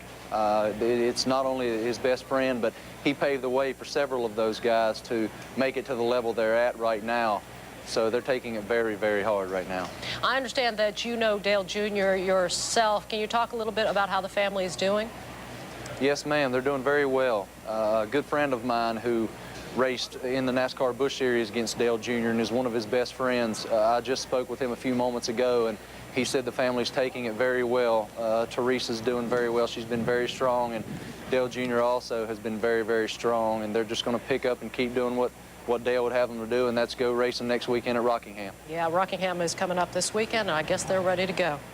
Marty Smith of NASCAR.com, thanks very much for your insight, joining us from Charlotte today after the service for Dale Earnhardt. You know, I'd like to say one thing, that, you know, Dale Earnhardt was probably the best race car driver there ever is going to be in NASCAR, and nobody will ever replace him, and I think we all know that. So I would hope that you guys don't expect me to replace him, because nobody ever will. At 9:30 a.m. on Friday, track activity begins at Rockingham with opening practice for the Busch Series. The Busch cars are the only ones on track for Friday, with qualifying and final practice to follow in the afternoon. In the busy midway, fans swarmed Dale Earnhardt's souvenir hauler and began to write messages on it in felt pen. At the same time, security reports that Sterling Marlin's own souvenir hauler had been defaced, but Don Wade, the hauler's driver, says these messages are all positive, saying good luck, and we know it wasn't your fault. Outside the front gates, more items are left by fans beneath the granite boulder bearing the names of past Rockingham winners, including Dale Earnhardt, who won there in 1987, 1994, and 1996. Programs for the race were printed before the Daytona 500. They become a glimpse into an alternate reality, one so suddenly changed. Earnhardt's car is still listed on the possible entries, scanner frequency 469.0125. An ad for Coca-Cola features both Dale and Teresa. And he's on the cover, not as tribute, but to represent his runner-up finish to Bobby Labonte, both in the 2000 race and the championship. As at Daytona, the Rockingham program contains the same driver profile by Richard Biebrick, titled Earnhardt Bucking Time in Quest for Record. The title refers to Earnhardt's pursuit of an 8th championship. His 94 win at Rockingham saw him clinch his record 7th. I feel good in the race car and feel that the competitive drive is still in me, said Earnhardt in the feature. I know that there are a good 4 or 5 years still in me. The caption for the photo of his iconic Chevrolet echoes this, saying it, quote, can be counted on to intimidate the rest of the field for a few more years. The only scar from Daytona is a card slipped into each copy of the program, which reads, North Carolina Speedway and International Speedway Corporation would like to extend our deepest sympathy to the family of Dale Earnhardt. Many of the preparations for our Dura Lube 400 race weekend, including our tickets, credentials, and programs, were completed prior to the running of the Daytona 500 last weekend and bear reference to this great champion. We appreciate your understanding as we remember our friend. On the back of the card is the family's request that in lieu of flowers, donations in her husband's honor go to the Carolina Foundation. It is on Friday that Dale Earnhardt Jr. makes his first extended statement since the crash. I do want to say that any notion or any idea that, or any blame placed upon anyone, whether it be Sterling Marlin or anybody else for that matter, is ridiculous and will not be tolerated. I just think it's completely incredible that some of the things that I've heard or been told about. I miss my father, and I cried for him out of my own selfish pity, he said. We just have to remember he's in a better place that we all want to be. We've had to take some very deep breaths and get everything in perspective, and it's really been a difficult time. The main focus is to try to maintain and progress with the vision my father had with Dale Earnhardt Incorporated. There's a rumor that one driver in the garage area is so upset with Earnhardt's death that they're planning to retire immediately. Some believe it's Ken Schrader, who was first to the accident scene. A TV station in Nashville believes it's Rusty Wallace, who enters the race third in points after he came from behind twice during the 500. I'd be lying if I said I haven't thought about it, said Wallace of retirement. I don't need to race any longer. I enjoy racing. Patty would probably be just as happy if I didn't race at all right now, but this is what I do for a living. I've been pretty fortunate my whole life and have been real successful on the track and off the track, so I am going to continue on. Wallace would later reveal that Bill France Jr. had been leaning on him to retire, and that these efforts grew stronger after Earnhardt's death. But as of this day in 2001, the start of Rusty's Last Call Tour is still another 4 years away. But the biggest story comes from the developing crash investigation. In a press conference, NASCAR reveals that Earnhardt's left side lap belt, made by Simpson Performance Products, had come apart in the crash. There was a broken left lap belt. We don't know why, we don't know how, we don't know when yet. All we know is that there was a broken belt at this point. The lap belt typically, or in all cases, connects to the roll cage on the right side. It would come up. This buckle would be about where your belt buckle would be, and then this side would connect to the roll cage on the left side. What the people that came to the scene to Dale Earnhardt's aid found was the buckle was latched like this. And what we found later on in looking at the car was that when they unbuckled it, this piece ended up on the floor of the car and this piece was still connected to the roll cage. It was separated right in this area. We've never seen it, and we've talked to people who are in the business to produce lap belts who have told us they've never seen it. So in 52 years of NASCAR Winston Cup racing, this is the first one of these that we've seen. If we knew that there was something that we could do, we would do it. But inasmuch as that all we know at this point that we've got a separated lap belt, that in the 52-year history of this sport and in the industry that develops these parts and pieces has never seen before, we don't have a conclusion today that gives us the ability to react to it. Dr. Steve Bohannon, who has received increased notoriety since Sunday, believes the belt breaking in this manner could have thrown Earnhardt's body forward and to the right on impact, causing his chest to strike the steering wheel. If his restraint system, his belt, had held, he would have had a much better chance of survival, he says. Just like that, Bill Simpson, a pioneer in safety equipment, supplants Sterling Marlin as the scapegoat for the tragedy.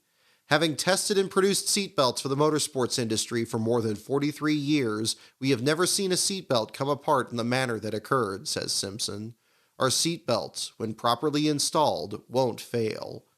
While Larry McReynolds says he's never had any issues with Simpson's products, and Richard Childress says the belt was brand new, manufactured at the same time as the car in November of 2000, this does little to steer attention away from Simpson himself. Fox Sports Net welcomes you to a cool and sunny winter day here at the place that racing fans call The Rock, Rockingham, North Carolina. Today, with the memory of Dale Earnhardt still fresh on everyone's mind, Winston Cup cars will attempt to qualify and battle for the pole in tomorrow's Winston Cup stop here in Rockingham. On Saturday, the Winston Cup portion of the weekend begins. Carl Long and Joe Bessie have withdrawn, leaving 45 drivers entered for 43 spots. During inspection, Kenny Wallace's Pontiac is discovered to have an unapproved fuel cell check valve. Todd Bodine says he and his fellow drivers have arranged a safety meeting, but doesn't go into detail about what will be discussed. Among those joining the meeting is Ricky Rudd. Drivers alone can't make things happen, says Rudd. We need NASCAR's involvement, and they're looking at safety every day. But then you need some outside people, and everyone needs to sit down for a brainstorming session to see if there's anything we can do. Jeff Burton anticipates NASCAR will change their superspeedway package before the upcoming Talladega race in April. A rumor soon follows that NASCAR will eliminate the roof spoiler and rear spoiler flanges by reducing the restrictor plate to 7/8 of an inch, putting the cars back to their arrangement from the July 2000 race in Daytona, which Burton won. Dr. Robert Cantu, a head injury specialist at Massachusetts Emerson Hospital, criticizes NASCAR's slow response to safety measures. NASCAR continues to talk about restrictor plates and kill switches and other things that make the sport more competitive, yet they continue to leave the safety up to the teams and drivers. Dr. Steve Olvey, medical director for CART, points to how differently safety is handled in open-wheel racing. Our philosophy is that there is an obligation on the part of the sanctioning body to provide as much information on safety and injury prevention to the drivers and teams. We don't have that capability with NASCAR. Mike Helton responds. If a group of doctors from Indianapolis thinks we ought to do it better, our recommendation to them is to understand how we do it first, he says. When something happens, it's not just 2 or 3 NASCAR guys standing around there eating a donut over the hood of a car saying, "Dadgun, that thing hit hard." Who is there better to do that inspection than the organization that inspects these cars every weekend? NASCAR has another fire to put out. Ken Barlow, a racing insider from Virginia, makes a public statement that the cars in the Cup Series are too rigid due to the use of chrome mully box tubing, a harder variety of steel that breaks before it bends. While unsure if Earnhardt's car was made of the material, he's also concerned about the use of cross-triangulation in the motor mounts, a building process that makes those parts more rigid. On the condition of anonymity, 2 Cup mechanics say Barlow's claims may be true. Barlow is himself problematic to NASCAR, as the sanctioning body had reportedly caught him installing traction control systems for Cup teams. They condoned it at the Cup level, Barlow said, but they didn't want traction control getting into the short track level. For many years, teams had overlooked testing at Rockingham in favor of Daytona, but the 2001 season saw 18 of the 45 entries test the track. Brett Bodine barely gets any track time as his transmission and rear gear fail during practice. Roush continues to struggle, with Matt Kenseth placing 40th on the speed charts, not far from 45th and last place Hut Strickland in the Donlevy car. The Dodges aren't nearly as fast as they were at Daytona, The only Intrepid in the top 10 belongs to rookie Casey Atwood, who takes 9th. Further back is Dave Blaney, whose Amico car is one of the first downforce track Dodges built by Bill Davis Racing. Robbie Gordon runs the same Kodak Chevrolet that Bobby Hamilton ran at Rockingham the previous year when he led 42 laps before the distributor failed. Dale Jarrett runs the same car he drove to victory at the Rock the previous October. The only changes made are to the paint scheme. Perhaps the oldest car in the field, ironically, belongs to Dodge driver Stacy Compton. Built in 1994, the chassis was first converted to a show car, then sold to PPI Motorsports, who then sold it back. Overshadowed by the Earnhardt tragedy, Compton slipped through the wreck to finish 10th in the Daytona 500, his first top 10 finish in his 33rd Cup start. For the rest of Compton's career, he'll finish no better. Early in the session, Steve Park blows an engine after just one lap. The Pennzoil crew makes a quick change, sends him back out, and Park puts up the fastest lap of the day. Ranking second is Bobby Labonte, the defending winner of the Dura Lube 400. Labonte isn't running the same car which he won that race. That Pontiac was destroyed after his throttle hung during practice at Darlington. Instead, he runs a car that last went out at Phoenix. Both Labonte and teammate Tony Stewart, still aching from his Daytona wreck, are now wearing 6-point seatbelts instead of 5. Labonte is trying out another new piece of safety equipment. Bobby Hutchins, an engineer at the Childress team, comes up with a system of suspender-like straps that go around a driver's waist and chest. One set of hooks attached to the driver's helmet, the other paired to the lap belt. Hutchins presents a set for Kevin Harvick and Mike Skinner, before Labonte and Elliott Sadler request a set. The yet unnamed product, soon to be called the Hutchins device, gains high marks early for not being as uncomfortable as the Hans. Several drivers receive a standing ovation as they speed by, not just Michael Waltrip and Dale Earnhardt Jr., but also Kevin Harvick, who logs his first laps in the 29 car. Another round of cheers is for Sterling Marlin. Late in the session, after putting up the 6th fastest time, Waltrip finds trouble. The team hurriedly prepares a backup car for qualifying, where for the first time there will be just one round, with 2 laps to make it count. And despite his win in the Daytona 500, the 2,000 owner points still determine provisionals, meaning Waltrip's new team still must time in 36th or better. Fortunately for both driver and crew, Waltrip is excused from his 3rd spot in line, and his backup had been tested at Rockingham before. At 10:40 a.m., following a brief delay for a Fox Sports crew making repairs to a RoboCam, Ward Burton is the first to time into the field. 2 cars later, Ricky Rudd bests his time, followed right after by Bobby Labonte. Another 7 cars later comes Steve Park. He's into one real hard, but down on the bottom, he picked the throttle up. He's not fighting the car off at 2 over there, and see how he's right around the white line coming through 3 and 4. Assuming he's back in the throttle like he should be, it's going to be a good lap. I believe it is going to be a good one. It's the quickest so far, 23.410, 156. Until the track's heating up, even though he was fastest in practice, that's almost a 10th slower than he run on the cooler temperatures this morning. Tires gripped a little better on the 2nd lap this morning with the cool weather. The car really looks good. It's right around the bottom of the racetrack. Right now it's down to the white line, and it's got plenty of power, and he's on the pole.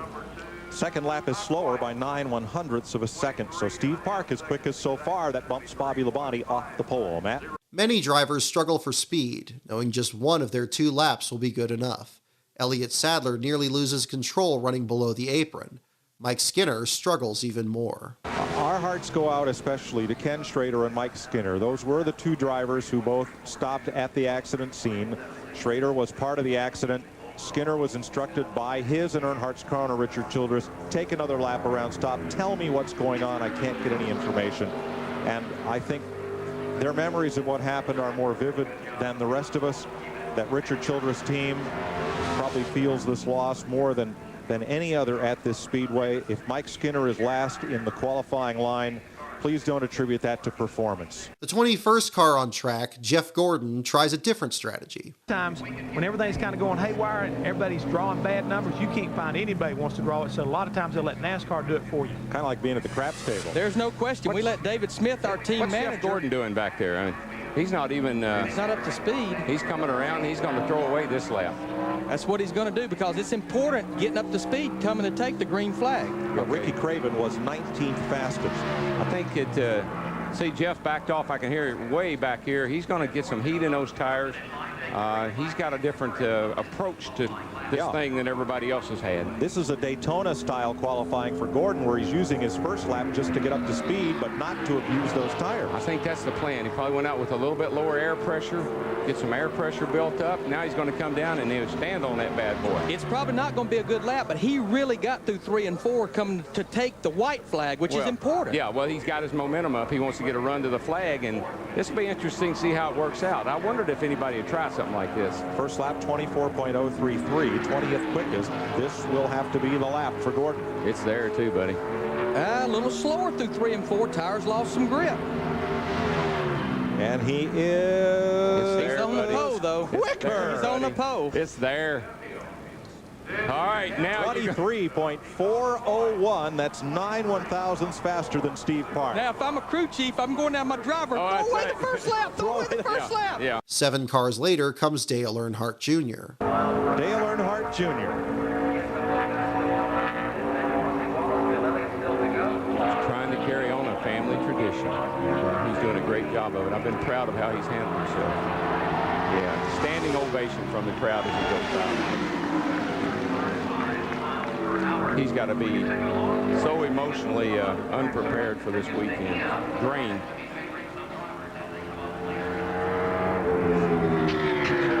But yet getting back in that car, something he's familiar with doing, that's part of the healing process. It's therapy. Don't know about 1 and 2. Pretty decent through 3 and 4. 23.777, 15th fastest, a credible lap. He'll be okay with that. I'm sure he'll be not thrilled, but he'll be happy. He'll be solidly in the field. Exactly. This is a better looking lap, Larry. I don't know what his time's going to be like, but it's a better looking lap. Quite a bit slower through 3 and 4, though.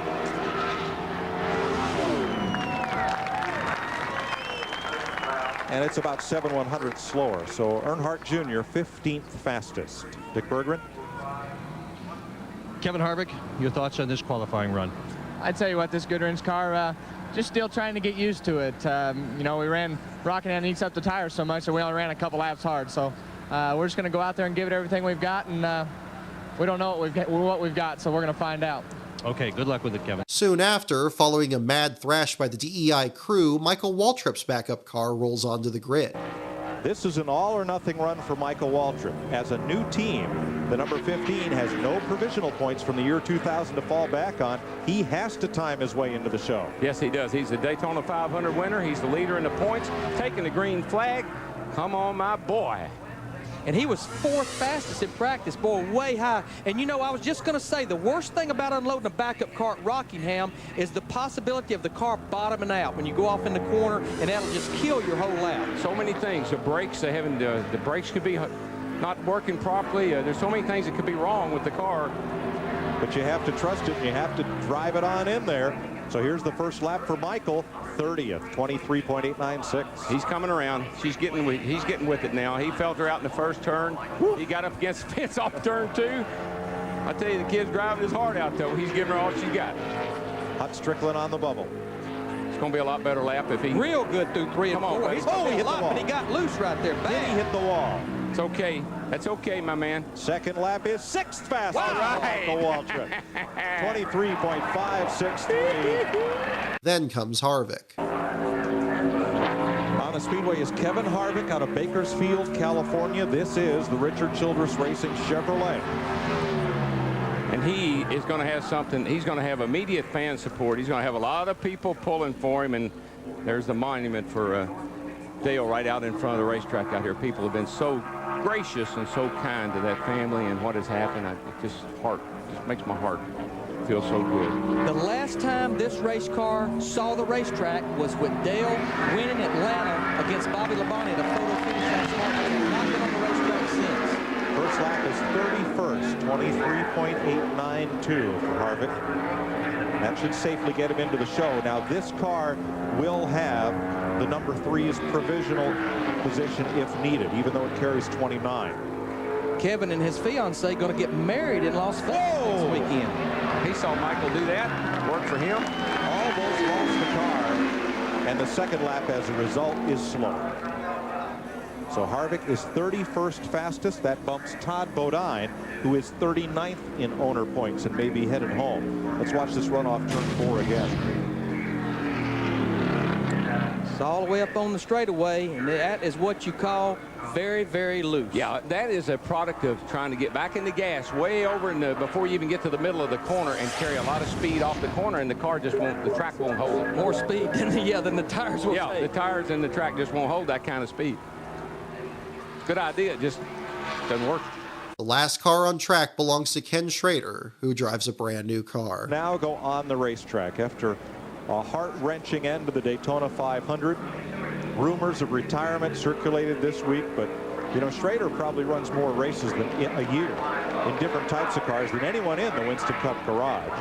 There's been times when things haven't gone my way, and I get down and depressed and kind of dejected, and I'd want to retire too. But once you have time to get all that under control, cooler heads prevail, and you come back to the racetrack. It's the best place for you right now. It's the best therapy Kenny could have, especially if he has a good run. Jeff Gordon wins the pole, the 34th of his career. Harvick secures the 36th spot, the last car in on speed. Sent home are Andy Houston and Kyle Petty. By switching teams in the aftermath of Adam's death, his number 45 is bumped out, while Buckshot Jones makes the show in the number 44. Making their first starts of the year along with Kevin Harvick are Rick Mast, Todd Bodine, and Hut Strickland. After qualifying comes a Busch Series race, the Alltel 200. It's a short field as only 42 teams arrive to contest the 43-car lineup. The front row features a pair of newcomers. On the pole is defending Truck Series champion Greg Biffle, who's making his first Busch Series start since 1996. Driver, sponsor, and crew have been promoted by Jack Roush to the number 60 team, made famous by Mark Martin, and is running the same chassis with which Jeff Burton nearly won at Rockingham the previous fall. That car nearly comes to grief in happy hour, as Biffle spins out, but avoids serious damage. To Biffle's outside rolls Ryan Newman in his first ever Busch start. Newman is paired with crew chief Matt Borland, who Don Miller brought over from IndyCar due to his similar background in engineering to Newman. Fresh off his win in Daytona's ARCA 200, Newman looks to impress in his debut, but inexperience on the treacherous Rockingham track, combined with a new harder tire and a 150 horsepower increase from the 2000 package, leads to early trouble. Getting set to go green. For 200 miles, 197 laps, we're racing at the Rock.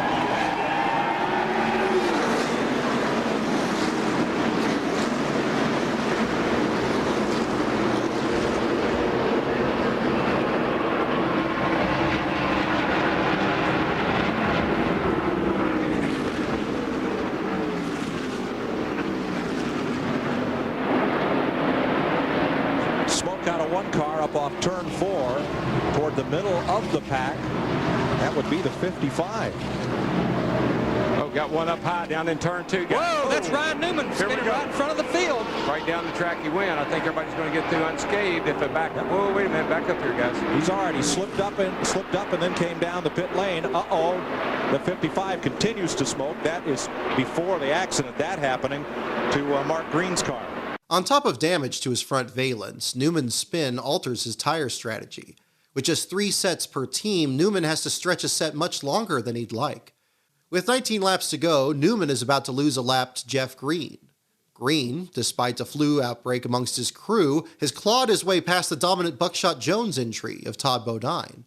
But Green is about to discover how hard Newman is to pass. Can't get a run on him off the corner. There's Keller's teammate, Jeff Green, putting Newman a lap down. And look at here, the black car right on Jeff Green in the 0-0 fighting this lap traffic. He's caught him. Took about 2 seconds back, but he's up on his rear bumper while Ryan Newman's trying to stay on the lead lap. Jeff can't get to the bottom to get around Newman, and so Newman's running, keeping him pinned to the bottom, and it allowed Todd to close up. Newman goes up the hill, and here comes Green and Todd Bodine. Right there, Jeff needs to be wide open, and he can't hold it wide open because he pushes out into the 0-2. And Ryan Newman doing everything he can with those old tires to stay on the lead lap. Todd Bodine's going to the bottom, going to try to get the lead here all the way below the white line, and they touch. And Jeff Green did the smart thing. He pedaled it. He got out of town. Another wreck draws the caution with 14 laps to go, and now Green is the one stranded on old tires. He just told his driver, Jeff Green, give it all you got, but bring it home. That's right. Todd Bodine in the 0 Kevin Harvick. This is fresh tires. He took advantage of it as soon as he could going through 1 and 2. Yeah, he got a great run off of turn 2, got him 3 wide down the back, and he will be on his way to victory. Bodine just uncorked the bottle coming off turn 2, past 2 cars, and now goes for the lead. Todd Bodine rockets past Jeff Green for the lead. The race is red flagged for a green-white checkered finish. Todd Bodine over Kevin Harvick. Getting set for the restart. There'll be 2 laps to go. As Todd Bodine hauls him off to turn 1. Here comes Biffle looking for second. Harvick got a terrible start. Todd kind of got a jump, and Harvick panicked and near lost second place. Now, you saw the smoke there. That's where they went through the oil dry, where they put it down on that water and oil from Tim Fedewa's car a while ago. Harvick's got it hammered down. He's coming after him. He's got the white flag showing him in the face. It's Todd Bodine's to lose as Jeff Green continues to give up spots. Jeff Purvis goes back past him. Last lap.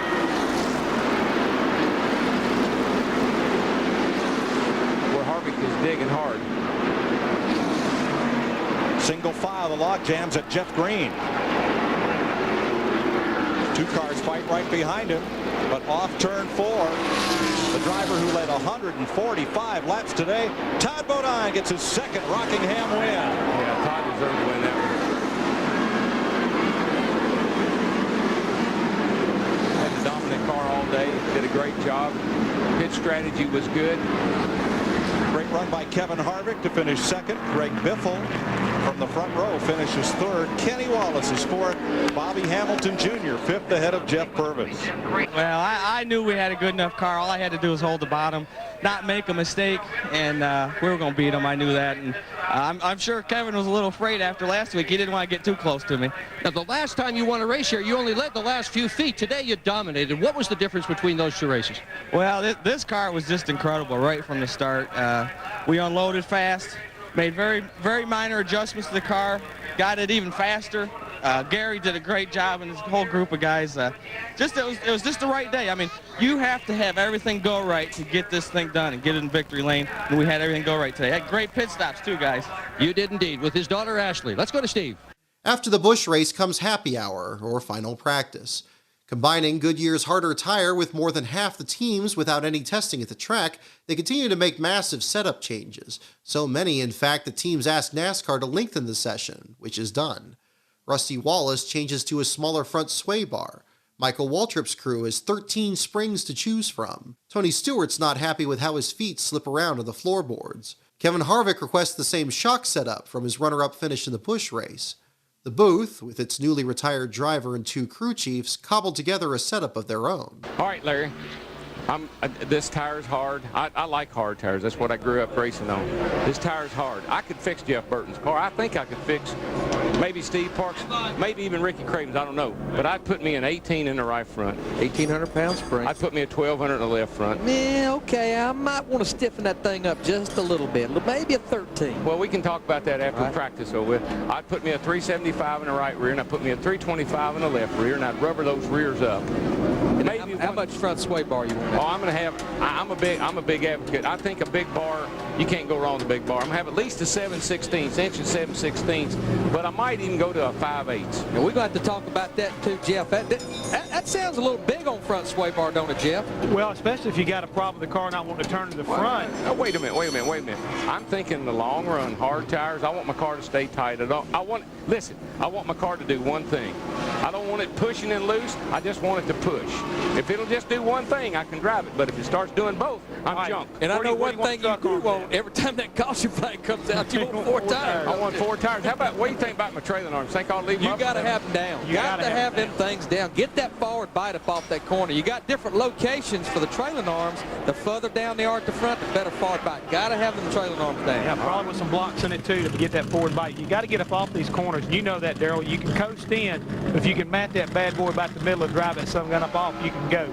All right, so we got the springs and the shocks. We're going to argue about the sway bar after practice. We didn't get the shocks, so what do you think? You going to go with the aggressives, linears, or what kind of shock pack are we going to have today? I believe I'm going to go with me some linears, get that thing down in that racetrack. Maybe maybe some digressive linears, but I believe I'd lean toward linear. I think I'm going with the linears because of the tire. It's the harder tire. I believe it'll like linear shocks. What does our owner think? I am so glad, folks, that we have 19 weeks left to explain all this to you. But this is the kind of conversation, times 43 cars, that is going on in that garage area right now. Midway through practice, Hut Strickland has run the most laps, and Mike Wallace nearly gets into the wall off turn 2. John Andretti loses an oil pump belt and has to change engines. Both Evernham cars change engines too. Jeff Gordon puts up the fastest time over Rusty Wallace. Jimmy Spencer surprises with the third best speed ahead of Bobby Labonte and Steve Park. Kevin Harvick takes 9th. With that, all that's left to do is run the race. Full of emotion and motion for all racing fans. Jeff Gordon has the pole position today in Rockingham, where rain could be a factor. Hi, I'm Chris Myers, coming to you from The Rock, trackside in our mobile studio here at the North Carolina Motor Speedway, and thanks for being with us. Dale Earnhardt once said if he died on the racetrack, he would be doing what he truly loved and that nobody should shed any tears. Well, there have been plenty of tears, but Dale would want us all to wipe those tears away and with strength and courage to continue racing. In the words of writer Jim Leitka for the Bellingham Herald, Sunday morning begins under a sky just waiting to cry. It's cold, dark, and rainy. In the infield, a puddle forms around the flowers left in an open parking space, the spot reserved for Dale Earnhardt's motor coach. The flag by Victory Lane is at half-mast, an Earnhardt flag waving under the stars and stripes. Under the whir of idling jet dryers, fans file into the track. At the gate, each is handed a pennant to the Goodwrench Chevrolet. Drivers, crew members, and even the broadcasters are wearing the same souvenir caps with the iconic number 3. For the first time since 1979, Earnhardt's not in the drivers' meeting. More rain is on the way. Drivers used to say the worst thing to see on the track was Dale Earnhardt in your rearview mirror. Now we all realize the worst thing is not to see Dale Earnhardt at all. With the start of the race delayed, Fox's extended pre-race show begins with an interview with Mike Hilton. The first thing, Mike, is given the news of the broken seatbelt, are there any new developments regarding the loss of Dale Earnhardt? Well, while the investigation continues, since our announcement Friday morning, there's nothing new to report that we're conclusive about. It's basically where we were at Friday morning with the fact that there's a piece of a belt that was supposed to be in one piece. It's now in 2 pieces. A number of drivers now are using the 6-point belt system, improving safety. Hans' device has been stepped up, and I spoke with a number of drivers, including Jeff Burton, and he said that NASCAR and everyone in the sport has to do much more about driver safety. He said this following, of course, Earnhardt's tragic death. This thing got in front of us somehow. I don't know how it happened. It's the teams, the drivers, it's NASCAR, it's all of us. We all need to step it up, and we all need to do a better job than what we've been doing. The fact that 4 people have been killed in a short period of time says there's something wrong. Now, something wrong. Are drivers coming to you, Mike, as president of NASCAR and saying we need to do more? Well, I think particularly this week, everybody wants to do more. NASCAR, the competitors in the garage area, the crew members, everybody wants to do as much as possible, even more than we do today. So I think the emotions and the frustrations of what's happened has driven everybody to want to do more right now. Mike, don't you think that maybe it's time that NASCAR, all of us, mandate certain things? We know safety. There's a lot of safety equipment that's not being used. The Hans device is not mandatory. None of these safety items are mandatory for drivers' protection. Don't you think maybe it's time we said, okay, this is what you got to do? Well, we mandate a lot of safety elements. But when it comes to that cocoon that Michael talked about Monday, that the driver sits in, because of the different shapes and sizes of drivers, there's some things that we simply need to recommend and work with the competitors to make better, as well as outside suppliers. In the meantime, if there's something else that makes universal sense, that fits everybody exactly, it's something we can take a look at. But that the ergonomics of that cocoon is so specialized to the shape and the size and the preference of the driver, it's a recommended situation. With that said, consider this. We go through a very stringent technical inspection with the cars. I would suggest that maybe we put the driver in the car hook him up, seat belts, helmet, gloves, just like he's going to go on the racetrack. Have a NASCAR inspector there, look at that cocoon, and also have 3 drivers there, or maybe 2 drivers and a crew chief, because everybody sees something different. Sometimes it's the blind obvious that gets us, and maybe that's a good procedure that we could initiate and start moving things forward. Well, and in a sense we do that today, but like Jeff said earlier, Jeff Burton said earlier, it's all of us that have to step up to the plate, and the responsibility of safety is shared by everybody in NASCAR. If it became simply a part of the inspection process, we don't know what the driver does when he goes out and gets into a car at pit road. How much of that does he follow? We can enforce it in the inspection bay, but the driver has to help us with that, and that's where we've always shared the responsibility of the safety issue. Mike, is anybody in NASCAR, is this something you're going to do personally, or is it a situation where have you got somebody already in place in NASCAR that's responsible for your safety deal now? Have you got like a little inner working group? Yeah, we've got the best committee in all of motorsports, and that's the garage area first and foremost. There's not 2 or 3 personal individuals at NASCAR that all the safety issues land on. It's spread out. For some time now, NASCAR has been talking about, and we've started investing capital in buildings and land, and now putting staff up together to work 5 days a week on a broad range of issues, but safety's first and foremost to us. And this is something that's been in the works for 5 or 6 months now, and will be coming about as we speak. But it's a universal issue. It's not just one person in NASCAR making the calls. And some of the drivers have suggested a year-round safety committee that involves drivers and someone from NASCAR and a manufacturer and an owner that just focuses on safety. Yeah.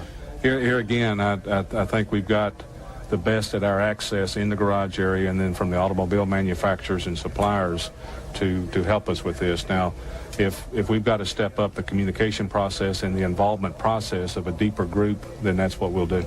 Debate over mandating the Hans device also intensifies. As we look at some of the drivers stepping in and trying on the Hans device. This is Brett Bodine, and he's putting his on right now. And Darrell, you asked Mike Helton, hey, maybe it's time now that we make something like this mandatory. What was his response? Was it sufficient for you? Well, I think it's something you got to do. It shouldn't be an option. It shouldn't be, well, we're going to look at it. It shouldn't be maybe so. I think it's something you just got to do. These drivers are just like kids. They're just like the analogy I used about the motorcycle riders who won't ride with a helmet unless you make them, unless it's a law. It should be a law that you got to have some sort of head restraint device. Right. You can choose, but it's got to be a head restraint device.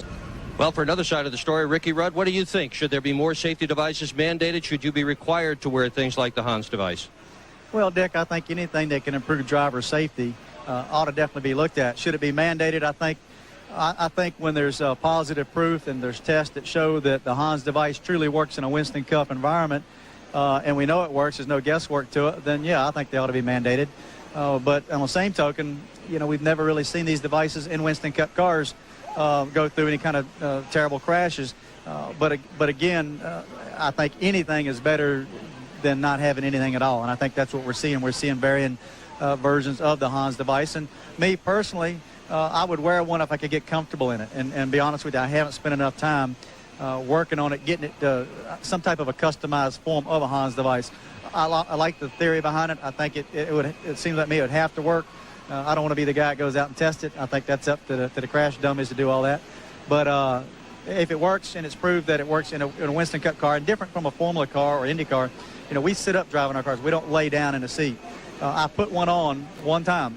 That's not much of a chance. But when I put it on, the problem I had with it, and I didn't really have anybody show me there how to wear it, but it was, to me, it limited my side-to-side vision. I couldn't turn my head very far. Again, a lot of these guys that are wearing ones today have taken that stock version and modified it to work for them. And quite frankly, I should be responsible for that, and I need to sit down. As a matter of fact, we've got 2 of them sitting in the shop that I'm going to work on Monday. That's not doing us any good this weekend. How would you feel if they required some of this stuff, if they take the choice away from you? Well, I don't think it's a bad way to go. If it makes, you know, if it's mandatory and everybody has to use it, then we just all have to use it. You don't want to end up causing more problems. All of a sudden you have a rash of accidents because a driver cut another driver off because he couldn't turn his head to see that there was another car there. You know, that's the only thing about mandating it and just kind of like forcing it down everybody's throats. But again, if it's proven that it's better and it can save some lives, then I'm all for mandating it. I want to respond to Ricky Rudd, and I'm certainly not arguing with Ricky Rudd by any means, but again, if you hear what he says, yeah, if it was mandatory and everybody had to wear it, then sure, I'd wear one, but I don't want to be the only guy out there with one, and I really haven't tried it yet. And it restrains, sure, it's going to affect your driving and the way you've driven or sat in the car before. But we can put mirrors. I had mirrors in my car. I had a big long mirror across the top. I had a little side mirror. Put mirrors. If it's going to keep you from moving around, put mirrors. I look in these cars now, they got headrests that go all the way past the driver's head, and there's no way he can see side to side anyway. So there's a lot of things we can do. First thing we got to do, though, is something. We can't just keep saying, well, I don't know, maybe we ought to do. We got to do something. After Ken Barlow expressed concerns that the current car was too rigid, Larry McReynolds brings his own experience to the subject. Daryl, to you and Jeff, there's one thing that we've talked about what the drivers need to do, what we need to do, as Mike Kelton referred to, the cocoon, where the driver sits. But something I've thought about all week is something that has evolved over the last 15 or even 20 years. We have learned as crew chiefs, nothing to do with NASCAR, that the stiffer we can make the race cars, the more responsive they are to changes. In other words, the more rigid we can make it. And when you look at a car from 15 years ago to a car in the garage today, there's more braces, there's more gussets. We've got braces on the braces. And what's happened now, with more stands around the racetrack, we've had to get away from guardrails. We've had to go to concrete walls. So you've got a concrete wall that will not move. You've got a stiff race car. The stiff race car hits the wall, it's like a brick hitting a brick. What's the weak link? The human body sitting in the seat. So I think, you know, it's a combination. We can talk about Hans devices and neck supports and neck restraints, but I think when I say we, that's NASCAR, race teams, everybody, the engineers, we've got to look at some other things that we can do to soften that blow. There's no crush. There's no crush when the race car hits the wall. Frank Stoddard goes over the safety improvements made to Jeff Burton's car over the past year. Well, guys, really this is driver-driven. Jeff's been in the shop all winter long. After what happened last year with the unfortunate fatalities of Kenny Irwin and Adam Petty and Tony Roper, he was looking to try to make the compartment a little bit safer. So he's come up with a headrest that you can see here. It actually extends almost to the steering wheel area.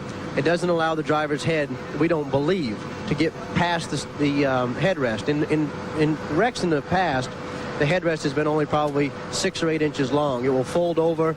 The driver's head might get beyond the other side of it and cause problems. With this thing here, we've actually tied it into the shoulder brace to where it's real strong.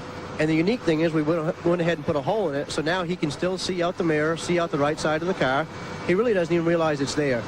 This is just a great thing that I think that Jeff Burton has worked hard on this winter. The guys in the shop, Brian Butler, a bunch of people put a lot of time and effort into this, and it's a wave of the future, I hope. Frankie, the net there on the outer window opening, Jeff Burton was one of the first ones to run that. Why don't you explain that one? Because that's like a secondary net. That's right, Larry. This net here actually just ties in real close to the driver's head. The net out here at the window, you know, that just kind of seals everything off to where if it's a flipping wreck, Daytona or something, the arms and things like that stay in the car. This wreck here, this was more after, we really did this after John Nemechek had a fatality at Homestead. Unfortunately, his head actually came out and was real close to the wall, the concrete wall. So this net here we made up to tie the thing in to where if the driver's head came out, this net held it before it ever got to the outside net. Frank, this is Jeff. Jeff Burton is a very passionate individual when it comes to his driver's area. Not only his, but I think every other driver from what I can see right there. I know when I was working with Roush that he was always coming around looking at the different cars of the other teammates and trying to help them make sure their stuff was as safe as possible, because he's very passionate about that, isn't he? Well, he certainly is, Jeff. And, you know, I think that we need somebody like him in this sport to be able to have a panel maybe that's established from here and down the road to look at every individual's car and come back and tell all of us what the best things that they saw were. If we could have some sort of a panel that went back, and at the end of the day, when Larry was a crew chief last year and when you were a crew chief, if they could have come to you and said, guys, these are the best ways we can see to mount a seat, the best ways to mount seat belts, the best headrest that we see in all the 43 competitors' cars. This is what we see as the best. I think at the end of the day, then it's each driver's opportunity to go put into the car what he thinks is the best for him. It's not going to be about somebody telling him what he has to do, but I think giving him the avenues of what it looks like are the best things to have.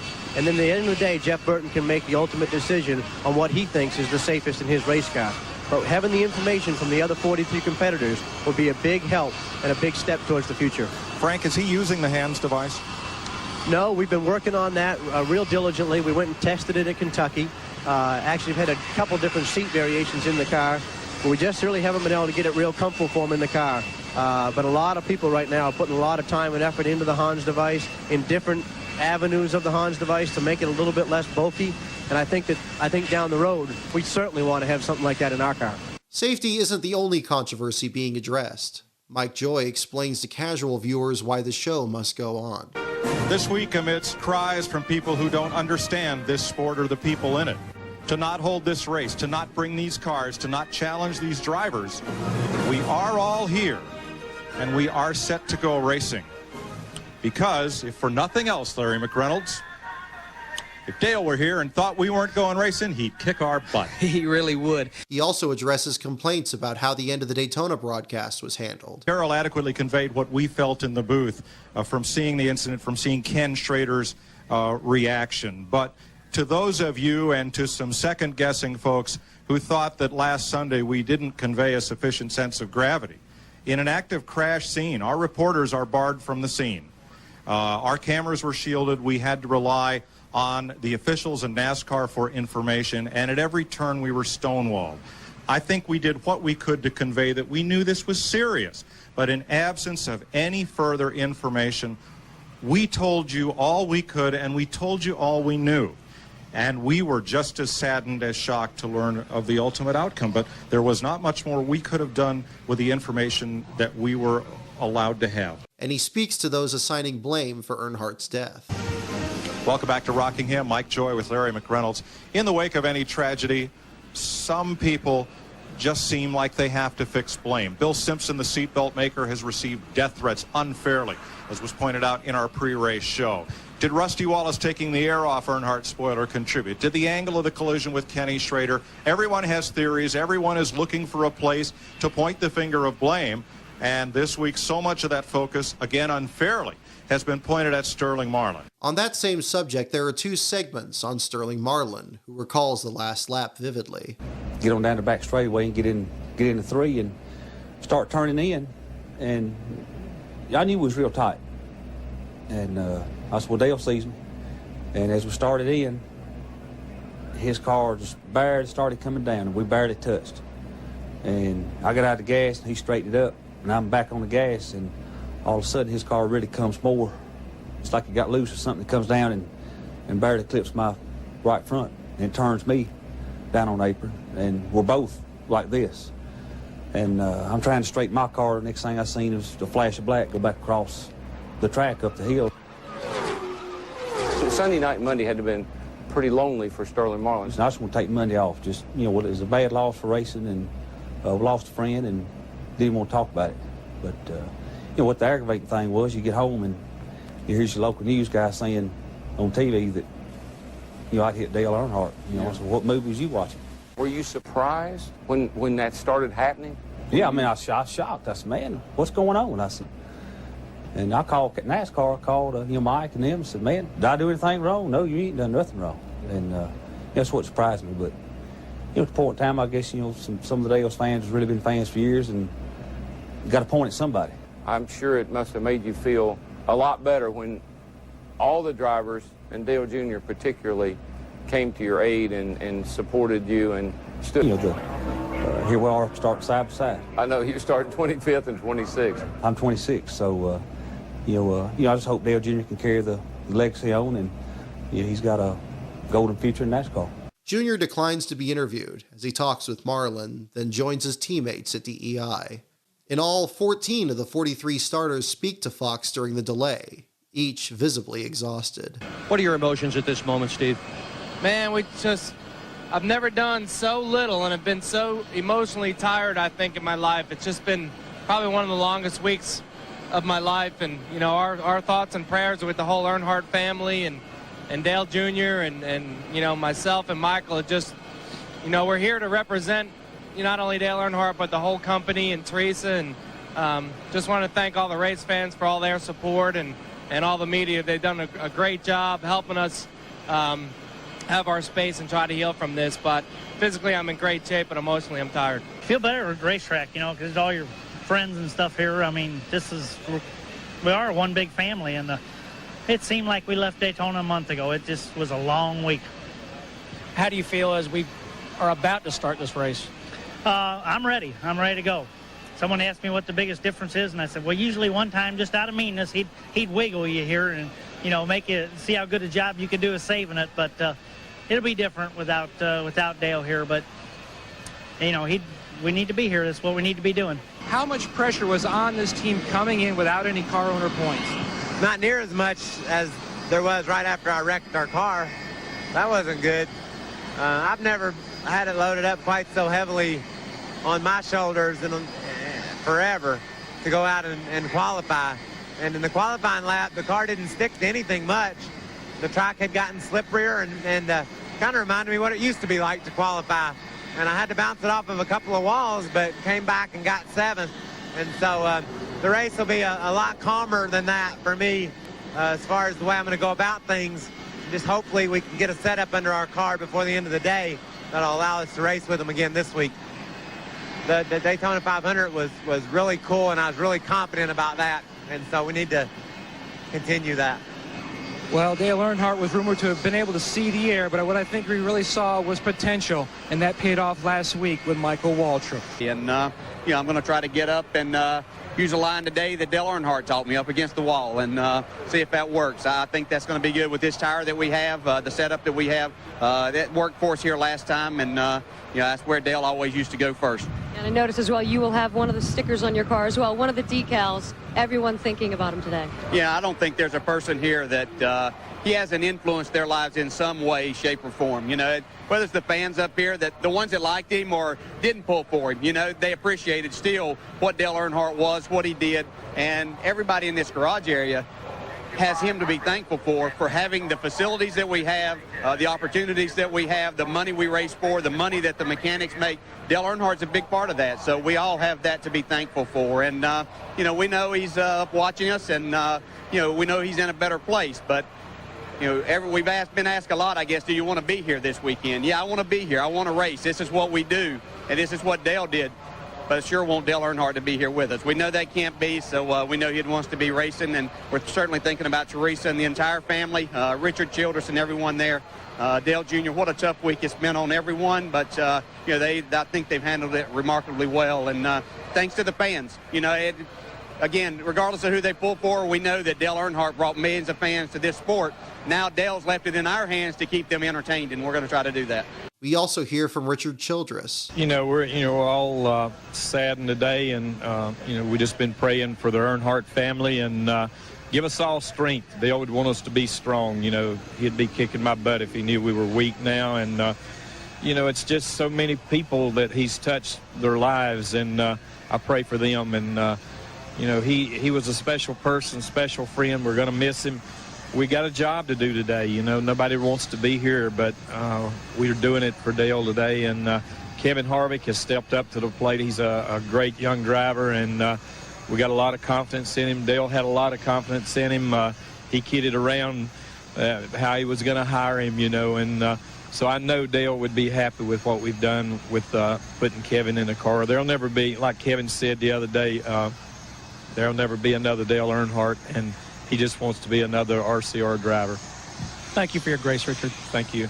And his new driver, Kevin Harvick. Kevin Hamlin told me this morning that Dale Earnhardt thought an awful lot about you as a person and your ability. How do you feel as we get ready to start this race? I feel like we have a chance to win the race. We had an awesome car yesterday in happy hour, and it's a tough situation, but it's only as tough as you make it. And I think the 190 people at RCR and the fans and everybody surrounding it has not turned it into a positive, but made it a lot easier on me and made me feel comfortable where I can go out and drive the race car and do what I have to do. And I think I said this in a press conference the other day. If Dale Earnhardt had a broken leg and he couldn't race this weekend, he'd want me to drive the hell out of his race car, and that's what I'm going to do. Well, tell us how it was in practice. Are you ready for this race? Yeah, I mean, race car was good. We only ran the first 45 minutes, and we felt we were as good, if not better, than most of the cars. And I mean, today's a different day, and you never know what's going to happen. But as of yesterday, when I was in my motorhome listening to the rest of them practice, we were fine. So, you know, it's just one of those deals where you don't know what the racetrack's going to be like, and you know, I know how the race car is going to drive, but the weather's not the same, so I really don't. But we'll just go out there and do the best we can, and I think we got one of the best race teams behind us that there is in the business, and I know I've got the best owner in the business, so we're well surrounded, and we'll be fine.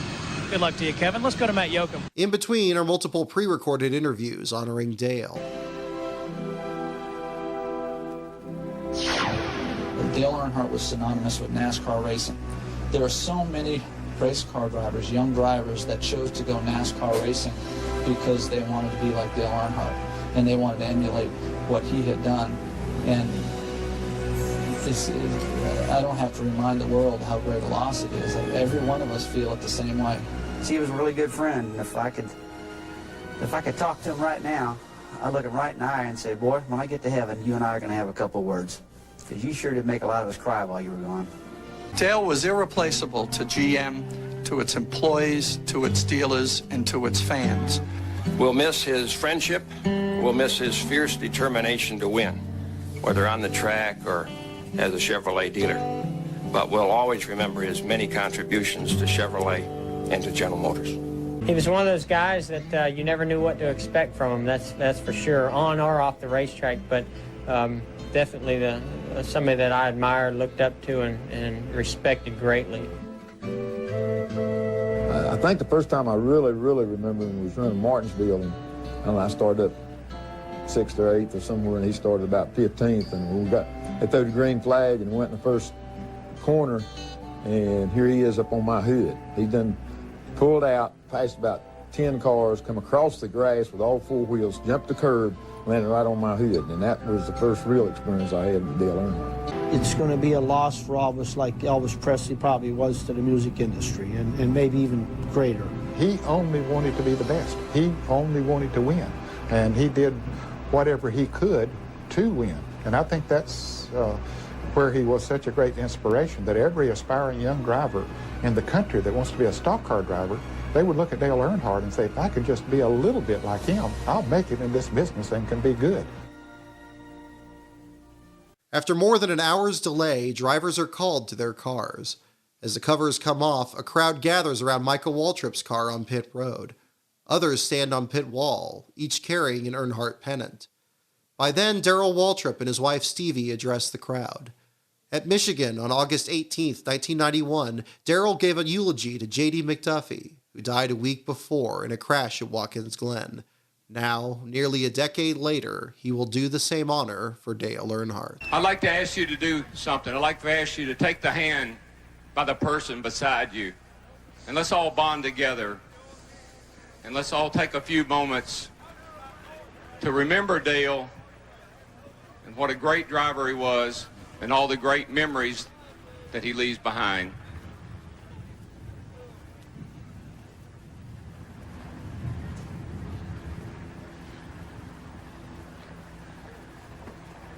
Our dear Heavenly Father, Lord, our hearts are hurting. We've lost a great friend, and it all seems so unfair.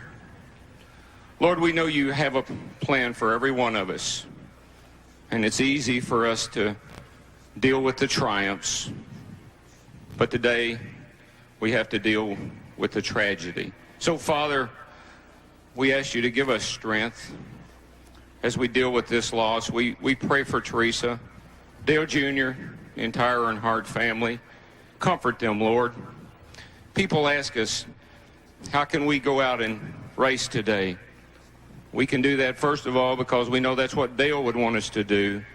And second of all, because we know he's in heaven with you. He's in a place, Lord, that we all long to be someday. So let us turn our hearts from sadness and let's celebrate the life of Dale Earnhardt and the great memories that we all have of him. Because, Lord, we know without a doubt that he is dwelling in your house and will forevermore. Amen. After introducing the starting grid, pole sitter Jeff Gordon slows the inside line. You see at the front of the field, pole sitter Jeff Gordon has backed off 1 row, leaving the pole position open in honor of Dale Earnhardt. This caution also runs long, during which time Gordon keeps the pole position open for more than 5 minutes. Still another tribute will follow, though under less than ideal circumstances. Green flag, we're racing.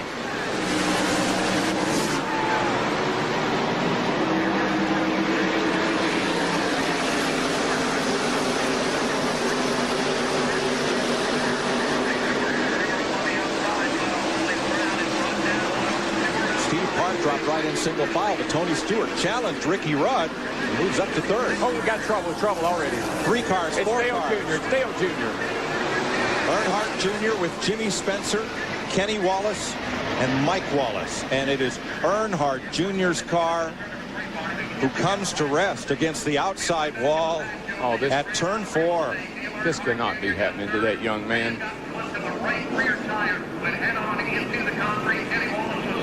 Kenny Wallace goes to the garage, Mike Wallace to pit road. The first silent lap 3 takes place under caution as Dale Earnhardt Jr. climbs from his wrecked Chevrolet. His only injuries are contusions on his lower waist and thighs, both caused by his lap belts being too tight. Jimmy Spencer pits for repairs to his fender, while brothers Kenny and Mike Wallace go behind the wall along with Jr. While it was Ron Hornaday who bumped Jr. going into turn 3, it is Robbie Gordon who for a second straight week is blamed for a wreck. First off, are you okay, Dale? Yeah, I'm fine. Everybody home, I'm doing all right. No big deal. Just tight. Go racing, getting down into 3. The 4 car pulled down in front of me, and everybody checked up, and I was checking up, and somebody didn't. So it's tough. You know, we really had a good car. Wanted to do good here. Get the year started off right, but we have to go to the garage, see if we can get it back out there. The DEI crew looks over Junior's car, only to discover how badly the suspension is bent. As rain begins to fall again, prolonging the caution, they push the car to the hauler and load up, done for the day. The added rain delay allows Mike Wallace to return to the track just 17 laps down, a new radiator strapped down with bungee cords. Further up the field, Ricky Rudd believes he has an electrical issue on his cooling system. It's blowing air, but not cold air. He'll ultimately shut off the system altogether. Still under caution on lap 29, Rudd stays out, while 7 other drivers pit for fuel and tires, including Kevin Harvick, Mike Skinner, and Stacy Compton. The race is finally about to restart, this time on lap 31. During this run, the fastest cars belong to Ward Burton, who climbs to 8th, and Ricky Craven, who's up to 23rd from 41st on the grid.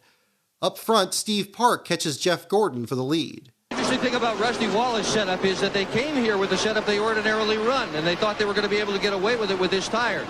Didn't work well, so they changed about everything they could think of, and that didn't work either. So then they went back to the setup they came with. Guess what? The car was fine, and they don't really know why. The lead just changed. Steve Park puts the nose of his Chevrolet in the win. Seconds later, on lap 46, rain falls again. Under caution, most of the leaders pit. Jeff Gordon holds off Steve Park, but Stacy Compton stays out to lead.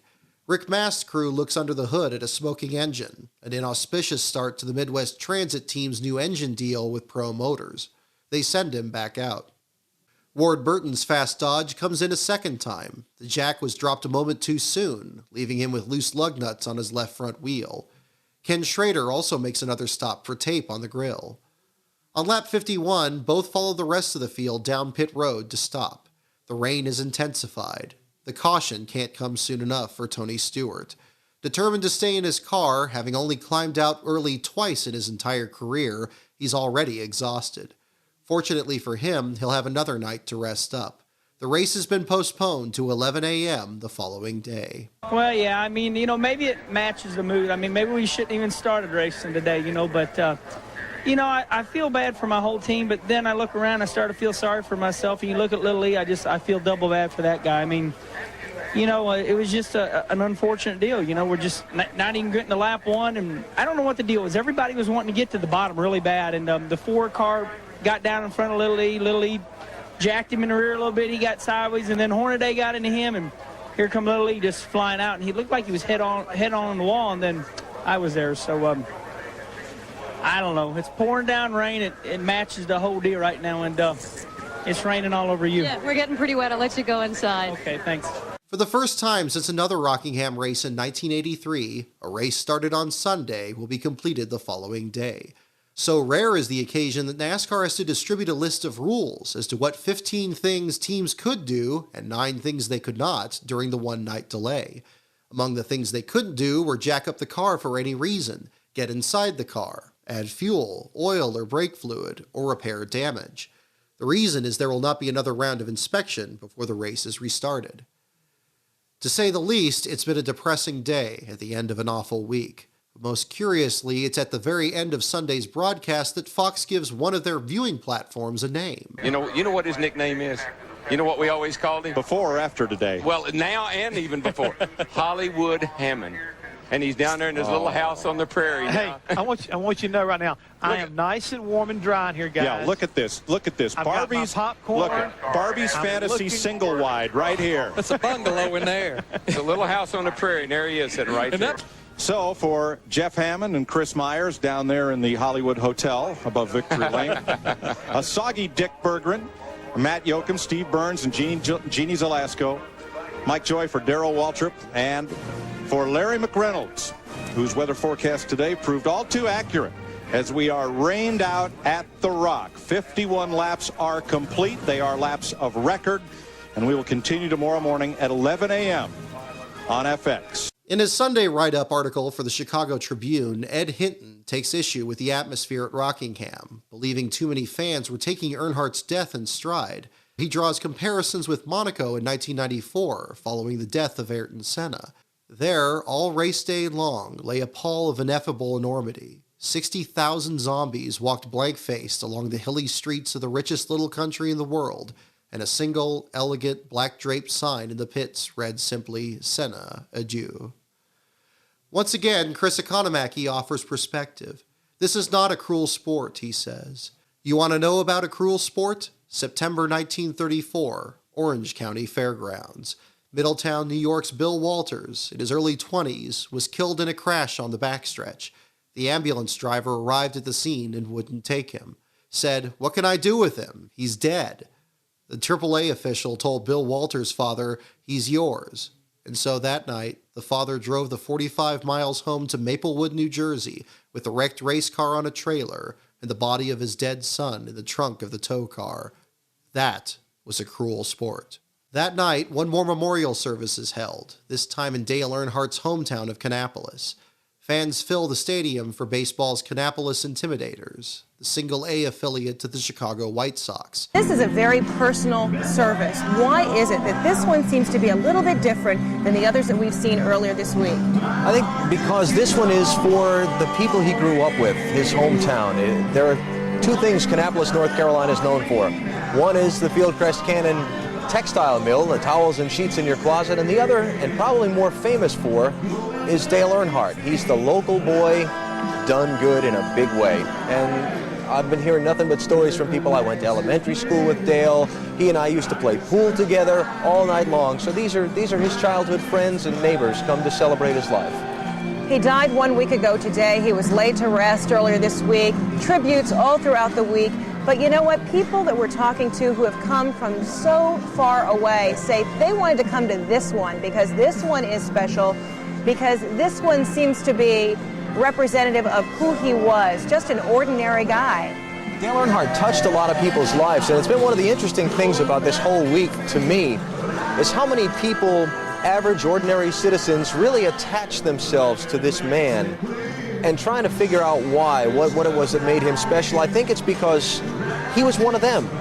He, despite the millions that he made and the fame that he got, was just a regular old guy who wore blue jeans and cowboy boots every day. That was his natural dress. And these are the people that identify with him so strongly. These are the blue-collar people that are Dale's army, if you will. Arnie had his army in golf. This is Dale's army, all these people here tonight. And the other side of that, too, realistically, this was the one that they could participate in. The services earlier in the week were for invitation only. This one is open to everyone, and they've turned out. I'm Ray Moss, and I'm the mayor of the city of Kannapolis. I'd like to welcome each one of you tonight and thank you for coming.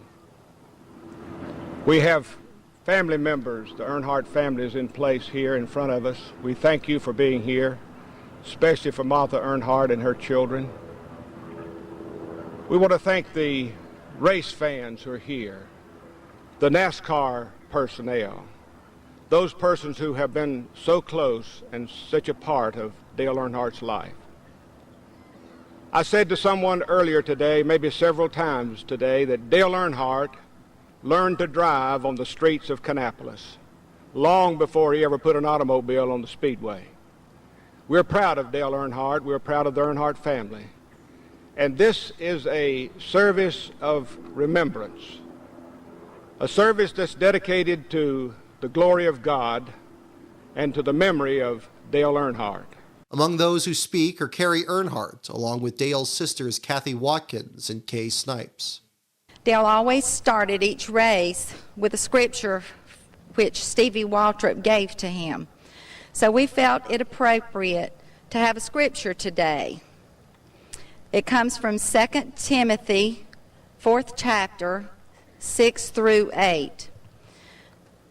The time of my departure is at hand. I have fought the good fight. I have finished the race. I have kept the faith.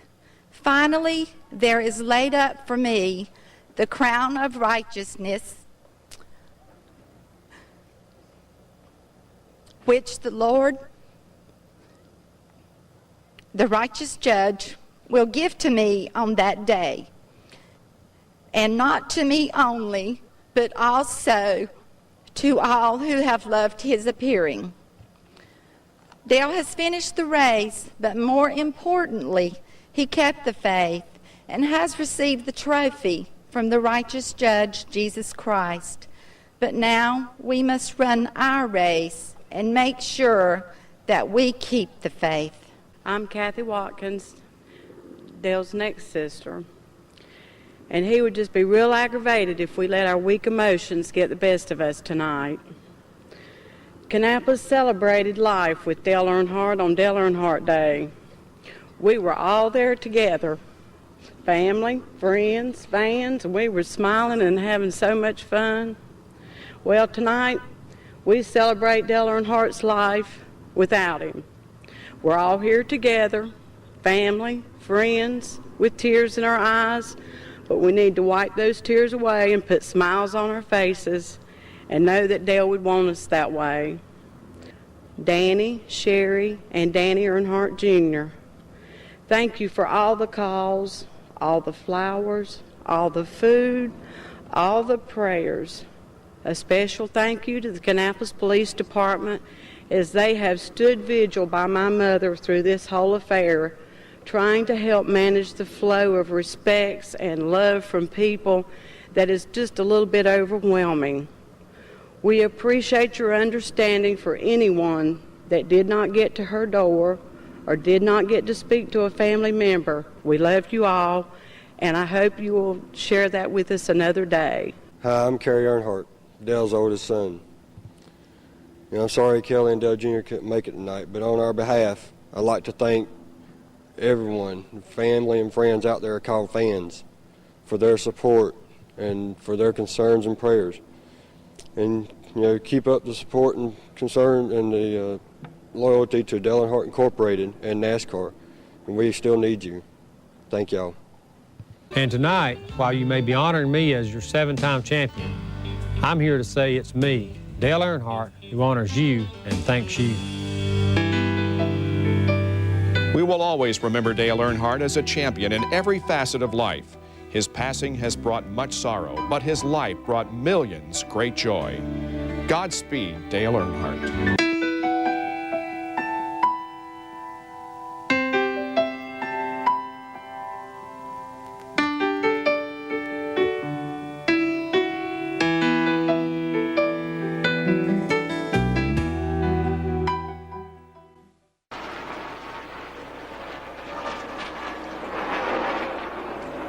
The flag flags at half-mast here at Rockingham, honoring Dale Earnhardt. We just weren't meant to race yesterday. 39 of those 51 laps yesterday were run under caution. After the rain passes through late Sunday afternoon, Monday's resumption of the Dura Lube 400 comes under crystal blue skies. Under caution, a few cars come down pit road, including Mike Wallace for more substantial repairs to the nose of his Ford. Having pitted on Sunday, Stacy Compton stays out, and on lap 56 chooses to take the green flag on old tires. Start really no cars a lap down other than Mike Wallace, and the disadvantage of that this early in the race, the leader takes the green flag, which may be why Stacy Compton did what he did. The last car's in turn 3, so you're almost a half a lap down. Green flag on a sunny Monday morning. We're back racing at the Rock. And Gordon goes for it right away. That's the difference in stopping and getting 4 fresh tires than having some that you've ridden around a few laps on. This place is so hard on tires. Any laps at all, you almost got to come on the pit road if the caution comes out. We're going to see pit stops. Pit crewmen are going to be very busy people today. While most of the field fights a tight condition, Steve Park runs down Gordon once again and completes the pass on lap 74. 10 laps later, Compton is just about to be lapped when he pits for tires. Matt Kenseth overheats as a garbage bag-sized patch of tape from Mike Wallace's car blocks his radiator. It's a second straight race that overheating has sabotaged his run. As the run continues, Jeff Gordon starts to reel in Park, but other drivers are starting to impress. On lap 89, Ricky Craven passes Dale Jarrett, with Robert Presley working his way from the back of the field to 19th. Michael Waltrip is using the high lane to great effect, and on lap 100 races past Tony Stewart for third. Stewart's fighting a loose condition as the team undoes their adjustments from Sunday's cold weather.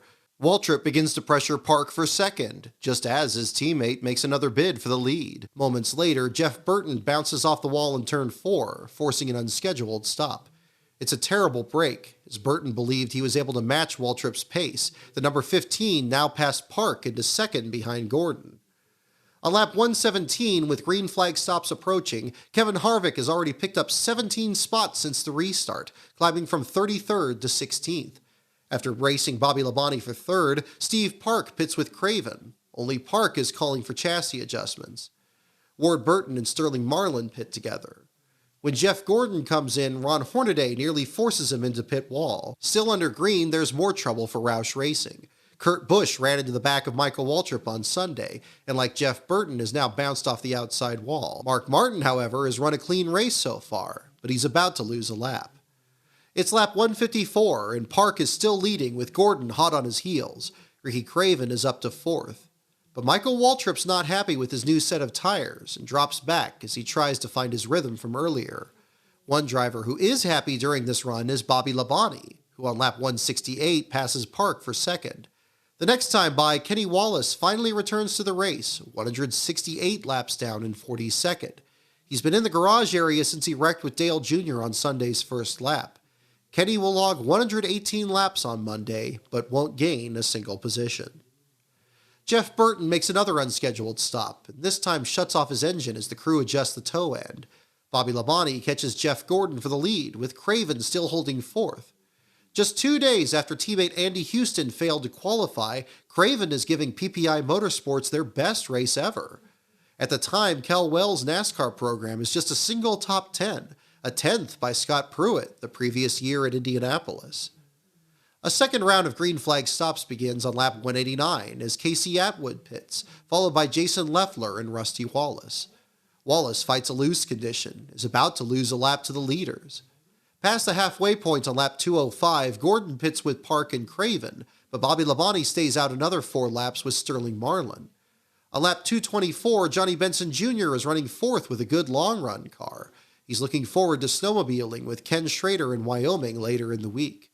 2 spots behind him is a surprising Dave Blaney, who's rebounded from his engine failure in Daytona to run 6th.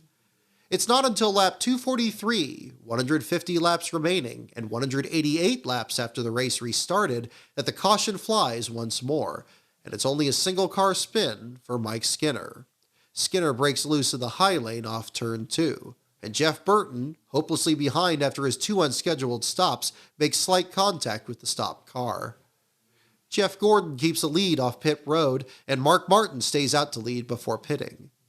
The race restarts on lap 250 with Gordon still leading Park, the pair still the class of the field. John Andretti brushes the wall in turn 1. Teammates Ward Burton and Dave Blaney fight their way through traffic. Then, on lap 257, Ricky Rudd slows off turn 4, causing the field to scatter. Rudd says he's lost third gear, but as he coasts onto pit road, the damage is much worse. The rear gear has locked up solid. He'll return to the race in the final 100 laps and finish a disappointing 39th. With 132 to go, the best race on the track is the battle for 8th place, including Craven, Blaney, and Marlin. Over the next 7 laps, both Ward Burton and Robert Presley join the battle. With 123 to go, there's more trouble. Jeremy Mayfield comes down pit road off the pace. But another potential rear-end failure turns out to be a left side axle with the teeth worn to nothing. Worse, Mayfield's backup axle doesn't fit, so the crew has to run to the hauler for a replacement. Mayfield was another driver who managed to have a decent run at the end of the Daytona 500, though contact from Ricky Rudd just before Earnhardt's accident nearly spun him out. Around this time, Mark Martin makes an unscheduled stop for 4 tires. He thinks it's a loose wheel, but then concludes it was a loose wheel weight instead. 109 to go. Park leads Jeff Gordon by 3 seconds as the 24 picks up a push. Further back, Elliott Sadler has climbed to 12th, joining the half-dozen cars still battling for position in front. Kevin Harvick's not far behind in 14th. He's run as high as 13th. Ward Burton scrapes the wall in turns 1 and 2. Then, with 93 laps to go, Stacey Compton's engine lets go directly in front of race leader Park. No one else is involved, and Park beats Jeff Gordon off pit road. But when the race restarts with 85 to go, Gordon is ready. Green flag, and Gordon goes right after the lead. Gordon got a great jump on Steve Park, and it really is paying off. He was able to get by him going into 1. Now there's racing everywhere. Robert Presley and Elliott Sadler race hard for 10th, with Blaney catching them both. Craven and Marlin are locked in a battle for 8th as they reel in a resurgent Rusty Wallace. With 66 to go, Sadler picks up a skip in the engine caused by a faulty alternator. In the last 66 laps, he slips from what would have been a career-tying 7th to 11th. Up front, it takes less than 30 laps for Park to catch and pass Jeff Gordon for the lead. Back out front, Park is just 54 laps away from his second career victory, and well on his way to setting a new personal best for most laps led, 130 at Richmond the previous fall. But with around 40 to go, Park's lead starts to evaporate in heavy traffic. With 20 to go, a new contender arrives, as Bobby Labonte has caught Jeff Gordon for second. When they too catch lap traffic, Labonte makes his move. Oh, slow car traffic. Down low, up high, in the middle, here we come. Now Gordon's Hendrick teammate, there Jerry Nadeau, backed out and left a hole there for Gordon to slide up into. Labonte has been really good off this corner. They got him. He's got him. Joe Gibbs, Labonte's car owner, on the headset. Bobby Labonte makes the pass and takes over second place. The pass comes with 15 laps to go. Park is over 2 seconds ahead, but by 10 to go, the interval is down to 1.6. 1 year earlier, it was Dale Earnhardt who tried to track down Bobby Labonte for the win, only to come up short. Now it's Labonte who's the hunter, and with 8 to go as Harvick lets Park by, the margin's about to drop to just 1 second. 5 to go, and Labonte is there. The Pontiac gets through the corners better, but Park's a little faster on the straightaway. 3 to go, Labonte makes his move. A little harder. Parks and Labonte's spotters are side by side. He's there, but here he goes and up here on the comes outside. Labonte. Park went low to block. Labonte's going to try the high side. He's going to get a whale of a run off the corner. Now he's got to figure out, what am I going to do? What am I going to do? Which way am I going to go? I'm going to go down. Under. And Park slips up. Labonte on the bottom. Here he comes. It's going to be 2 laps to go. Now the hard part for Bobby is to get off the corner with Park to his outside. He needs the whole racetrack to be able to make the pass. Opposite from 3 and 4. Labonte goes to the high side. Park to the bottom side. Park's not going to get. He's not going to get him. He's not going to give him room off that corner. Although now he's pulled down a little bit. Here we go.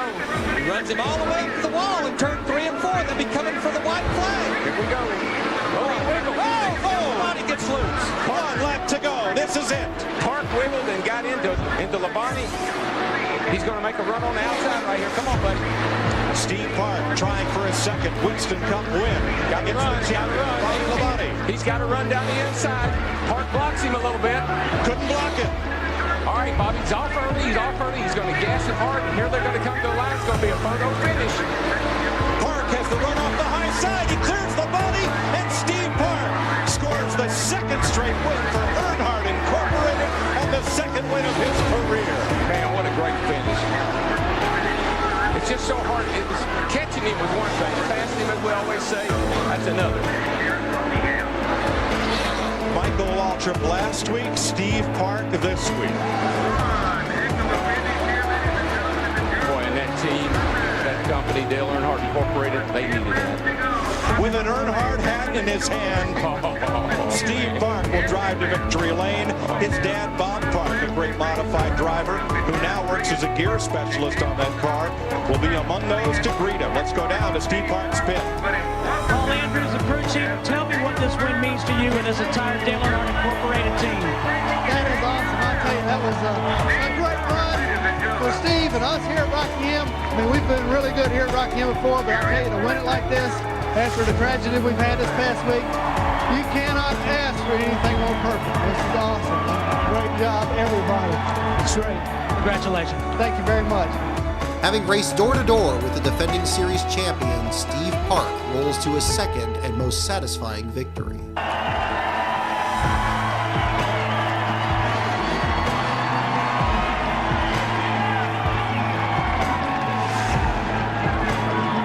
As he reaches pit road, Park runs out of fuel. The crew pushes him the rest of the way.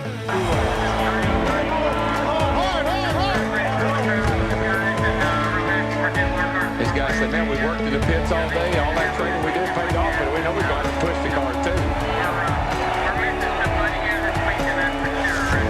See the Dale Earnhardt banner laying there on the bottom of the windshield. Everybody in the stands giving one of those this weekend. This is going to make everybody, it's going to make all the Dale's fans, it's going to make everybody feel a little bit better. You know, Mike, it's just going to take away that some of that hurt. We still grieve, Darrell, but you bet this helps. There's no therapy like a victory, and to be a part of a victory. Come on, guys, roll it up that ramp. Almost there. Push. They're there. Steve Park has made it to victory lane at the Rock. Back it up. Come on out, Steve. Grab a gear. Come on out, Steve. Dick Berggren.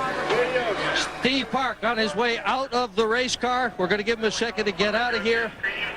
Incredible run. A wave to the crowd.